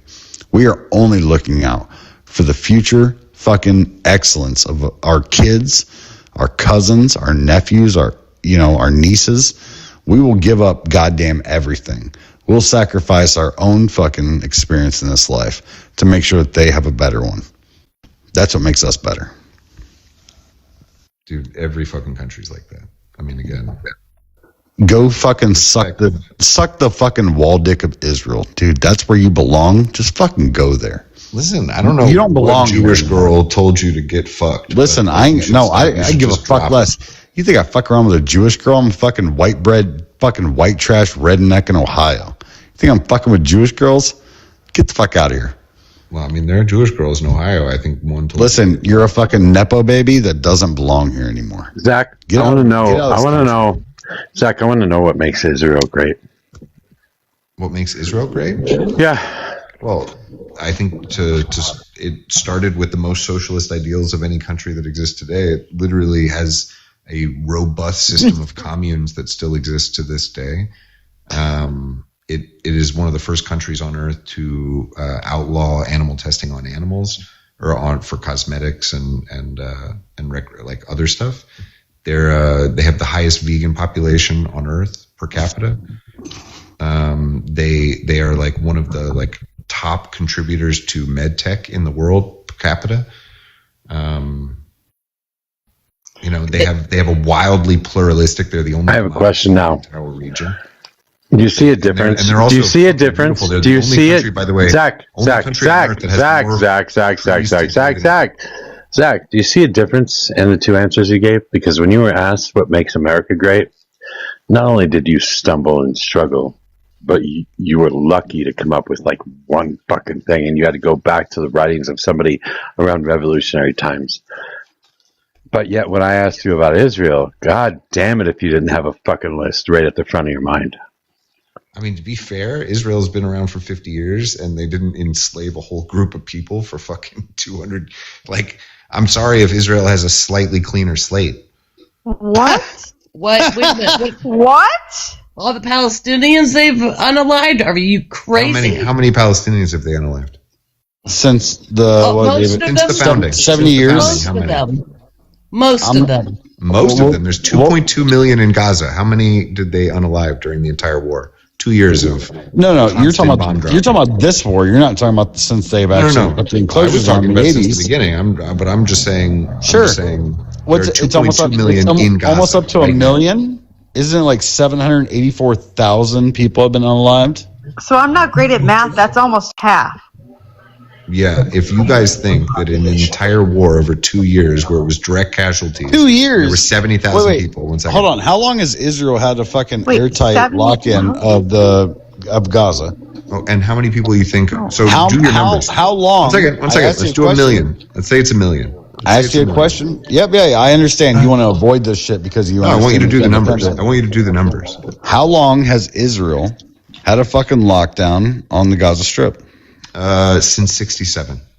Okay, and when was Israel put into place as a free state themselves? And by the way, 1967 till 2005, when they pulled out 900 Jewish families and a bunch of dead Jews in cemeteries. Got all that. Yep. For sure. Nobody gives a fuck. So, how many people have been unalived since they put the lockdown on Gaza Strip again? So, almost a million is in the last 3 years, is what you're saying? No. No, fuck no. They've had them in a fucking lockdown, like you said, since 3 years after their inception? No. 2005, you mean? It's annoying. I have to look this up because it's crazy that you literally are simping for a fucking group of people. I know all the dates. I know that you don't know all the dates. You don't know any of the dates. You just need to get more specific about what we're talking about. Here's the gross part, is that what you guys are doing to the Palestinians is exactly what happened to you in Germany. That's the dumbest thing I've ever heard. But that's the grossest fucking part. That's the grossest fucking part. Really? You guys are literally fucking unaliving these people, right? And here, I'll say, Zach, is that what you think happened during? Zach, I'm going to save you the time. I'm going to save you the time. You're going to say how many people were actually no, that's not what I was going to say at all. That's not even close to what I was saying. Same thing happened in Germany with the Jews. You guys also what did the Jews do to start the Holocaust? Nothing. You guys had to deal with the fucking ridiculously gross dictator named Hitler. How did this recent thing start? Because what did the civilians in Palestine do to start the conflict? What did the civilians in Palestine? Please say October 7th. So you guys understand that Hamas is like the KKK, and the KKK has control of an area of the size of Brooklyn. But Hamas does not represent the civilians. So what did the civilians do? They absolutely represent the civilians. They were democratically elected by the civilians. Oh, so Hitler was right in saying that the Jewish community. That's like saying ISIS was elected. They were literally elected in 2006. Here's the part that the fucking Nazi supporters always leave out. Hitler said that the reason that the Jewish community and the Gypsy community had to be eradicated is because they'd infiltrated the banks and the trading systems. And now all of a sudden, Israel is doing the same thing. They're saying Hamas has infiltrated the government, which, don't get me wrong, is their quote-unquote governing body, right? Which they were overtaken. No. But you guys literally are using fucking Nazi propaganda shit to fucking justify your actions in Israel. Okay. When the Nazis said it, what they were saying entirely anti-Semitic. CT. First off, it's just not even logical. One second. How in the when fuck they are said they it, they were saying. One second. When they said it, they were saying Jews Zach, have taken over our government. When Israel says it, they said Hamas, which just got democratically elected in Gaza, is their government. Hold on, their government. It is their, like, it's literally their government. Zach, I'll be honest. Nobody actually gives Hitler was literally the government who was killing people.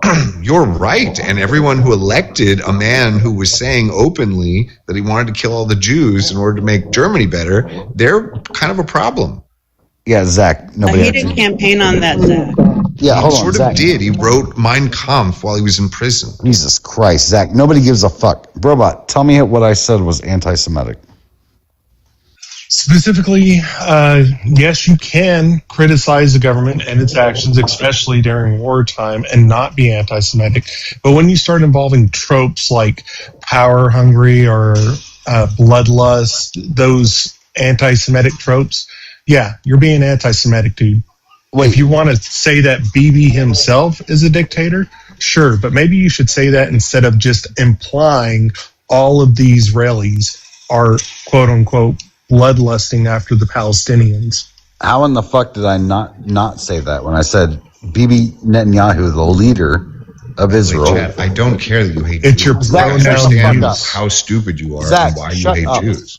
It's your pronoun use, CT. But it's similar You're to how saying we they, equate them. MAGA with Trump. Yeah, Okay? wait, hold on. When I say Israel, we're obviously talking about the leader, right? No, say the leaders. Say VV. Like, use fucking pronouns, dude. Quit saying they, them. You're talking about an entire group of people, so you're being anti-Semitic when you do it. You have to absolutely suck a whole dick on this one. So when we say America's doing something, are we talking about the president or not? I don't know. If you're talking about passing a law, it would be fucking Congress. If you're talking about a court decision, it would be SCOTUS. Neither of which included the fucking president, did it? Robot, you're just being Discord douchebaggery for no fucking reason at all. I am absolutely not. I am telling you to use pronouns. Yeah. When you hold on, Robot. when you say that America's at war in Iran, do they think of the average everyday person that's working at the barbershop down the street? No. They think of the government. No. They think of the leader. They think of the military. Of course. So when we say America is at war and America's doing something, it means the government. So when he says Israel's at war and Israel's doing something, he means the government. But when he brought up specific examples lick from the salt off of the wall. No, I told you to go lick this. No, I told you to go lick the salt off the fucking wall. When you tell a Jew, well, that was. And I also have a problem. I also have a problem with you about politics. I also have a problem, Zach, with when he was saying "you guys." When he mentioned "you guys," Zach, you didn't blink. You didn't hesitate. You didn't flinch. You just accepted that you were one of you guys, and he's talking about Israelis. I think that's kind of crazy. To protect Jews, I think that's kind of crazy. It will always be a state. I mean, you have attached yourself so much to Israel that you shouldn't be here. You shouldn't be an American. You should lose your fucking citizenship for that shit. And I'm sorry, bro, about what he said. In context that it was said in is absolutely not anti-Semitic. Well, no, you just brought it up there.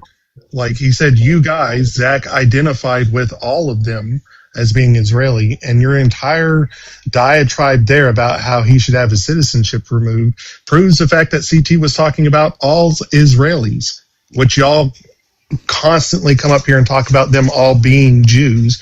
So you were, in fact, being anti-Semitic. That is incorrect. That is incorrect. That is incorrect, because if you're talking about a country doing something, you're talking about the government, the military, the leader of that country. You are not talking about the people of the country.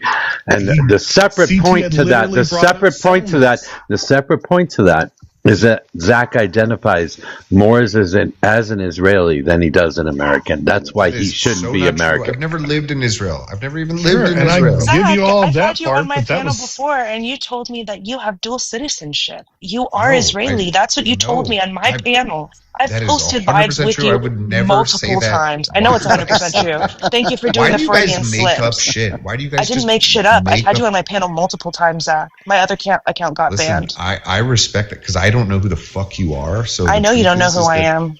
My other account got banned. The idea that you know me so well that you can tell me that I have somehow got a dual citizenship of which I don't have. Zach, yes, you do. You don't have it now, probably because now you're actually telling the truth. But what you said on my panel is why would I that you had dual citizenship? I have dual citizenship because you do. Again, I really don't. To be honest, there's a lot of Jews who are like, I love Israel. I want to go to Israel all the time. Like, that's not me. I love America. I live in the Hudson Valley. Dude, it's totally you. I've had you. You're not about to just sit here and lie to me. I've had you on my. I know you from Hong. Know who Hong is? Israel is a beautiful, awesome, fun place. Tel Aviv is a dope city. It sounds like trash. But like, it's not my place. I'm like not a desert person. I don't live in. I used to live in LA. You can have dual citizenship and not live there, Zach. It's called dual citizenship for a fucking reason. I don't have dual citizenship. So wait, Zach, you're not saying that.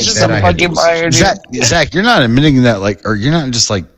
There's nobody else coming up here and saying that you lie on other panels. There's no way that'd be you, right? Why would I? Again, why do I? You guys know me. I get because you're no, we don't panels every single day. Zach, you're a trash person.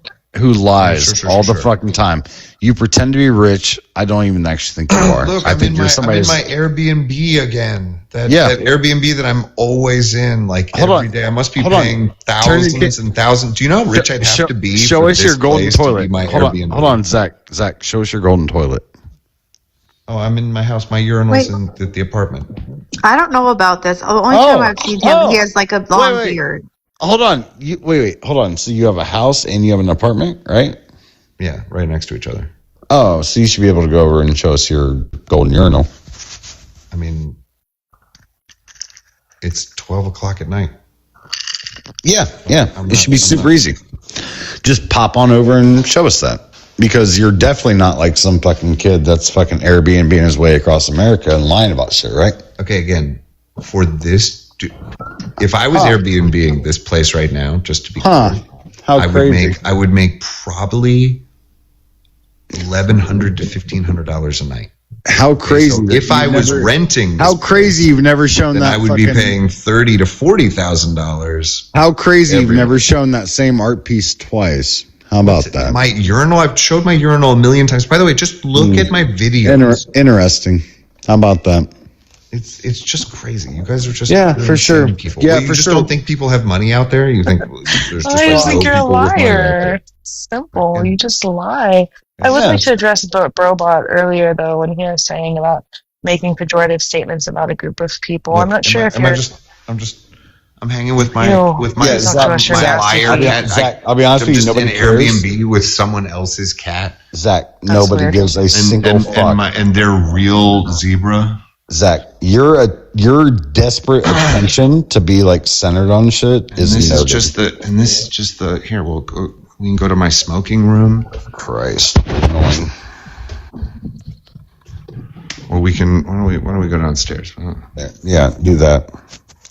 So anyway, like I was saying, I would like to address Brobot. This idea that the Israeli citizens don't support Netanyahu is completely false.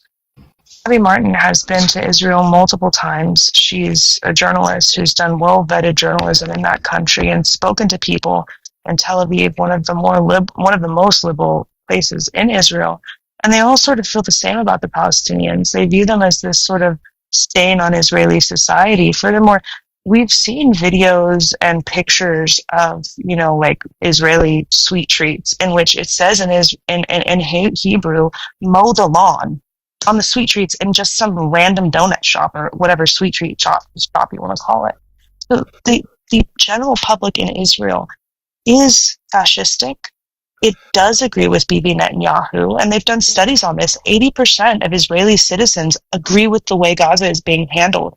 10% think that it's not taken far enough, and the other 10% don't have an opinion on it. I mean, these are wild numbers. It's turned completely fascist. The whole entire country. Do you have the actual a source for that data? Yeah. I'll link it. Have you ever I'll link it in the chat. To the country? I don't have to be to the country to read. Well, it's not that hard. I know it's hard for you, but it's not hard for me. There is a dictionary definition on anti-Semitism. Can you elaborate on what you think it means? Yeah, anti-Semitism isn't real because Jewish people aren't Semitic. Well, there we go. So, you can be anti-Semitic if you don't believe that it fucking exists. Wait, Robot, she has a point. Like, if you're arguing about, European Jews, they're not Semitic. Okay, great. Okay, you're a Jew hater. Wait. If you want to get that, we can have a real conversation without doing this dichotomous thing. Wait, hold on. If you guys want to fuck around with definitions, that's the last fucking avenue you should want to go down, right? Semitic means from, correct? Do you not think that we are from Judea? European Jews? No, you're from fucking Europe. How did we get there? You traveled. The third most spoken language is Russian. The third most spoken language in Israel is Russian. Dad, how did we? Where did we travel? Where did we travel there from? Zach, shut up. Nobody actually gives a fuck about what you say. Robot, you want to argue about literal semantics and words? You want to actually argue that? Is that what you're saying? No, Chad, no. That's a really fair question to answer. You were starting Zach, to shut the fuck up. How did they get there? They traveled there from where? Zach, nobody actually thinks you're a real person. Stop talking. So if they traveled there, then I would assume that we're from there. Crazy. Jesus Christ, shut up. Fucking dumbass. The Jews from Judea and Jerusalem Zach, traveled north. don't make me just keep doing this. This is fucking dumb. Robot. The only person that looks dumb is... Shut up. Yes, CT. Yeah, so again, like when you want to talk about like being anti-Semitic, Semitism is the from, right? I'm not breaking down the etymology of the word. You can look at the definition, and if you are going to go B's route and say that it doesn't exist, then why are you mad that I am calling you anti-Semitic? You don't believe that it exists in the first place. Does it sound like I'm mad? I could give a fuck less. No. Bree was upset. She didn't like being called anti-Semitic, but she doesn't believe it exists. No, so I just think that term probably is being exists, used and she wrongly. knows what she's doing. No, are they Semitic? Are the Jewish people Semitic? Yes. They're not Semites. No, they're not. Are you fitting the definition of the way that you are using your verbiage and talking about Israel and the group of people? Hold on, let me get this right. You made an argument to say if it doesn't apply, let it fly, and you just waited for somebody's reaction to fucking make an argument? No, I did not make an argument to if it doesn't apply, let it fly. This is specifically what happened on this panel. You're saying it right now. You called me anti-Semitic.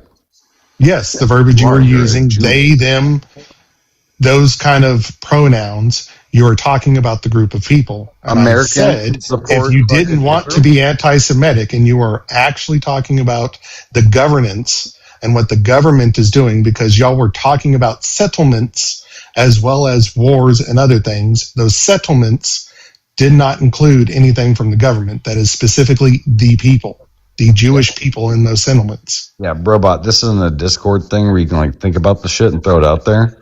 You said I was being anti-Semitic, but you provided nothing to show that I was. You indeed were. Yeah, when I say that American multiple times. When I say American citizens that are fucking simping for fucking Israel, that's not being anti-Semitic. No, it's not. Okay, then what was your contention? You were specifically talking about their bloodlust around the settlements and them unaliving Palestinians. You were talking about Jewish people. You were not talking about the government at all. Hold on, none of those words came out of my mouth. Why are you saying things like bloodlust? That didn't What do you happen. mean they weren't? You were arguing with Zach about them. No, again, terms like bloodlust, nothing I said. No, I included it, the bloodlust part. Yeah. Sure. So but the way that you worded it was the settlements unaliving Palestinians around them. Where you can just add in information. Wait, say what I said. That's a fact. The settlements were when they were created settlements, they were absolutely killing Palestinians to create those settlements and keep them, I don't know, in their own hands.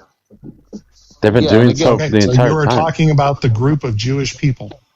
Guys, their bloodlust to unalive Palestinians. Wait, you keep saying bloodlust when he didn't say bloodlust. Stop doing that. Yeah, settlements are just neighborhoods in the hills around Jerusalem. God damn it. You guys would know. You're a mod, Chad. Chat. Yeah, it's annoying. I have to fucking keep bringing it up. But Brobot, here's the problem.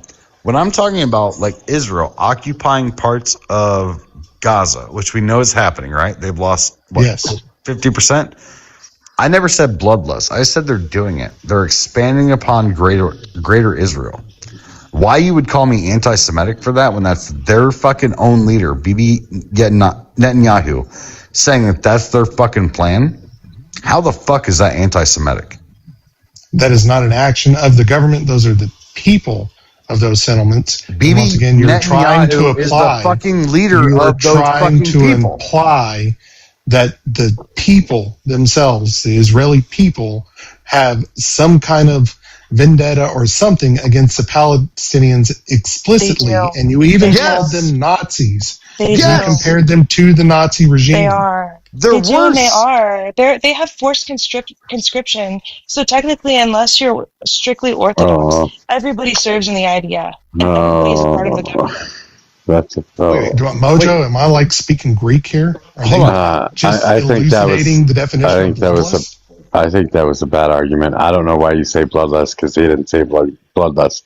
But I say that that's a bad argument because then you are attributing all Israeli people. Wait, hold on. There are over 300,000 Israeli settlers right now in the Gaza Strip that have taken over 50% of their landmass and are trying to rebuild today. And I can show you this. Wait, is that true? Are they really trying to rebuild right now? Yes. I don't know. That doesn't. I'll bet you that's not true. Hey, Zach, you know what the funny thing about that is? Shut the fuck up. Yeah. Oh, okay. I need you to stop. Chad, CT. I would love need to you actually. stop What'd you say? Did you say 50%? Let's bet. Let's bet on that. Would you bet any amount of money? That's not. I did not say 50%. Jesus. What'd you say? No, I'm just gonna go. I'm gonna go grab the video. I'll be right back. Yeah. Okay. Settlements are just Jews wanting to live places, and I know it bothers the Arab. Bullshit. That's not what the West Bank is. Really? So I have a question. Zach. 2 million. You even know that that's true. It's actually funny because they've told the Israeli, the Israeli public about this, and they've asked the Israeli public, you know, one of the concerns about their actions against the Palestinian people, and the only thing that the Israeli public deems wrong is the West Bank settlements. Okay, I muted him. Hold on. I have a real issue with what you just said. That's just them trying to, I don't know, build homes or find a place to live or whatever. That's like saying Texans are just going into, or wherever the fuck Tijuana is at. Arizonans, I don't fucking know. That's like saying that they're just going in and building homes in Arizona because they need a place to live. I mean, that's fucking stupid. That's a stupid. They're going into. They're quite literally.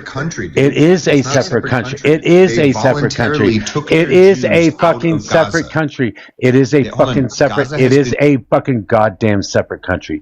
There are borders. There are borders. There are borders to Israel that were drawn in 1967, and anything outside those borders is fucking expansion of Israel, and that is a fucking war crime, if you ask me. Oh, of course you would think that. But Mojo, I just shared Gaza has been Jewish free since 2005. I just shared a report in the general chat and Discord. By all means, please play the video of Netanyahu himself saying that they need 70% of the Gaza Strip. Yeah, I have it too. I mean, they need 70%. The Guardian. It was reported by the Guardian. Greater Israel Project. Wait, hold on. Israel hold on. Project. Zach just snuck that in. Did y'all hear that? What did you say? They should give up? No, he said they should take all of it and all of the rest. You're sitting here fucking butthurt about what I said, and you want to fucking displace fucking 2.5 million fucking people and pretend it's not a fucking genocide. And Brobot, not a genocide.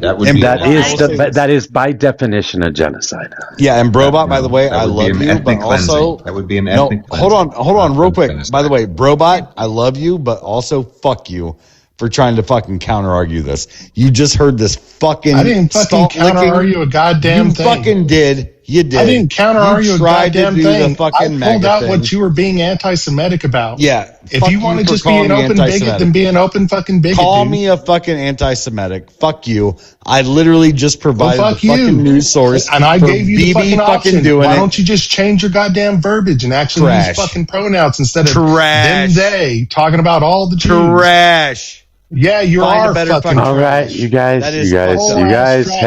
Hey, CT, bro, stop this. I'm sorry. I love me some Robot, but like him trying to do this fucking counter argument bullshit sometimes is fucking annoying. I didn't even give you a fucking counter argument. Yeah, you did.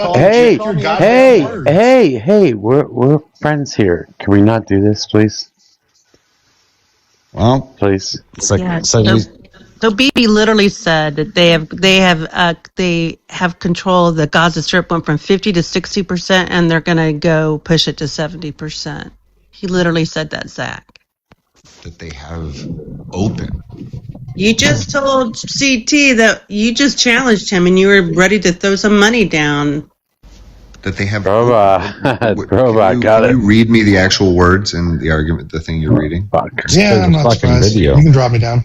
I have it reported from the Guardian. Okay. Either way, dude. CT has it. I have it. I'm what do you interested. want? Give me the actual. Just read me the. He doesn't. Let's be video? clear. Let's be clear. He doesn't care. He said that they should take over all of Gaza. They should take over all of Palestine. They should move the Palestinian people out of Palestine, out of Palestine, thus making the Palestinian people, thus making the Palestinian people no longer Palestinians because they no longer have a land called Palestine. So that's what he wants, and that is Zach.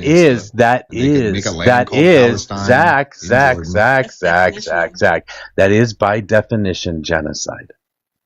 You are destroying an entire group of people, an entire civilization, and their identity. It's not even ethnic cleansing, really. It is. It's fucking genocide. How quickly the Jews became the Nazis? What a crazy fucking fold. You guys are just stupid. How is it a genocide? Zach, you're literally over fucking 700 Nazis. Palestinians have been unalived by Israel since the ceasefire. 700 Palestinians have been unalived.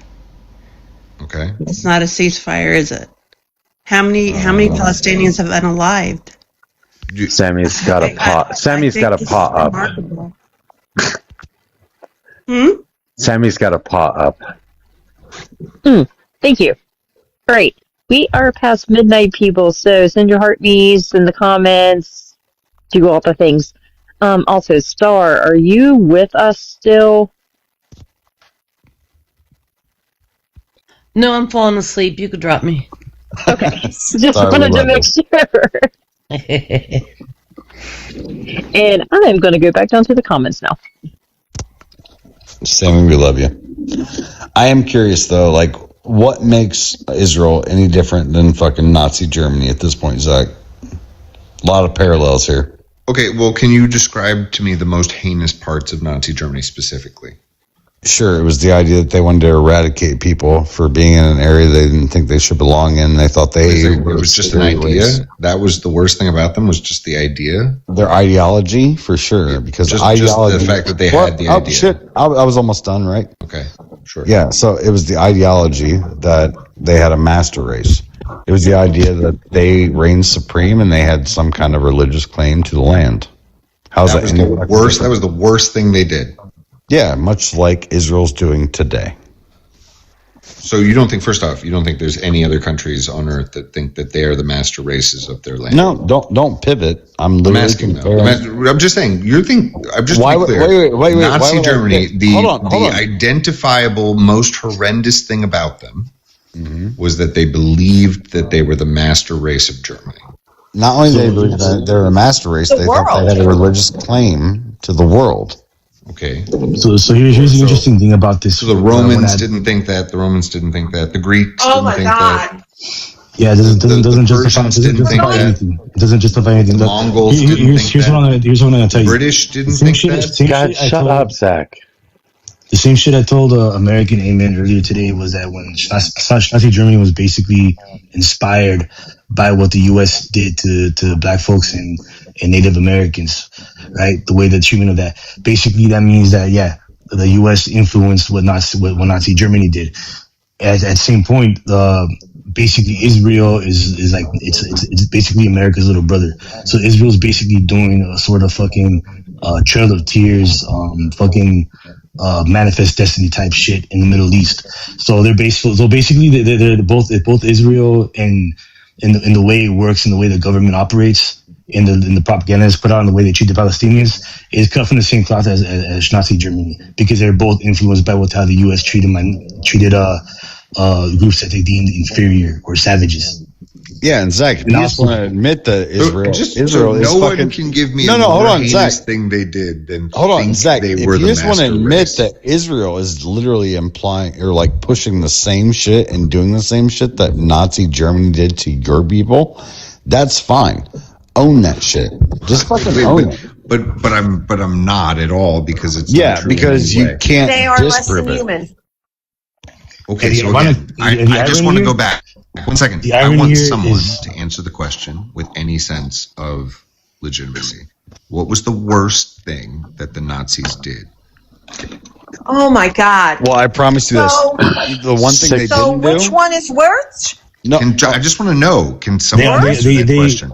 Why does everyone act like you can't answer the question? They unalived millions of people, and that was not, and it wasn't just Jewish people either. They unalived the whole Sure, you're right, people. 100%. But specifically, by the way, they took Jews from their homes as lawyers and doctors.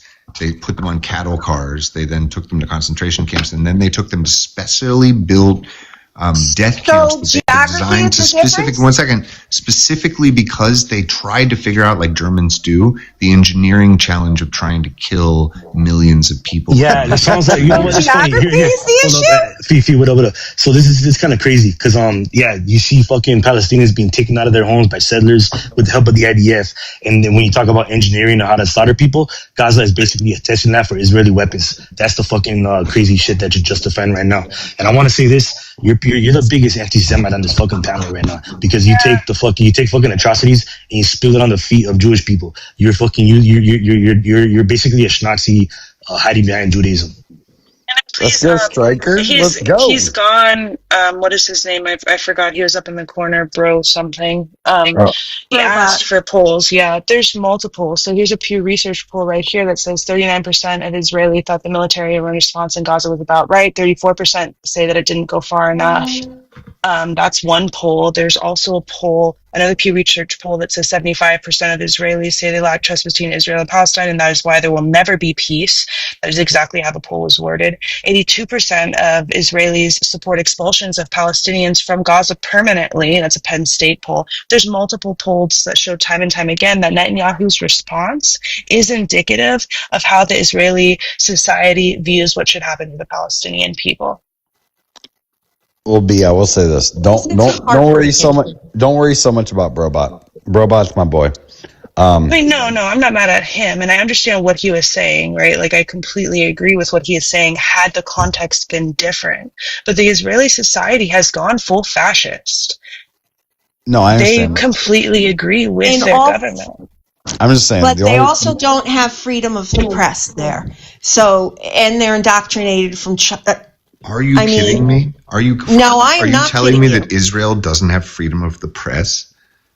You're going to tell me that it's not? Oh, okay. What's the Nakba? Is it taught in school? Do we ever discuss it? You ask the average. Was the direct consequence of 5 Arab armies declaring war on the nation-state of Israel after Oh my God! In 1948. Yes, in 1948. No, actually, it was it sort of before starts 48, in 1947, but it's 48. No, the Nakba.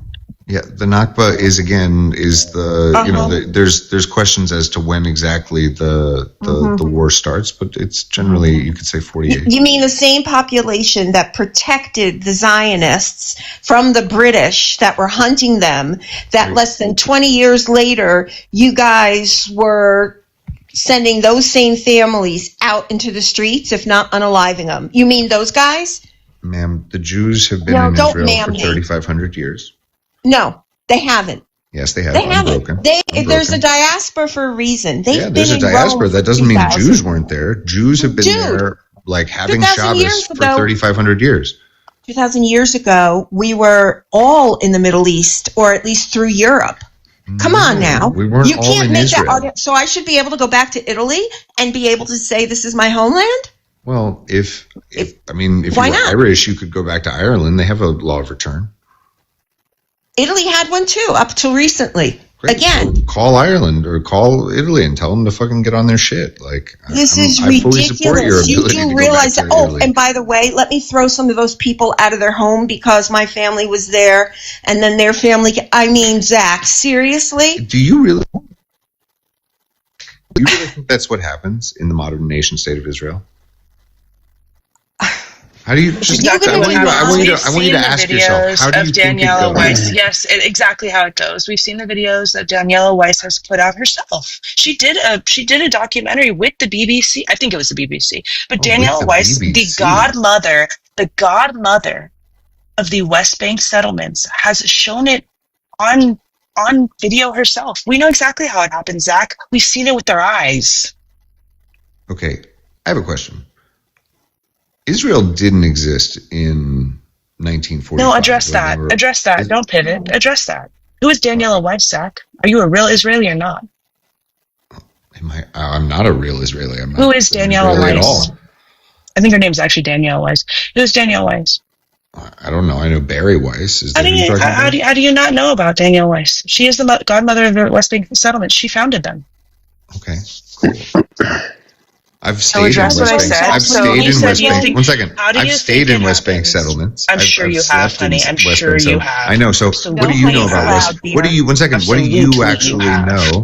What do you actually know about West Bank settlements? You see what Daniela Weiss, the godmother of the West Bank settlements, has already shown the world. Yeah, she's already shown the world. Wow. Yeah, she's the one who founded them. You are some nobody on TikTok. So impressive of you. You saw a video. Wait, do you live there, Zach? You just said you haven't been there in a while. I don't understand. I haven't been there in a while. You claim to have expertise, and then you turn around and claim you don't know shit.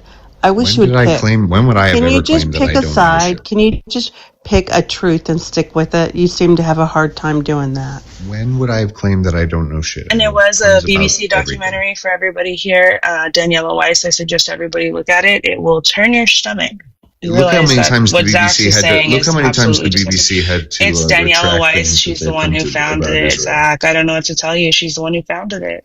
She's on the video talking. Well, what does that even fucking mean? Who cares? And watch it. And what do you watch it yourself?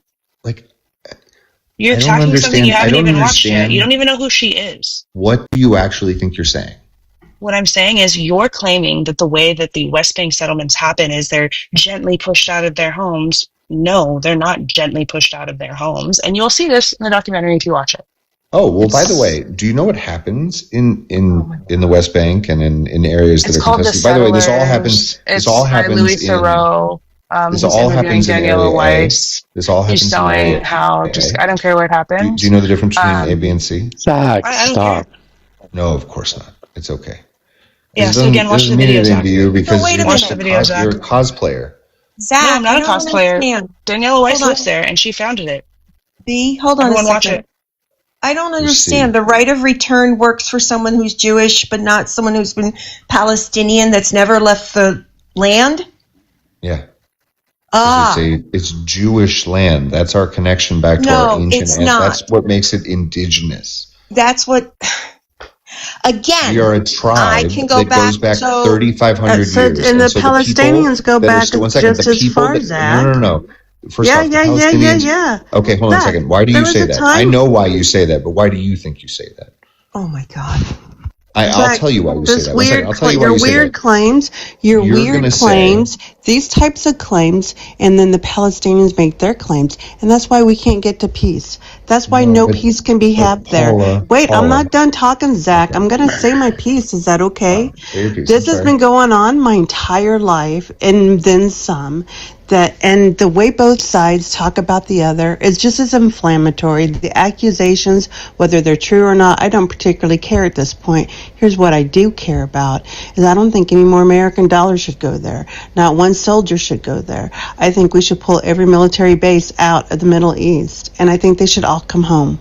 And I think that Israel and their neighbors should figure out a way to find peace. Or start their own regional issue and settle it yourselves. I agree with you, Paula.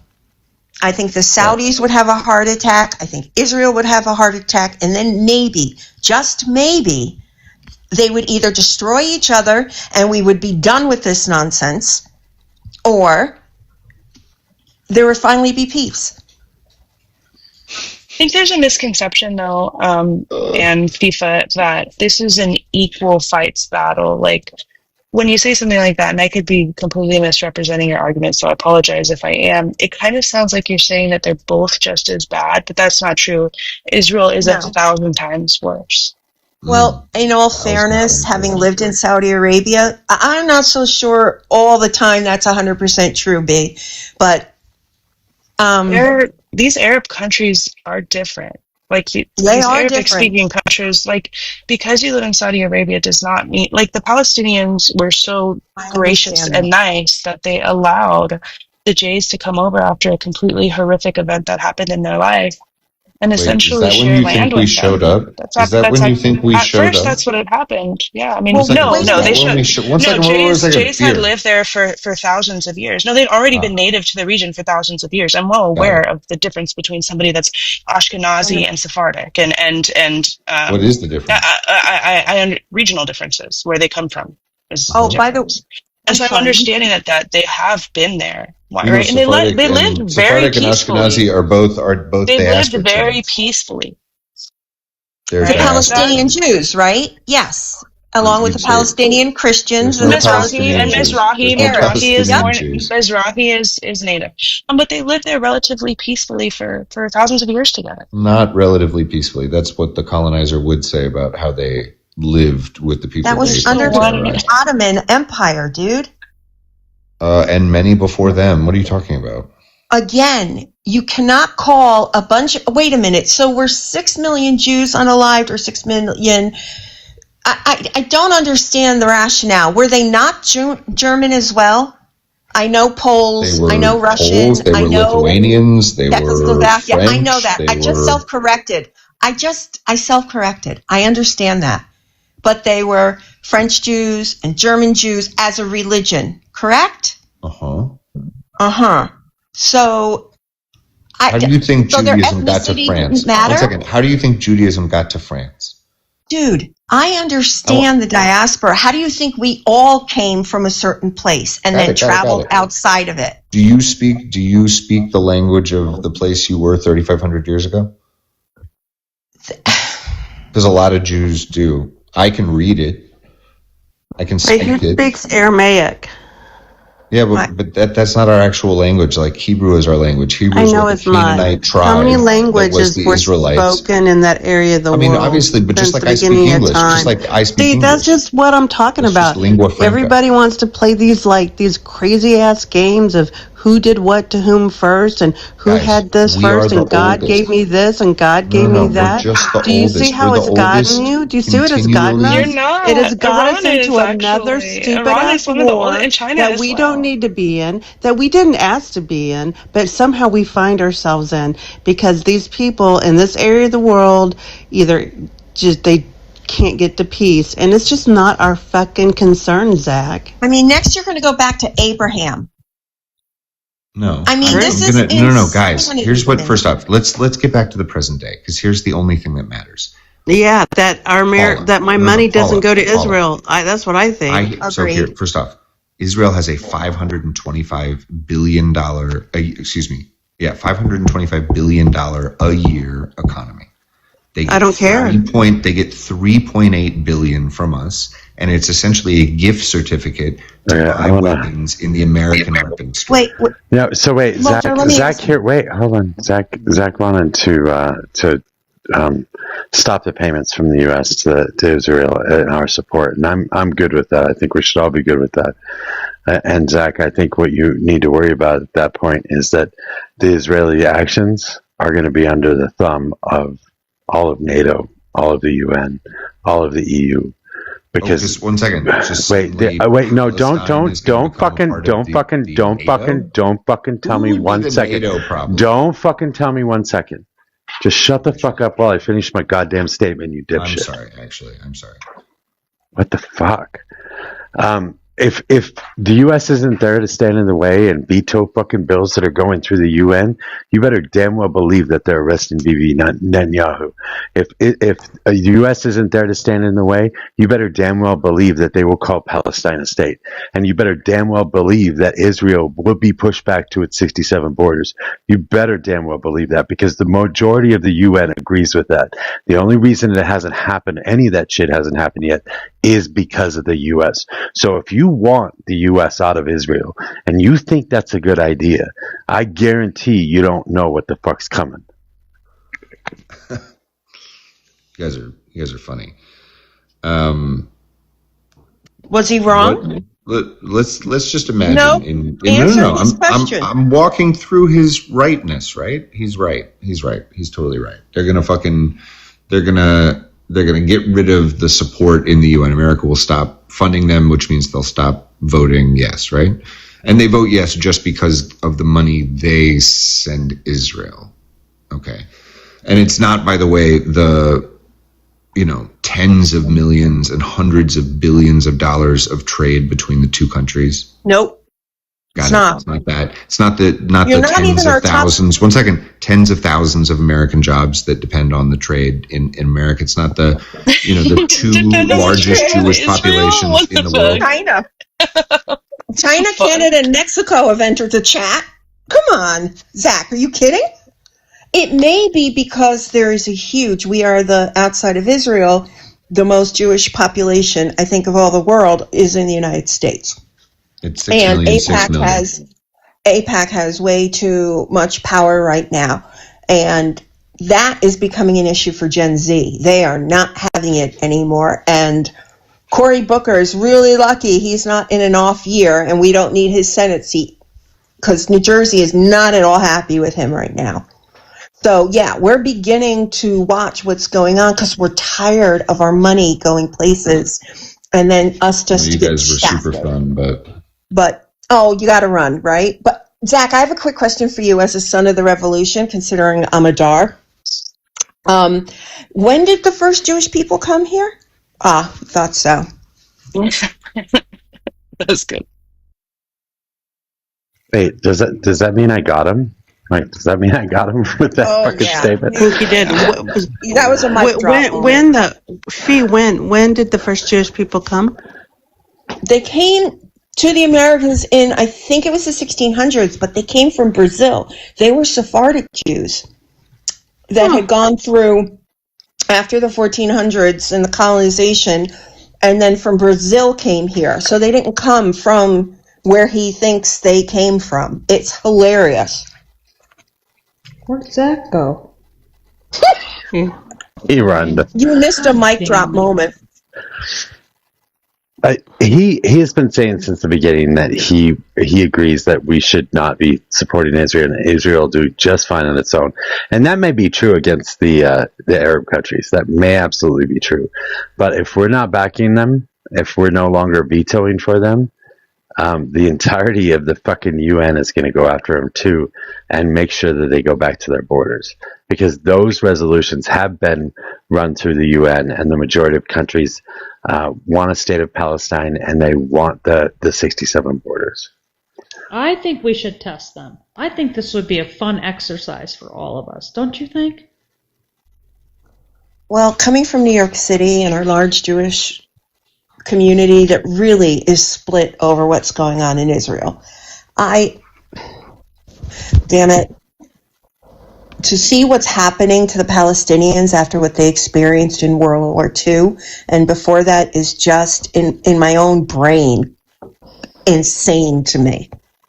And so I just wish there was a way, to Paula's point, that they could just figure it the fuck out. You want who to but figure? I've also lost Palestinian. I've also lost a. Who do you want it? I'm sorry. Who do you want to figure it the fuck out?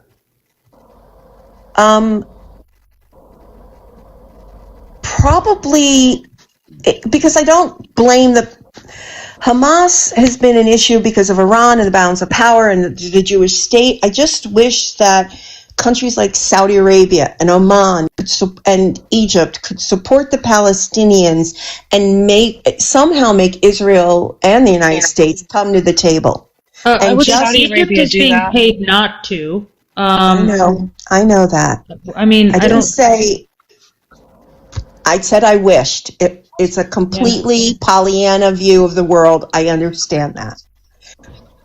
No, it's not that. It's just for one, you named Saudi Arabia. Saudi Arabia is beholden. Well, it's not really beholden to the United States, but it's one of our allies in the Middle East. So they're not going to do anything, right? Just like the UAE won't, just like Qatar won't. So I was thinking about Paula's idea of sort of having the United States just say over the next 10 years they're going to withdraw out of the bases, which would make in some ways some of the issues that we have with those Arab states. Saudi Arabia's issues with us, and part of the thing that started 9/11 is they don't want foreign folks in the land of Mecca and Medina. They don't want us there. So we could go outside of the borders. In other words, if we pulled back some of our military support, but the U.S. is never going to do that. They're not until we get. I won't be alive to see that happen. So I hope that's not true. I hope so too, Mojo, but I don't know what the alternative is. Yeah, I can't argue against what you're saying. The only way is we should set that bird free. We need to have an entire pullback on any funding that we give them whatsoever. Let them fly solo. I would like to see it. Israel? 100%. Or Saudi Arabia.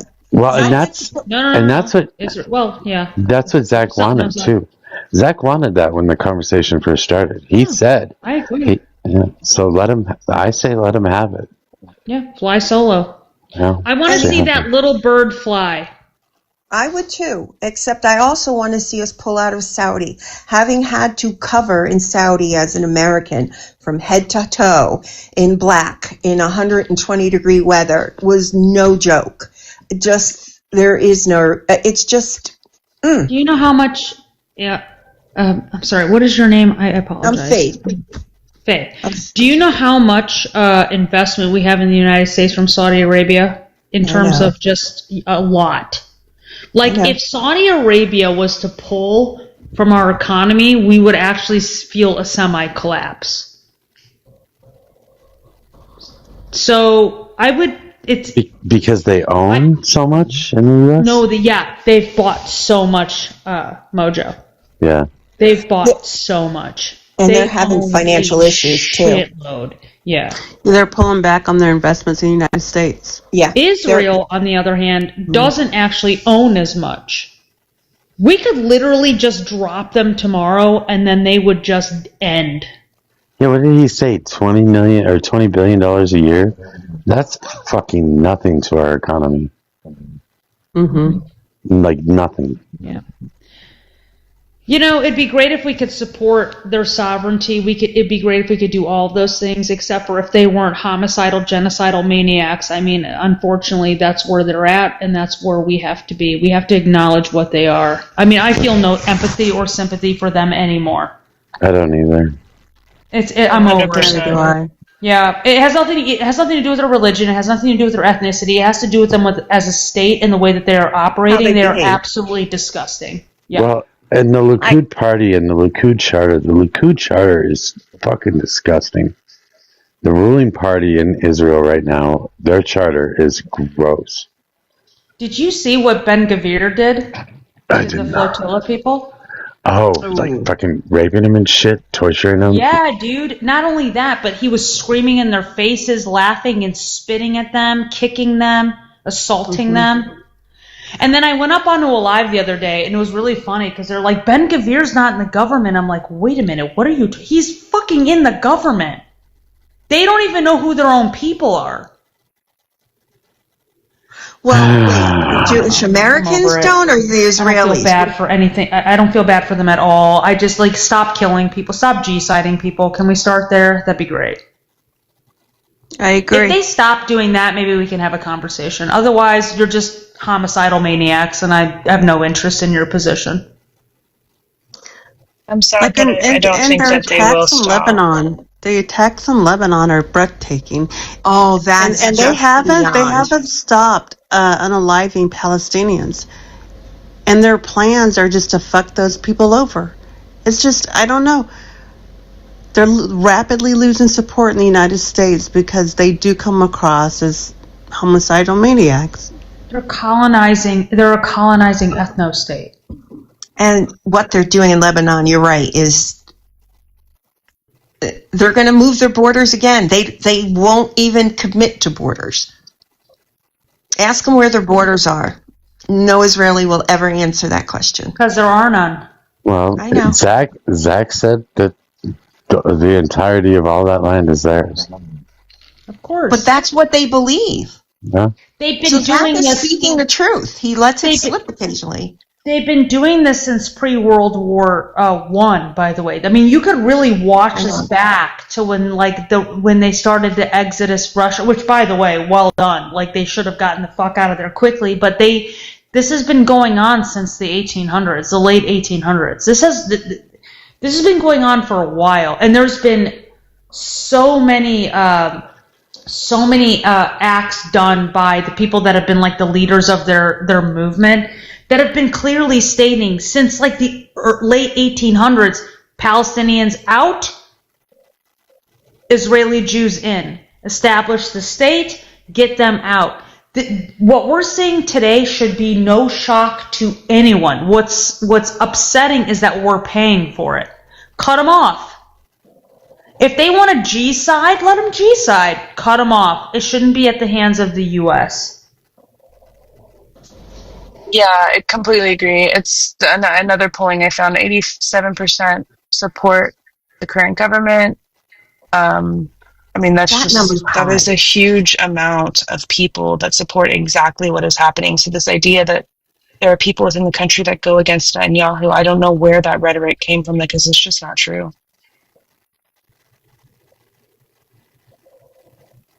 Do you know what I heard, Mojo? You're gonna unalive. I heard. Hold on, I gotta pull this up. I sent it to Nabra as a text because it was so gross. This chick called You Miss or Yo Miss. Do you guys know who this is? Yeah, she was in here earlier too. She said, hold on, I gotta remember it. She said that Israel has. Oh shit! What did she say? I'm on the wrong phone. Hold on, Mojo. Let me drop and come back on my other phone because I gotta read you the quote. Hold on, Okay. I'll be right back. It was that fucked up.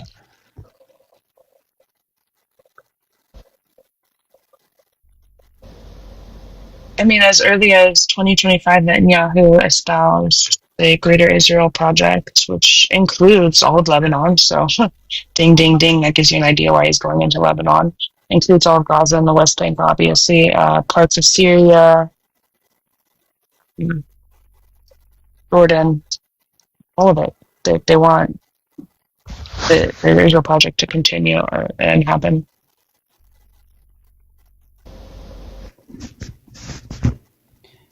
All right. She said, because I called it out in real time.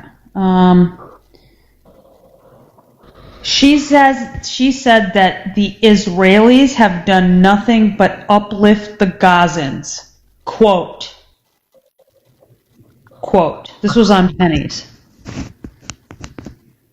Yeah, uplift them to freaking heaven.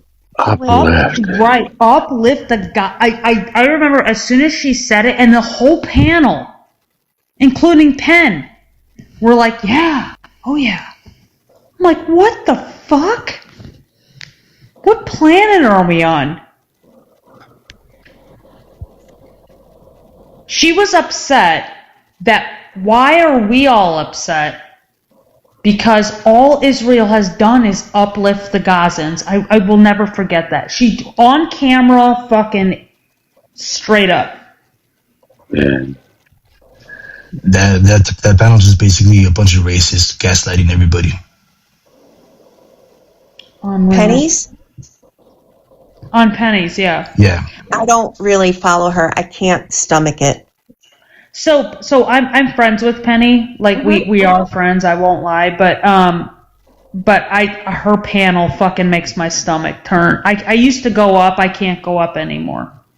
No, what bothers me about conservative lives, and some of the liberal ones is not Mojo's, but some of them, they will drop a panelist when the host gets out of their depth of knowledge, and I see it on a lot of lives. I just don't like it. Well, right now they're all fucking butthurt because Mamdani didn't go to the Israeli Day parade. Why the fuck would he go to that?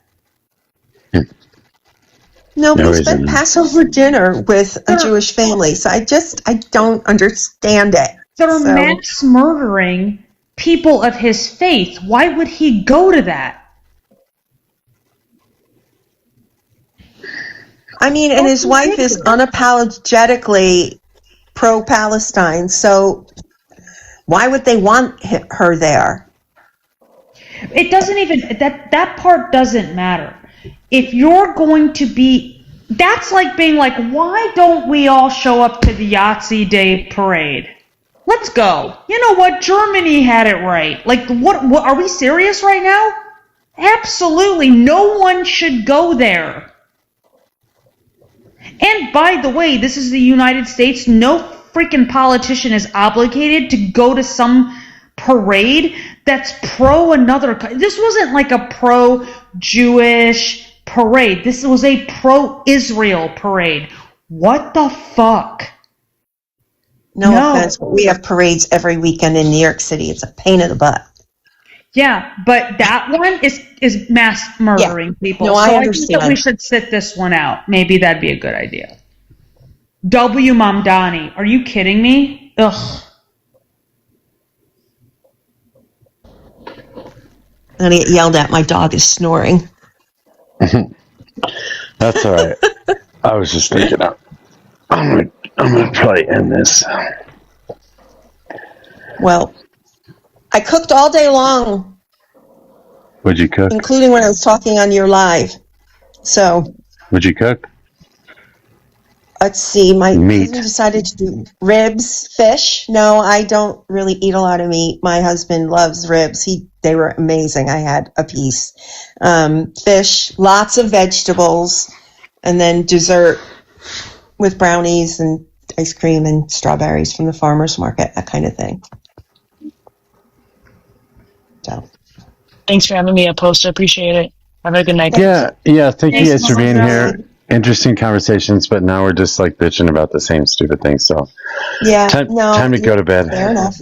It's late. Yeah. Love you. W bitching about not wanting to advocate for genocide. Bye, guys. Bye. Bye.